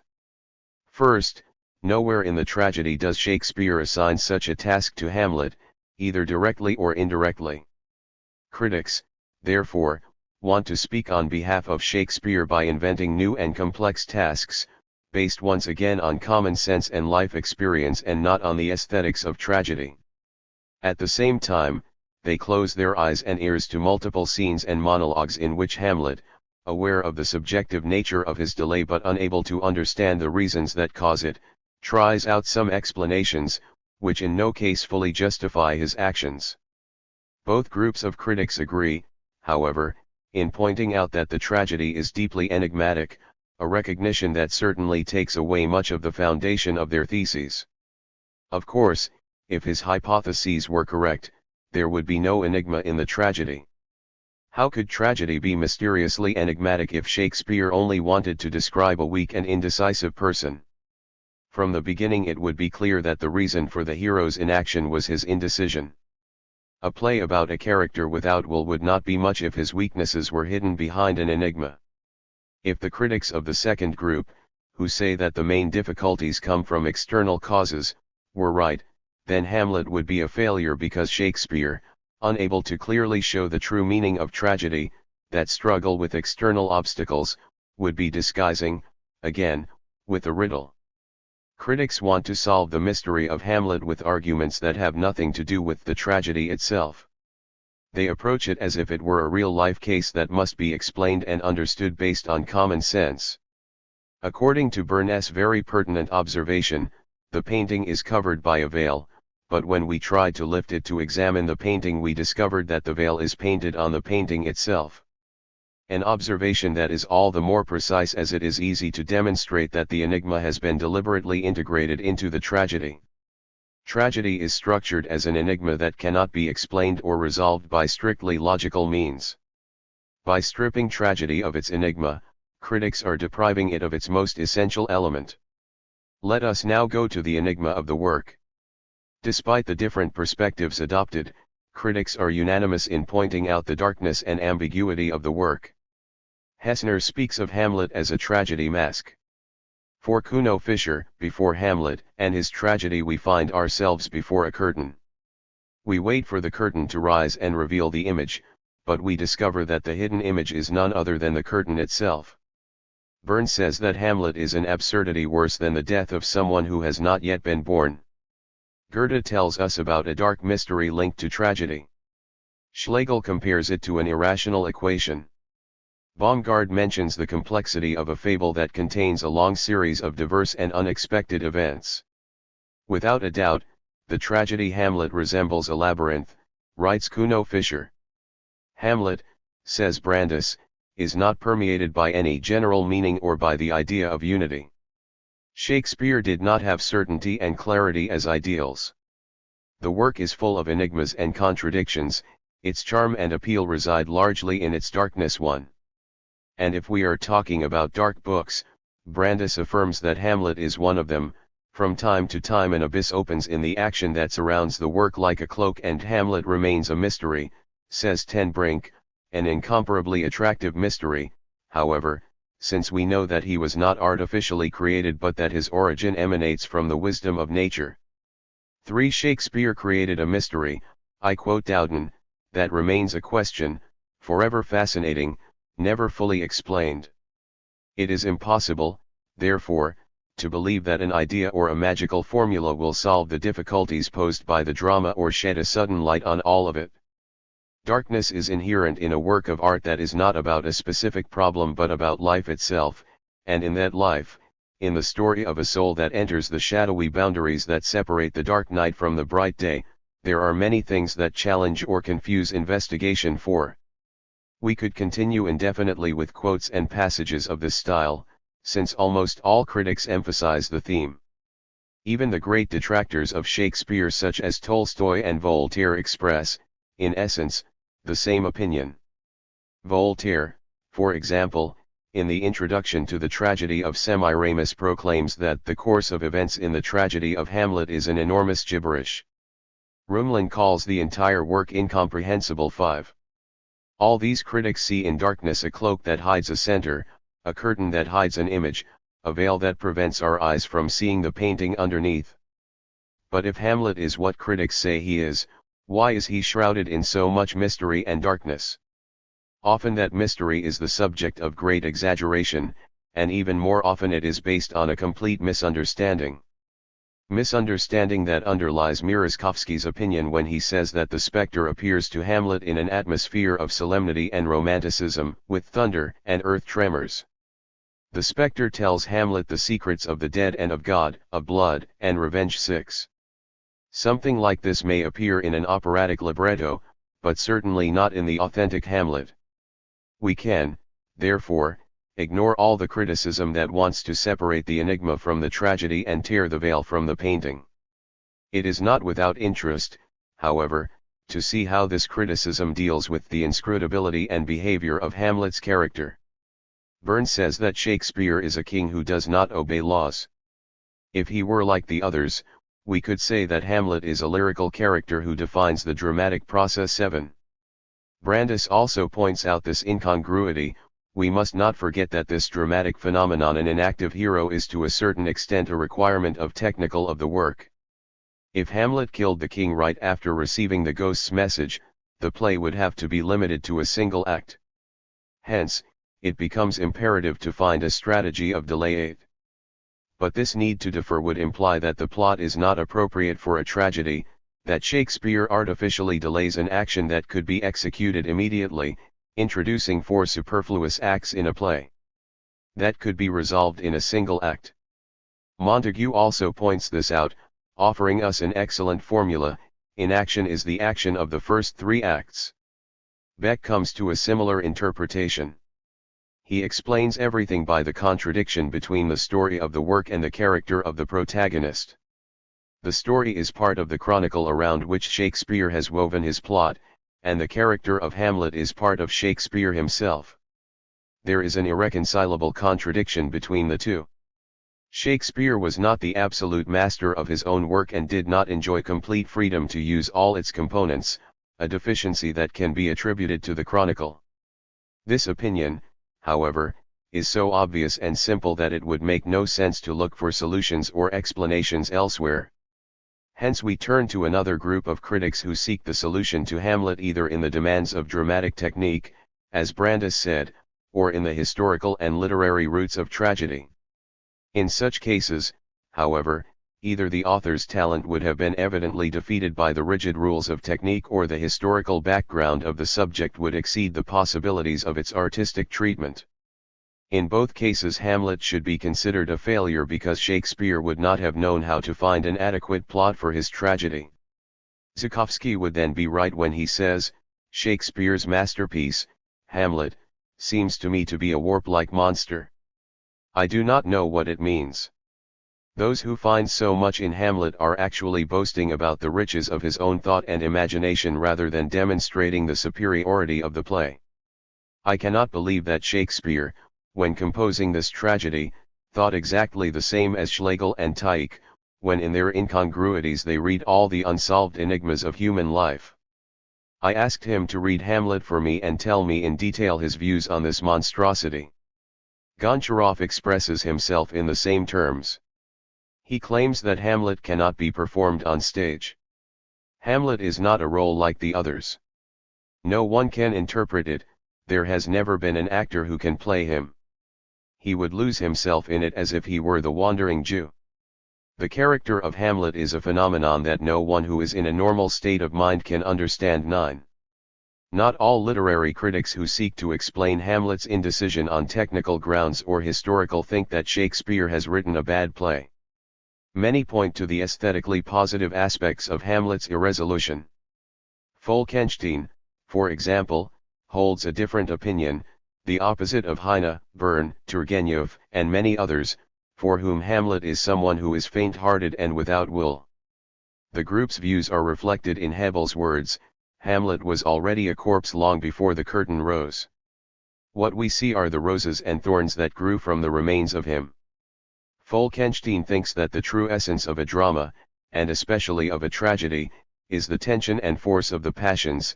He also believes that a tragedy always relies on the inner strength of the hero.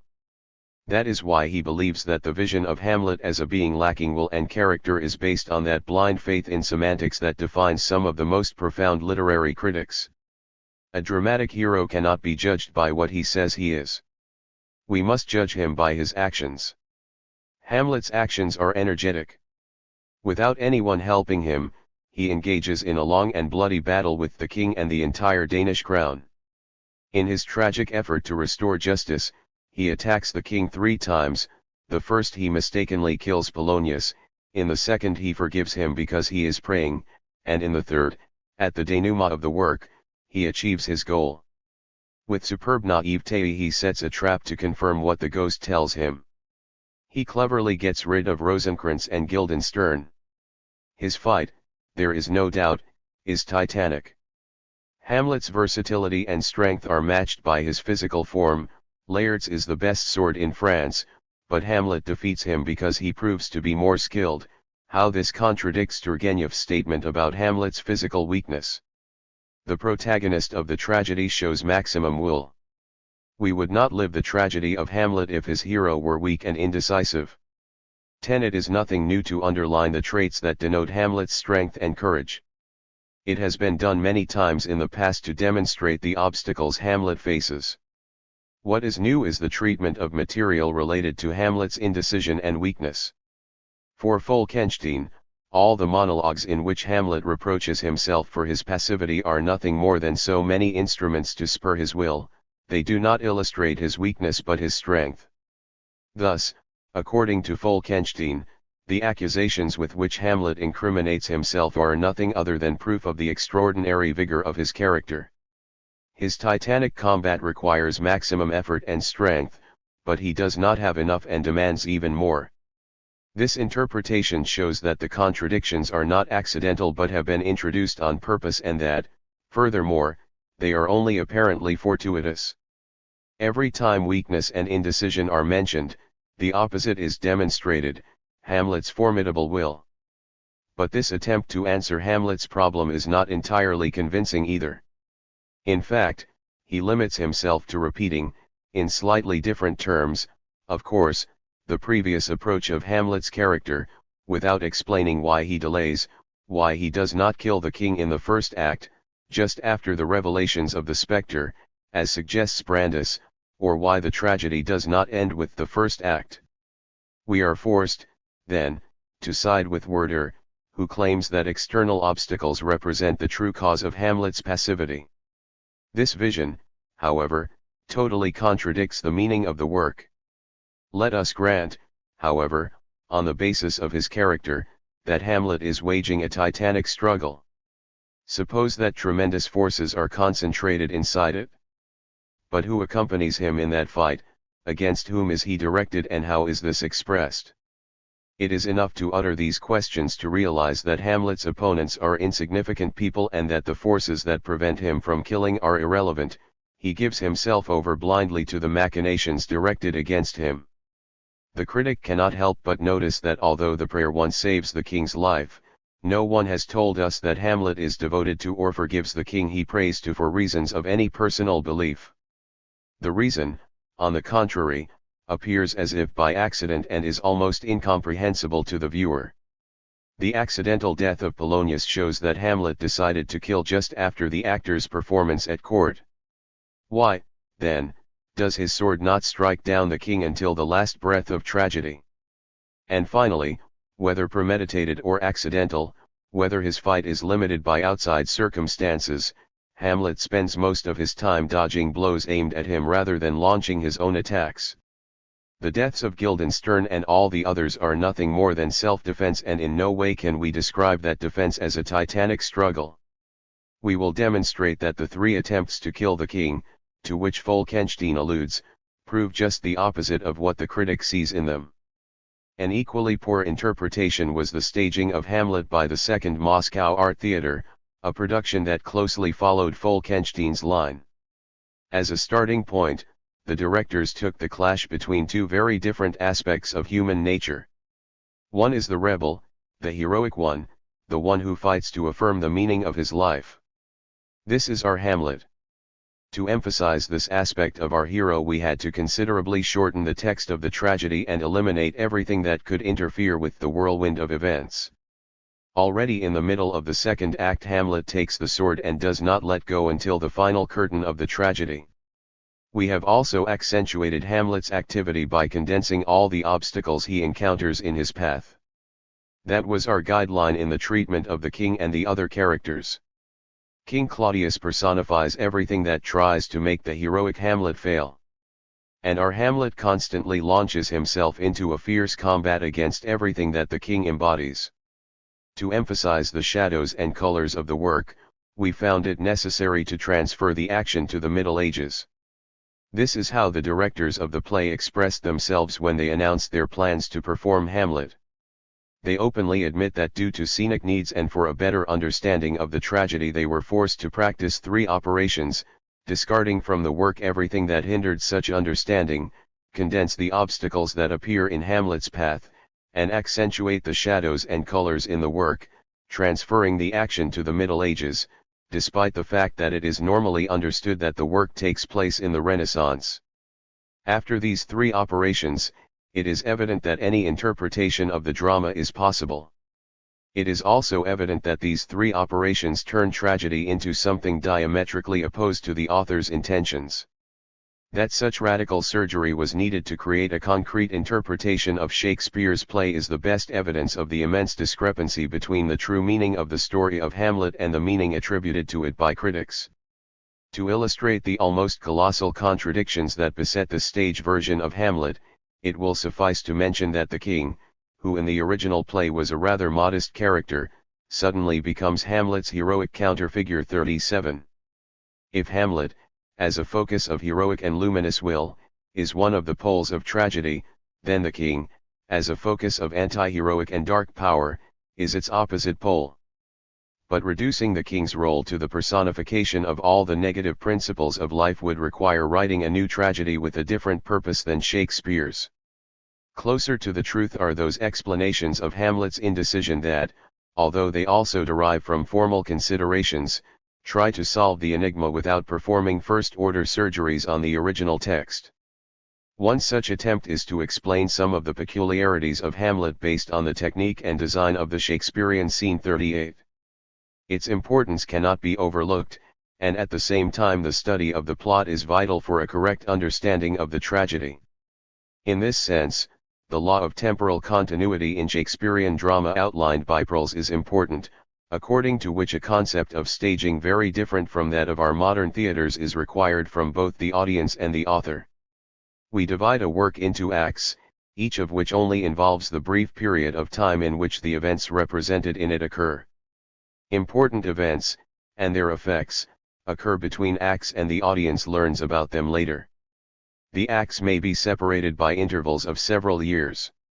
All of this requires specific stylistic techniques. In Shakespeare's time, things were very different. The action was continuous, apparently a play was not divided into acts, the performance was not interrupted by intermissions, and everything happened before the audience's gaze. This important aesthetic convention was bound to have many repercussions on the composition and structure of the work. Many things become clear when we become familiar with the techniques and aesthetics of theater in Shakespeare's time. But if we go too far and think that by establishing the need for a technical measure we have solved the problem of the work, we will be making a serious mistake. We have to be able to discern to what extent each mechanism really has its origin in the stage technique of the time. It will not be enough, however, to do this. We must also show the psychological relevance of the mechanism. We will have to explain why, among so many similar devices, Shakespeare chose precisely that one, since to admit that a device can be explained exclusively by its technical indispensability would be equivalent to declaring the supremacy of mere technique over art. Without a doubt, the structure of a work depends largely on its technique, but it is also true that each and every one of the technical mechanisms acquires its own aesthetic relevance. An example. Silverswan says, the poet was greatly constrained by a specific stage configuration. Among the cases that present the inevitability of the actors leaving, or the impossibility of making the play or scene end with a group of people on stage, we have those in which there are corpses on stage. You can't make them get up and walk. But in Hamlet, for example, Fortinbras appears at the end. In every other sense, he is someone totally superfluous, along with many other people, for the sole purpose of exclaiming, "Take the corpses, what a scene like that!" It is more typical of a battlefield, and not a place like this. Let the soldiers fire volleys. They all leave, taking the dead. The reader will be able to find many such cases if he reads Shakespeare's works carefully. 11. Here is an example of an interpretation of the final scene of Hamlet based exclusively on technical considerations. It is obvious that without a curtain, with the action taking place before the audience on an open stage, the playwright must finish his work so that someone can take away the corpses. Someone must carry the bodies in the final scene of Hamlet. However, this can be done in different ways. They could be taken by courtiers or simply by the Danish guard. Thus, from this exclusively technical necessity we should never conclude that Fortinbras appears only to take away the corpses and that he is, otherwise, a totally superfluous character. Let us now look at Kuno Fischer's interpretation of the tragedy. In his opinion, the theme of revenge is embodied in three different characters, Hamlet, Laertes, and Fortinbras, all of them avengers of their respective fathers. In this way it is immediately evident that the final appearance of Fortinbras has a profound artistic significance, since with it the theme of revenge reaches its final resolution. The procession of the victorious Fortinbras before the bodies of the other two avengers, who have constantly been juxtaposed to him, is highly significant. A strictly technical device here acquires an aesthetic meaning. On more than one occasion we will have to resort to an analysis of this type, and the rule established by Prolls will be very useful when explaining Hamlet's indecision. This, however, is only the beginning of the investigation. The main task will be to reach an understanding of the aesthetic relevance of a device after having established its technical need on scene. Otherwise we would be forced to conclude, with Brandes, that technique completely dominates the poet, and not vice versa, and that Hamlet delays his action for 4 acts only because Elizabethan plays were written in 5 acts instead of 1. We would never understand why the same technique that constrains and limits Shakespeare just as it does other authors creates one aesthetic in Shakespeare's work and another in the tragedies of his contemporaries, or why the same technique forces Shakespeare to write Othello, King Lear, Macbeth, and Hamlet in completely different ways. It is obvious that the poet, within the limits that the technique imposes on him, maintains his freedom of creation and composition. The same weakness is found in the attempts to explain Hamlet based on purely formal requirements, which establish perfectly correct rules that can help understand the tragedy but are totally incapable of explaining it. This is, for example, what Eichenbaum has to say about Hamlet. Strictly speaking, if Schiller analyzes the psychology of indecision, it is not because the action of tragedy is delayed. On the contrary, if Wallenstein, one of Schiller's tragic heroes, does not act immediately, it is because the action of the tragedy must be withheld and the delay must be concealed. The same thing happens with Hamlet. It is not in vain that there are directly contradictory interpretations of Hamlet as a personality. They are all correct in his way, because they are all equally wrong. Both Hamlet and Wallenstein represent two essential aspects for the treatment of tragic forms, an impulsive force and a delaying force. Instead of a simple forward movement along the path of the plot, or the story, we have a kind of dance of complex movements. From a psychological perspective, we incur contradictions. Which is inevitable, because psychology only serves as motivation. The hero seems to be only a personality, in reality he is a mask. Shakespeare introduces the spectre into his tragedy and turns Hamlet into a philosopher, thus motivating movement and delay at the same time. Schiller forces Wallenstein to become a traitor almost against his will in order to create movement in the tragedy. Immediately afterwards, he introduces astrology as a factor that will cause delay. 12. A series of puzzling questions arise here. Suppose, like Eichenbaum, that in order for him to carry out an adequate treatment of artistic forms, the protagonist must simultaneously promote and delay the action. Does this explain Hamlet? No more than the need to remove the corpses at the end of the play explains the appearance of Fortinbras. Both things operate in both Shakespeare and Schiller. So why did one write Hamlet and the other Wallenstein? Why did identical theatrical technique and identical formal requirements once lead to the creation of Macbeth and another to Hamlet, two works radically opposed in their composition? Suppose that the psychology of the protagonist is nothing more than an illusion of the public and that the author introduces it only as a motivation. But then, does the author's chosen motivation have no importance for the tragedy? Are motivation and selection arbitrary? Does motivation in itself mean anything, or is it that the effect of the rules of tragedy is the same regardless of the motivation or the specific way in which it is manifested, just as an algebraic formula is always correct regardless of the values what do we put in it? In this way formalism, which began with a healthy respect for concrete form, degenerates to the point of reducing certain individual forms to algebra formulas. No one contradicts Schiller when he says that a tragic poet must delay the torment of feelings, but we cannot understand why this torment is prolonged in Macbeth, where the action takes place at breakneck speed, and also in Hamlet, where the action is very slow. Eichenbaum thinks that his formula completely explains Hamlet. Shakespeare introduces the spectre as a motivation for movement. He turns Hamlet into a philosopher so he can introduce a delay. Schiller turns to other motivations, astrology instead of philosophy and betrayal instead of a ghost. Why, then, do we have two completely different consequences from the same cause? Or should we admit that the cause given here might not be the authentic one or might not explain everything sufficiently? Certainly, it may not even be able to explain the most superficial events. An example, for some reason, Eichenbaum says, we love psychologies and characters. We naively believe that a writer wants to express or represent a psychology or a character. We rack our brains over Hamlet.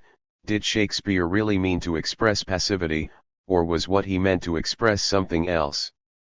The artist, however, does not represent or express things like these, because the artist does not care about psychology. Nor are we going to see Hamlet to study psychology 13. All this is true, of course, but should it follow that the choice of character or psychology of the protagonist is of no importance to the author? If we are going to see Hamlet, it is not to study the psychology of indecision, true, but it is equally true that if we changed Hamlet's character the play would lose all its effect. Naturally, the author has not written the tragedy to present a treatise on psychology or human character. But the psychology and character of the hero are not irrelevant, random, or arbitrary elements either. They are extremely important from an aesthetic point of view, and explaining Hamlet in a single sentence as Eichenbaum does is not enough. If we say that the action is delayed in Hamlet because the protagonist is a philosopher, then we must accept and repeat the opinion of the tedious books and articles that Eichenbaum tries to refute. The traditional view of psychology and character study proclaims that Hamlet does not kill the king because Hamlet is a philosopher. That same superficial view claims that the spectre appears to force Hamlet to act. To Hamlet, however, the information could have come from other sources. It will be enough to approach the tragedy without intermediaries to realize that it is not Hamlet's philosophy that postpones the action, but something else. Those who want to study Hamlet as a psychological problem should distance themselves from criticism. We have already tried to demonstrate how little use it is as a guide for the scholar and how it can sometimes lead researchers astray. The first step toward a psychological study of Hamlet is to discard the 11,000 volumes of commentaries that have crushed the hero under their weight and of which Tolstoy speaks in horror. We have to take tragedy as it is presented to us if we are to understand what it reveals, not to the sophisticated commentator but to the honest observer. We have to take it in its unexplained form 39 and see it as it is. Otherwise we run the risk of interpreting a dream instead of studying the work. As far as we know, only once has an attempt been made to contemplate Hamlet with unduplicated simplicity.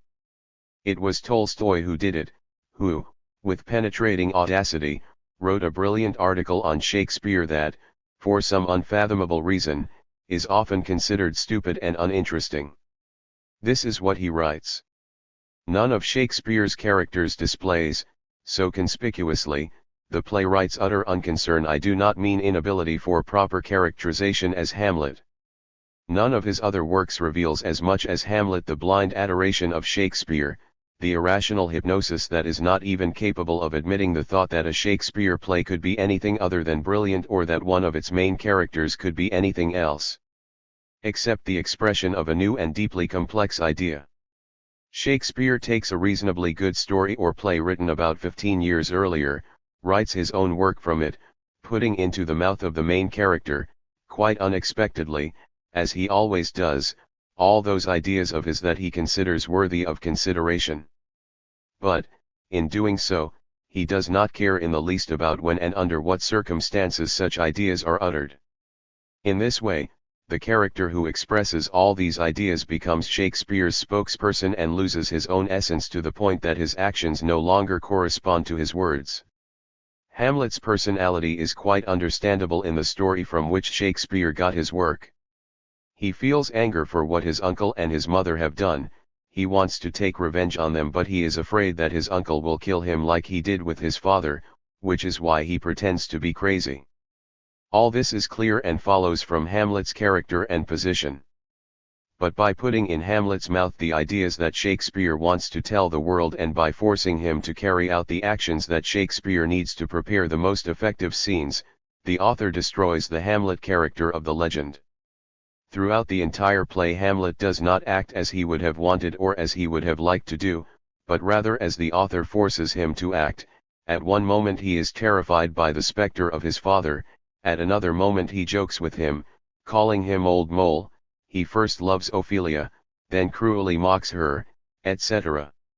It is impossible to find an explanation for Hamlet's actions or words, and therefore it is impossible to attribute whatever character he may be. But since it is generally accepted that the great Shakespeare could in no way have written anything bad, scholars and critics have racked their brains again and again to discover some unusual beauty in what is obviously a particularly glaring and quite irritating flaw in Hamlet, where the protagonist has no character. Wise critics now proclaim that Hamlet expresses, with extraordinary power, a profound and totally new character, whose distinctive feature is the absence of character, and that only the genius of a Shakespeare could create such a profound character without character. That said, learned critics write volume after volume of praise and explain the greatness and significance of the characterization of a characterless person. It is true that a critic occasionally makes a timid observation that there might be something strange about the character, that Hamlet is an insoluble enigma, but no one has the courage to say that the emperor is naked, that it is perfectly obvious that Shakespeare could not or would not give Hamlet a specific character. Neither he nor he believed that this was in any way necessary. And, in this way, erudite critics continue to study, investigate, and praise this mysterious literary production. Point 14. We respect Tolstoy's opinion, and not because his conclusions seem correct or fully reliable to us. The reader realizes that Tolstoy's final judgment on Shakespeare has non-artistic motivations. The key to his moral condemnation of Shakespeare is that the latter's morality seems irreconcilable with his own moral ideology. Let us not forget that his moralism led Tolstoy to reject not only Shakespeare but many other authors and works. In his later years he came to judge his own writings as harmful and unworthy, demonstrating that his moralistic vision transcended the boundaries of art and was too broad and universal to dwell on details, being therefore inapplicable to psychological research of art. However, Tolstoy bases his moralizing conclusions on purely aesthetic arguments, and these are so convincing as to destroy that irrational and unreasonable hypnosis that surrounds Shakespeare and his work. Tolstoy contemplates Hamlet with the eyes of the child in Andersen's The Tale of the Emperor's New Clothes. He is the first who dares to say out loud that the emperor is naked, that is, that all merits, such as depth, precision of character, penetration into the depths of the human psyche, etc., exist only in the imagination of the viewer. Tolstoy's great merit lies in stating that the emperor is naked, thereby unmasking not so much Shakespeare as the ridiculous and false concept of the bard, a concept that contrasts with his own opinion, which he considers diametrically opposed to that accepted by the world civilized in general. In this way, pursuing moralizing goals, Tolstoy destroys one of the most absurd prejudices in the history of literature. He was the first to dare to express what many have now confirmed, namely, that Shakespeare does not give a convincing psychological motivation to a good number of the intrigues and actions in his works, that his characters are often implausible and that they give serious inconsistencies, unacceptable to common sense, between the character of the protagonist and his actions. Stahl, for example, states bluntly that in Hamlet Shakespeare is more interested in the situation than in the character of the protagonist, that Hamlet should be seen as a tragedy of intrigue where the decisive role is played by the sequence of events and not the revelation of the character of the hero. Rugg thinks the same. He speculates that Shakespeare does not confuse the action to make Hamlet's character more complex, but rather makes him more complex to make him fit better into the traditional dramatic concept of the fable 40. Comments like this are by no means unique, nor do they remain isolated among contrary opinions. In other Shakespearean works there are facts that demonstrate incontestably that Tolstoy's statement is basically correct. We will see that tragedies such as Othello and King Lear are, strictly speaking, criticizable from Tolstoy's position, and we will also see how convincing his theses are on the irrelevance of character in Shakespeare's works and how accurately he understood the aesthetic transcendence of Shakespearean language. As a starting point for our discussion, we will take the obvious thesis that it is not possible to assign a specific character to Hamlet because it is constructed from contradictory traits, nor is it possible to find a credible explanation for his words and actions. We will question, however, the Tolstoyan thesis of Shakespeare's inability to represent the artistic progress of the action. What Tolstoy does not understand or does not want to accept is Shakespeare's aesthetics. When he describes in prosaic language the artistic devices of the playwright, he is separating those devices from the aesthetic functions they exert in the drama, thus reaching absurd conclusions. Something that, naturally, will happen whenever we perform a similar operation on the work of any poet and strip the text of its meaning by telling the story in plain language. Tolstoy explains King Lear scene by scene in order to show the absurdity of its concatenation.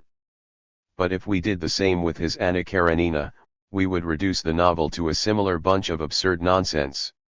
What Tolstoy says about Anna Karenina can also be applied to King Lear. You cannot re-explain the events of a novel or a tragedy and express their meaning, because meaning only appears in the combination of ideas. Tolstoy says that this combination is not only of thoughts but of something more, something that cannot be expressed in words but only through images, scenes, situations, etc. Retelling King Lear in our own words is as impossible as putting music into words. Hence, narration is the least convincing method of artistic criticism. This great basic error, however, did not prevent Tolstoy from making a series of brilliant discoveries that will offer Shakespeare analysts a multitude of interesting problems in the years to come and which of course will be interpreted in a different way than Tolstoy. Even if we agree that Hamlet has no character, we persevere in our argument. Could this lack of character be an artistic intention rather than a simple error? Of course, Tolstoy is right when he points out the absurdity of the theses of those who claim that the depth of the Shakespearean character lies in this absence of character. We cannot rule out the idea, however, that in this tragedy Shakespeare may have had no intention of revealing, describing, or studying a character per se, and may have deliberately used a character wholly inappropriate to the specific facts of the play in order to obtain a specific artistic effect from this paradox. We will demonstrate the fallacy of the idea that Shakespeare's Hamlet is a tragedy of character. At this point, however, we will limit ourselves to assuming that the lack of character is intentional on the part of the author and that he uses it as a mechanism for specific artistic purposes. We will begin by analyzing the structure of the tragedy. Our analysis can be carried out in three different ways. We have, firstly, the sources used by Shakespeare, the original treatment of the material, secondly, the plot of tragedy, and, finally, a new and more complex artistic feature, the dramatis personae. Let us now try to determine the interrelationship between these three elements. Tolstoy correctly begins his investigation by comparing the original saga of Hamlet with Shakespeare's tragedy. In the saga everything is clear and understandable. The reasons for the prince's actions are obvious. The action is coherent and each step is justified both psychologically and logically. In the past, many studies of the work have explained this point quite thoroughly.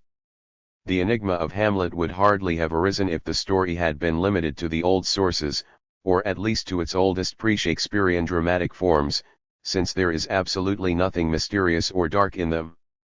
Which allows us to reach a conclusion diametrically opposed to Tolstoy's vision, according to which in the legend everything is clear and evident while in Hamlet everything is confusing and irrational, and that, therefore, Shakespeare has ruined the legend. It would be more correct to follow the opposite line of thought. Since everything in the saga was logical and understandable, Shakespeare had tailored logical and psychological motives. If he chose to process this material leaving aside all the obvious links that ensure the cohesion of the original saga, it is because he must have had a special intention.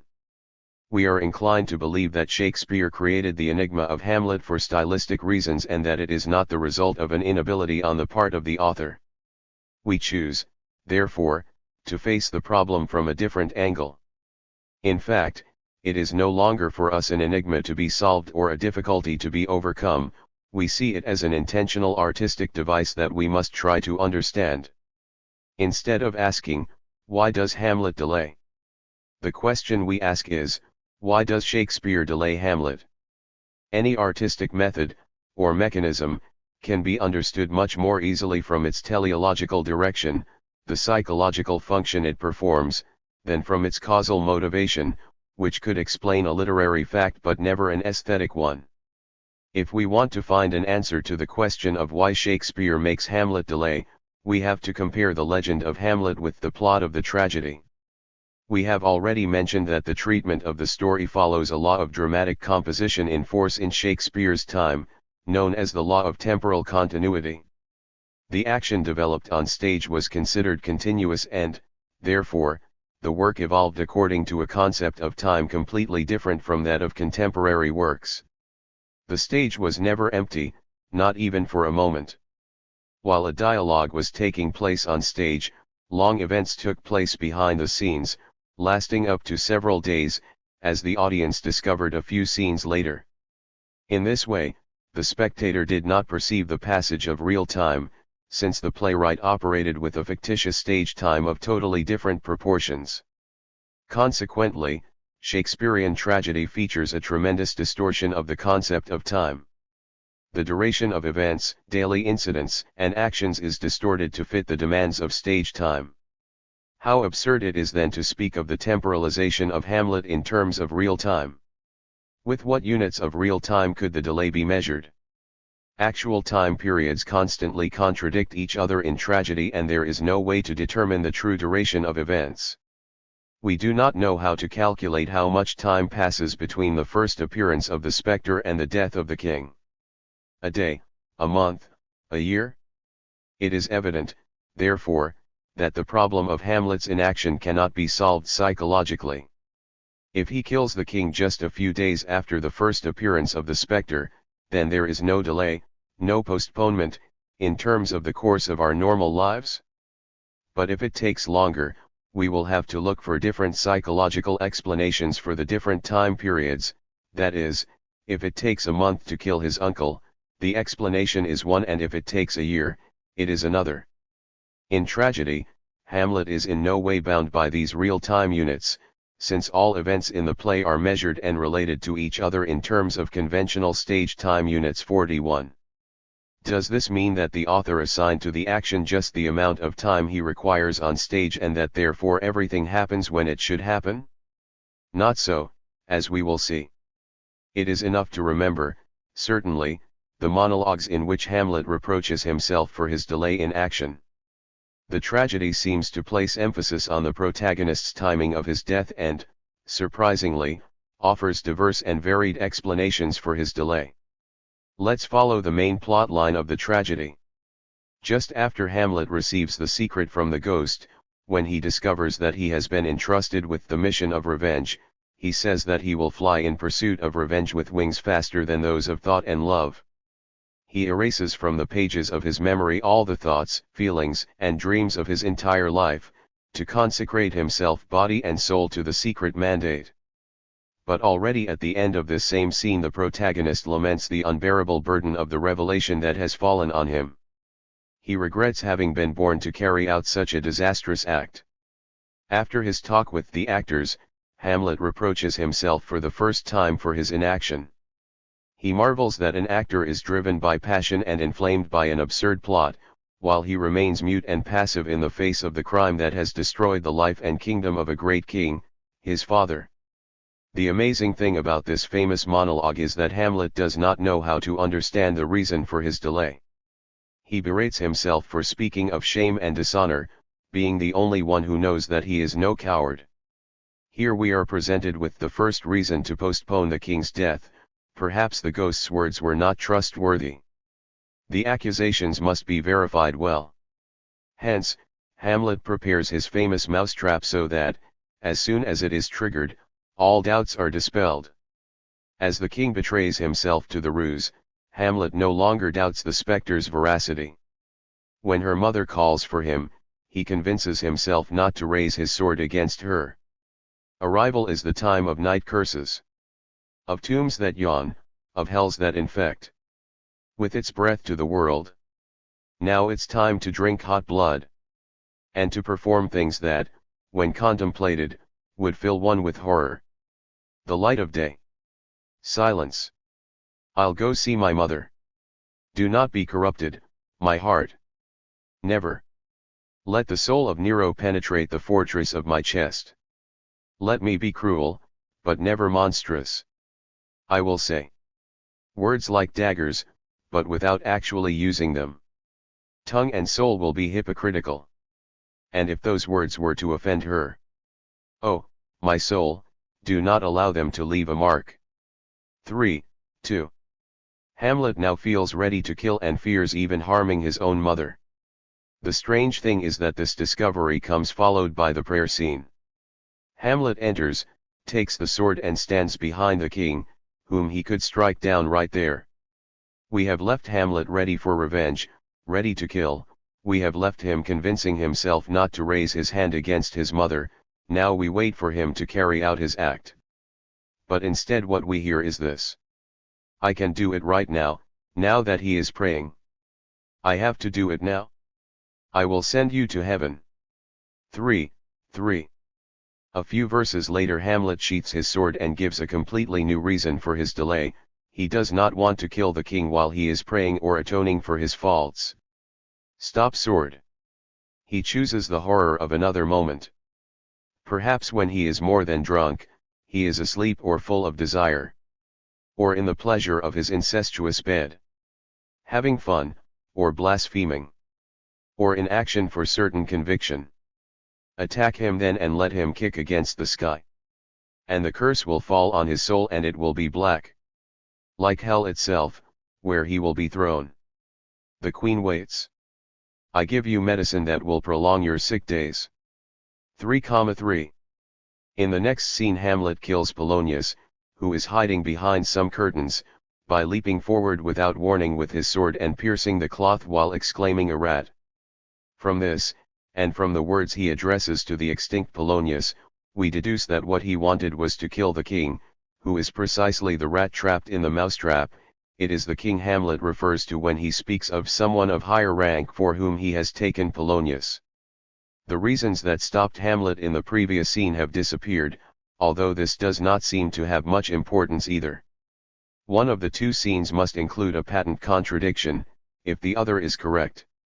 Kuno Fischer says that most critics consider Polonius's death scene as proof of the unpremeditated and thoughtless nature of Hamlet's actions. Many productions, and not a few critics, omit the prayer scene because they cannot understand how a new reason for postponement can be introduced without prior preparation. Nowhere in the tragedy, neither before nor after, does this condition for the king's death reappear, killing him while he is in sin in order to destroy his soul after death.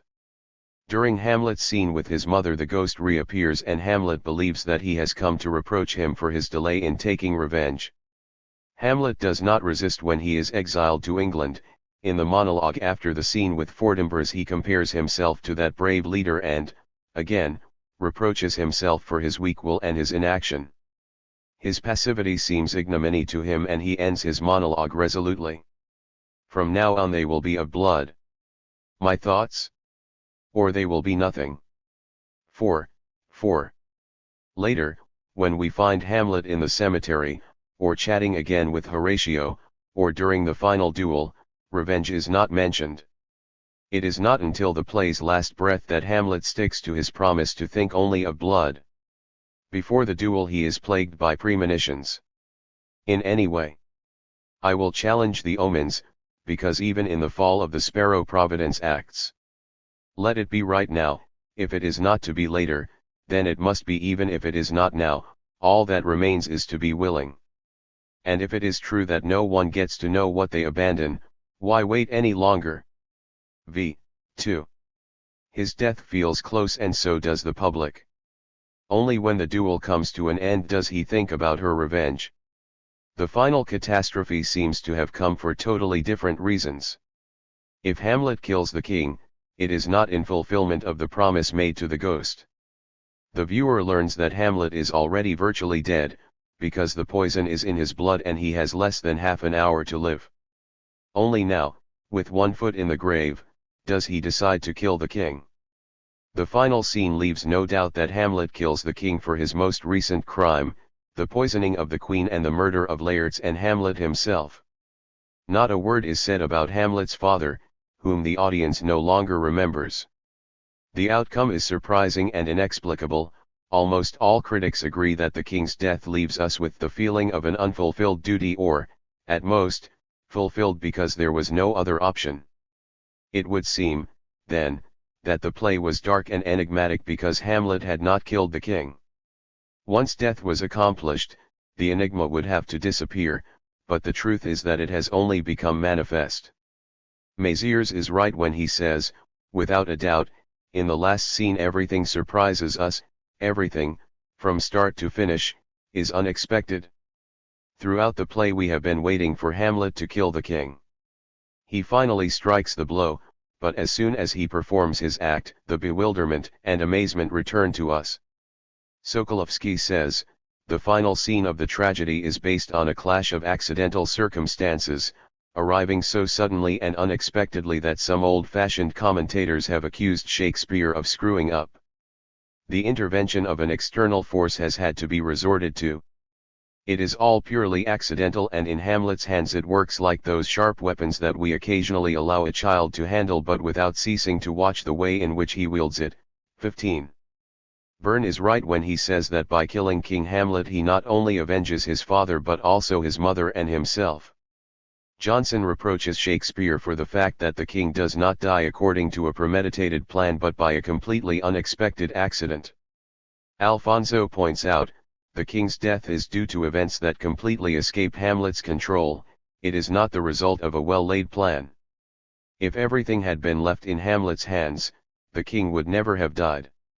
If we look closely at this new plot line, we will see that Shakespeare sometimes emphasizes Hamlet's delay and sometimes hides it. He composes several scenes in a row without ever mentioning the mission entrusted to the prince, and then makes Hamlet reveal his weakness once again in proclamations and monologues. Information about Hamlet's delay comes to the audience in bursts, like sudden explosions, rather than being communicated progressively and continuously. After the sudden burst of a monologue, the viewer looks back and intensely feels the existence of a delay. But the perpetrator quickly covers it again until the next detonation, and so on. Two essentially incompatible ideas merge in the viewer's mind. On the one hand, Hamlet must avenge his father without letting any external or internal cause prevent him from acting. The author plays with the audience's impatience and allows them to see Hamlet draw his sword and then, unexpectedly, not use it. On the other hand, the audience perceives that Hamlet is delaying, but does not understand why. He observes the evolution of Hamlet's drama, torn by contradictions, avoiding the mission that was unequivocally entrusted to him and constantly deviating from the clearly laid out path. From this treatment of the argument we can draw our interpretive curve of the tragedy. The plot of our story runs in a straight line and, if Hamlet had killed the king just after hearing the ghost's revelations, he would have bridged the distance between the two events by the shortest path. But the author proceeds differently. At all times, he allows us to see, feel, and be aware of the straight line that the action should follow, making us even more deeply aware of the digressions and meanderings that he describes in reality. It is as if Shakespeare had set out to divert the course of history from a straight line to a twisted and sinuous one. In all probability, the series of events and facts indispensable for the tragedy are found here, due to which the work describes its oblique orbit. To understand this well, we must resort to synthesis, to the physiology of tragedy. We must try to guess, from the meaning of the set, the function assigned to this curve. We must try to discover why the author, with exceptional and in many ways unique audacity, forces tragedy to deviate from its straight line. Let us examine the end of the tragedy. Two things draw the critic's attention. First, the main line of development of the tragedy is confusing and obscure. The king dies in the middle of a fight. He is but one of 4 victims, whose deaths come as suddenly as lightning from the sky. They take the viewer by surprise, who does not expect events to develop like this. The reasons for the king's death are so explicit in the final scene that the audience forgets that the moment to which the tragedy was leading us has finally arrived. As soon as Hamlet sees the queen die, he shouts, "Infamy! Infamy! Close all the doors! Show your face, betrayal!" Laertes reveals to Hamlet that all conspiracies are the king's doing. Hamlet then exclaims, "Also the poisoned etch? Consume your work, poison!" And finally, as he makes the king drink from the poisoned cup, "You incestuous, murderous, damned Dane! Drink every last drop of the poison. Your pearl. She is not here? Join my mother." Hamlet's father is not mentioned anywhere, and all motivations are based on the events that occurred in the last scene. The tragedy thus reaches its catastrophe, but it is hidden from the viewer that this was precisely the point to which the plot development was directed. And yet, apart from this direct camouflage, there is another, radically opposite, one that comes to light, and it is easy to demonstrate that the scene of the king's death is treated on 2 diametrically opposed psychological levels. On the one hand, the death of the king is overshadowed by a series of immediate causes, as well as other deaths. On the other hand, it is distinguished from the series of deaths in a way unparalleled in any other tragedy. All other deaths occur almost unnoticed. The queen dies and no one seems to notice. Only Hamlet says goodbye to her, "Farewell, unfortunate queen." Even Hamlet's own death seems blurred and shadowed. Once he is dead, no one says anything about him again. Laertes dies quietly and, significantly, exchanges forgiveness with Hamlet before life leaves him. He forgives Hamlet for Polonius' death as well as his own, and asks for forgiveness for killing him. This sudden and rather forced change in Laertes' character lacks motivation in tragedy. It is only necessary to calm the public reaction to these deaths and thus make the king's death stand out better against this diffuse backdrop. As has been said before, the king's death is highlighted through a tremendously exceptional device that has no parallel in any other tragedy. The unusual thing about the scene is that, for some reason that remains unexplained, Hamlet kills the king twice, first with the poisoned sword and then with the poisoned potion. Because the action does not require it. Both Laertes and Hamlet die under the effects of a single poison, that of the sword. It is as if the king's death had been divided into 2 separate actions, to underline it and to emphasize to the audience that the tragedy has reached its conclusion. It is easy to find a reason for this double death of the king, which could seem absurd from a methodological perspective and futile from a psychological perspective. The meaning of the tragedy lies in its catastrophe, the death of the king, which we have been waiting for since the first act, but which comes through a totally different and unexpected path. In fact, the catastrophe arrives as a result of a new plot, and when we reach that point we do not realize, at first, that we have arrived where the tragedy has been taking us from the beginning. It is now clear that at this point, the double death of the king, two different lines of action converge, which respectively follow, as we have seen, their own paths and which must end the same, with two separate deaths. But as soon as this double death occurs, the poet begins to veil this short-circuit device between the two lines of catastrophe. In the brief epilogue in which Horace, like all Shakespearean narrators-interpreters, briefly narrates what happened in the play, the king's death is once again overshadowed. And let me say, to all those who still ignore it, the way in which all this happened. You will thus have knowledge of acts of blood, infamy, and against nature, of unfounded suspicions, of accidental deaths, of others that occurred by force or consummated by cunning, and as a consequence of all this, of others that by mistake they turned against their authors. I can tell the truth of everything that happened. In this accumulation of acts of blood and accidental deaths, the catastrophe of tragedy is, once again, cushioned to the point of obliteration. In this climatic scene we feel the tremendous power of the artistic treatment of the plot, and we witness the effects that Shakespeare extracts from it. Closer analysis of the sequence of these deaths reveals that Shakespeare alters his natural order to satisfactory artistic effect. Deaths are like isolated notes that form a melody. In reality, the king dies before Hamlet, but in the artistic treatment of the plot no one says anything about the king's death. We only know that Hamlet is dying and that he has less than half an hour to live. We know that he is virtually dead and that he has been wounded before anyone else. However, he survives the rest of the victims. All these groupings and regroupings of the main events serve to satisfy a single requirement, that of psychological effect. When we learn that Hamlet's death is imminent, we definitively lose all hope that the tragedy will reach the destination towards which it had been evolving. We are convinced that all events point in the opposite direction. But just then, when we would least expect it, when we have the intimate conviction of its impossibility, the catastrophe finally breaks out. With his last words, Hamlet hints at some mysterious and hidden meaning in all the events that have just taken place. He asks Horatio to tell how everything happened and why.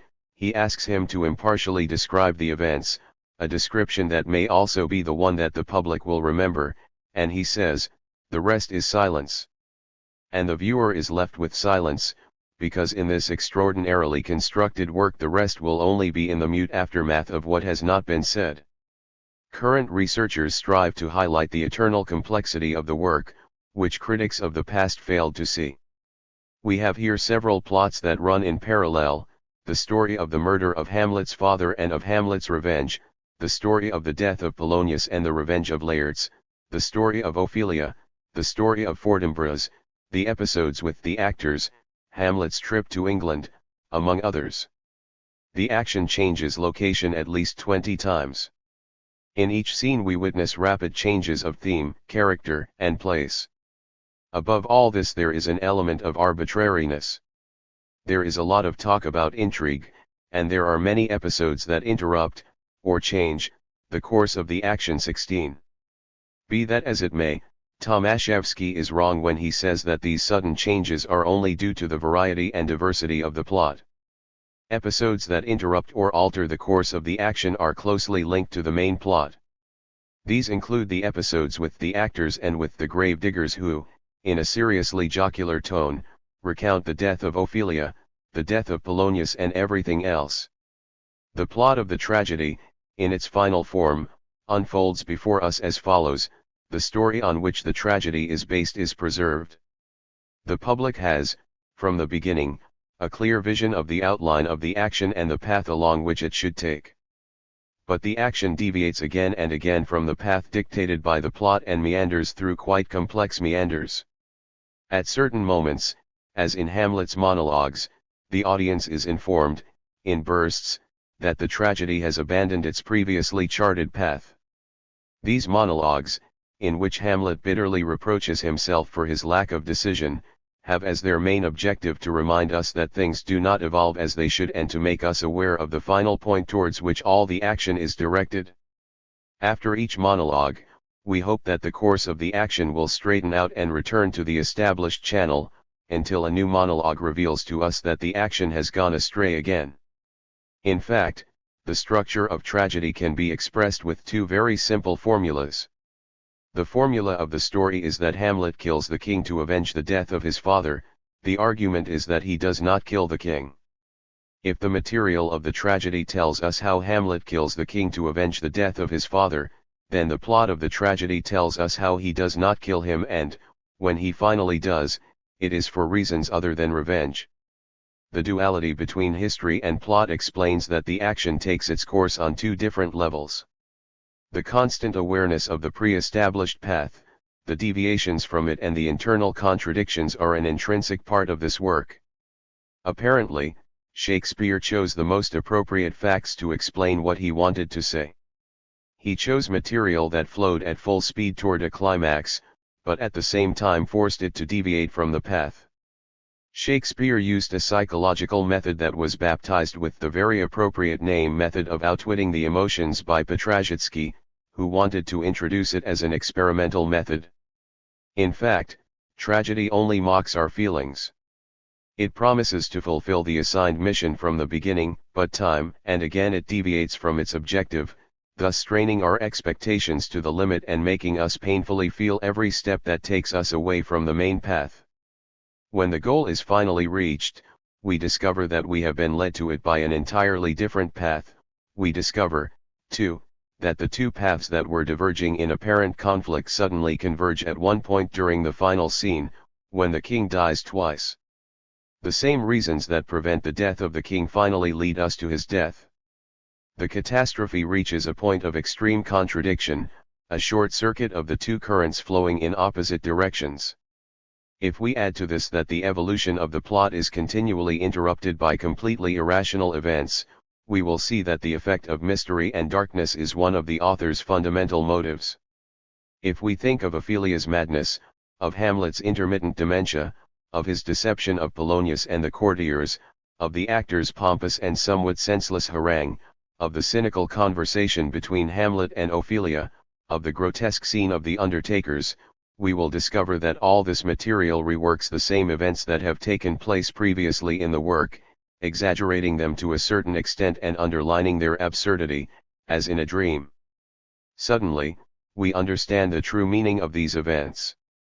We can compare them to lightning rods of the absurd that the playwright would have skillfully planted at the most dangerous points of his tragedy in order to give closure to the matter in a certain way and thus make the absurdity of Hamlet's tragedy plausible. However, the mission of art, like that of tragedy, is to force us to experience the incredible and the absurd in order to perform some kind of extraordinary operation with our emotions. To achieve this, poets resort to two mechanisms. First of all, there are the lightning rods of absurdity, as we have called all those irrational and absurd passages in Hamlet. The action evolves in such an incredible way that it runs the risk of falling into meaninglessness.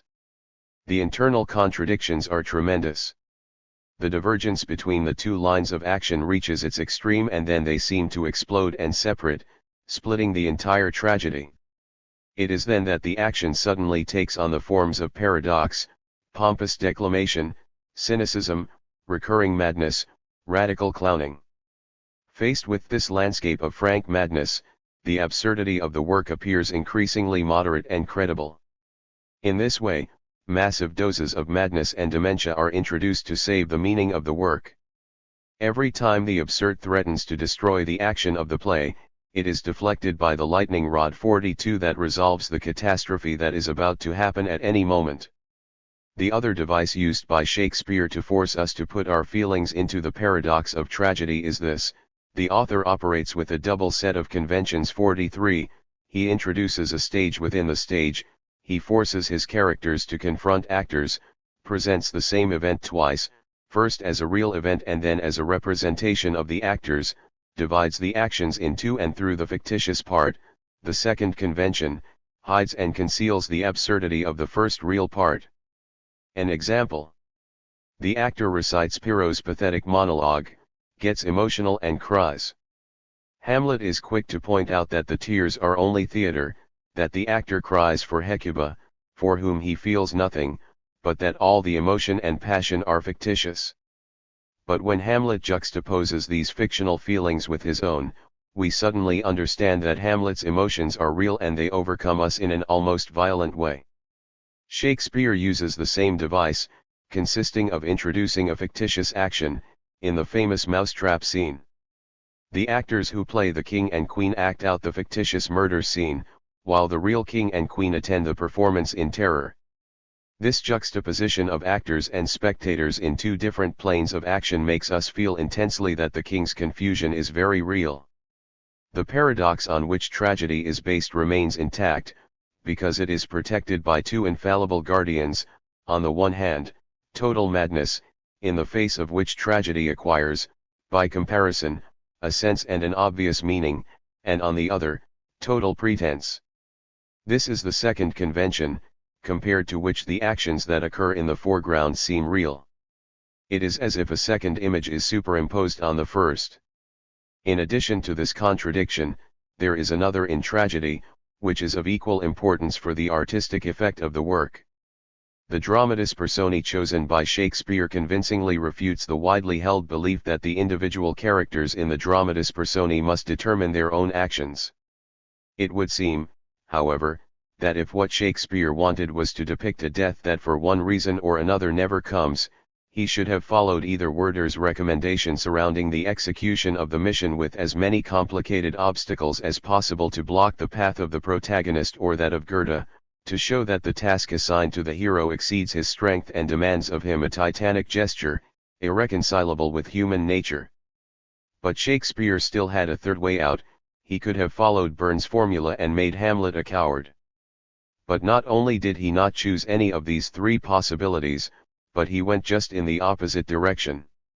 He thoroughly removed all objective obstacles in the hero's path, to the point that in the tragedy no indication is given of what prevents Hamlet from killing the king just after the ghost's revelations. As if that were not enough, he gave Hamlet a perfectly viable objective, since in the course of the play, in completely secondary and inconsequential scenes, Hamlet kills 3 times. And finally, he portrayed Hamlet as a vigorous man of exceptional energy, turning him into a character opposite to what the plot actually demanded. To save the situation, critics had to introduce the aforementioned corrections, adapting the plot to the hero or the hero to the plot, since they started from the erroneous assumption that there is a direct relationship between the hero and the plot. They believed that the plot has to derive from the characters of the work, in the same way that they must be understood from the plot. Shakespeare denies all this. His approach starts from the opposite perspective, from the incompatibility between the protagonist and the plot, from the fundamental contradiction between the character and the events. Once we are familiar with this idea of contradiction in the treatment of the argument with respect to history, it is easy to find the meaning of the contradiction that is present again and again in the work.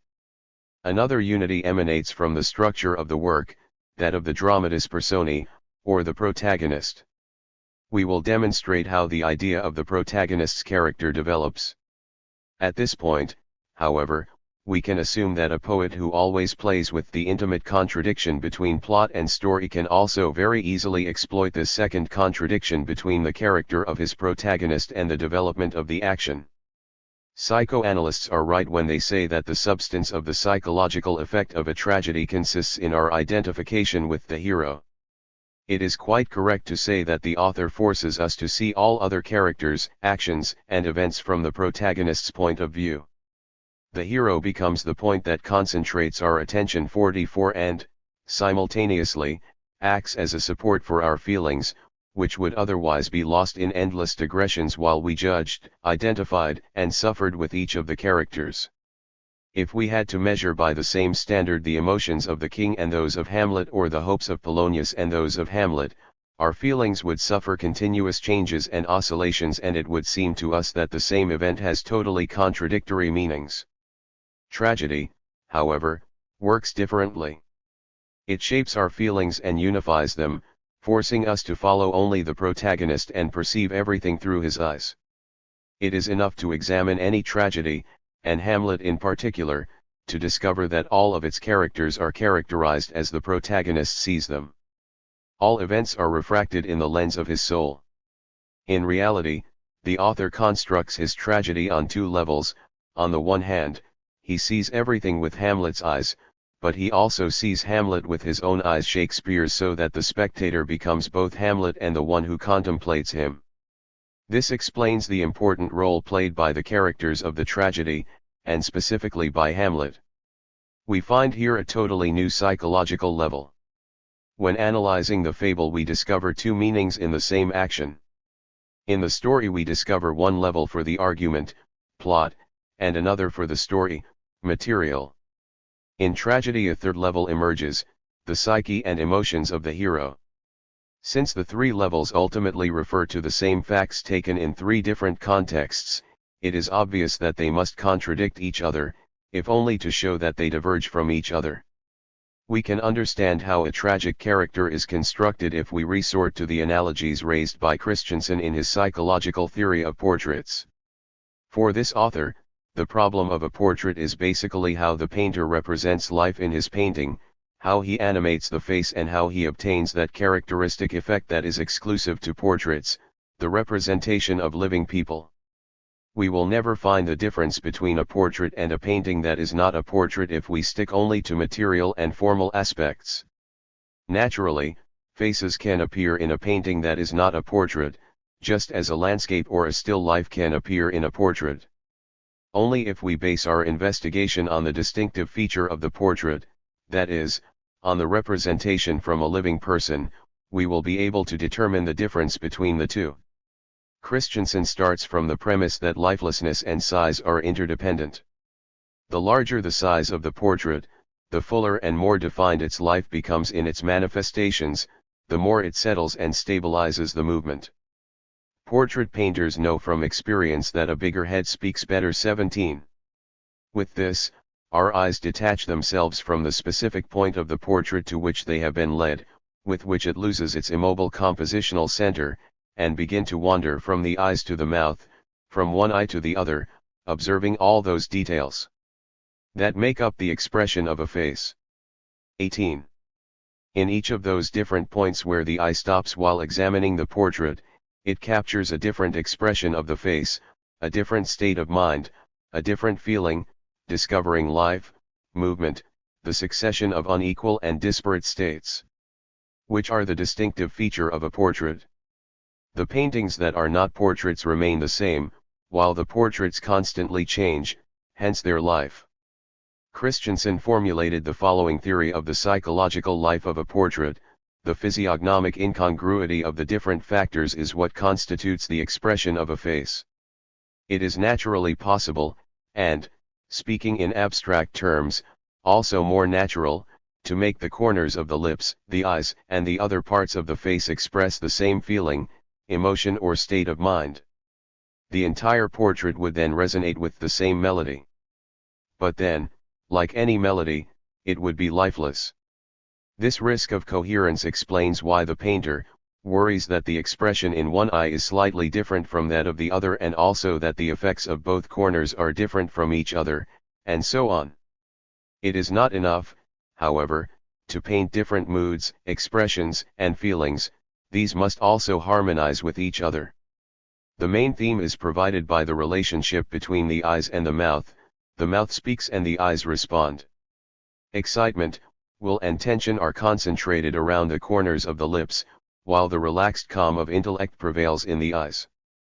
The mouth allows us to glimpse the instincts and forces that drive a man. The eye shows what his victory has turned into, whether it is defeat or tired resignation. 19. Christensen interprets the portraits as if they were dramatic works. A portrait not only expresses a face and an intimate feeling fixed on it, but much more. He tells us of the changing emotions of a soul, he tells us his story and his present life. A spectator approaches the problem of a tragic character in a similar way.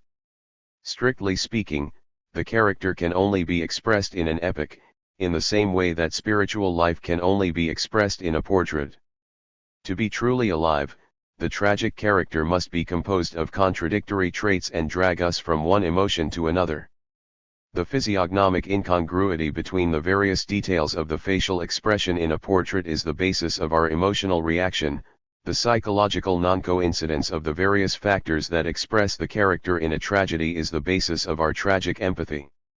By forcing our feelings to continually alternate between opposite extremes of the emotional register, by deceiving them, by splitting them, and by piling up obstacles in their path, tragedy has a powerful emotional effect on us. Watching Hamlet, we feel as if we have lived the lives of thousands of people in a single night. Certainly, we have experienced more things than we would have experienced in years of normal, everyday life. And at the moment when, together with the hero, we begin to feel that he is no longer his own master and that he no longer does the things that he should do, tragedy acquires its strength. Hamlet beautifully expresses that impuissance in his love letter to Ophelia: "Yours forever, my dear lady, as long as this machine belongs to you." Russian translators often translate the word machine as body because they do not realize that the essence of tragedy lies right in that word. Boris Pasternak, by the way, translates it correctly. Goncharov was right when he said that the tragedy of Hamlet lies in the fact that he is a man and not a machine. 45. We begin, it is true, to feel with the protagonist as a machine of feelings, directed and controlled by the tragedy itself. We now come to the results of our study. Our findings can be formulated as a triple contradiction on which tragedy is based: contradiction in history, in plot, and in dramatis personae.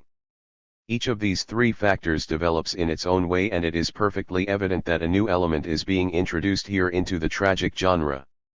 We have talked about divided levels in the short story, when we experienced events from two opposite directions, one through the plot and the other from the story. These two levels in conflict reappear in the tragedy. We have mentioned several times that Hamlet makes our emotions move on two different levels. On the one hand, we perceive the goal towards which the tragedy is directed, and, on the other, we also perceive its digressions. The novel contribution of the protagonist lies in the fact that, at all times, he unifies both contradictory planes and is the supreme and omnipresent incarnation of the contradiction inherent to tragedy. We have said that tragedy is constructed from the point of view of the protagonist, which means that tragedy is the force that unites the two opposite currents and that combines two opposite emotions in the protagonist. In this way, the two opposite levels of tragedy are perceived as unity, since they merge in the tragic hero with whom we identify. The simple duality that we discover in the story is replaced in the tragedy by a much more serious and profound one, since in addition to seeing the entire tragedy through the eyes of the protagonist, we contemplate the protagonist through our eyes. This is how it should be. Our analysis of the tragedy demonstrates this. We have shown that at this point of convergence is where the two levels of tragedy, which we believed led in radically opposite directions, meet. This unexpected convergence gives the tragedy its specificity and shows its events in a completely different light. The viewer has been deceived. What for him were deviations from the main line of tragedy have ended up taking him to his ultimate goal, but when he finally reaches said goal he does not realize that he has reached the last stop on the journey. Now the contradictions have exchanged his roles, they are united, ultimately, in the experiences of that protagonist that the viewer perceives as in a dream. The spectator does not feel relief with the death of the king, he does not experience any relaxation. Just after the king dies, the public's attention is attracted by another death, that of the protagonist, Hamlet. This death causes the viewer to finally realize all the conflicts and contradictions that have plagued his conscious and unconscious self throughout the work. And when in the last words of Hamlet and in Horatio's story the tragedy once again describes its circle, the spectator will be very aware of the duality on which it is built. Horacio's story will return him to the external plane of tragedy, to the words, words, words. The rest, to say it with Hamlet, is silence. Chapter 9. Art as Catharsis. Theory of Emotions and Fantasies. Principles of the economy of forces. Theory of emotional tone and feeling. The law of the double expression of emotion and the law of the reality of emotion. Central and peripheral discharge of emotions. The effective contradiction and the beginning of the antithesis. Catharsis. Rejection of the content of the form. 2, perhaps 3, branches of theoretical psychology participate in the psychology of art. The psychology of art depends on the conclusions of studies on perception, emotions, imagination, and fantasy. When art is studied in a psychology course, it is done according to one of these three thematic cores, or according to two or according to all three. These categories have differential importance in the study of the psychology of art. The psychology of perception obviously plays a tertiary role, because theorists have long ago abandoned that naive sensualism according to which art would be nothing other than the enjoyment of beautiful things. We have long distinguished between an aesthetic response, even in its most primitive stage, and the perception of a pleasant flavor, smell, or color. Although the problem of perception is an important factor in the psychology of art, it is not the main one, because it depends on previous decisions relating to other questions that constitute the true core of our problem. The response to art begins with sensory perception, but does not end with it. For this reason, the first chapter of a psychology of art should not deal with elementary aesthetic experiences but with the other two conflictive areas, emotion and imagination. Certainly, all psychological systems that attempt to explain art are nothing more than different combinations of the theories of imagination and emotion. There are no two areas in psychology darker than these two. In recent times they have been the subject of a large amount of research, which has not in any case come to proposing a general system acceptable for the study. Things are worse in objective psychology, where a system has been developed that conceptualizes the forms of behavior corresponding to the processes of will, to use the old mentalist term, and that represents intellectual processes, but which continues to leave entire domains virtually intact. Of emotion and imagination. The psychology of feeling, says Titchener, is to a large extent the psychology of personal opinion and conviction one. This judgment also applies to the imagination, and, as Zenkovsky says, here psychology is a bad joke. Since we know so little about imagination and emotion, the most mysteriously problematic issue in modern psychology is the association between emotional events and imagination. Emotions have many different characteristics, the first being, according to Titchener, indefiniteness. This lack of definition is what distinguishes emotion from sensation. Clarity is not one of the properties of emotion. Pleasure and displeasure can be intense and prolonged, but they are never clear. Which, in terms of simplistic psychology, means that we cannot focus our attention on an emotion. The more attention we pay to a sensation, the clearer it becomes and the better we remember it. But we cannot focus our attention on an emotion. As soon as we try, the pleasure or displeasure immediately dissipates and we find ourselves observing some irrelevant sensation or image that we had not intended to observe in the first place. If we want to enjoy a concert or a painting, we must carefully perceive what we hear or see. Pleasure, however, disappears as soon as we try to focus our attention on it too. Thus, in terms of empirical psychology, emotion resides beyond the realm of consciousness, since everything that cannot be fixed within the focus of attention is pushed to the extreme limits of consciousness. Many psychologists, however, place emphasis on a different and contrasting feature of emotion. They claim that a feeling is always conscious and that the concept of unconscious feeling is a contradiction in terms. Freud, the great defender of the unconscious, says, the essence of emotional feeling is that it is felt, that is, consciously lived. Consequently, emotions, sensations, and affects can never be unconscious. 3. At the same time, Freud tries to elucidate whether such a paradoxical term as unconscious fear has any meaning. He discovers that, although psychoanalysis speaks of unconscious affects, these are different from unconscious perception, since an unconscious affect corresponds to an affective embryo and a possibility of action that has been left undeveloped. Strictly speaking, unconscious affects, similar to unconscious, or subconscious, concepts, do not exist for.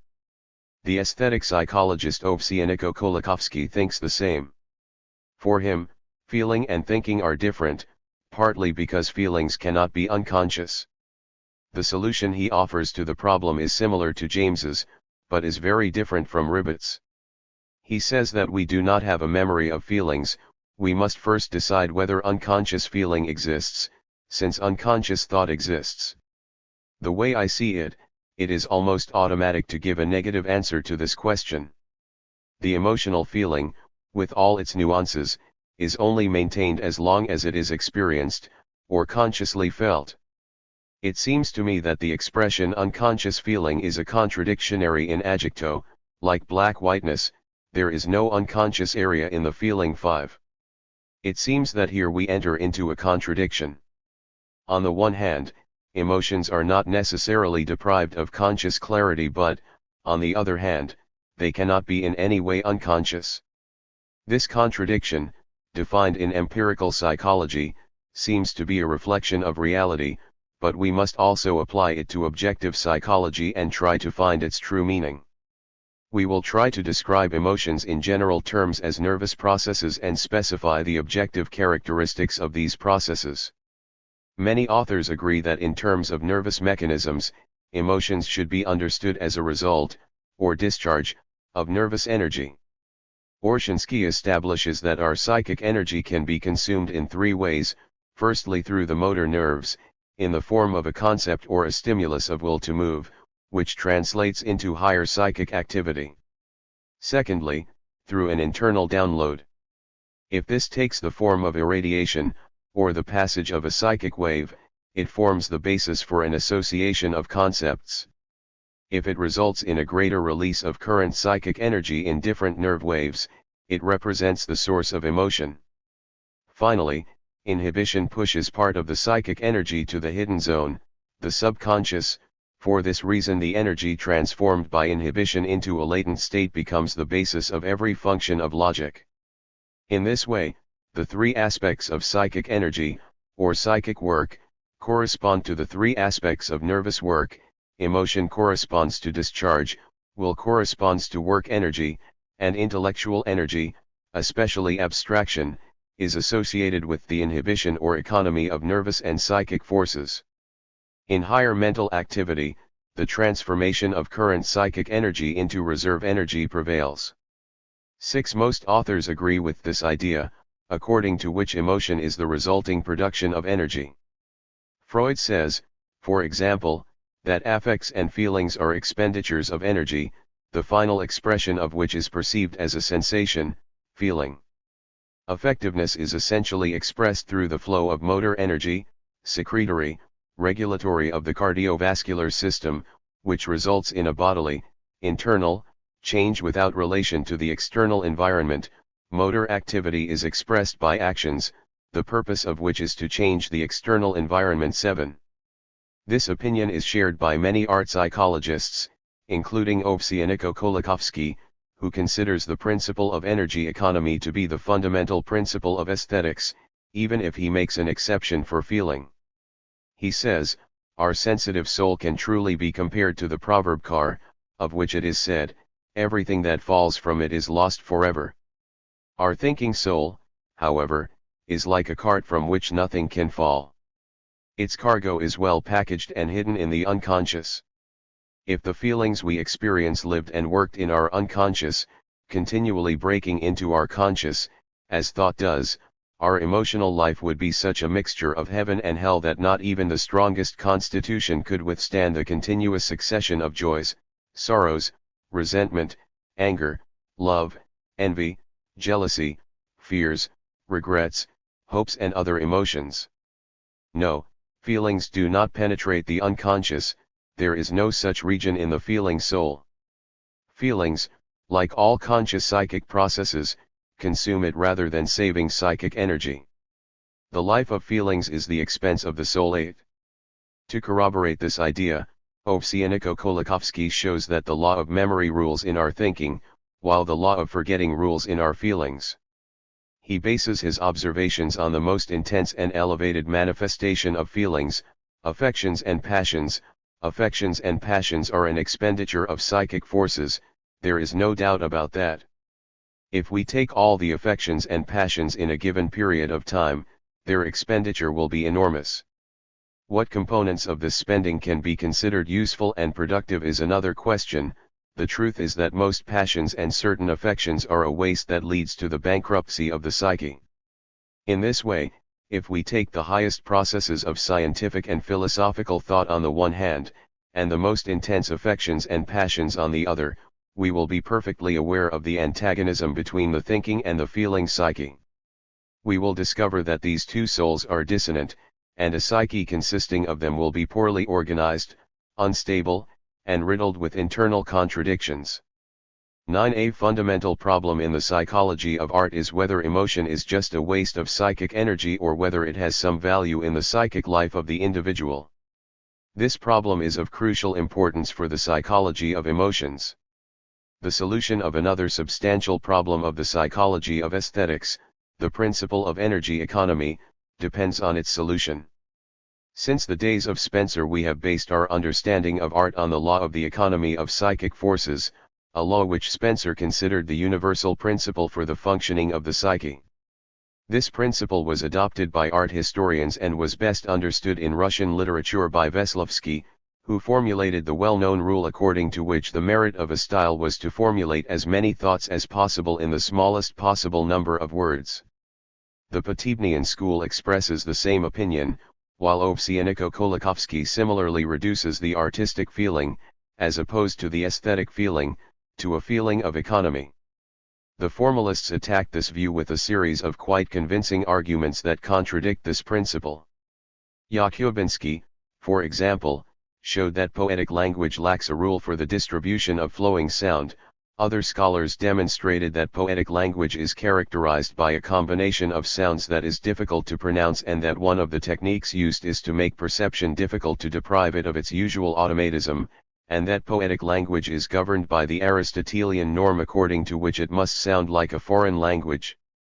The contradiction between this principle and the theory that feeling is an expenditure of psychic energy is obvious. In fact, it induced Ovsienko-Kolakowski, who wanted to preserve both rules in his theory, to divide art into two totally different areas, the figurative arts and the lyrical arts. The author is right to separate the artistic feeling from other aesthetic feelings, but for him artistic emotion is an emotion derived from thoughts, that is, an emotion coming from a pleasure based on the economy of forces. Conversely, he regards lyrical emotion as an intellectual emotion, fundamentally distinct from form. The distinction lies in the fact that the lyric requires real emotions and therefore must be placed apart, in a special psychological grouping. But since he wants emotion to be a result of energy, the question arises of how it is possible to combine the theory of lyrical emotion with the principle of energy economy. Ovsienko-Kolakowski is right when he separates lyrical emotion from any applied emotion caused by lyric. Unlike Petrashitsky, who proclaims that military music is intended to promote warlike emotions and church singing functions to arouse religious emotions, Ovsienko-Kolakowski points out that it is impossible to mix these emotions, because if we admit the possibility of such a mixture, we will discover that the purpose of erotic poems is to stimulate sexual appetites, that the idea of the miser knight is to demonstrate that greed is a vice, etc. 10. If we accept this distinction between the immediate and the secondary, or applied, effect of art, its direct result and consequence, we will have to ask two different questions regarding the economy of forces. The economy of forces, considered by many as essential to experience and understand art, does it take place in the primary or secondary effect of art? If we base ourselves on the critical and practical studies we have carried out in the previous chapters, the answer seems obvious. We have seen that everything in the primary, or direct, effect of art indicates difficulty with respect to non-artistic activity. Consequently, the principle of economy of forces, if applicable, must be applied to the secondary effect of art, its consequences, but not to the aesthetic response to a work of art. This is how Freud explains the principle of economy of forces, when he points out that this economy is quite different from Spencer's naive version. It reminds Freud of the trivial economy of the housewife willing to travel kilometers to a distant market to save a few cents on purchases. We have long left behind this naive interpretation of economics, says Freud, according to which it represents the desire to avoid the expenditure of psychic energy, where savings occur when there is a maximum limitation on the use of words, and in the construction of thought associations. We have already said that a short and laconic phrase is not necessarily funny. The brevity of the joke is special, it is a funny brevity. The psychic economy can be compared to a commercial enterprise. While volume is small, overhead is low and overhead is low. It is possible to save on the absolute magnitude of the expense. But when the business expands, the importance of indirect expenses takes a backseat. Now the important thing is to increase volume and profits, instead of worrying about the extent of costs. It would be risky and stupid for the company to economize on costs now. 11. We will demonstrate that poets generally resort to an economy different from the trivial model proposed by Veslovsky. In fact, if we were to retell a tragedy with brevity and concision, as in the theater program notes, the economy of words would be even greater than that proposed by Veslovsky. The poet, however, employs a different technique, which is essentially uneconomical with respect to the distribution of our mental forces. The poet intentionally attenuates the cause of the action, awakens our curiosity, plays with our naivete, drags our attention from here to there. In other words, he squanders our forces and energies to the extent that his work of art demands it. An absolutely faithful and exact prose narration of Shakespeare's Hamlet or Dostoevsky's The Brothers Karamazov saves much more psychic energy than such works of art. Dostoevsky, for example, in one of the climactic moments of his novel, inserts an ellipsis instead of revealing who killed Fyodor Karamazov, leaving our thoughts to spin in circles of hypotheses, suspicions, and conjectures, in search of the answer. It would have been much more economical, in terms of expenditure of psychic energy, to record what happened, as in a judicial investigation or in a scientific report. We must conclude, therefore, that the principle of economy of forces, at least in its Spencerian interpretation, does not apply to artistic forms. For this reason, Spencer's reasons and arguments are useless here.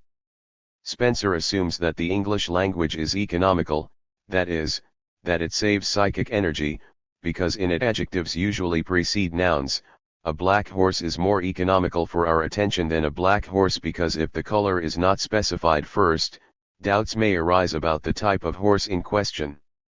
This psychologically naive argument could be applied to a prosaic organization of thoughts. 46.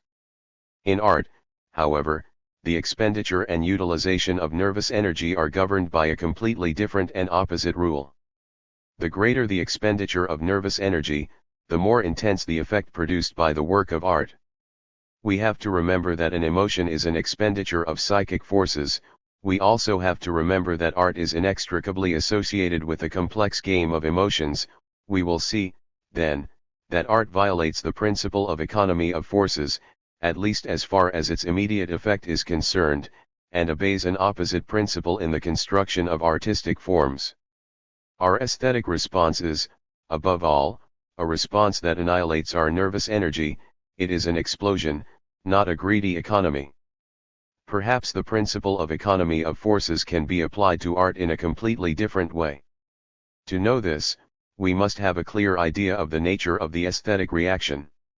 There are many opinions on this matter, but it is difficult to organize them because there is no generally accepted system, psychological or otherwise, that addresses the problem. Each researcher focuses on a specific problem and there is no exhaustive psychological system that explains all behaviors and aesthetic responses on a global scale. Typically, a theory only addresses one aspect of that response, hence the difficulty of determining its validity, because it is very possible that it is solving a problem that until then the research had not considered. In his systematic psychology of art, Müller-Frauenfels concludes his theory of aesthetic response by observing that the attitude of the psychologist in this case is similar to that of the biologist, capable of decomposing an organic substance into its chemical components but unable to reproduce the whole from the parts. 12 The psychologist can, at best, reach the analysis phase. He has no access to the synthesis of an aesthetic response. Nothing shows his inability so well as his attempt to synthesize the psychology of art. He can find sensory, motor, associative, intellectual and emotional factors of a reaction, but he cannot say a single word about their relationships to each other or how a complete psychology of art can be built from these factors, which can be found individually outside of art. He can obtain results that go a little beyond the Dead Sea of abstract concepts, but which are practically irrelevant for objective psychology. Although these results can be expressed in a large number of pages, they are essentially the following. This author firmly believes that artistic enjoyment is not pure perception, but requires higher psychic activity.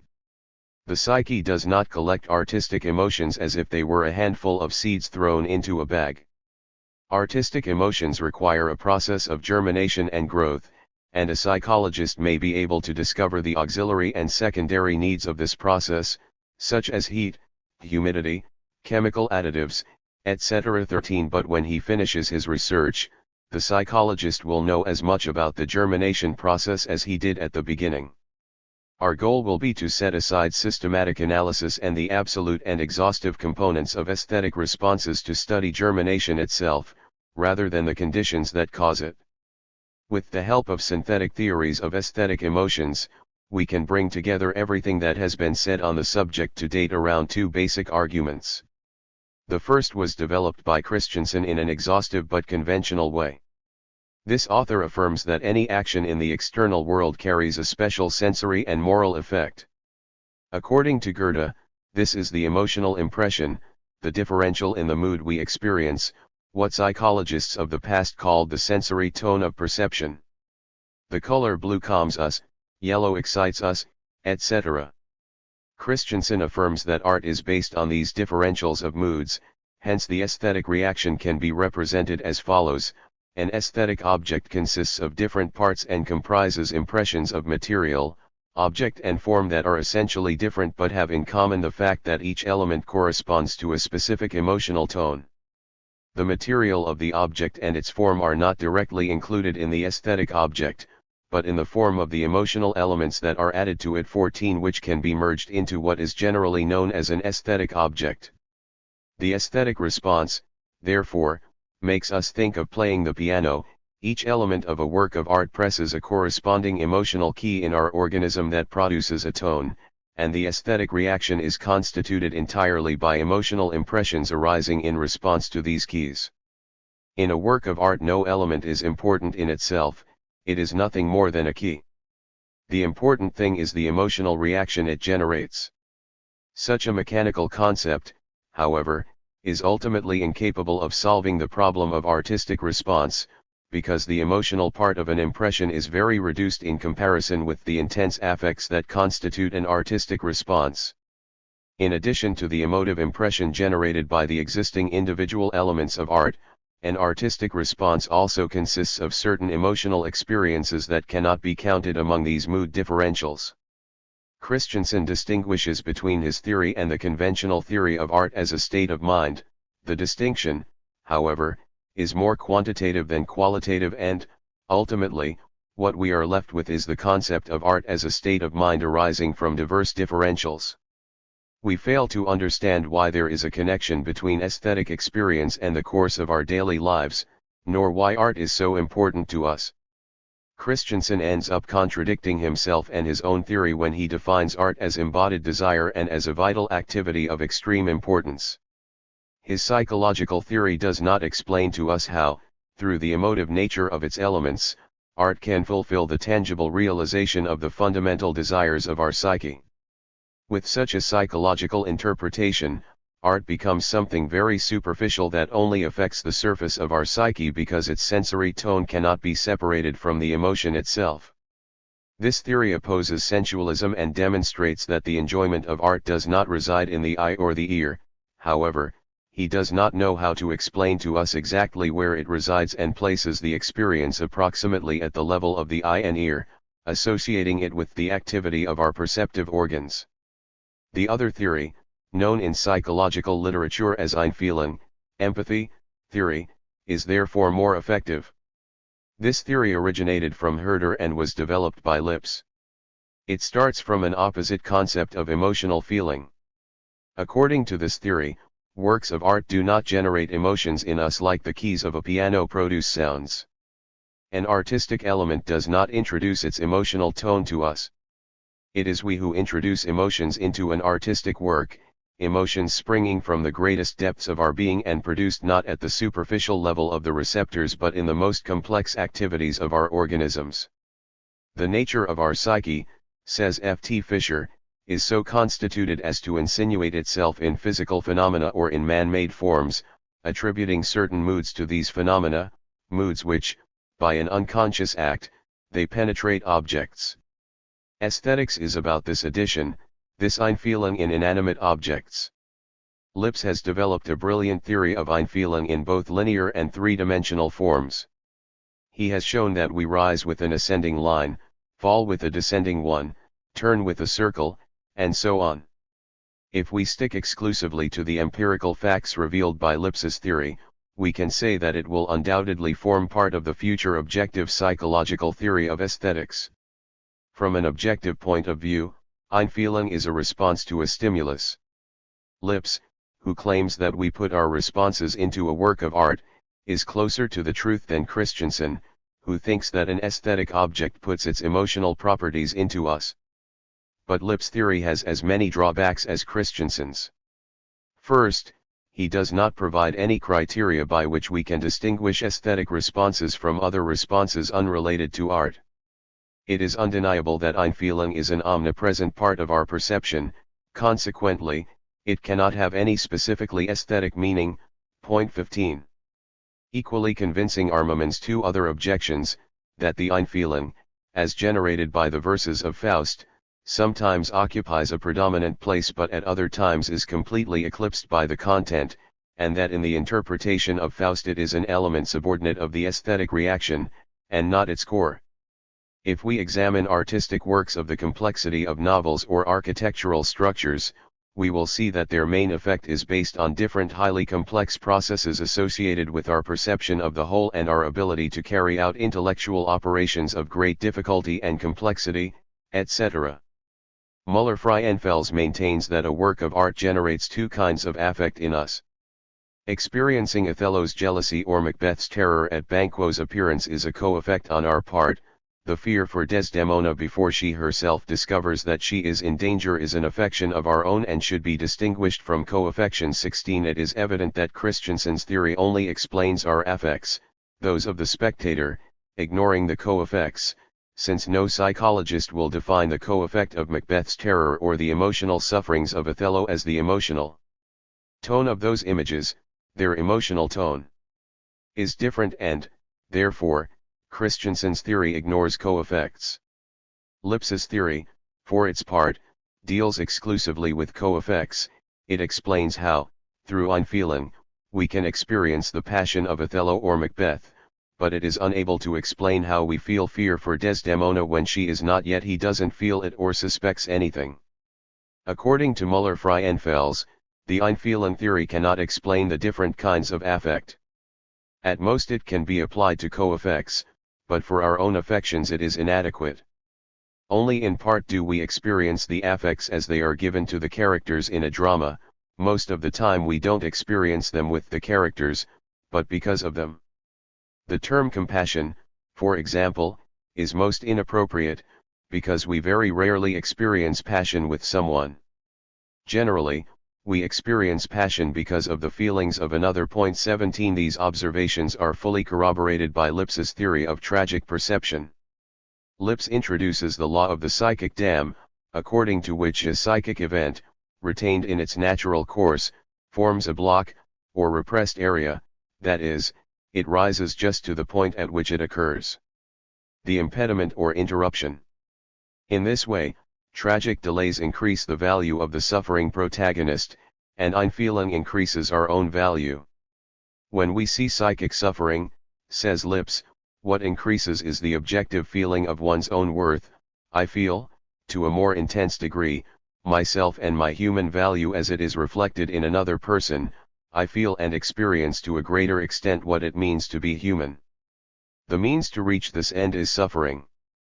Understanding the tragic starts from co-affect, while the affect of tragedy itself remains unexplored. As we see, none of the existing theories of aesthetic emotion can explain the intimate connection between our feelings and the objects we perceive. To explain it, we should resort to psychological systems based on the association between fantasy and feeling. I am referring here to the review of the problem of fantasy by Meinong and his school, Zeller, Meyer, and other psychologists in recent decades. This new approach can be described more or less like this. Psychologists start from the irrefutable association between emotion and imagination. We know that every emotion has a psychic expression, in addition to a physical one. In other words, a feeling is embodied, fixed in an idea, as demonstrated by cases of persecution mania, according to Ribbett. Consequently, an emotion is expressed through the mimic, pantomimic, secretory and somatic responses of our body. It also requires some expression of our imagination. The best demonstration of this idea is found among the so-called objectless emotions. Pathological phobias, persistent fears, etc., are always associated with specific ideas, which in most cases are absolutely false and distort reality, although in doing so they find their psychic expression. A patient suffering from obsessive fear is emotionally ill, his fear is irrational, and therefore, in order to rationalize it, he imagines that everyone is following him and chasing him. For that patient, the sequence of events is exactly the opposite of that of a normal person. The latter perceives first the persecution and then the fear. For the sick person, first there is fear and then the imaginary persecution. Zenkovsky baptized this phenomenon with the appropriate name double expression of feelings. Most contemporary psychologists would agree with this perspective if it is understood to mean that an emotion is served by the imagination and expressed in a series of fantastic ideas, concepts, and images that represent its second expression. It could be said that an emotion has a central effect as well as a peripheral one, and that, in this case, we are discussing the first of both. Meinong distinguishes between opinions and assumptions based on whether or not we are convinced of their correctness. If we accidentally take someone we meet for an acquaintance and do not realize our mistake, then this is a judgment, even if it is erroneous. But if, even without recognizing him, we persevere in our error and continue taking him for someone we know, we are faced with an assumption. Meinong maintains that children's games and aesthetic illusions are based on assumptions, which are the source of the feelings and fantasies that accompany both activities. For some, these illusory feelings are identical to real ones. It is very possible, they tell us, that the differences, known from experience, between real and imaginary feelings are based on the fact that the former are the product of judgments and the latter of assumptions. We can illustrate the idea with the following example: if at night we confuse a coat hanging in our room with a person, our mistake is obvious, the experience is false and lacks real content. But the feeling of fear experienced at the moment of sighting the shelter is, despite everything, very real. This means, in essence, that all our fantastic experiences occur on an absolutely real emotional basis. We see, therefore, that emotion and imagination are not two separate processes, they are, on the contrary, the same process. We can consider a fantasy as the central expression of an emotional reaction. We thus reach a conclusion of great importance. In the past, psychologists have reflected on the relationship between the central and peripheral expression of emotions and whether the external expression of feelings is intensified or weakened by imagination. Wundt and Lehmann answered this question differently. Meyer posits that both answers could be correct. It is quite possible that two different issues are at stake here. First, when our fantasy images act as an internal stimulus for our new response, they intensify the basic response. A very fertile imagination will increase our amorous excitement, but in this case the fantasy is not the expression of the emotion that intensifies but rather the discharge of the preceding emotion. Whenever an emotion finds its solution in fantasy images, this dreaminess weakens the true manifestation of the emotion. If we expressed our doubts in our fantasy, their external manifestation would be quite weak. We have the feeling that, with respect to emotional responses, all those general psychological laws established with respect to any simple sensoromotor response continue to be valid. It is an irrefutable fact that our reactions slow down and lose intensity as soon as the central element of the emotion becomes more complex. We discovered that, as imagination, the central element of the emotional reaction, increases, its peripheral part loses intensity. This has been established by the Wundt school regarding time and has also been studied by Kornilov. We think it can be applied here. The law can be stated as follows: it is a unipolar flow of energy characterized by the fact that nervous energy is consumed at one pole, either in the center or at the periphery, and increases in the flow of energy at a pole lead to a decrease in the other pole. This same law has been discovered, in a somewhat scattered way, by other researchers of emotion. The novelty that we introduce would be to group all these diverse thoughts into a single concept. According to Greuze, we find, both in the game and in the activity or aesthetic response, a delay, not an inhibition, of the response. I am increasingly convinced that emotions as such maintain a close relationship with physical sensations. The internal organic state on which psychic movements and emotions are based is likely to be impeded to some extent by the tendency towards the continuation of the initial concept, as might happen in the case of a child who plays at fighting but delays the movement of his arm ready to strike a teen. In my opinion, this delay and this weakening of the internal and external organic manifestations of emotions should be considered as a particular case of the general law of unipolar energy flow due to emotions. As we have seen, energy flows from one of the two poles, either at the periphery or at the center, and an increased activity at one pole immediately leads to a decrease at the other. I believe that only from this perspective can we approach that art that seems to awaken very intense feelings in us, without expressly specifying what feelings it is about. The enigmatic difference between the artistic and the ordinary feeling can be explained in the following way: the artistic is the same as the other, but it is liberated by an extremely intensified activity of the imagination. The contrasting elements of which any aesthetic response is composed are therefore assembled into a unity. Psychologists have not until today been able to establish a mutual relationship between contemplation and emotion. They have not been able to define what place each element occupies in the framework of artistic emotion, to the point that the most consistent of art psychologists, Müller-Frauenfels, suggested the existence of two kinds of art and two kinds of spectators. One would attach greater importance to contemplation, the other to feeling, and vice versa. Our assumption is supported by the fact that until today psychologists have not been able to determine the difference between feeling in art and conventional, or ordinary, feeling.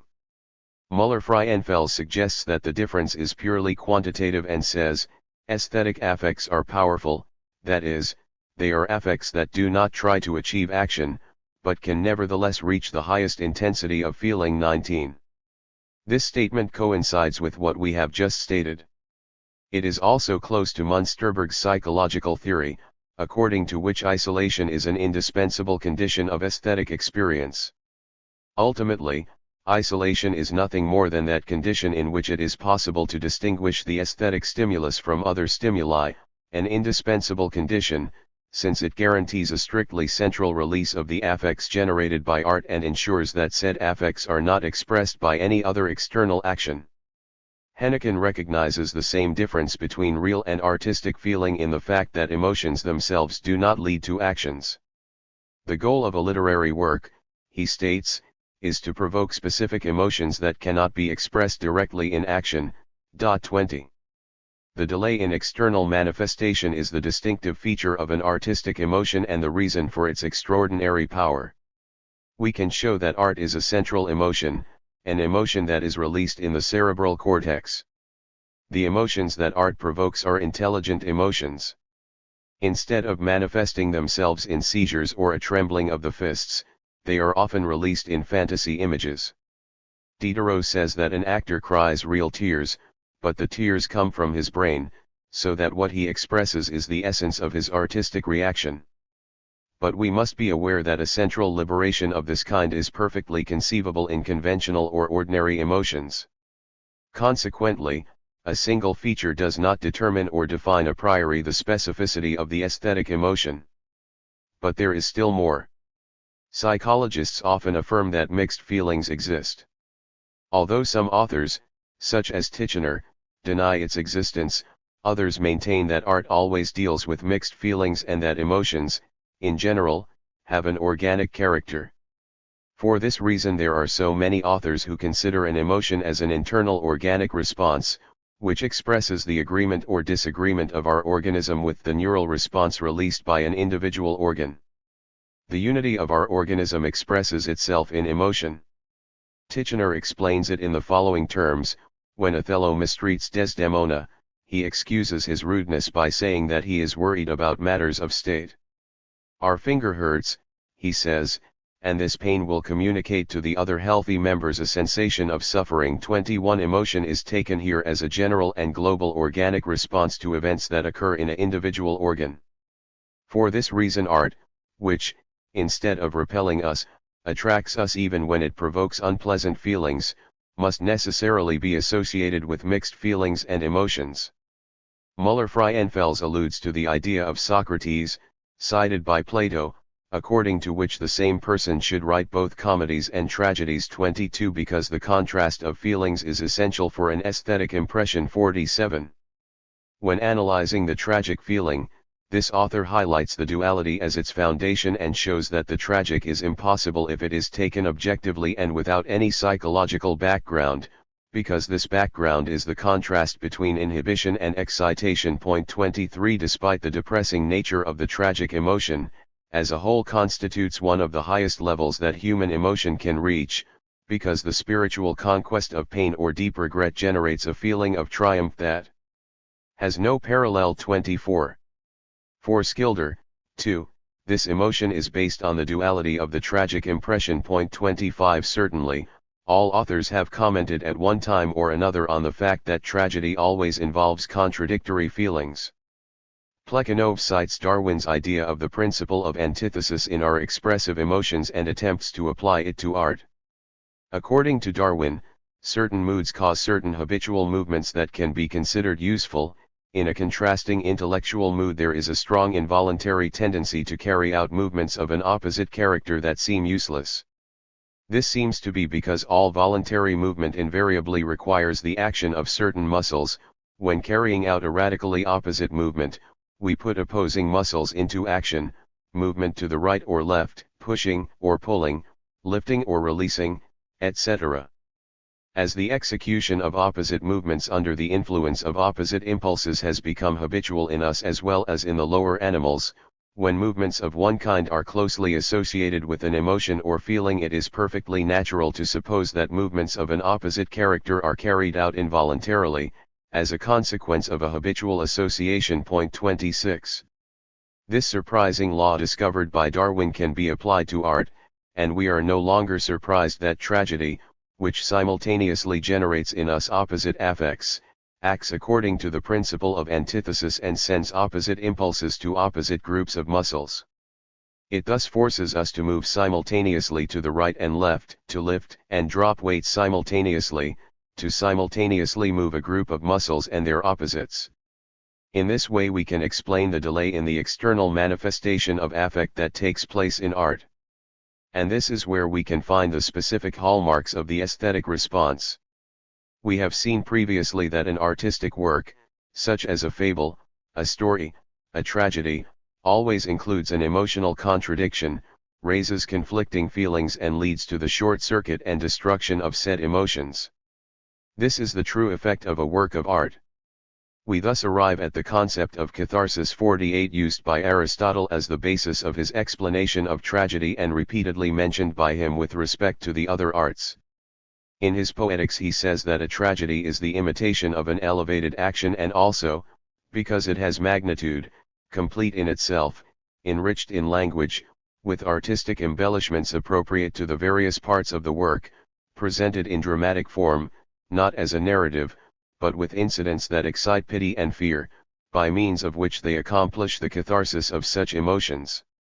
Whatever interpretation we give to the enigmatic term catharsis, we must ensure that it corresponds to Aristotle's. For what we are interested in, however, this is irrelevant. Whether we follow Lessing, for whom catharsis is the moral action of tragedy, the transformation of passions into virtues, or Müller, for whom it is the transition from displeasure to pleasure, whether we accept Bernays' interpretation that the term means healing and purification in the medical sense, or the opinion expressed by Zeller that catharsis appeases the affects, we will be imperfectly and incompletely expressing the meaning we attribute to this term. Despite the lack of definition of its content, despite our inability to explain the meaning of this term in the Aristotelian sense, there is no other term in psychology that so completely expresses the central fact of the aesthetic reaction, according to which painful affects and unpleasant ones are discharged and transformed into their opposites. The aesthetic reaction as such is nothing other than catharsis, that is, a complex transformation of feelings.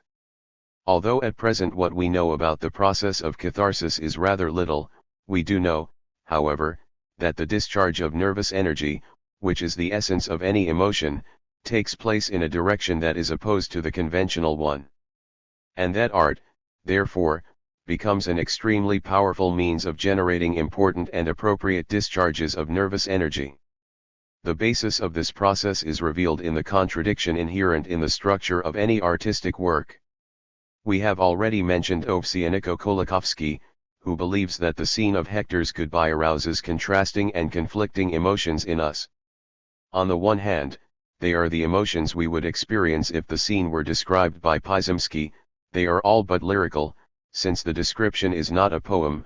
On the other hand, the emotion is provoked by the hexameters and is a lyrical emotion par excellence.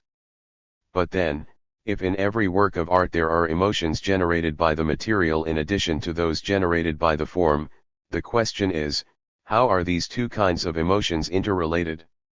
We already know the answer, since it derives from the arguments we have been presenting so far. It is a relationship of antagonism. The two kinds of emotion move in opposite directions. The law of aesthetic response is the same for a fable as for a tragedy. It comprises an affect that develops in two opposite directions but reaches annihilation as its point of extinction. It is this process that we would like to call catharsis.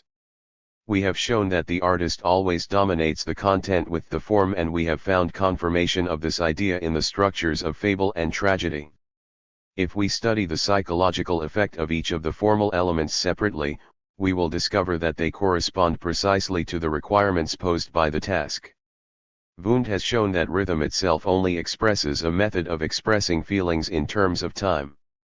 A concrete rhythmic form is the expression of a flow of feelings, but since the temporal location of the flow of feelings is part of the affect, the representation of this method in the form of rhythm provokes the affect as such. In this way, the aesthetic importance of rhythm is its function as a cause of affects. In other words, rhythm generates the affect of which it is a part through the psychological laws of emotional processes 28. We see, therefore, that rhythm itself, as one of the formal elements, is capable of generating the affects that it represents. If the poet chooses a rhythm whose effect contrasts or is opposed to the effect of the content of his work, we perceive this phenomenon of contrast. Bunin has described the murder, the shooting, and the passion with a rhythm of cold, dispassionate calm. His pacing generates an affect opposite to that generated by the material of his story. In the end, the aesthetic response becomes a feeling of catharsis. We experience a complex discharge of feelings and their mutual transformation, and instead of the painful experiences that constitute the content of the story, we experience the delicate and transparent feeling of a breath of fresh air. The same thing happens in fables and tragedies. This contrast of feelings also occurs in the case mentioned by Ovsyannikov Kolakowski. The hexameters, if they are necessary, and to the extent that Homer is better than Pysomsky, cathartically illuminate and purify the emotions generated by the content of the Iliad. The contrast that we have discovered in the structure of the artistic form and that of the artistic content is the basis of the cathartic action in the aesthetic response. This is how Schiller tells it: the secret of a teacher is to destroy the content through the form. The more majestic and attractive the content, the more preponderant it becomes, the more it enchants the spectator, and the greater is the triumph of art that destroys the content and subdues it. A work of art always contains an intimate conflict between its content and its form, and the artist achieves this effect through form, which destroys the content. Let us now formulate some final statements.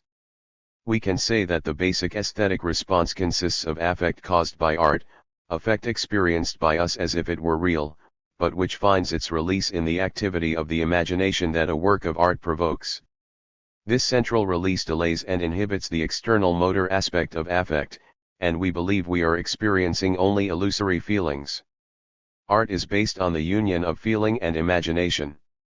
Another peculiarity of art is that, by generating conflicting affects in us, it delays, due to the antithetical principle, the motor expression of emotions, and, by provoking the collision between opposite impulses, it destroys the affect of content and form, and initiates an explosive discharge of nervous energy.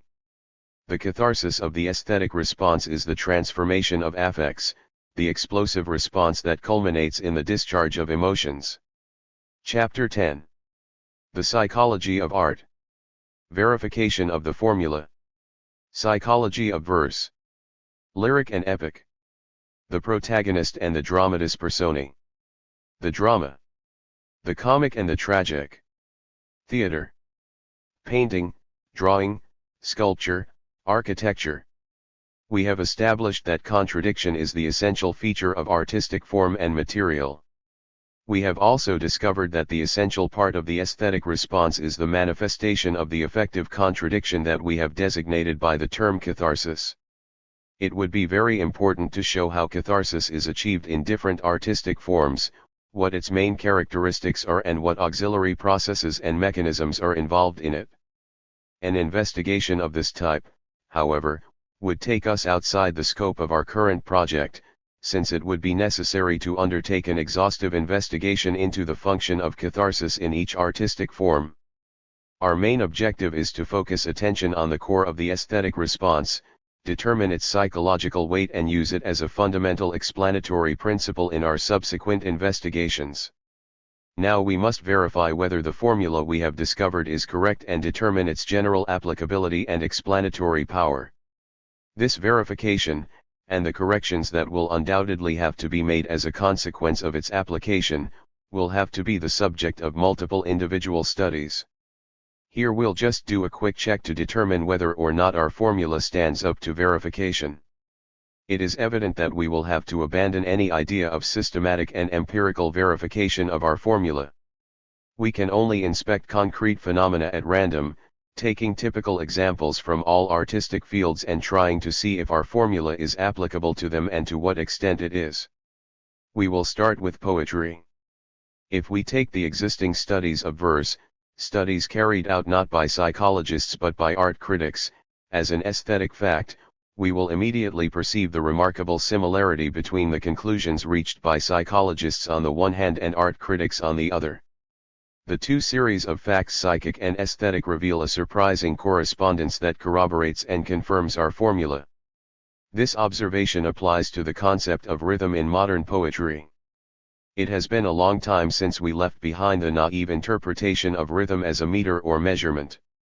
Andrei Belly's research in Russia and Saran's studies abroad have shown that rhythm is a complex artistic structure that corresponds to that contradiction that we conceptualize as the core of the artistic response. The Russian tonic system of versification is based on the regular sequence of stressed and unstressed syllables. If we define an iambic tetrameter 49 as a verse that consists of 4 disyllabic feet, each of them formed by a stressed syllable followed by an unstressed one, it is almost impossible to compose such a verse. The tetrameter should consist of 4 two-syllable words. In Russian the words only have one accent. In common practice, however, verses are written in this meter. These verses contain 3, 5, or 6 words, that is, more accents or fewer accents than the theory requires.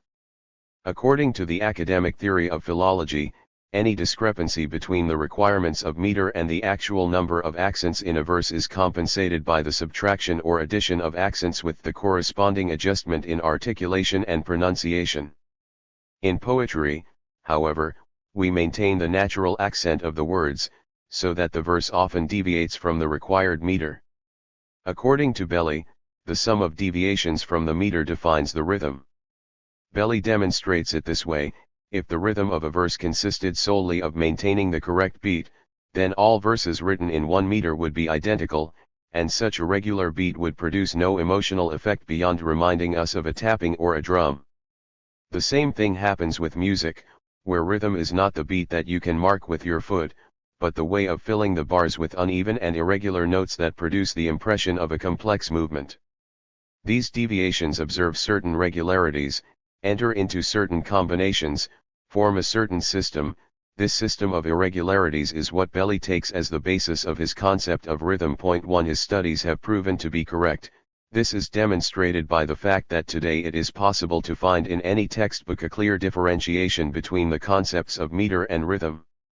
The need for such differentiation arises from the fact that words resist the meter that tries to fit them within a verse. With the help of words, says Czermunski, it is as impossible to create a work of art completely governed by the rules of musical composition without distorting the very nature of the words, as it is to create an ornament of the human body and that continues to maintain its primary purpose. In poetry there is no pure rhythm, just as in painting there is no symmetry. Rhythm is the interaction of the natural properties of the components of speech with the rules of composition that cannot be fully applied because of the resistance of the material too. We perceive a natural number of accents in the words and, at the same time, we perceive the norm towards which the verse tends without ever reaching it. The conflict between meter and words, the discrepancy, discord, and contradiction between them, that is rhythm. As we can see, this perspective coincides with the analyses we have already carried out. Here the 3 parts of the aesthetic response that we mentioned above appear, the 2 conflicting affects and the catharsis that completes them in the 3 elements established by the theory of meter for verse. According to Czermunski, these are 1. The natural phonetic properties of the discourse material, 2. The meter, an ideal law that governs the succession of strong and weak sounds in a verse, and 3. Rhythm, the actual succession of strong and weak sounds resulting from the interaction between the natural properties of the discursive material used and the metrical rules. 3. Saran thinks the same. A verse form is the result of an intimate unification of, or a compromise between 2 elements, the sound form characteristic of spoken language, and the orchestral meter.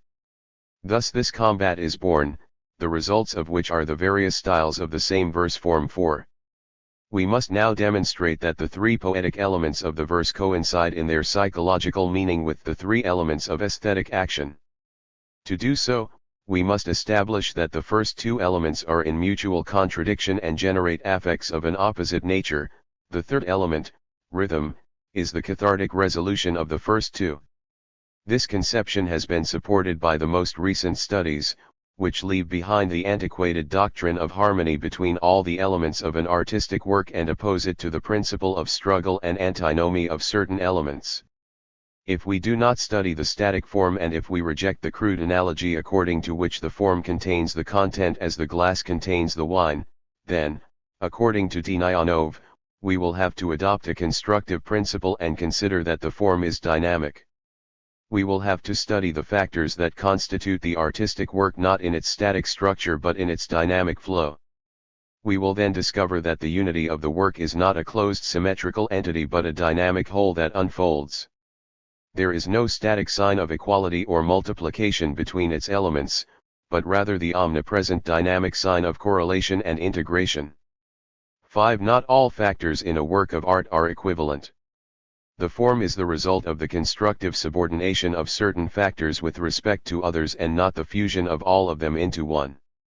We always perceive form as flow, that is, change, as the correlation between the subordinating, constructive factor, and the subordinate one. There is no need to link a temporary feature to this deployment. The flow, the dynamics, can be taken per se, external to time, and considered as a pure movement. Art is this interaction, this combat. Without this subordination, without the deformation of factors by the factor that exercises the constructive role, there can be no art. 6. This reasoning is what makes modern scholars not accept the traditional doctrine of the relationship between rhythm and the meaning of a verse. These scholars show that the structure of a verse is not based on the correspondence between rhythm and meaning, nor on the uniform pattern of all its factors, quite the opposite. Maman distinguished two opposing tendencies in the declamation of verses, one focused on the beat and the other on phrasing. He assumed, however, that the two tendencies are characteristics of different individuals when, in fact, they are part of the verse itself, a verse that simultaneously contains two opposing tendencies. The verse is revealed as a system of complex interactions, a struggle rather than a cooperation between factors. It becomes evident that the specific plus of poetry must be found in this interaction, the basis of which is the constructive role of rhythm and its deforming function with respect to the other factors. In this way, the acoustic approach to the verse reveals the paradox of an apparently balanced and uniform poetic work. 7. Starting from this contradiction and the struggle of factors, researchers have been able to demonstrate how the meaning of a verse or a word changes, how the evolution of the theme, the selection of an image, etc., change under the effect of rhythm as a constructive factor of a poem. The same is true in the case of meaning. Paraphrasing Goethe, Tnyanov concludes that great impressions mysteriously depend on various poetic forms. It would be tempting to transpose the content of several Roman elegies into the tone and meter of Byron's Don Juan. 8. A few examples can demonstrate that the meaningful construction of a verse necessarily includes an intimate contradiction in a case in which we would expect harmony. One of Lermontov's critics writes of his extraordinary poem I, the Mother of God, these ornate verses lack simplicity and sincerity, the two main characteristics of prayer. When praying for a young and innocent woman, it is not pertinent to mention old age or death. Note, the warm patron saint of a cold world. What a cold antithesis! Of course, it is difficult not to perceive the internal contradiction in the meaning of the elements that constitute the poem. Yevlikov says, Lermontov not only discovers a new species in the animal kingdom, besides Anacreon's horned hare, in his description of a lioness with a curly mane crowning her head, but in his poem as the yellow waving wheat, modifies nature to adapt it to its needs.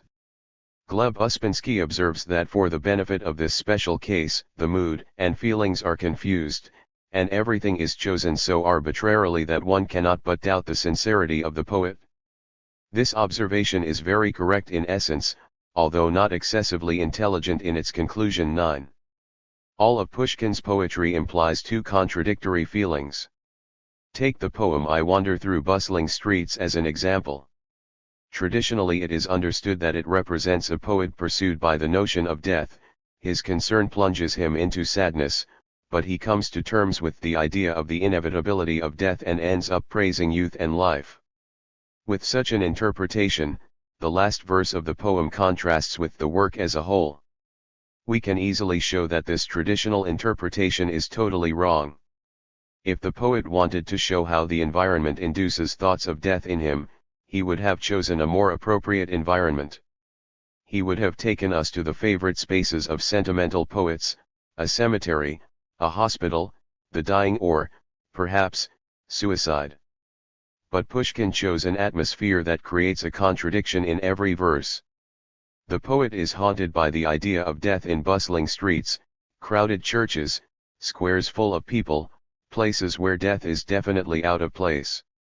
A solitary oak, ruler of the forests, a newborn creature, these images once again conjure the idea of death, and the contradiction becomes overwhelming. We see, then, that the poem is built on the juxtaposition of two extremes: 50, life and death. This contradiction appears in each of the verses, since it invades the entire poem. In the fifth verse, for example, the poet recognizes that death comes every day, but that it is not really death, it is the anniversary of death, that is, the trace of death in life. We should not be surprised that the poem closes by stating that even the unfeeling corpse wants to rest near his homeland. The last, catastrophic verse does not contrast with the rest of the poem but rather presents a catharsis of the two opposing ideas by fitting them into a new form. Youthful life conjured the image of death everywhere, and now that life plays on the threshold of death. Pushkin often makes use of these tense contradictions. His Egyptian Nights, his Plague Banquet and other poems are based on similar contradictions taken to the extreme. Pushkin's lyric poetry always follows the law of dualism. His words are simple in their meaning, but his verse turns meaning into lyrical emotion. A similar scheme occurs in his epic. The most striking examples are his Belkan stories. For a long time these stories have been considered rather insignificant and idyllic works, until critics discovered two conflicting levels, a tragic reality hidden beneath a soft and happy surface, so that suddenly Belkan's stories became dramatic, charged, of powerful and intense effects. The artistic effect of stories is based on the contradiction between the core and the surface of the story. The superficial course of events, says Uzin, imperceptibly leads the reader towards a peaceful and calm solution of problems, and even the most important ones seem to be resolved in the simplest way. But the narrative itself contains contradictory elements. When we closely examine the complex ornamentation of Belkan's tales, we find that the final resolutions are not the only ones possible. 10. Life itself and its hidden meaning merge here into a unity, to the point that it is not possible to distinguish them. Common events appear tragic because with them we feel the action of hidden underground forces. Belkan's secret design, so jealously hidden in the introduction of his anonymous biographer, shows us that fateful possibilities are hidden behind the peaceful and placid surface.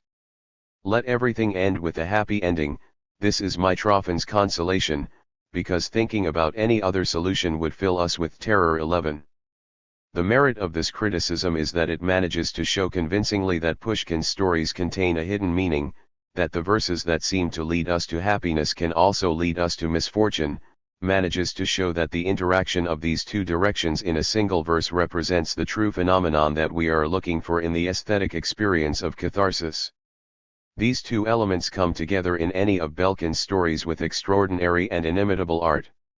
The slightest increase of one at the expense of the other would lead to a complete destruction of these wonderful works. The introduction creates balance between the elements. 12. The same rule can be applied to the structure of more complex epic works. Let's think about Eugene Onegin.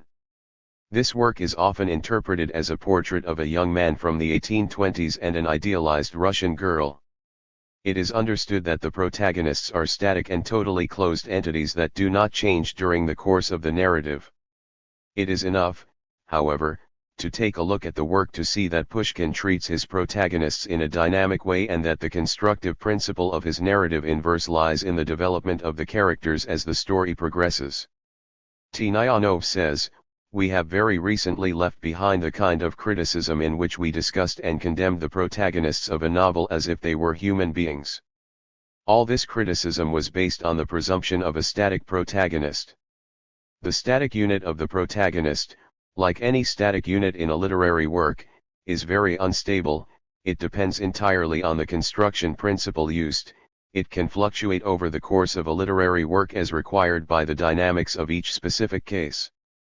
Suffice it to say that there is a sign of unity, a category that justifies the most obvious cases of its violation and forces us to consider them as equivalents of unity.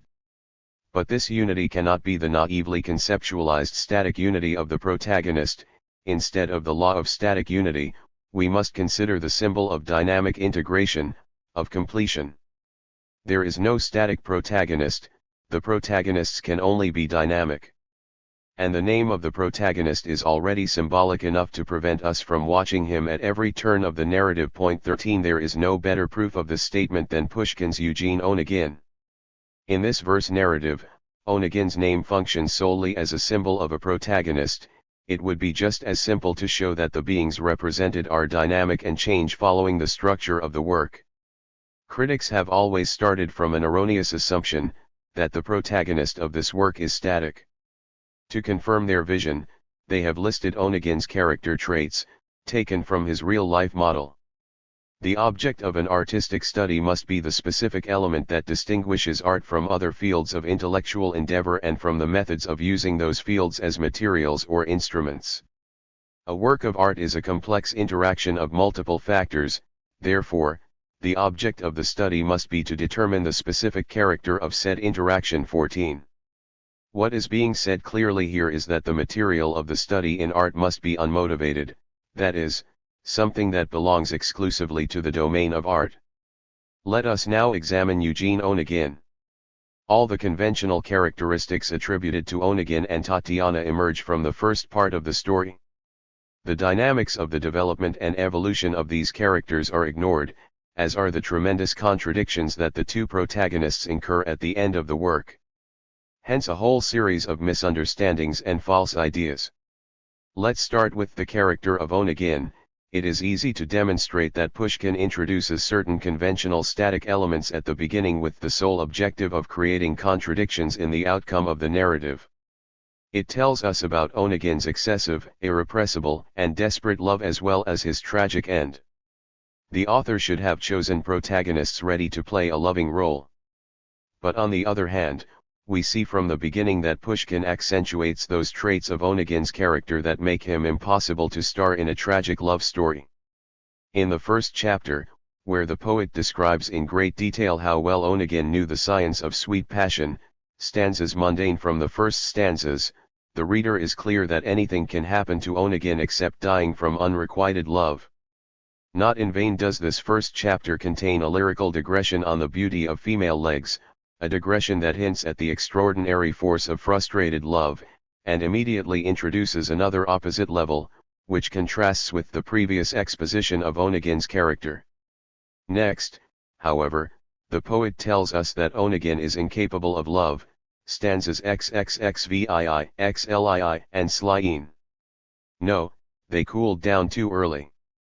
The feelings in his soul. The hustle and bustle of the big world. He already had it bothered. Beautiful women have already left to occupy his thoughts.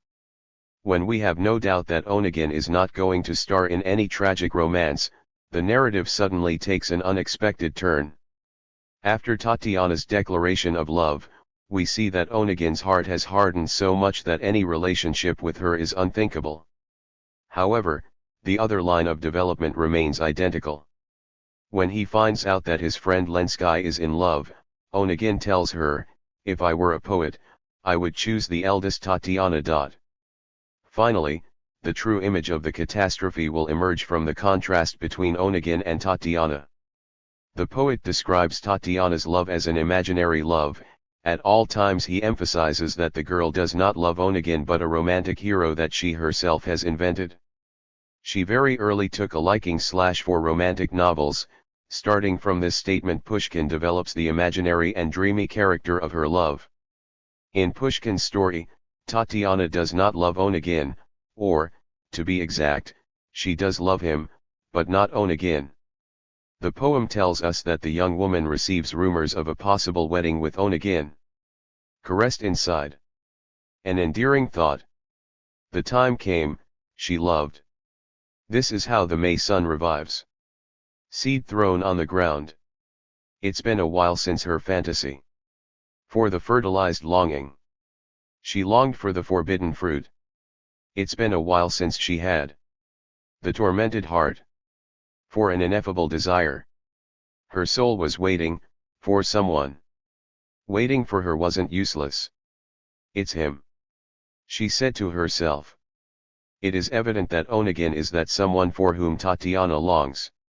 From now on, her love will evolve along an imaginary line, stanza X. She sees herself as a Clarissa, Julia, or Delphina, and she recites the text of a letter to a fictitious character, making his own, sighing other people's sorrows and joys. His famous letter is written first in his thoughts and then on paper. As we will see, it unequivocally has all the traits of a fictitious card. It should be noted that already in stanza before his meeting with Tatiana, Pushkin reminds us that he stopped falling in love, tired of beautiful ladies of the great world. He was looking for them by chance. If they deceived him, immediately he consoled himself, the failures, they didn't bother him. Their love, Pushkin tells us, is like the routine of an indifferent guest invited to play whist. In waking up the next day, he still doesn't know where he will go to make his game. When Onegin meets Tatiana, he immediately talks to her about marriage and describes a broken and unhappy family life. It is difficult for him to imagine more annoying and complex images than these, which are diametrically opposed to the topic of his talk. The character of Tatiana's love is revealed when she visits Onegin's house, looks at his books and begins to understand that he is actually a fraud. Her mind and her feelings now find a solution to the enigma that obsessed her. The unexpectedly pathetic character of Onegin's last love becomes particularly obvious if we compare Onegin's letter with Tatiana's. In the latter, Pushkin places emphasis on the elements of the French Roman from which he comes. When writing the letter, the author appeals to the singer of melancholy and feasts, since only he can sing his magical melody. Pushkin says that his version of the letter is an incomplete and unfaithful translation. It is interesting to note that Onegin's letter is preceded by the observation, "Here is his faithful text." In Tatiana's letter, however, everything remains romantically indefinite, nebulous, and vague. In Onegin's everything is clear and precise, word for word. Note that Tatiana, as if by accident, reveals in her letter the true purpose of her narrative when she writes, "It would make me a good wife/an exemplary mother." Compared with those passionate and at the same time negligent words, with that innocent absurdity, to quote Pushkin, the brutal sincerity of Onegin's letter is overwhelming. "My days are already numbered. And to prolong them, I must be sure, when I wake up, that day I will be able to see her." Throughout the final part of the narrative, until the last stanza, we are repeatedly hinted that Onegin's life is ending, that he is dying, that he can no longer breathe. Although Pushkin seems to speak half jokingly, half seriously, the truth breaks out with devastating force in the famous reunion scene, interrupted by the sudden and unexpected crack of spurs. Reader, let us to our hero at the moment. Unfortunate of his life. For a long time. Forever. Pushkin closes the story at an apparently arbitrary point, but this strange and completely unexpected operation underlines the artistic perfection of the work. When in the catastrophic stanza Pushkin tells us about the happiness of those who have abandoned the festival of life at an early age without drinking the full cup, the reader wonders if the poet is talking about the protagonist or about himself. Lenski's parallel romance with Olga directly contrasts with the tragic love of Onegin and Tatiana. Pushkin says that in any novel or romance you can find a faithful portrait of Olga. If she chose her, it was her because she is predestined by nature to be the protagonist of a love story. Lenski is also presented to us as someone born for love, however, he dies in a duel. Here the reader is faced with a paradox. He expects the true love drama to take place between the woman predestined to be the great heroine of the narrative and the man predestined to play the role of Romeo. He expects the shot that destroys his love to be dramatic and crucial, but his expectations are abruptly shattered. Pushkin unfolds the story against the grain of the source material, turning the love of Olga and Lenski into a cliché. Lenski's destiny, he tells us, is to live in the country, always in a quilted dressing gown cuckold and happy, and making let the real drama break out where we least expect it. In fact, the entire work is built on an impossibility. This is clearly demonstrated by the analogy between the first part and the second, although their meanings are opposite. Tatiana's letter Onegin's letter, meeting of Onegin and Tatiana in the country garden conversation at Tatiana's house in Petersburg. The reader, fooled by the parallelism, does not realize the extent to which the hero and heroine have changed. He does not realize that the Onegin of the ending is not only different from the Onegin of the beginning, but is the complete opposite of the former, and that the action that closes the work is the opposite of the initial one. The character of the protagonist has changed dynamically, the narrative has taken an unexpected direction and, most importantly, the change in the character of the protagonist is essential for the development of the action. Pushkin makes the reader believe that Onegin cannot star in a tragic love story, in order to ultimately make him a tragic victim of love. A critic once said, and he was right, that there are two kinds of works of art, just as there are two kinds of flying machines, some lighter than air and others heavier than air. A balloon rises because it is lighter than air. This is not really a triumph over nature, because the balloon floats in the air not by its own power, but because it is pushed upward. Conversely, an airplane, a heavier than air flying machine, combats air resistance, overcomes it, propels itself upward and rises despite its tendency to fall. A true work of art reminds us of a machine heavier than air. It is always made of a material much heavier than air, and from the beginning it seems to oppose all efforts to make it rise. The weight of the material counteracts its elevation and drags the structure towards the ground. It is only possible to fly if this tendency to fall is overcome. This is the case with Eugene Onegin. How simple, and trivial, the story would be if we already knew from the beginning that Onegin was going to experience an unhappy love. In the best of cases, this plot could be developed in the form of a mediocre sentimental novel. But when he finally falls victim to tragic love despite his own efforts, then we witness the artist's triumph over a material heavier than air and experience the true joy of flight, the elevation conferred by the catharsis of art. The protagonists of a drama, like those of an epic poem, are dynamic. The substance of drama is struggle, but the struggle contained in the main material of a drama overshadows the conflict between artistic elements derived from conventional dramatic conflicts. It is easy to understand this idea if we consider a drama not as a finished work of art but as the basis material for a theatrical performance. A more careful examination of the problem of content and form, however, will allow us to differentiate these two dramatic elements. First of all, we must apply the concept of dynamic protagonist to drama. The false notion that the purpose of drama is to represent characters could have been abandoned long ago, if scholars had treated Shakespeare's dramas with due objectivity. For Yevlikov, the idea of Shakespeare's extraordinary ability to represent characters is an old wives' tale. Folkelt says that in many cases Shakespeare went far beyond what strict psychology would admit.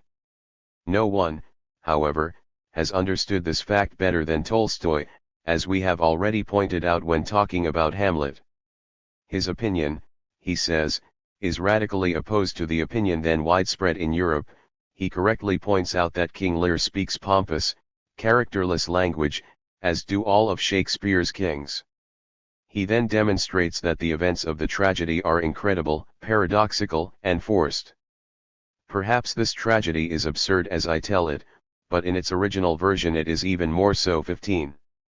As the main proof that there are no real characters in Shakespeare's works, Tolstoy argues that none of his characters they never speak their own language, but they always speak the same contrived and artificial Shakespearean language that not only does not fit their roles but could not be spoken by any living person. 16. Tolstoy considers language as the main tool for representing a character. For Folkenstein, Tolstoy's vision is the critique of a belles-lettres realist. 17.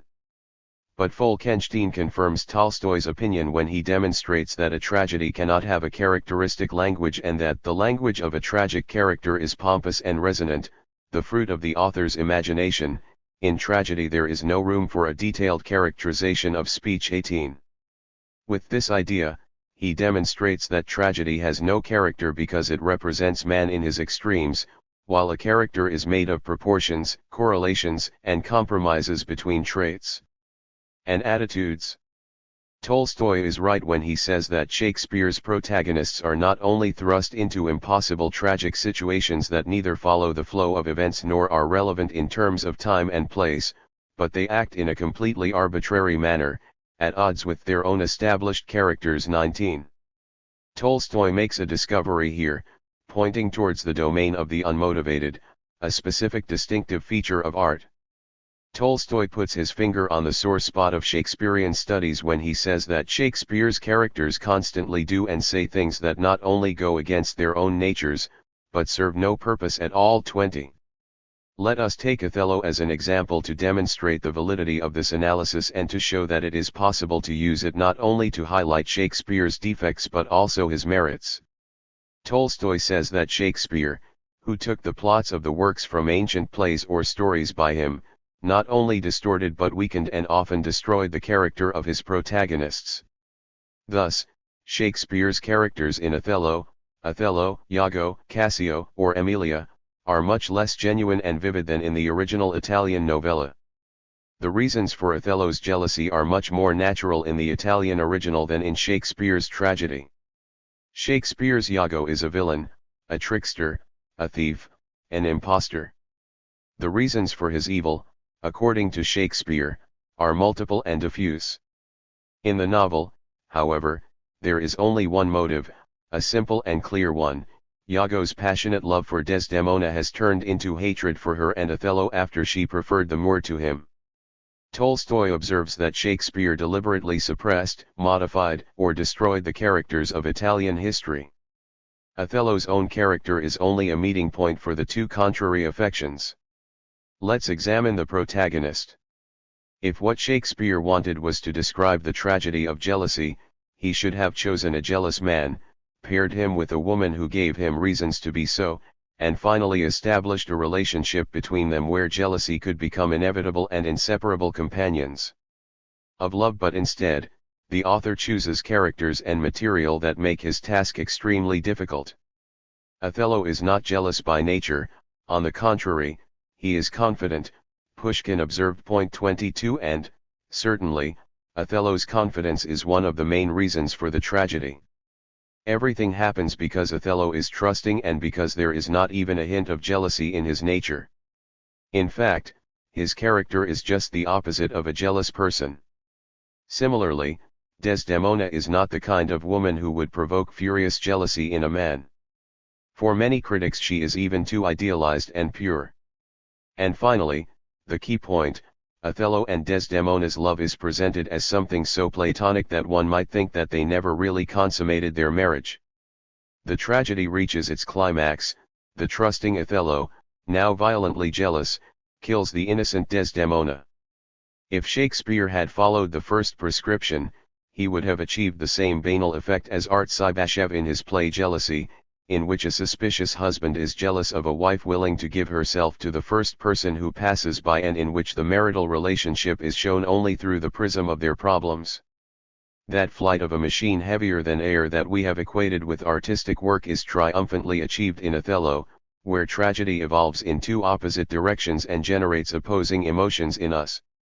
Each step, each action, drags us lower, towards the most abject betrayal, while raising us to the heights of an ideal character, whereupon the collision and cathartic purification of the two created opposite affections becomes the foundation of the tragedy. Tolstoy grants Shakespeare unparalleled mastery of a specific technique, his ability to write scenes that express the movement of feelings. No matter how unnatural the situations in which he puts his characters may be, no matter how inadequate the language they speak may be, no matter how impersonal the movement of their feelings may be, the combination of contradictory emotions is expressed with power and precision in the most of the Shakespearean scenes. 23 The ability to represent changes in feelings is the basis for understanding the dynamic protagonist. Goethe observes that at one point Lady Macbeth claims to have breastfed her children with her own breast, but elsewhere we discover that she has no children. For Goethe, this is an artistic convention, because Shakespeare cares about the power and effect of each individual speech. The poet makes his characters say exactly what the situation demands and what produces the best effect, without worrying too much about whether it contradicts something that has been said elsewhere. 24 If we keep in mind the logical contradiction of words, we can agree. According to Goethe, there are countless examples in Shakespeare's works that demonstrate that the characters always evolve dynamically, depending on the structure of the work, and that they always follow the Aristotelian dictum, the plot is the base, the soul, of the tragedy, and the characters follow it. 25. Muller points out that Shakespeare's comedies differ from the old Roman comedies, with their inevitable stereotypes of the parasite, the swashbuckling warrior, the pimp, among others, but he does not understand that the objective of free representation of the characters, which Pushkin so admired in Shakespeare, did not aspire to resemble real people or to assimilate their situations to real life, but rather to make the plot denser and enrich the tragic scenario. Ultimately, a character is static, and when Pushkin says that Molière's hypocrite hypocritically pursues his benefactor's wife, hypocritically accepts custody of property, and hypocritically asks for a glass of water, he is defining the true essence of a tragedy of character. Thus, when Muller tries to determine the interrelationship between characters and plot in English drama, he has no choice but to admit that the plot is decisive, while the characters are of secondary importance in the creative process. In the case of Shakespeare, this may seem absurd. However, it would be extremely interesting to show with the help of examples that even he occasionally subordinates his characters to the plot. 26.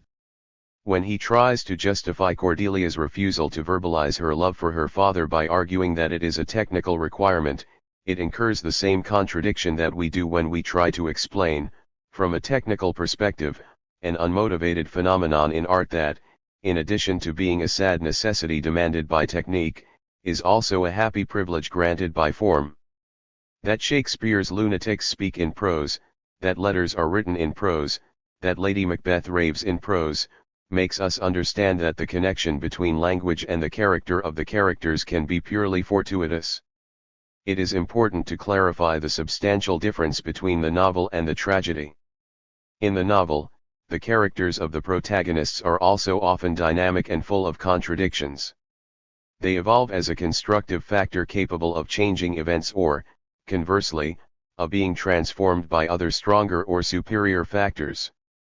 We find this internal contradiction in Dostoevsky's novels, which evolve simultaneously on two levels, the most abject and the most sublime, in which murderers philosophize, saints sell their bodies in the streets, patricides save humanity, and so on. In tragedy, however, character has a completely different meaning. To understand the peculiarity of the structure of a tragic hero, we must keep in mind that the drama is based on struggle and that, whether it is a tragedy or a farce, its formal structure is identical. While a protagonist always fights against objects, laws, or forces, the various types of drama are distinguished by what he actually faces. In tragedy he fights against inflexible and absolute laws, in comedy he usually fights against social laws, and in farce he fights against physiological laws. The protagonist of a comedy violates socio-psychological norms, customs, and habits. The protagonist of a farce violates socio-physical norms of social life. 27. That is why farce, as in Aristophanes' Lysistrata, often deals with eroticism and digestion. Farce plays incessantly with the animality of man while its formal nature remains purely dramatic. Consequently, in every drama we perceive at the same time a norm and its violation.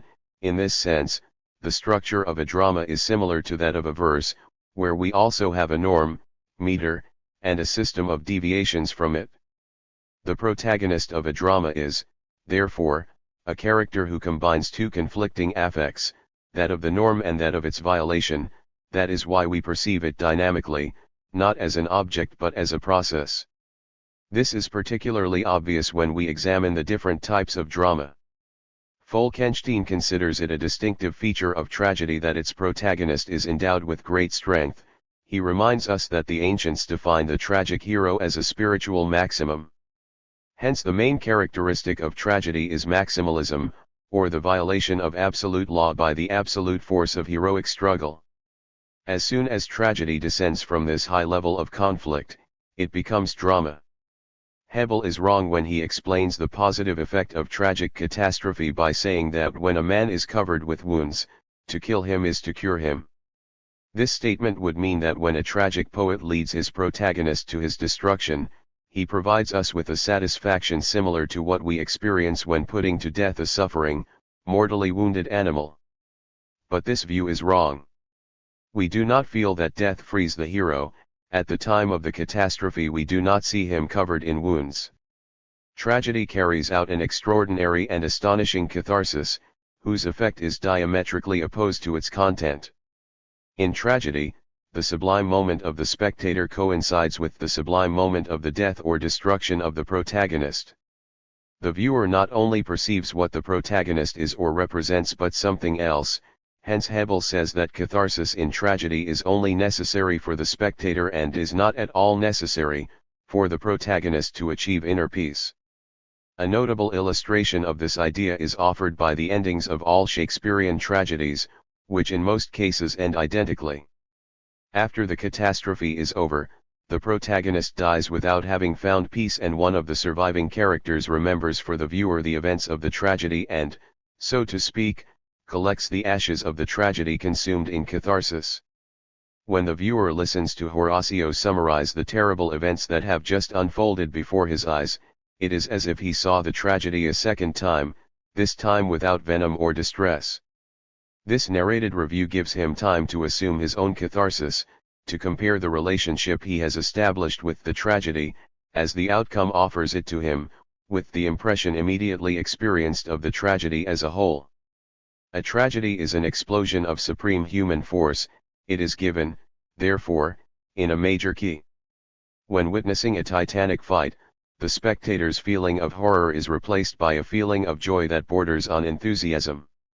Tragedy appeals to and awakens the original subconscious and mysterious forces hidden in our souls. The playwright seems to be telling us that we are timid, indecisive, servile towards society and the state. He then asks us to contemplate how the strong act. He looks at what will happen if you surrender to your ambitions, your voluptuousness, your pride. Try to follow my hero with your imagination and discover how tempting it is to surrender to passion. 28. Although this formulation is somewhat simplistic, it contains a certain dose of truth, because tragedy awakens our most hidden passions, forces them to flow between granite banks, made of absolutely opposite feelings, and puts an end to that struggle with a resolute catharsis. The comedy presents a similar structure, with a catharsis that is resolved in the viewer's laughter directed at the protagonist. The distinction between spectator and protagonist in a comedy is obvious. The protagonist cries, the spectator laughs. An obvious dualism is created. The hero is sad and the viewer laughs, or vice versa. A positive hero may meet a sad end, the viewer, however, remains happy. We will not now go into the specific features that distinguish the tragic from the comic, or the drama from the comedy.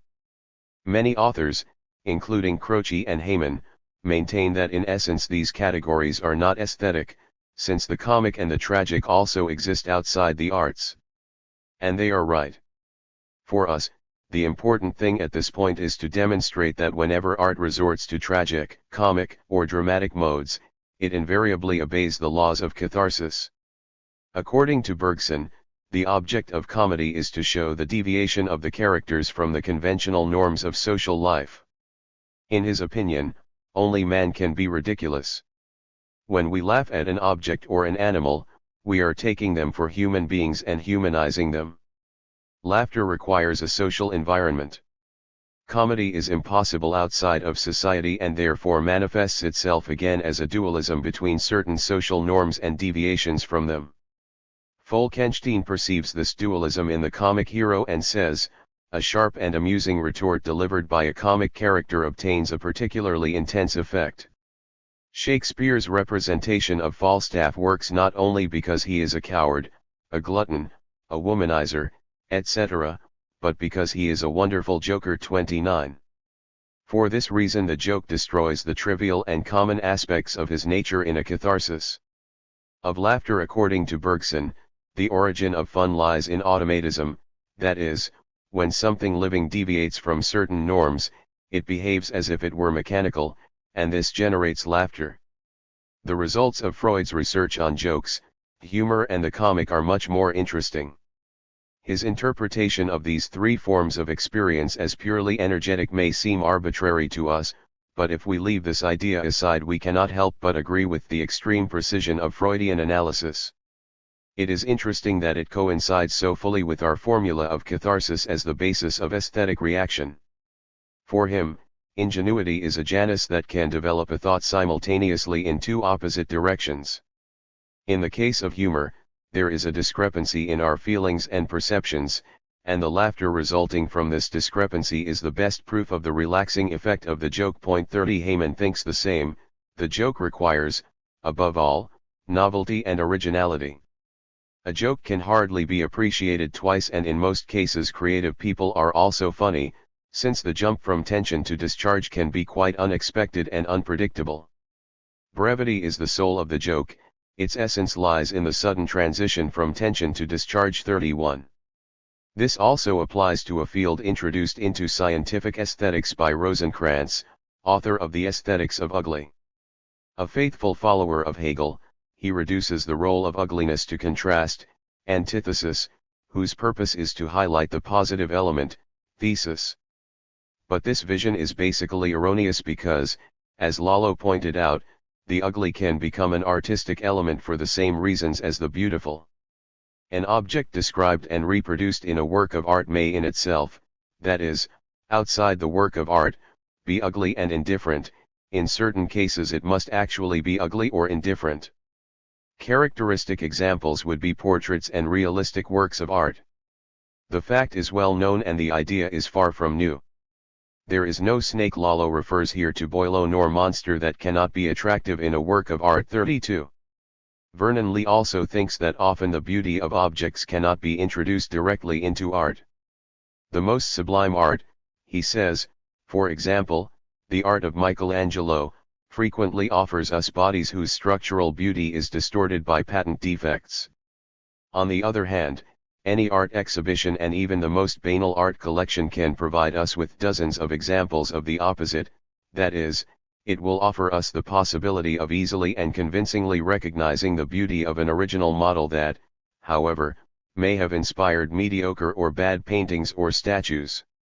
For Vernon Lee, this relationship between art and ugliness is due to the fact that true art processes the original sensory impression that has been introduced into it. 51. It is difficult to find a more appropriate application for our formula than the aesthetics of ugliness, since said aesthetics deals with catharsis, without which the enjoyment of art would be impossible. It is much more difficult to fit the average drama into this formula. But here we will also demonstrate, with the help of Chekhov's works, that the rule is fulfilled. Take The Three Sisters and the Cherry Orchard. The first is often said, and quite wrongly, to represent the melancholic longings of three provincial beauties for the glamorous life of Moscow. 33 The truth, however, is that Chekhov eliminates everything that could have motivated the girl's desire. Three sisters to go to Moscow. 52 And since Moscow for them is nothing more than an artistic castle in the air and not an object of real desire, the work does not produce a comic effect on the viewer but a deeply dramatic one.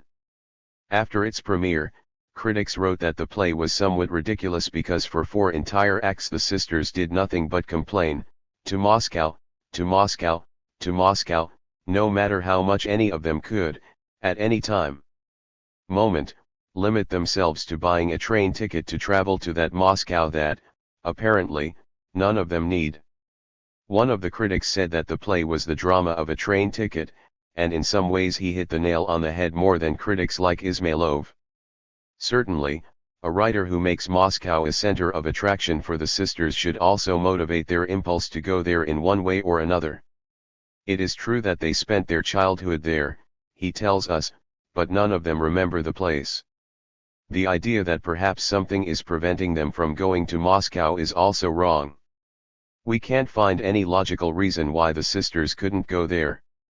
There are critics who think that the sisters want to go to Moscow because for them the city is the symbolic center of cultured and civilized life. New mistake, no one utters a single syllable or word about it. On the contrary, his brother's desire to go to Moscow contrasts with his. For him Moscow is not a dream but a reality. He remembers the university, he wants to sit in Testov's restaurant, and his Moscow, real and realistic, is deliberately contrasted with the Moscow of his three sisters. Theirs appears diffuse and unmotivated, since there is no reason why they cannot go, and that lack of motivation, of course, is the basis of the dramatic effect of the work. Something similar happens in the cherry orchard. It is difficult to understand why the sale of the cherry orchard seems such a terrible misfortune to Rainovskaya. Maybe she lives there, we thought. We soon discover, however, that she spends all her time traveling abroad and that, even if she wanted to, she could never live on her property. Perhaps selling it could mean ruin or bankruptcy for her, but this reason also falls apart, because it is not the need for money that leads her to this dramatic situation. For Rainovskaya, as for the viewer, the cherry orchard is an unmotivated element of the drama, like Moscow for the Three Sisters. The distinctive feature of these works is that unreal motif which we accept as a psychological reality that is painted on the canvas of real everyday life. The struggle between the two irreconcilable motives, the real and the unmotivated, engenders the contradiction that must necessarily be resolved in catharsis and without which there would be no art. To conclude, we must demonstrate very briefly, with the help of some arbitrary examples, that it is possible to apply the formula to all other forms of art besides poetry. Our theses and arguments are based on specific examples from literature, but our conclusions are applicable to other artistic fields. The closest is the theater, one half of which belongs to literature. It is possible to demonstrate, however, that the other half, understood in its strict sense as the interpretation of the actors and the staging of the show, is also governed by our aesthetic norm. It was Diderot who laid the foundations for this thesis in his famous Actor's Paradox, in which he analyzes the performance of an actor. Diderot clearly demonstrates that an actor does not limit himself to experiencing and expressing the feelings of the character he represents, but develops them in an artistic way. But how, they will reply, those accents so plaintive, so painful, that mother exhales from the depths of her womb, and that so violently move mine, is it not the feeling of the current moment that produces them, the desperation the one that inspires them? In any way, and the proof is that they are measured, that they are part of a system of declamation, that, 1/20th of a quarter of a tone lower or higher, they are already false, that they are subject to a law of unity, that, as in harmony, they are prepared and resolved, that only through long study do they come to satisfy all the required conditions, that contribute to the solution of a formulated problem. The actor knows the precise moment when he will take out the handkerchief and let his tears flow, wait for them in this word, in this syllable, neither sooner nor later. 34 Diderot describes the actor's creativity as a pathetic grimace, a magnificent pain. The phrase is only partly paradoxical. It would be true if we said that on stage the mother's cry of despair also includes, of course, some genuine despair. The actor's skill and triumph depend on the restraint he applies to this desperation. As a sardonic Tolstoy wrote, the task of aesthetics is to describe the death penalty as if it were sweet as honey. The death penalty is the death penalty even on stage, and it is never sweet as honey. Despair is still despair, but it is released by the action of the artistic form and, therefore, the actor may not fully experience firsthand the feelings attributed to the character he represents. Diderot tells us a wonderful story. I feel like sketching for you a scene between a comedian and his wife, who detested each other, scene of tender and passionate lovers, publicly performed on stage, just as I am going to tell you, and perhaps something better, scene in which two actors seemed, more than ever, totally absorbed in their roles, scene in which they raised continuous applause from the stalls and boxes, scene that our clapping of hands and our cries of admiration interrupted 10 times. Diderot then quotes a long dialogue in which the actors loudly declaim their ardent love, and then insult each other in a low voice. As the Italian proverb says, "Se non è vero, è ben trovato."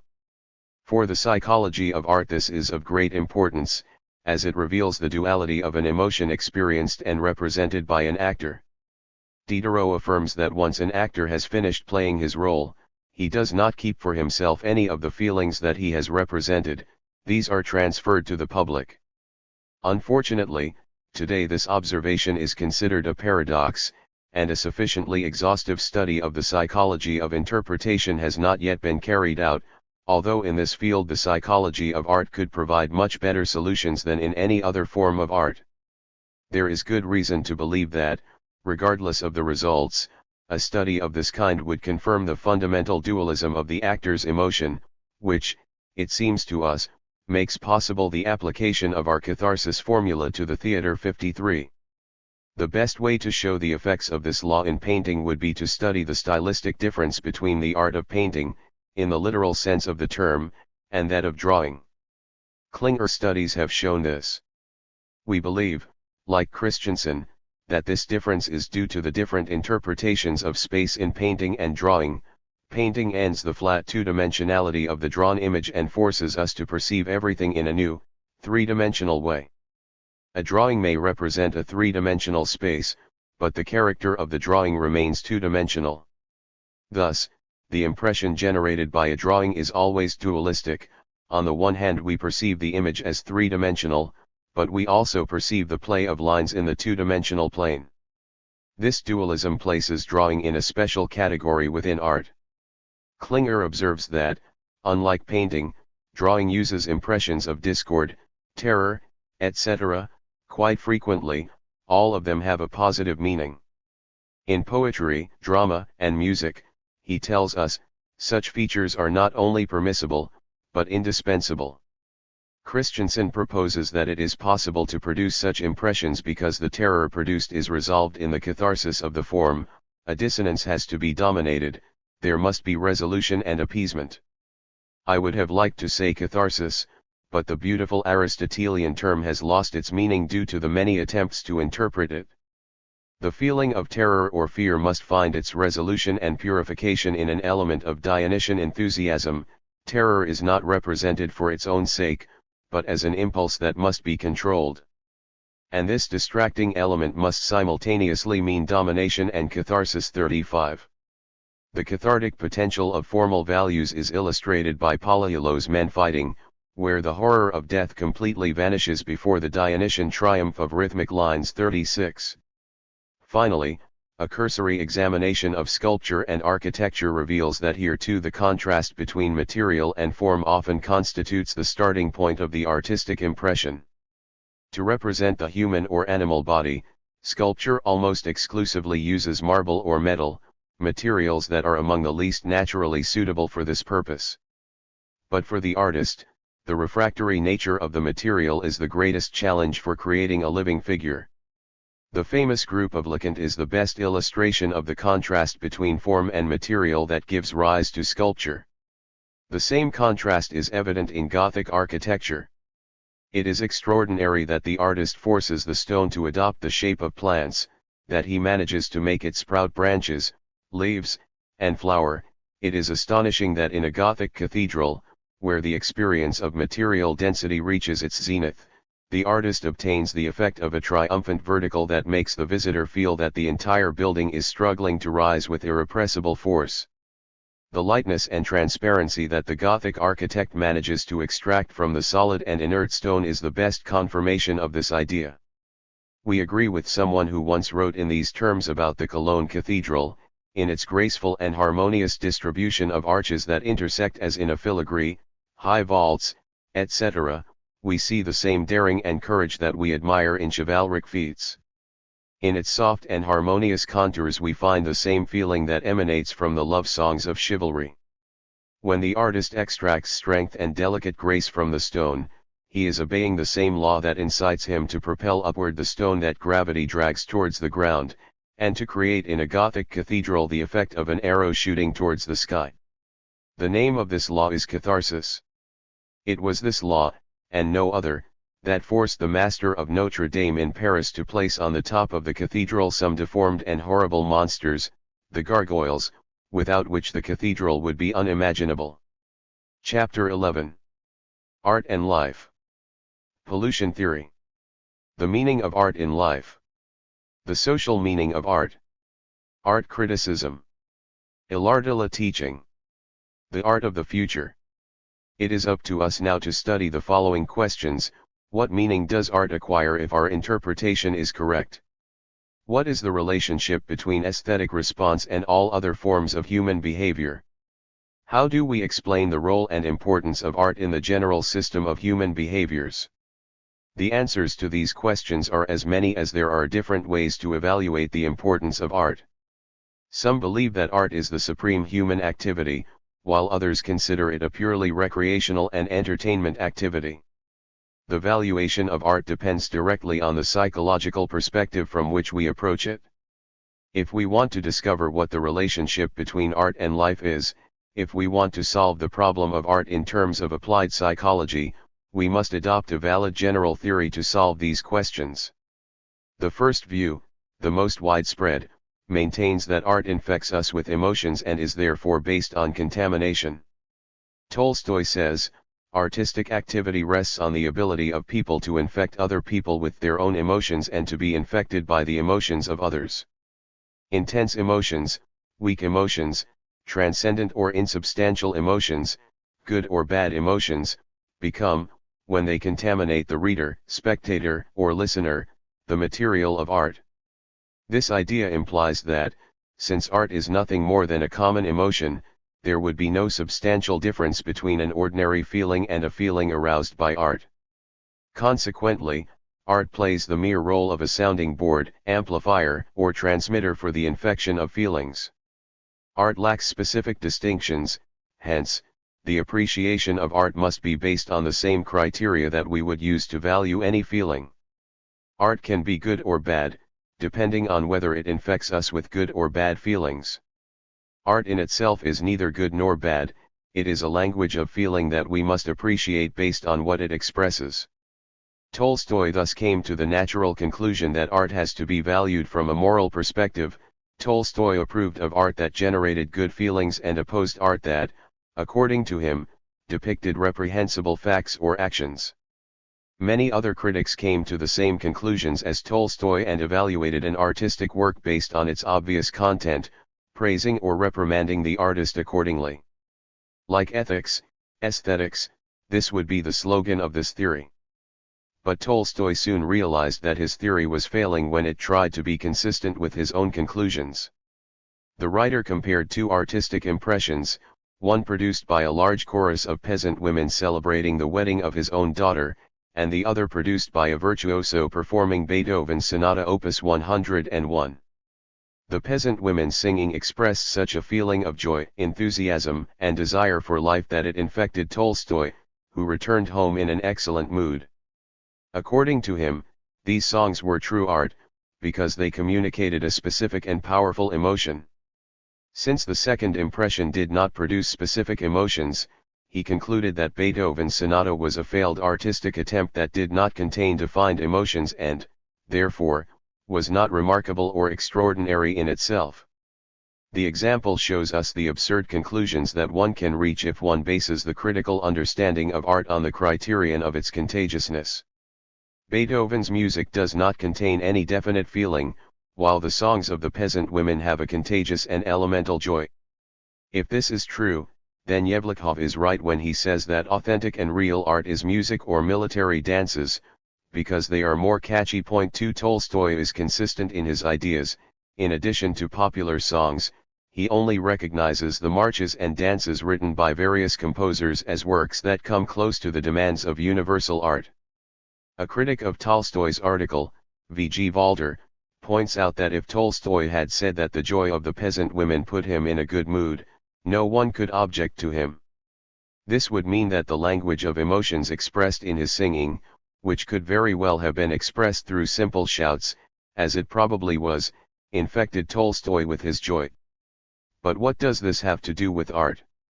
Tolstoy does not tell us whether women sang well, if instead of singing they had shouted, shaking their scythes. Their joy and joy would not have been less contagious, especially on the day of his daughter's wedding. In our opinion, if we were to compare a typical scream of fear with a great novel in terms of their respective contagion capacities, the latter would not pass the test. It is evident that to understand art we must add something more to the pure and simple ability to be contagious. Art also produces other impressions, and long in a statement you must know that the orator pursues one goal and the poet another. The purpose of poetry is shock, that of prose is expressiveness is correct. Tolstoy's formula did not take into account that thrill sought by poetry. But to prove him really wrong, we must analyze the art of music and military dances to find out if the true purpose of art is to infect. Vygotsky is convinced that aesthetics are wrong when they say that art only aims to produce aesthetic emotions. According to him, art produces general emotions, and aesthetic emotions are purely decorative. For example, the art of a warlike period in the life of a people aims above all to awaken heroic war emotions. Even now military music does not want to provide aesthetic enjoyment to soldiers, but rather to awaken and feed their belligerent feelings. The purpose of medieval art, including sculpture and architecture, was to inspire high religious emotions. Lyrical appeals to one aspect of our emotional psyche, satire to another, the same applies to drama, tragedy, and so on. 3. Leaving aside the fact that military music does not generate bellicose emotions on the battlefield, the question here is not correctly formulated. Ovsyaniko Kolakowski, for example, comes closer to the truth when he says that military lyrics and music raise the morale of the army and inspire feats and heroic acts, but without directly leading to bellicose emotions or belligerent affections. Rather, they seem, on the contrary, to moderate combative ardor, calm an excited nervous system and drive away fear. It can be said that raising morale, calming the nerves and driving away fear are among the most important practical functions of lyric derived from its psychological nature. For it is a mistake, then, to believe that music can directly provoke belligerent emotions.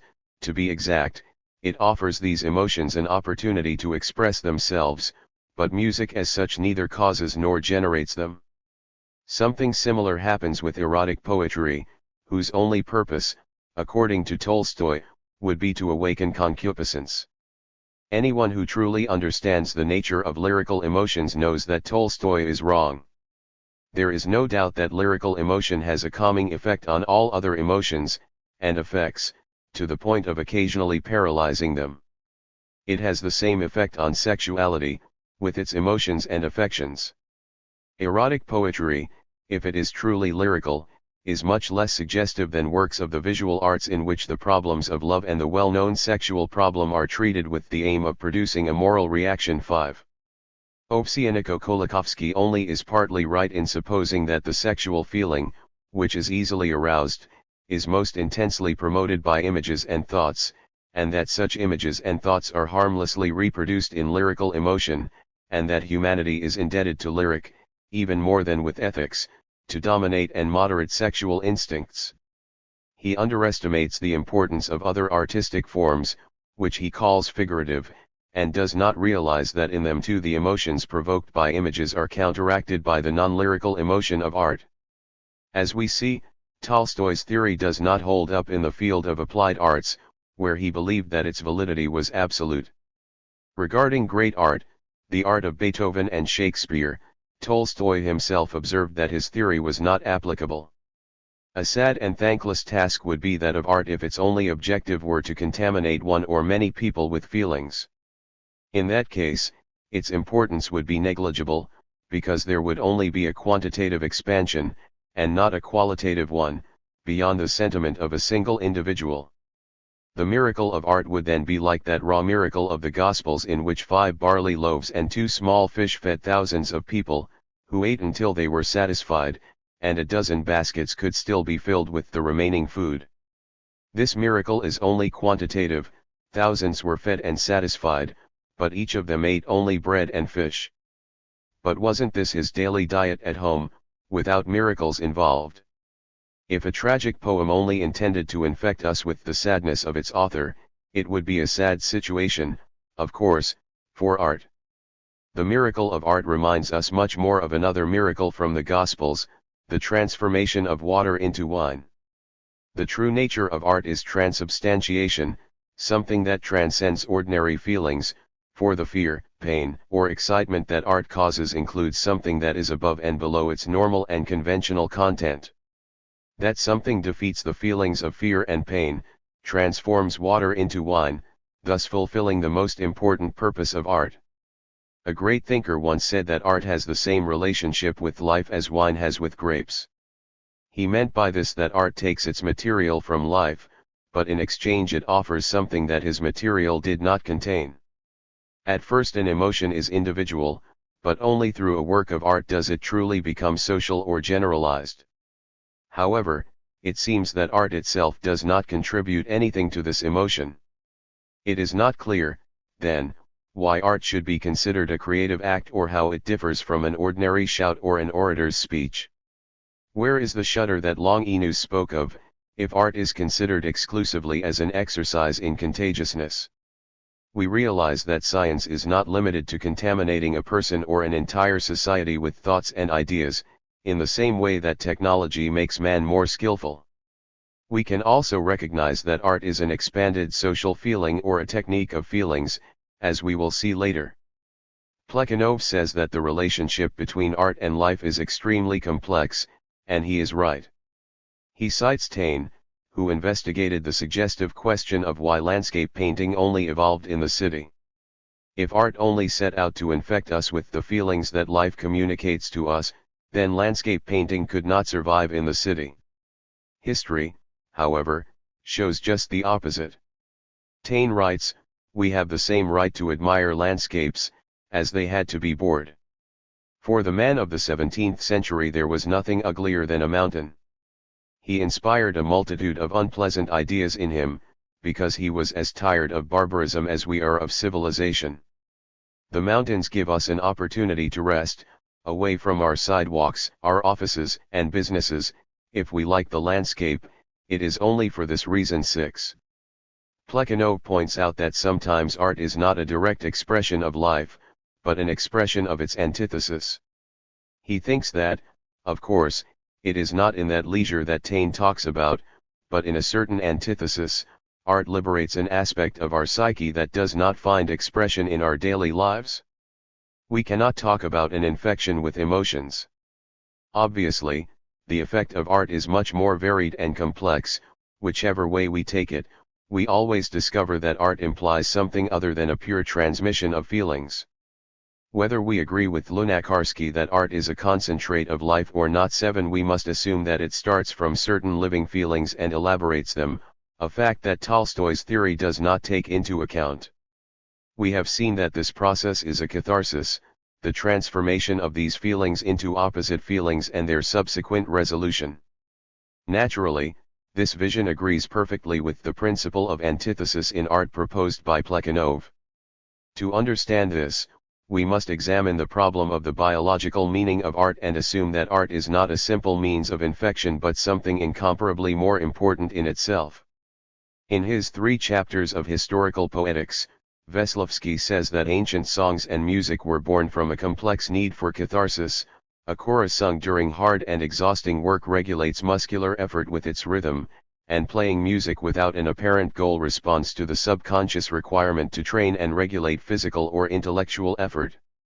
It is the same requirement of psychophysical catharsis that Aristotle formulated for drama, a requirement that is evident in the unparalleled mastery of Maori women in shedding tears at will, as well as in the tendency to cry in the 18th century.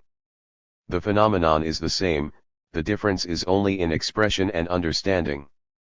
We perceive rhythm in poetry as something artistic and forget its primitive psychophysical origins. 8 The best refutation of the theory of contagion is the study of the psychophysical principles on which art is based and the explanation of the biological meaning of art. Apparently, art releases and processes some extremely complex impulses in the body.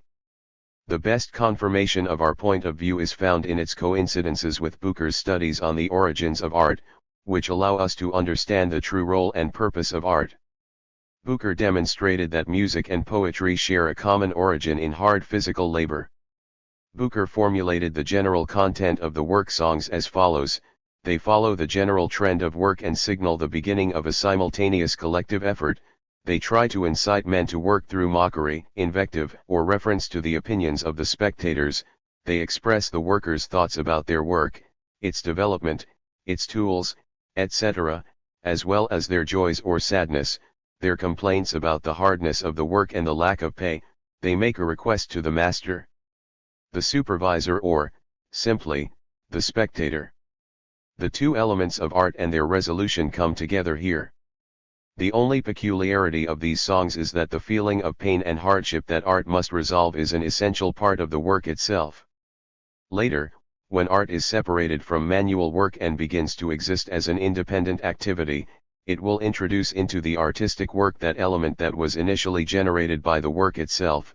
Now it is the art itself that arouses the feelings, which need to be relieved, of pain, torment and hardship. But its nature remains the same.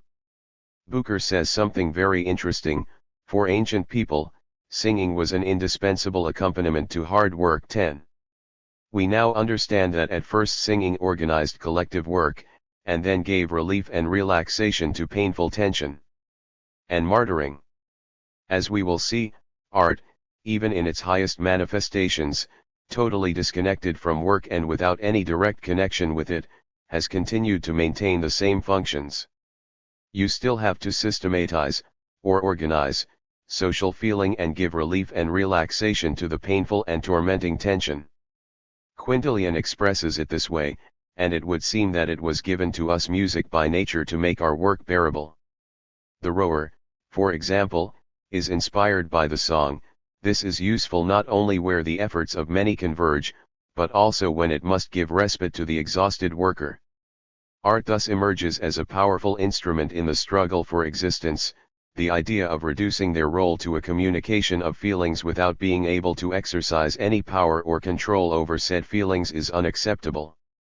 If the purpose of art, as in Tolstoy's Peasant Chorus, was only to make us happy or sad, it would not have survived or acquired the importance it has today. Nietzsche expresses it well in The Gay Science, when he says that rhythm entails a coercion and an incentive. It generates an irresistible desire to give in, to participate. Not only the step of the feet, but the soul itself bends to the beat. What was more useful for the ancient superstitious character of man than rhythm? With it you could do anything: magically promote a job, forcing a god to appear, be close and listen, arrange the future according to his will, discharge one's soul from some excess. Without the verse one was nothing, through the verse one became almost a god. It is interesting how Nietzsche explains how art managed to acquire such power over man. When the right tension and harmony of the soul was lost, one had to dance to the singer's beat. Here is the recipe for this therapy. First, taking the frenzy and tumult of the affections to the maximum, that is, enraging the angry and exacerbating the vindictive's thirst for revenge. Apparently, the possibility of releasing in art tumultuous passions that cannot be channeled and find expression in normal life is the biological basis of art. Our behavior tends to keep our body in balance with its environment. The simpler and more elemental our relationships with the environment are, the simpler our behavior is. The more subtle and complex the interaction between organism and environment, the more sinuous and intricate the balancing process becomes. Obviously, the process towards balance is not possible without some complications appearing. There will always be a certain imbalance in favor of the environment or the organism. No machine can work in search of balance using all its energy efficiently. There are always states of excitement that cannot lead to efficient use of energy. Hence, from time to time a need arises to discharge unused energy and give it free rein in order to restore our balance with the rest of the world. Orshinsky says that feelings are the pluses and minuses of our balance. 11.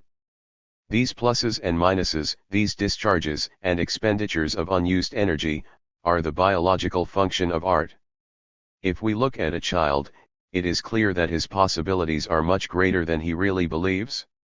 For some, when a child plays soldiers, cops, and robbers, etc., this means that deep down inside he really becomes a soldier or a thief. Sherrington's principle of struggle for a common field of action, clearly demonstrates that in our organism the nervous receptive fields many times exceed the number of executing effector neurons, so that the organism perceives many more stimuli than it can attend to. Our nervous system is similar to a railway station where 5 entrance tracks converge and only one exit. Of the 5 trains that arrive at that station, only one manages to leave, and that after a fierce fight, while the other 4 remain stuck. The nervous system reminds us of a battlefield where the fight never stops, not even for a second, and our behavior is an infinitesimal part of what the possibilities of our nervous system really are, and which for the most part cannot find a way exhaust. In nature, the realized and executed part of a life is only a tiny fraction of the whole of conceivable life, just as each born life is contrasted with millions of unborn lives. Similarly, in our nervous system, the realized part of life is only the smallest fraction of the real life contained in us. Sherrington compares our nervous system to a funnel with the narrow part oriented toward action and the wider part oriented toward the world.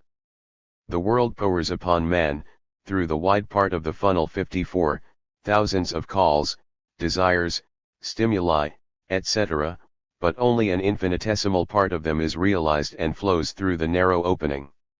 It is evident that the unrealized part of life, that which has not passed through the narrow conduit of our behavior, must be used and lived in one way or another. A balance must be maintained between the organism and its environment, in the same way that in a teapot it is necessary to open a valve when the pressure of the steam exceeds the strength of the container. Art seems to be a psychological means to create balance with the environment at critical points in our behavior. Some time ago someone launched the idea that art complements life by expanding its possibilities. Von Lang says, there is a sad similarity between contemporary civilized man and domestic animals, limitation and monotony. Derived from the patterns of bourgeois life and its social forms, these are the broad features that define individual existence and that lead everyone, rich and poor, weak and powerful, gifted and undergifted, to an incomplete and imperfect life. It is astonishing to see how limited the number of ideas, feelings, and actions that modern man can carry out or experience. 12. Lazarsky thinks the same when he explains the theory of empathy by referring to one of Tolstoy's novels. There is a moment in Anna Karenina in which Tolstoy tells us that Anna reads a novel and suddenly wants to do what the heroes of the novels do: fight, combat, win with them, accompany the protagonist through his properties, etc. 13. Freud shares this opinion and speaks of art as a means of appeasing two mutually hostile principles, the pleasure principle and the reality principle. 14. To the extent that we are talking about the meaning of life, these authors are closer to the truth than those who, like Grant Allen, are convinced that aesthetic emotions are those that have freed themselves from association with practical interests. This reminds us of Spencer's formula: the beautiful is what was once useful but is no longer useful. Taken to the extreme, this view leads to the theory of games, which is accepted by many philosophers, and to which Schiller gave its highest expression. The only serious objection that can be raised is that, by not recognizing art as a creative act, it tends to reduce it to the biological function of exercising certain organs, a fact of minor importance for adults. Much more convincing are the theories that consider art as an indispensable discharge of nervous energy and as a complex method of finding a balance between our body and the environment in critical phases of our behavior. We only turn to art at critical moments in our lives, and hence the formula we propose considers art as a creative act. If we consider art as a catharsis, it is completely evident that it cannot arise where there is nothing other than a living and intense feeling. A sincere feeling taken per se cannot create art. It takes more than technique or mastery, because a feeling expressed through a technique will never generate a lyric poem or a musical composition. To make art requires the creative act of mastering that feeling, resolving it, conquering it. Only when this act has been performed, then and only then, is art born. That is why the perception of art requires creativity. It is not enough to sincerely experience the feeling or feelings of the author, one must also creatively master one's feelings and find one's own catharsis. Only then will the effect of the art be complete. That is why we agree with Ovsyaniko Kolakowski when he says that the purpose of military music is not to arouse warlike emotions but, by establishing a balance between the organism and the environment at a critical moment for the organism, to discipline and organize its work, to give an adequate relief to your feelings, drive away fear and make way for courage and courage. Art never directly generates practical action, it is limited to preparing the body for said action. Freud says that, in the presence of danger, A frightened person becomes frightened and runs away. The useful part of this behavior is that she runs, not that she is scared. In art, the opposite is true, fear itself is useful. The liberation of the man is useful in itself, because it creates the possibility of adequate flight or attack. This is where we must consider the economy of our feelings, which Ovsyannikov-Kolakowski describes as follows: the harmonious rhythm of the lyric creates emotions that differ from most other emotions in that these lyrical emotions economize our psychic energies by put our psychic house in harmonious order. Point 15. This is not the economy we talked about before. It is not an attempt to avoid the production of psychic energies. In this aspect, art is not subordinated to the principle of economy of forces. Art, on the contrary, is an explosive and sudden expenditure of force, of forces, psychic and of other kinds, a discharge of energy. A work of art perceived in a cold and prosaic way, or processed and treated so that it is perceived in this way, saves much more energy and strength than if it is perceived in thought with the full effect of its artistic form. Even if it is an explosive discharge, art effectively introduces order and harmony into the psychic house of our feelings. And, of course, the expenditure of energy made by Anna Karenina in experiencing the feelings and emotions of the heroes of the novel she was reading is a saving of psychic forces when compared to real emotion. We will have a clearer, more complex, and deeper notion of the principle of economy of emotions if we try to understand the social meaning of art. Art is the social within us. 55, and even when its action is carried out by an isolated individual, this does not mean that its essence is individual. It is quite naive and foolish to confuse the social with the collective, as in a large crowd of people. The social also exists when there is only one person, with his or her individual experiences and tribulations. Therefore, the action of art by carrying out catharsis and throwing into that purifying flame the most intimate and transcendent experiences, emotions, and feelings of the soul, is a social action. But this experience does not develop as described by the theory of contamination, in which a feeling born in one person infects and contaminates the entire world and becomes social, but just the opposite. The fusion of feelings outside of us is carried out by the force of social feeling, which is objectified, materialized, and projected outside of us and then fixed in external artistic objects that have become tools of society. A fundamental characteristic of man, one that distinguishes him from animals, is that he supports and separates from his body both the apparatus of technology and that of scientific knowledge, which then become tools of society. Art is the social technique of emotion, a tool of society that brings the most intimate and personal aspects of our being into the circle of social life. It would be more correct to say that emotion becomes personal when each of us experiences a work of art. It becomes personal without ceasing to be social. Art, says Gaio, is a condensation of reality, shows us the human machine under high pressure. It tries to show us more vital phenomena than we experience in reality. Of course, this life, concentrated on art, has an effect not only on our emotions but also on our will, because emotion contains the seed of will. 16. Gaio is right to attach tremendous importance to the role that art plays in the society. Art introduces the effects of passion, breaks the internal balance, modifies the will by taking it in a new direction, and stirs up feelings, emotions, passions, and vices without which society would enter an inert and immobile state. Art pronounces the word we were looking for and makes the string that was tense but silent vibrate. A work of art is the center of attraction, like the active will of a genius. If Napoleon attracts the will, so do Corneille and Victor Hugo, although in a different way. Who knows how many crimes the novels that describe murders have instigated? Who knows how many divorces representations of debauchery have caused? 17. Gaio poses the question in a too primitive way, because he imagines that art directly provokes this or that emotion. Which, however, never happens. A scene of debauchery does not inspire divorces. The relationship between art and life is very complex and can be described very approximately, as we will see below. For Hennecken, the difference between aesthetic emotion and real emotion lies in the fact that aesthetic emotion is not immediately expressed in action. She states, however, that if repeated over and over again, these emotions can become the basis of an individual's behavior. An individual, for example, may be affected by the type of literature he reads. An emotion communicated by a work of art cannot be expressed in immediate actions. In this sense, aesthetic feelings are very different from real feelings. But since they serve an end in themselves, they are justified and do not need to be immediately expressed in any practical activity.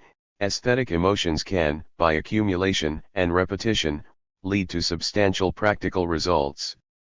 These results depend on the general properties of the aesthetic emotion and the particular properties of each of these emotions.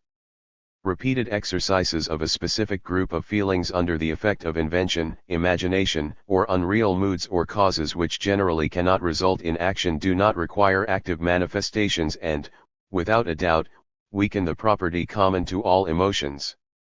Real emotions, that of their expression in the form of action. 18.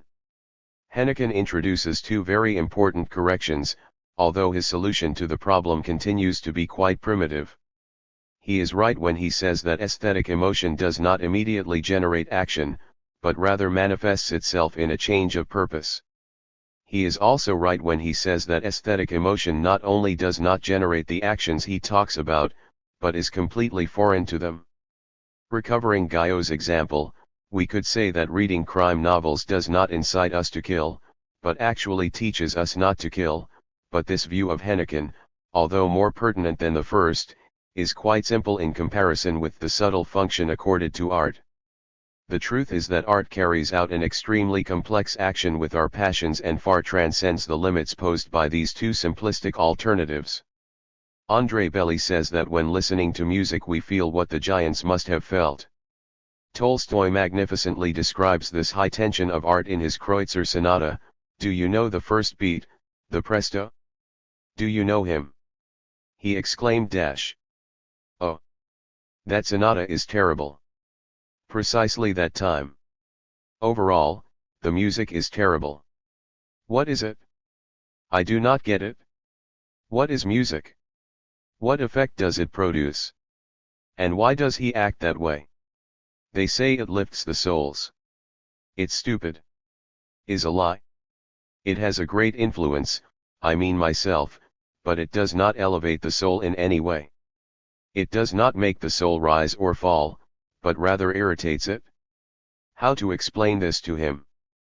Music forces me to forget my existence, my real situation, transforms me under its influence. I seem to feel what I do not feel, understand what I do not understand.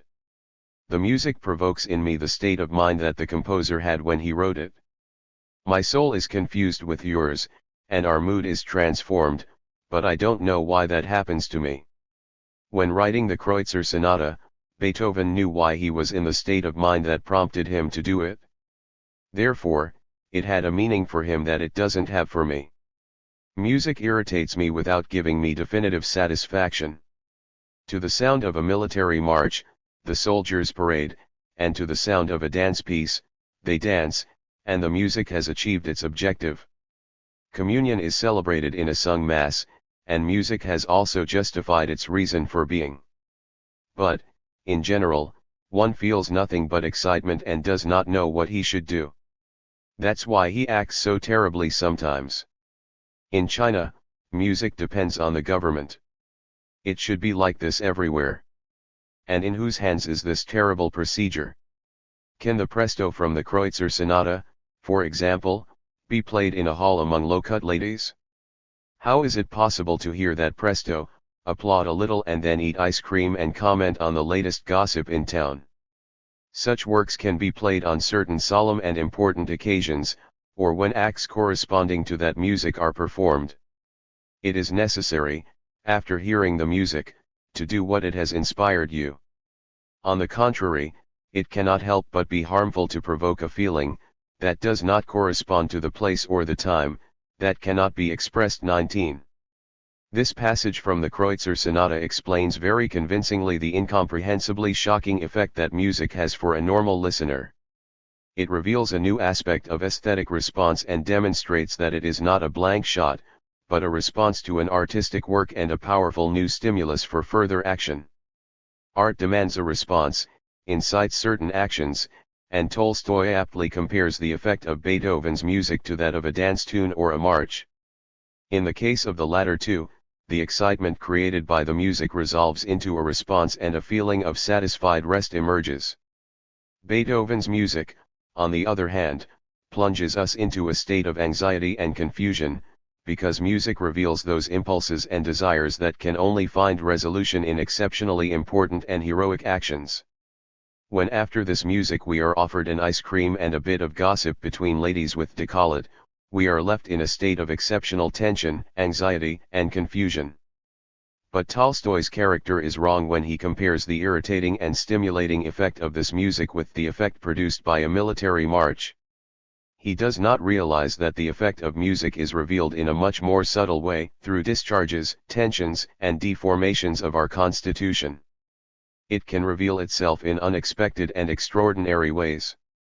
In this description, however, two things are said very clearly. First, music incites, excites and irritates in an indeterminate way that is not linked to any specific reaction, movement, or action. This shows that its effect is cathartic, that is, it clears our psyche to then reveal and give life to powerful energies that until then were inhibited and restrained. This, however, is a consequence of art, not its action. Secondly, music has a coercive power.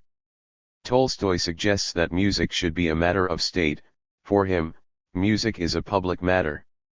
One critic noted that when we perceive a work of art we believe that our reaction is strictly personal and involves only us. We think it has nothing to do with social psychology. But this is as wrong as when someone, when paying their taxes, sees this action only from their own point of view, from their own personal budget, without keeping in mind that they are participating in the enormous and complex economy of the state. This person does not think that by paying his taxes he becomes part of state operations whose existence he does not even suspect. That is why Freud is wrong when he says that man is face to face with the reality of nature, and that the origin of art can be in the strictly biological difference between the pleasure principle, towards which all our inclinations gravitate, and that of reality, which forces us to renounce satisfaction and pleasure. Between man and the outside world is the social environment, which in its own way refracts and directs the stimuli acting on the individual and guides all the reactions emanating from the individual. It is of immense significance for applied psychology, then, to know that, as Tolstoy said, music is a terrible and moving phenomenon for the normal listener. If a military march incites soldiers to march proudly in a parade, what exceptional actions will not Beethoven's music inspire? I'll say it again, music itself is isolated from our everyday behavior, it does not drive us to do anything, it only creates a vague and formidable desire for certain actions, opens the way for the powerful forces hidden within us to emerge, it acts like an earthquake that will bring out unknown and hidden strata in us. The idea that art returns us to atavism instead of projecting us into the future is wrong. Although music does not generate direct actions, its fundamental effect, the direction it gives to psychic catharsis, is essential for the type of forces it will release, which ones it will release and which ones it will push into the background. Art is the organization of our future behavior. It is a demand that may never be met but that forces us to strive to lead our lives in pursuit of everything that is beyond its limits. We can, therefore, say that art is a delayed reaction, because there is always a fairly long period of time between its effect and its execution. This does not mean, however, that the effect of art is mysterious or mystical, or that its explanation requires new and different concepts from those from which the psychologist starts in his analysis of common behavior. Art acts with our bodies and through our bodies. It is interesting that scholars such as Rutz and Sievers, who studied perceptual processes and not the effects of art, speak of the dependence of aesthetic perception on a specific muscular constitution of the body. Rutz was the first to suggest that any aesthetic effect must be associated with a defined type of muscular constitution. Sievers applied his idea to the contemplation of sculpture.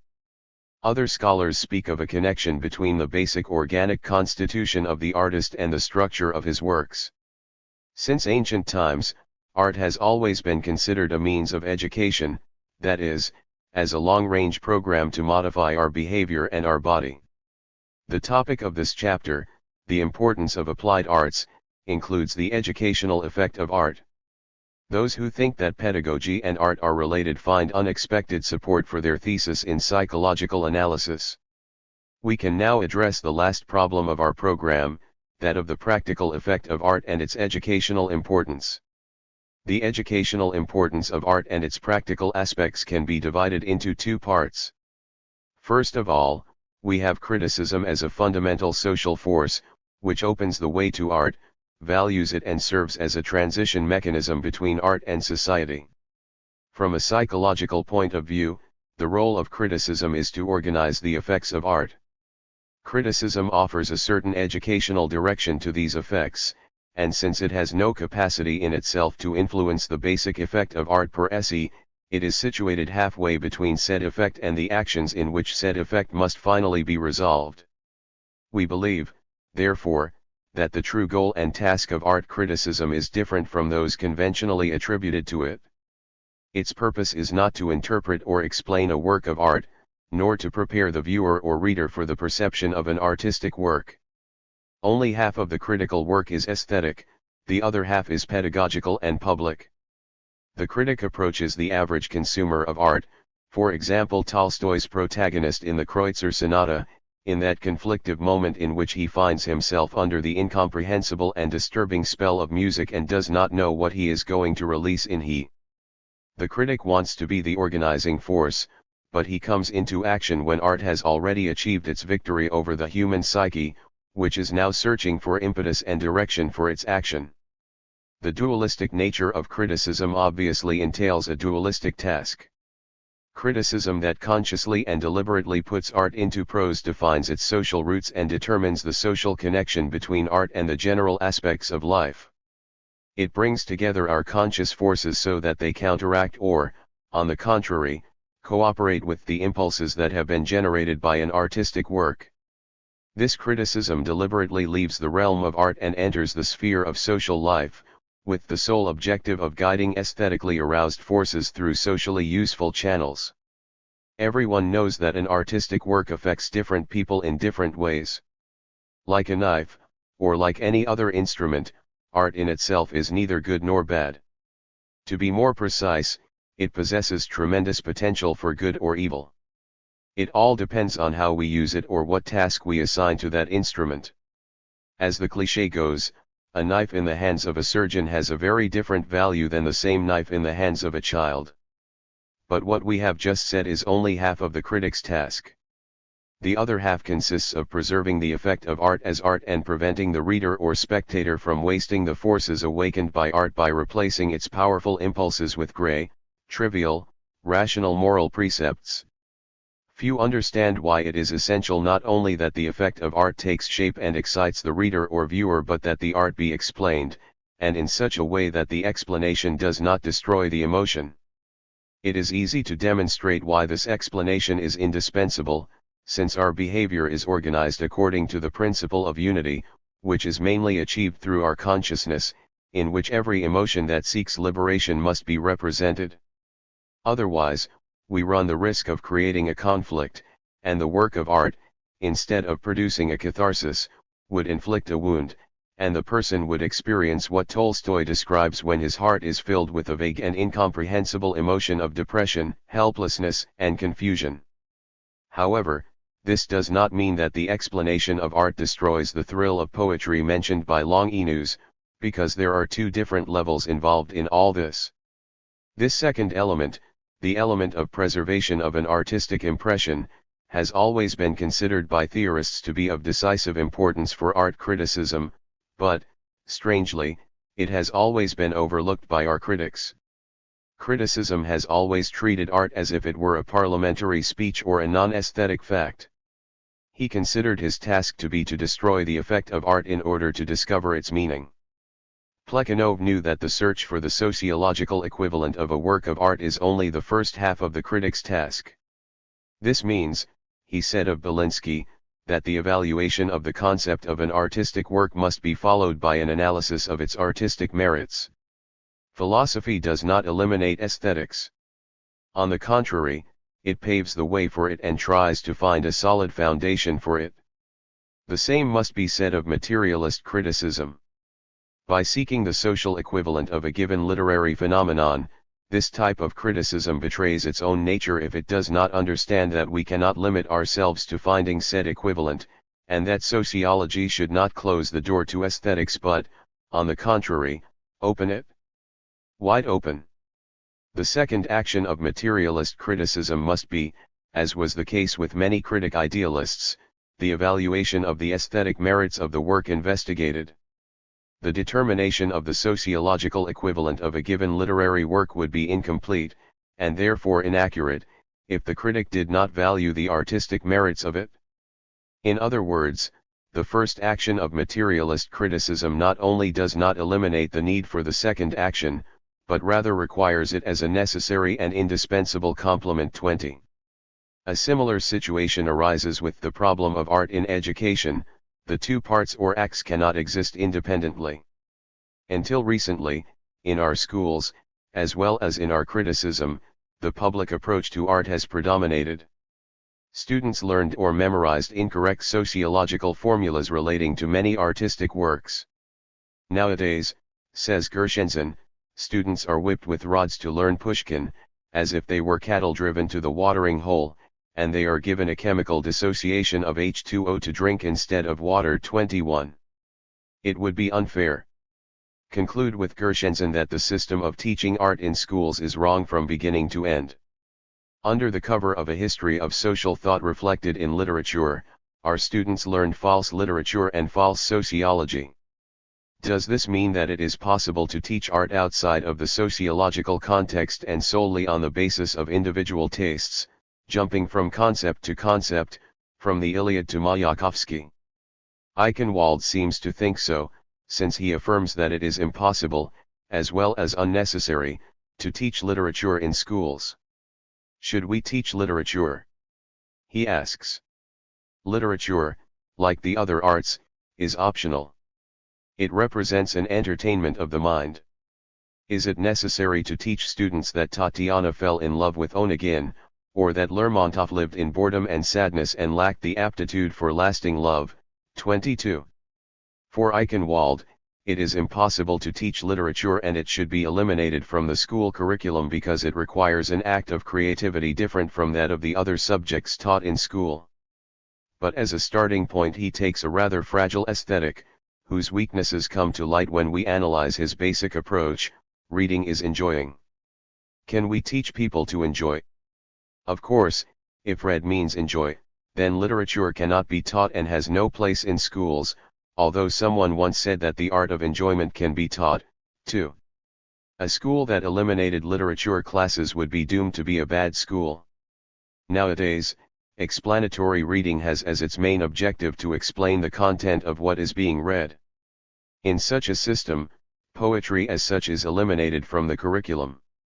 For example, the difference between a Krylov fable and its prose version is completely lost. 23. Starting from a rejection of this position, Gershenson reaches the following conclusion: poetry neither can nor should be a compulsory subject in the education.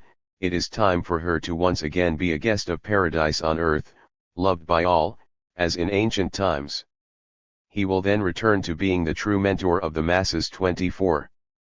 The basic idea here is that poetry is a celestial guest and it is necessary to return to it the role it had in ancient times. But Gershenson doesn't seem to care that those ancient times are gone forever and that nothing plays the same role today as it did back then. If he overlooks this fact, it is because he thinks that art is fundamentally different from other human activities. For him, art is a kind of mystical or spiritual act that cannot be recreated by studying the forces of the psyche. In his opinion, poetry cannot be studied scientifically. One of the biggest errors of contemporary culture is the application of a scientific or, to be more exact, naturalistic method to the study of poetry. 25. In this way, that for contemporary scholars it constitutes the only way to solve the enigma of art is, For Gershenson, the supreme error of contemporary culture. It is likely that future studies and research will demonstrate that the act of creating an artistic work is not a mystical or divine act of our soul, but rather an act as real as the rest of the movements of our body, only much more complex. We have discovered in the course of our study that art is a creative act that cannot be recreated through purely conscious operations. But by establishing that the most important elements in art are subconscious or creative, do we automatically eliminate all conscious moments and forces? The act of artistic creation cannot be taught. This does not mean, however, that the educator cannot cooperate in forming or causing it. We penetrate into the subconscious through the conscious 56. We can organize conscious processes in such a way as to generate subconscious processes, and everyone knows that an artistic act includes, as a necessary condition, all preceding acts of rational knowledge, understanding, recognition, association, etc. It is wrong to believe that subsequent subconscious processes do not depend on the direction that conscious processes have transmitted to us. By organizing our conscious, which leads us towards art, we ensure a priori the success or failure of the artistic work. Hence Malazavi is right in stating that the artistic act is the process of our response to the phenomenon, although it may never have reached the phase of action. This process expands the scope of our personality, providing it with new possibilities, preparing it for the complete response to the phenomenon, that is, behavior, and also has an educational value. Potibnia is wrong when she treats the artistic image as a condensation of thought. Both the thought and the image are a condensation either of the conscious with respect to the phenomenon involved or of the psyche, which arose from a series of positions preparatory to the present position. But this does not give us the right to confuse these biological elements, these psychological processes, based on that diffuse argument according to which both thought and the artistic image are creative acts. We must, on the contrary, put emphasis on all their individual peculiarities in order to understand each one of them as a part of the whole.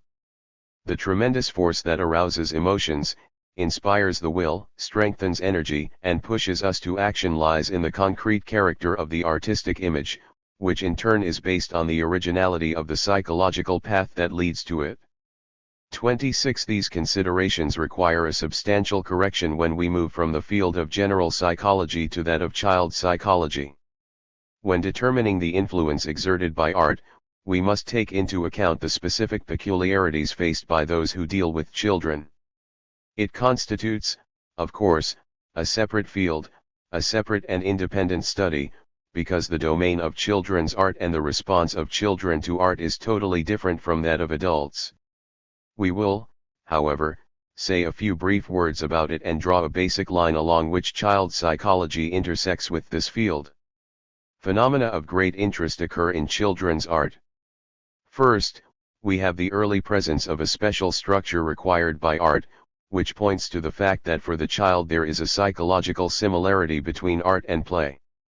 First of all, says Buehler, there is the fact that the child very early adopts the appropriate structure, foreign to reality but essential for the fairy tale, to concentrate on the exploits of the heroes and follow their images. Changing. In my opinion, the child loses this capacity during some period of its development, although it will return to it in later years. Point 27. Apparently, art does not play the same function in a child as in an adult. The best example of this is children's drawing, which in many cases is on the border of artistic creativity. The child does not understand that the structure of a line can directly express moods and fears of the heart and soul.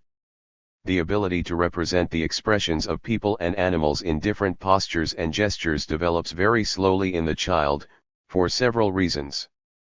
The main one is the fundamental fact that the child draws diagrams, not events or phenomena. Point 28. There are those who maintain the opposite, but they seem to ignore the simple fact that a child's drawing is not yet art for the child. Their art is unique and different from the art of adults, although they both have a very interesting characteristic in common. It is the most important feature in art and we will mention it in the conclusions. Only recently has it been realized that certain absurdities or humorous nonsense that can be found in nursery rhymes, achieved by reversing the most everyday events, play a very important role in children's art.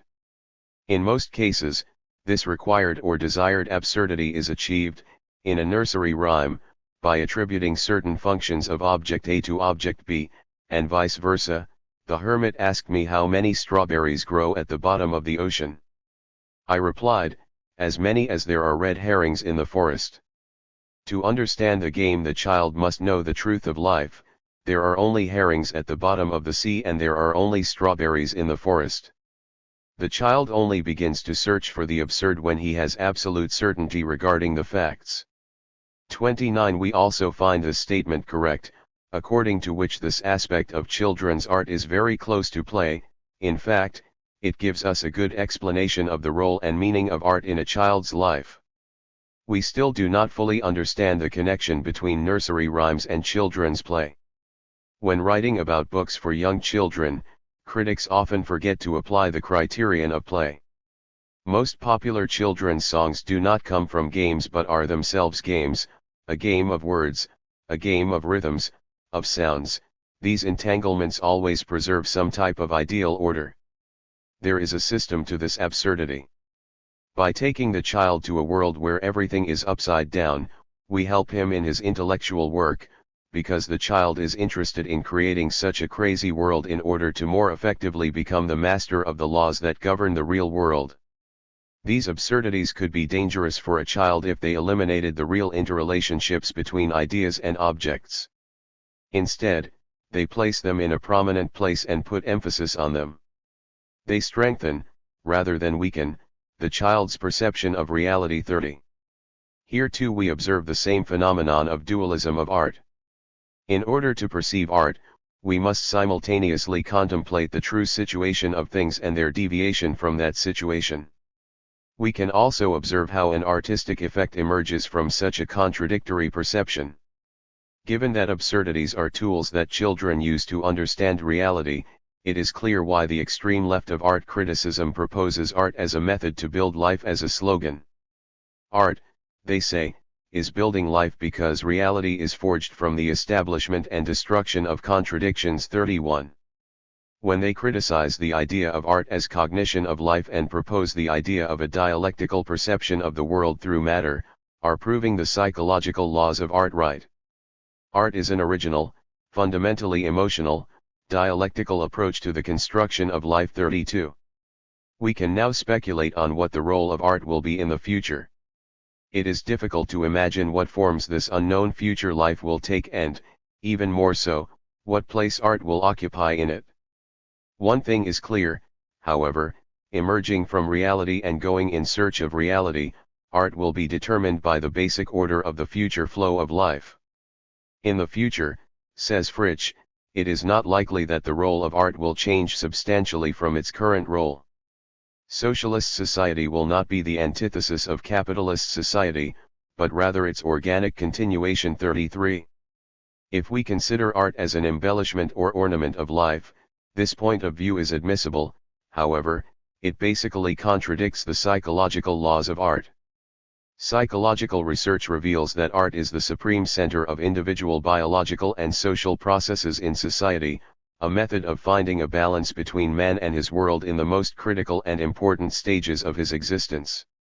This perspective, of course, constitutes a frontal rejection of the approach that considers art as an ornament and, consequently, leads us to question the validity of the statement cited above.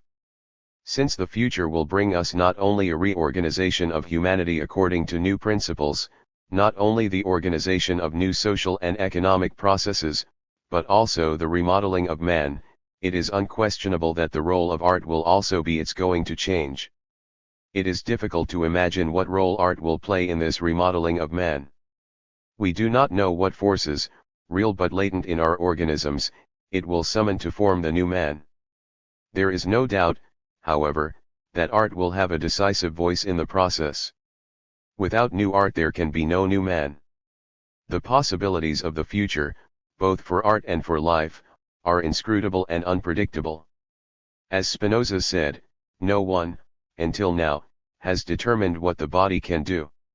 Comment. By V.V. Ivanov. The famous Soviet psychologist Lev Semenovich Vygotsky, 1896–1934, devoted the first decade of his research activity to the study of the problems of art and literary criticism, literary history, aesthetics, and the psychology of art. In 1915 he wrote the first version of his exhaustive work on Hamlet, and in 1925 he finished the present book. In his first stage as a researcher, the scope of which we will illustrate here with some fragments of the second version 1916 of his monograph on Hamlet, Vygotsky explored a method of critical interpretation that was based exclusively on the text of the literary work. This period was preceded by intensive preparatory research. In 1916, when he was 20, Vygotsky mentioned what he said were countless notes made over a long period of time while I read and reread Hamlet and thought about it for years.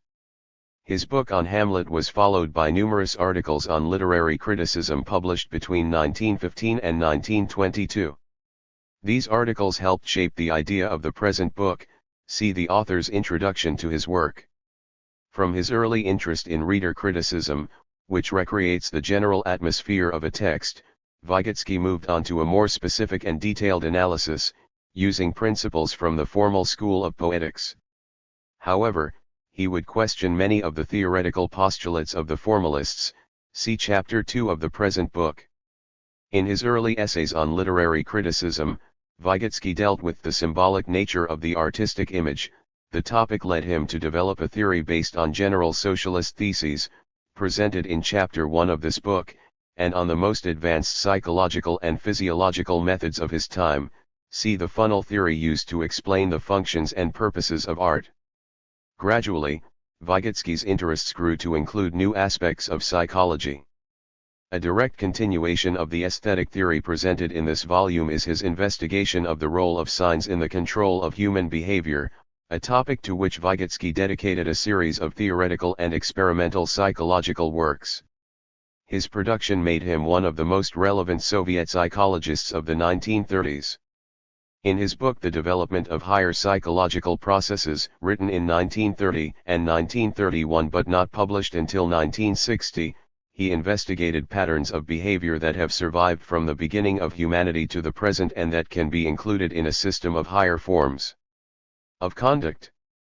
This analysis, which Vygotsky himself compared to Freud's study of the psychopathology of everyday life, was carried out using the procedure known in contemporary linguistics as the method of internal reconstruction. Vygotsky analyzed primitive mnemonic mechanisms such as tying a knot in a handkerchief, or counting on the fingers, one of the oldest cultural achievements of man. In these and similar cases, a person who cannot carry out his behavior resorts to external signs that help him control it. Vygotsky observed that the signals on which these phenomena are based exist not only in men but also in animals. However, it is characteristic of human behavior and culture to use signs in addition to signals. Vygotsky concentrated his efforts on language, the system of signs that has played the most important role in the evolution of man. His most famous work, Thought and Language, is devoted to an analysis of this topic. The author talks about the Romans, who divided instruments into three categories: instrumentum mutum, a mute, inanimate instrument, a tool or artifact; instrumentum semivocale, an instrument endowed with semi-speech, a domestic animal; and instrumentum vocale, an instrument with the gift of speech, a slave. He noted that for the ancients, the slave was a self-governing device, a mechanism with a special kind of control. These ideas about the role of signs in behavior control were at least 10 years ahead of their time. In this way, Vygotsky is to a certain extent the father of contemporary cybernetics, science of control, communication and information, and semiotics, science of signs. Significant for human culture, and especially for the cultural development of the individual, are not only the existence of external signs that control behavior, but also the gradual transformation of these external signs into internal ones. Vygotsky first expressed this idea in his Thought and Language, published in 1934, English translation in 1962. According to Vygotsky, there are three methods of human behavioral control. First, there are three commands that take shape externally to the person and arise from the environment, for example, commands from a parent to a child. Secondly, there are the commands that take shape externally to the person but arise from within him. The egocentric speech of the child studied by Vygotsky would be an example, as well as similar phenomena that take place in societies where collective monologue or egocentric speech survive as a form of social behavior. Third, there are commands that are formed inside the person by the transformation of external signs into internal ones, for example internal speech, which Vygotsky describes as egocentric. From this point of view, instruction or learning can be described in cybernetic terms as an internalization of commands, or as the formation of a program within a person. In articles and lectures dedicated to the analysis of perception, memory, and other higher mental processes, Vygotsky showed that very young children cannot control these functions. Perception in adults can be described as a translation into linguistic terms of norms formed or preserved in memory. In young children, however, neither the linguistic terms nor the translation have yet been formed. Children under a certain age lack control over perception, attention, or memory. Similarly, many adults lack programmed control over emotions. Think of the various practical psychological systems, starting with those of ancient India, that try to develop such control. Although expressed in terms other than those of cybernetics, Vygotsky's ideas are directly related to the problems of teaching and learning discussed in recent cybernetic literature, and also to the comparison between mind and machine. Much of Vygotsky's experimental work in the 1930s dealt with diachronic analyses of the problems of the evolution and disintegration of higher mental processes. The author also studied child psychology, specifically child creativity, in a return to the problems of creativity that had fascinated him in his first years of scientific activity. He also studied teaching and learning, pedagogy, and defects. 1 He made important discoveries in each of these fields. His analysis of the correlation between language and intellectual activity in the development of the child, and in the development of man compared to lower animals, was particularly important. Vygotsky discovered the fundamental difference between the complex meanings of certain words characteristic of children's speech but which are later preserved in adult language, and conceptual meanings, which are formed much later in the child's development and gradually replace the meanings initially formed. This distinction is of crucial importance when it comes to understanding the differences between the semantics of poetic discourse and scientific discourse, especially the formalized language of technical sciences. Especially important in learning theory and general semiotics is the Vygotskian hypothesis that both the recognition of the mother tongue, known or acquired subconsciously, and the origins of conceptual thinking occur in the phase in which the child discovers other sign systems, the written language or a foreign language, and sign systems such as arithmetic or those of other sciences. As in many other cases, Vygotsky anticipated the most recent scientific discoveries in his original treatment of the problems of language and intellect. In the last years of his life, Vygotsky studied the structure of cognition and perception in defectology and psychiatry. The professional competence acquired in these fields and in other related fields of medicine and experimental psychology was such that the test he introduced, the Vygotsky block test, has become popular in world literature under his name. Vygotsky started from the hypothesis that lower, primitive, functions and centers gain ascendancy when higher centers disintegrate.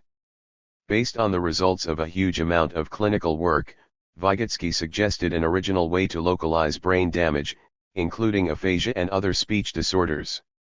It made it possible to determine the path leading from focal alterations of a certain type to specific changes in personality and lifestyle. L.S. Vygotsky, Psychology and the Teaching of Localization, in Compendium of the First Ukrainian Convention of Neuropathologists and Psychiatrists, Kharkov, 1934, p. 41. Vygotsky's presentation on the disintegration of concepts in schizophrenia is a classic example of the social psychological analysis of alterations in intellectual discourse. The author showed that when higher forms of logical and conceptual thinking disintegrate, structures emerge that recall early forms of complex thinking. Vygotsky explored various aspects of conceptual grouping in childhood discourse and pathology. His studies are important from both a psychological and linguistic perspective, since he managed to avoid the intellectualization and logic of language and personality that would later become so fashionable in the following years. The last years of Vygotsky's life were devoted to the study of the structure of personality and the correlation between intellect and emotion. In that period he also dedicated himself to studying Spinoza's doctrine on the passions. Some finished written fragments of this last work, dedicated above all to Descartes, have ended up finding a significant place within the history of philosophy. A premature death put an end to the activities of this scientist, who was a genius in the making. His work left an indelible mark on the subsequent development of the social and biological sciences, psychology, psychiatry, defects, pedagogy, pedology, linguistics, aesthetics and literary history, including several disciplines that did not exist in his time, such as psycholinguistics, semiotics, and cybernetics. A series of his posthumous works, published in 1934 and 1935, proved to be of first-rate importance. Among these was Thought and Language and a collection of articles titled The Intellectual Development of the Child in Learning. Since 1956, his influence and significance for the science of psychology has been increasingly evident. Upon the publication in the United States of a translation of Thought and Language in 1962, Vygotsky was immediately recognized as one of the great psychologists of the first half of the 20th century. Eminent psychologists such as Dr. Bernstein, professor of psychology at the University of London, who has published the works of several Soviet psychologists in English translation, have pointed out that Vygotsky's studies paved the way for a unification of biological and social studies and that its continuation could have a significance for science similar to that of the deciphering of the genetic code. For a bibliography on L.S. Vygotsky, we recommend the reader the following works. Leontiev, A.N., and A.R. Luria, The Psychology of L.S. Vygotsky, in Selected Studies in Psychological Research of L.S. Vygotsky, Moscow, 1956, pages 4-36. Kolbanovsky, V.N., On the Psychological Theses of L.S. Vygotsky, Questions of Psychology, 5, 1956, pages 104-133. Brunner, J.S., Introduction to Thought and Language, by L.S. Vygotsky, Cambridge, Massachusetts, The MIT Press, 1962. Piaget, J., Comments on Vygotsky's Critical Remarks Concerning the Language and Thought of the Child, Cambridge, Massachusetts, The MIT Press, 1962. Weinrich, U., A Review of Thought and Language by L.S. Vygotsky, American Anthropologist, 65, 1963, pages 1401-1404. Vygotsky's interest in the word and the sign, in the relationship of the intellect with the emotions and of the individual with the collective, reappears throughout his work. The present book, Psychology of Art, which deals with these areas and takes the art of the word as its starting point, is of great interest not only in itself but as an illustration of a specific period in the intellectual evolution of a great scientist. The present edition is based on a typescript that Vygotsky himself prepared for publication. The cover of the typewritten text indicates the year 1925 as its completion date, which turns out to be the year in which the State Institute of Experimental Psychology was founded. Vygotsky spent more than 10 years on this monograph. In the edition of this text only a few changes have been introduced, basically relating to quotes from other authors and which are of very little importance with respect to the substance of the book.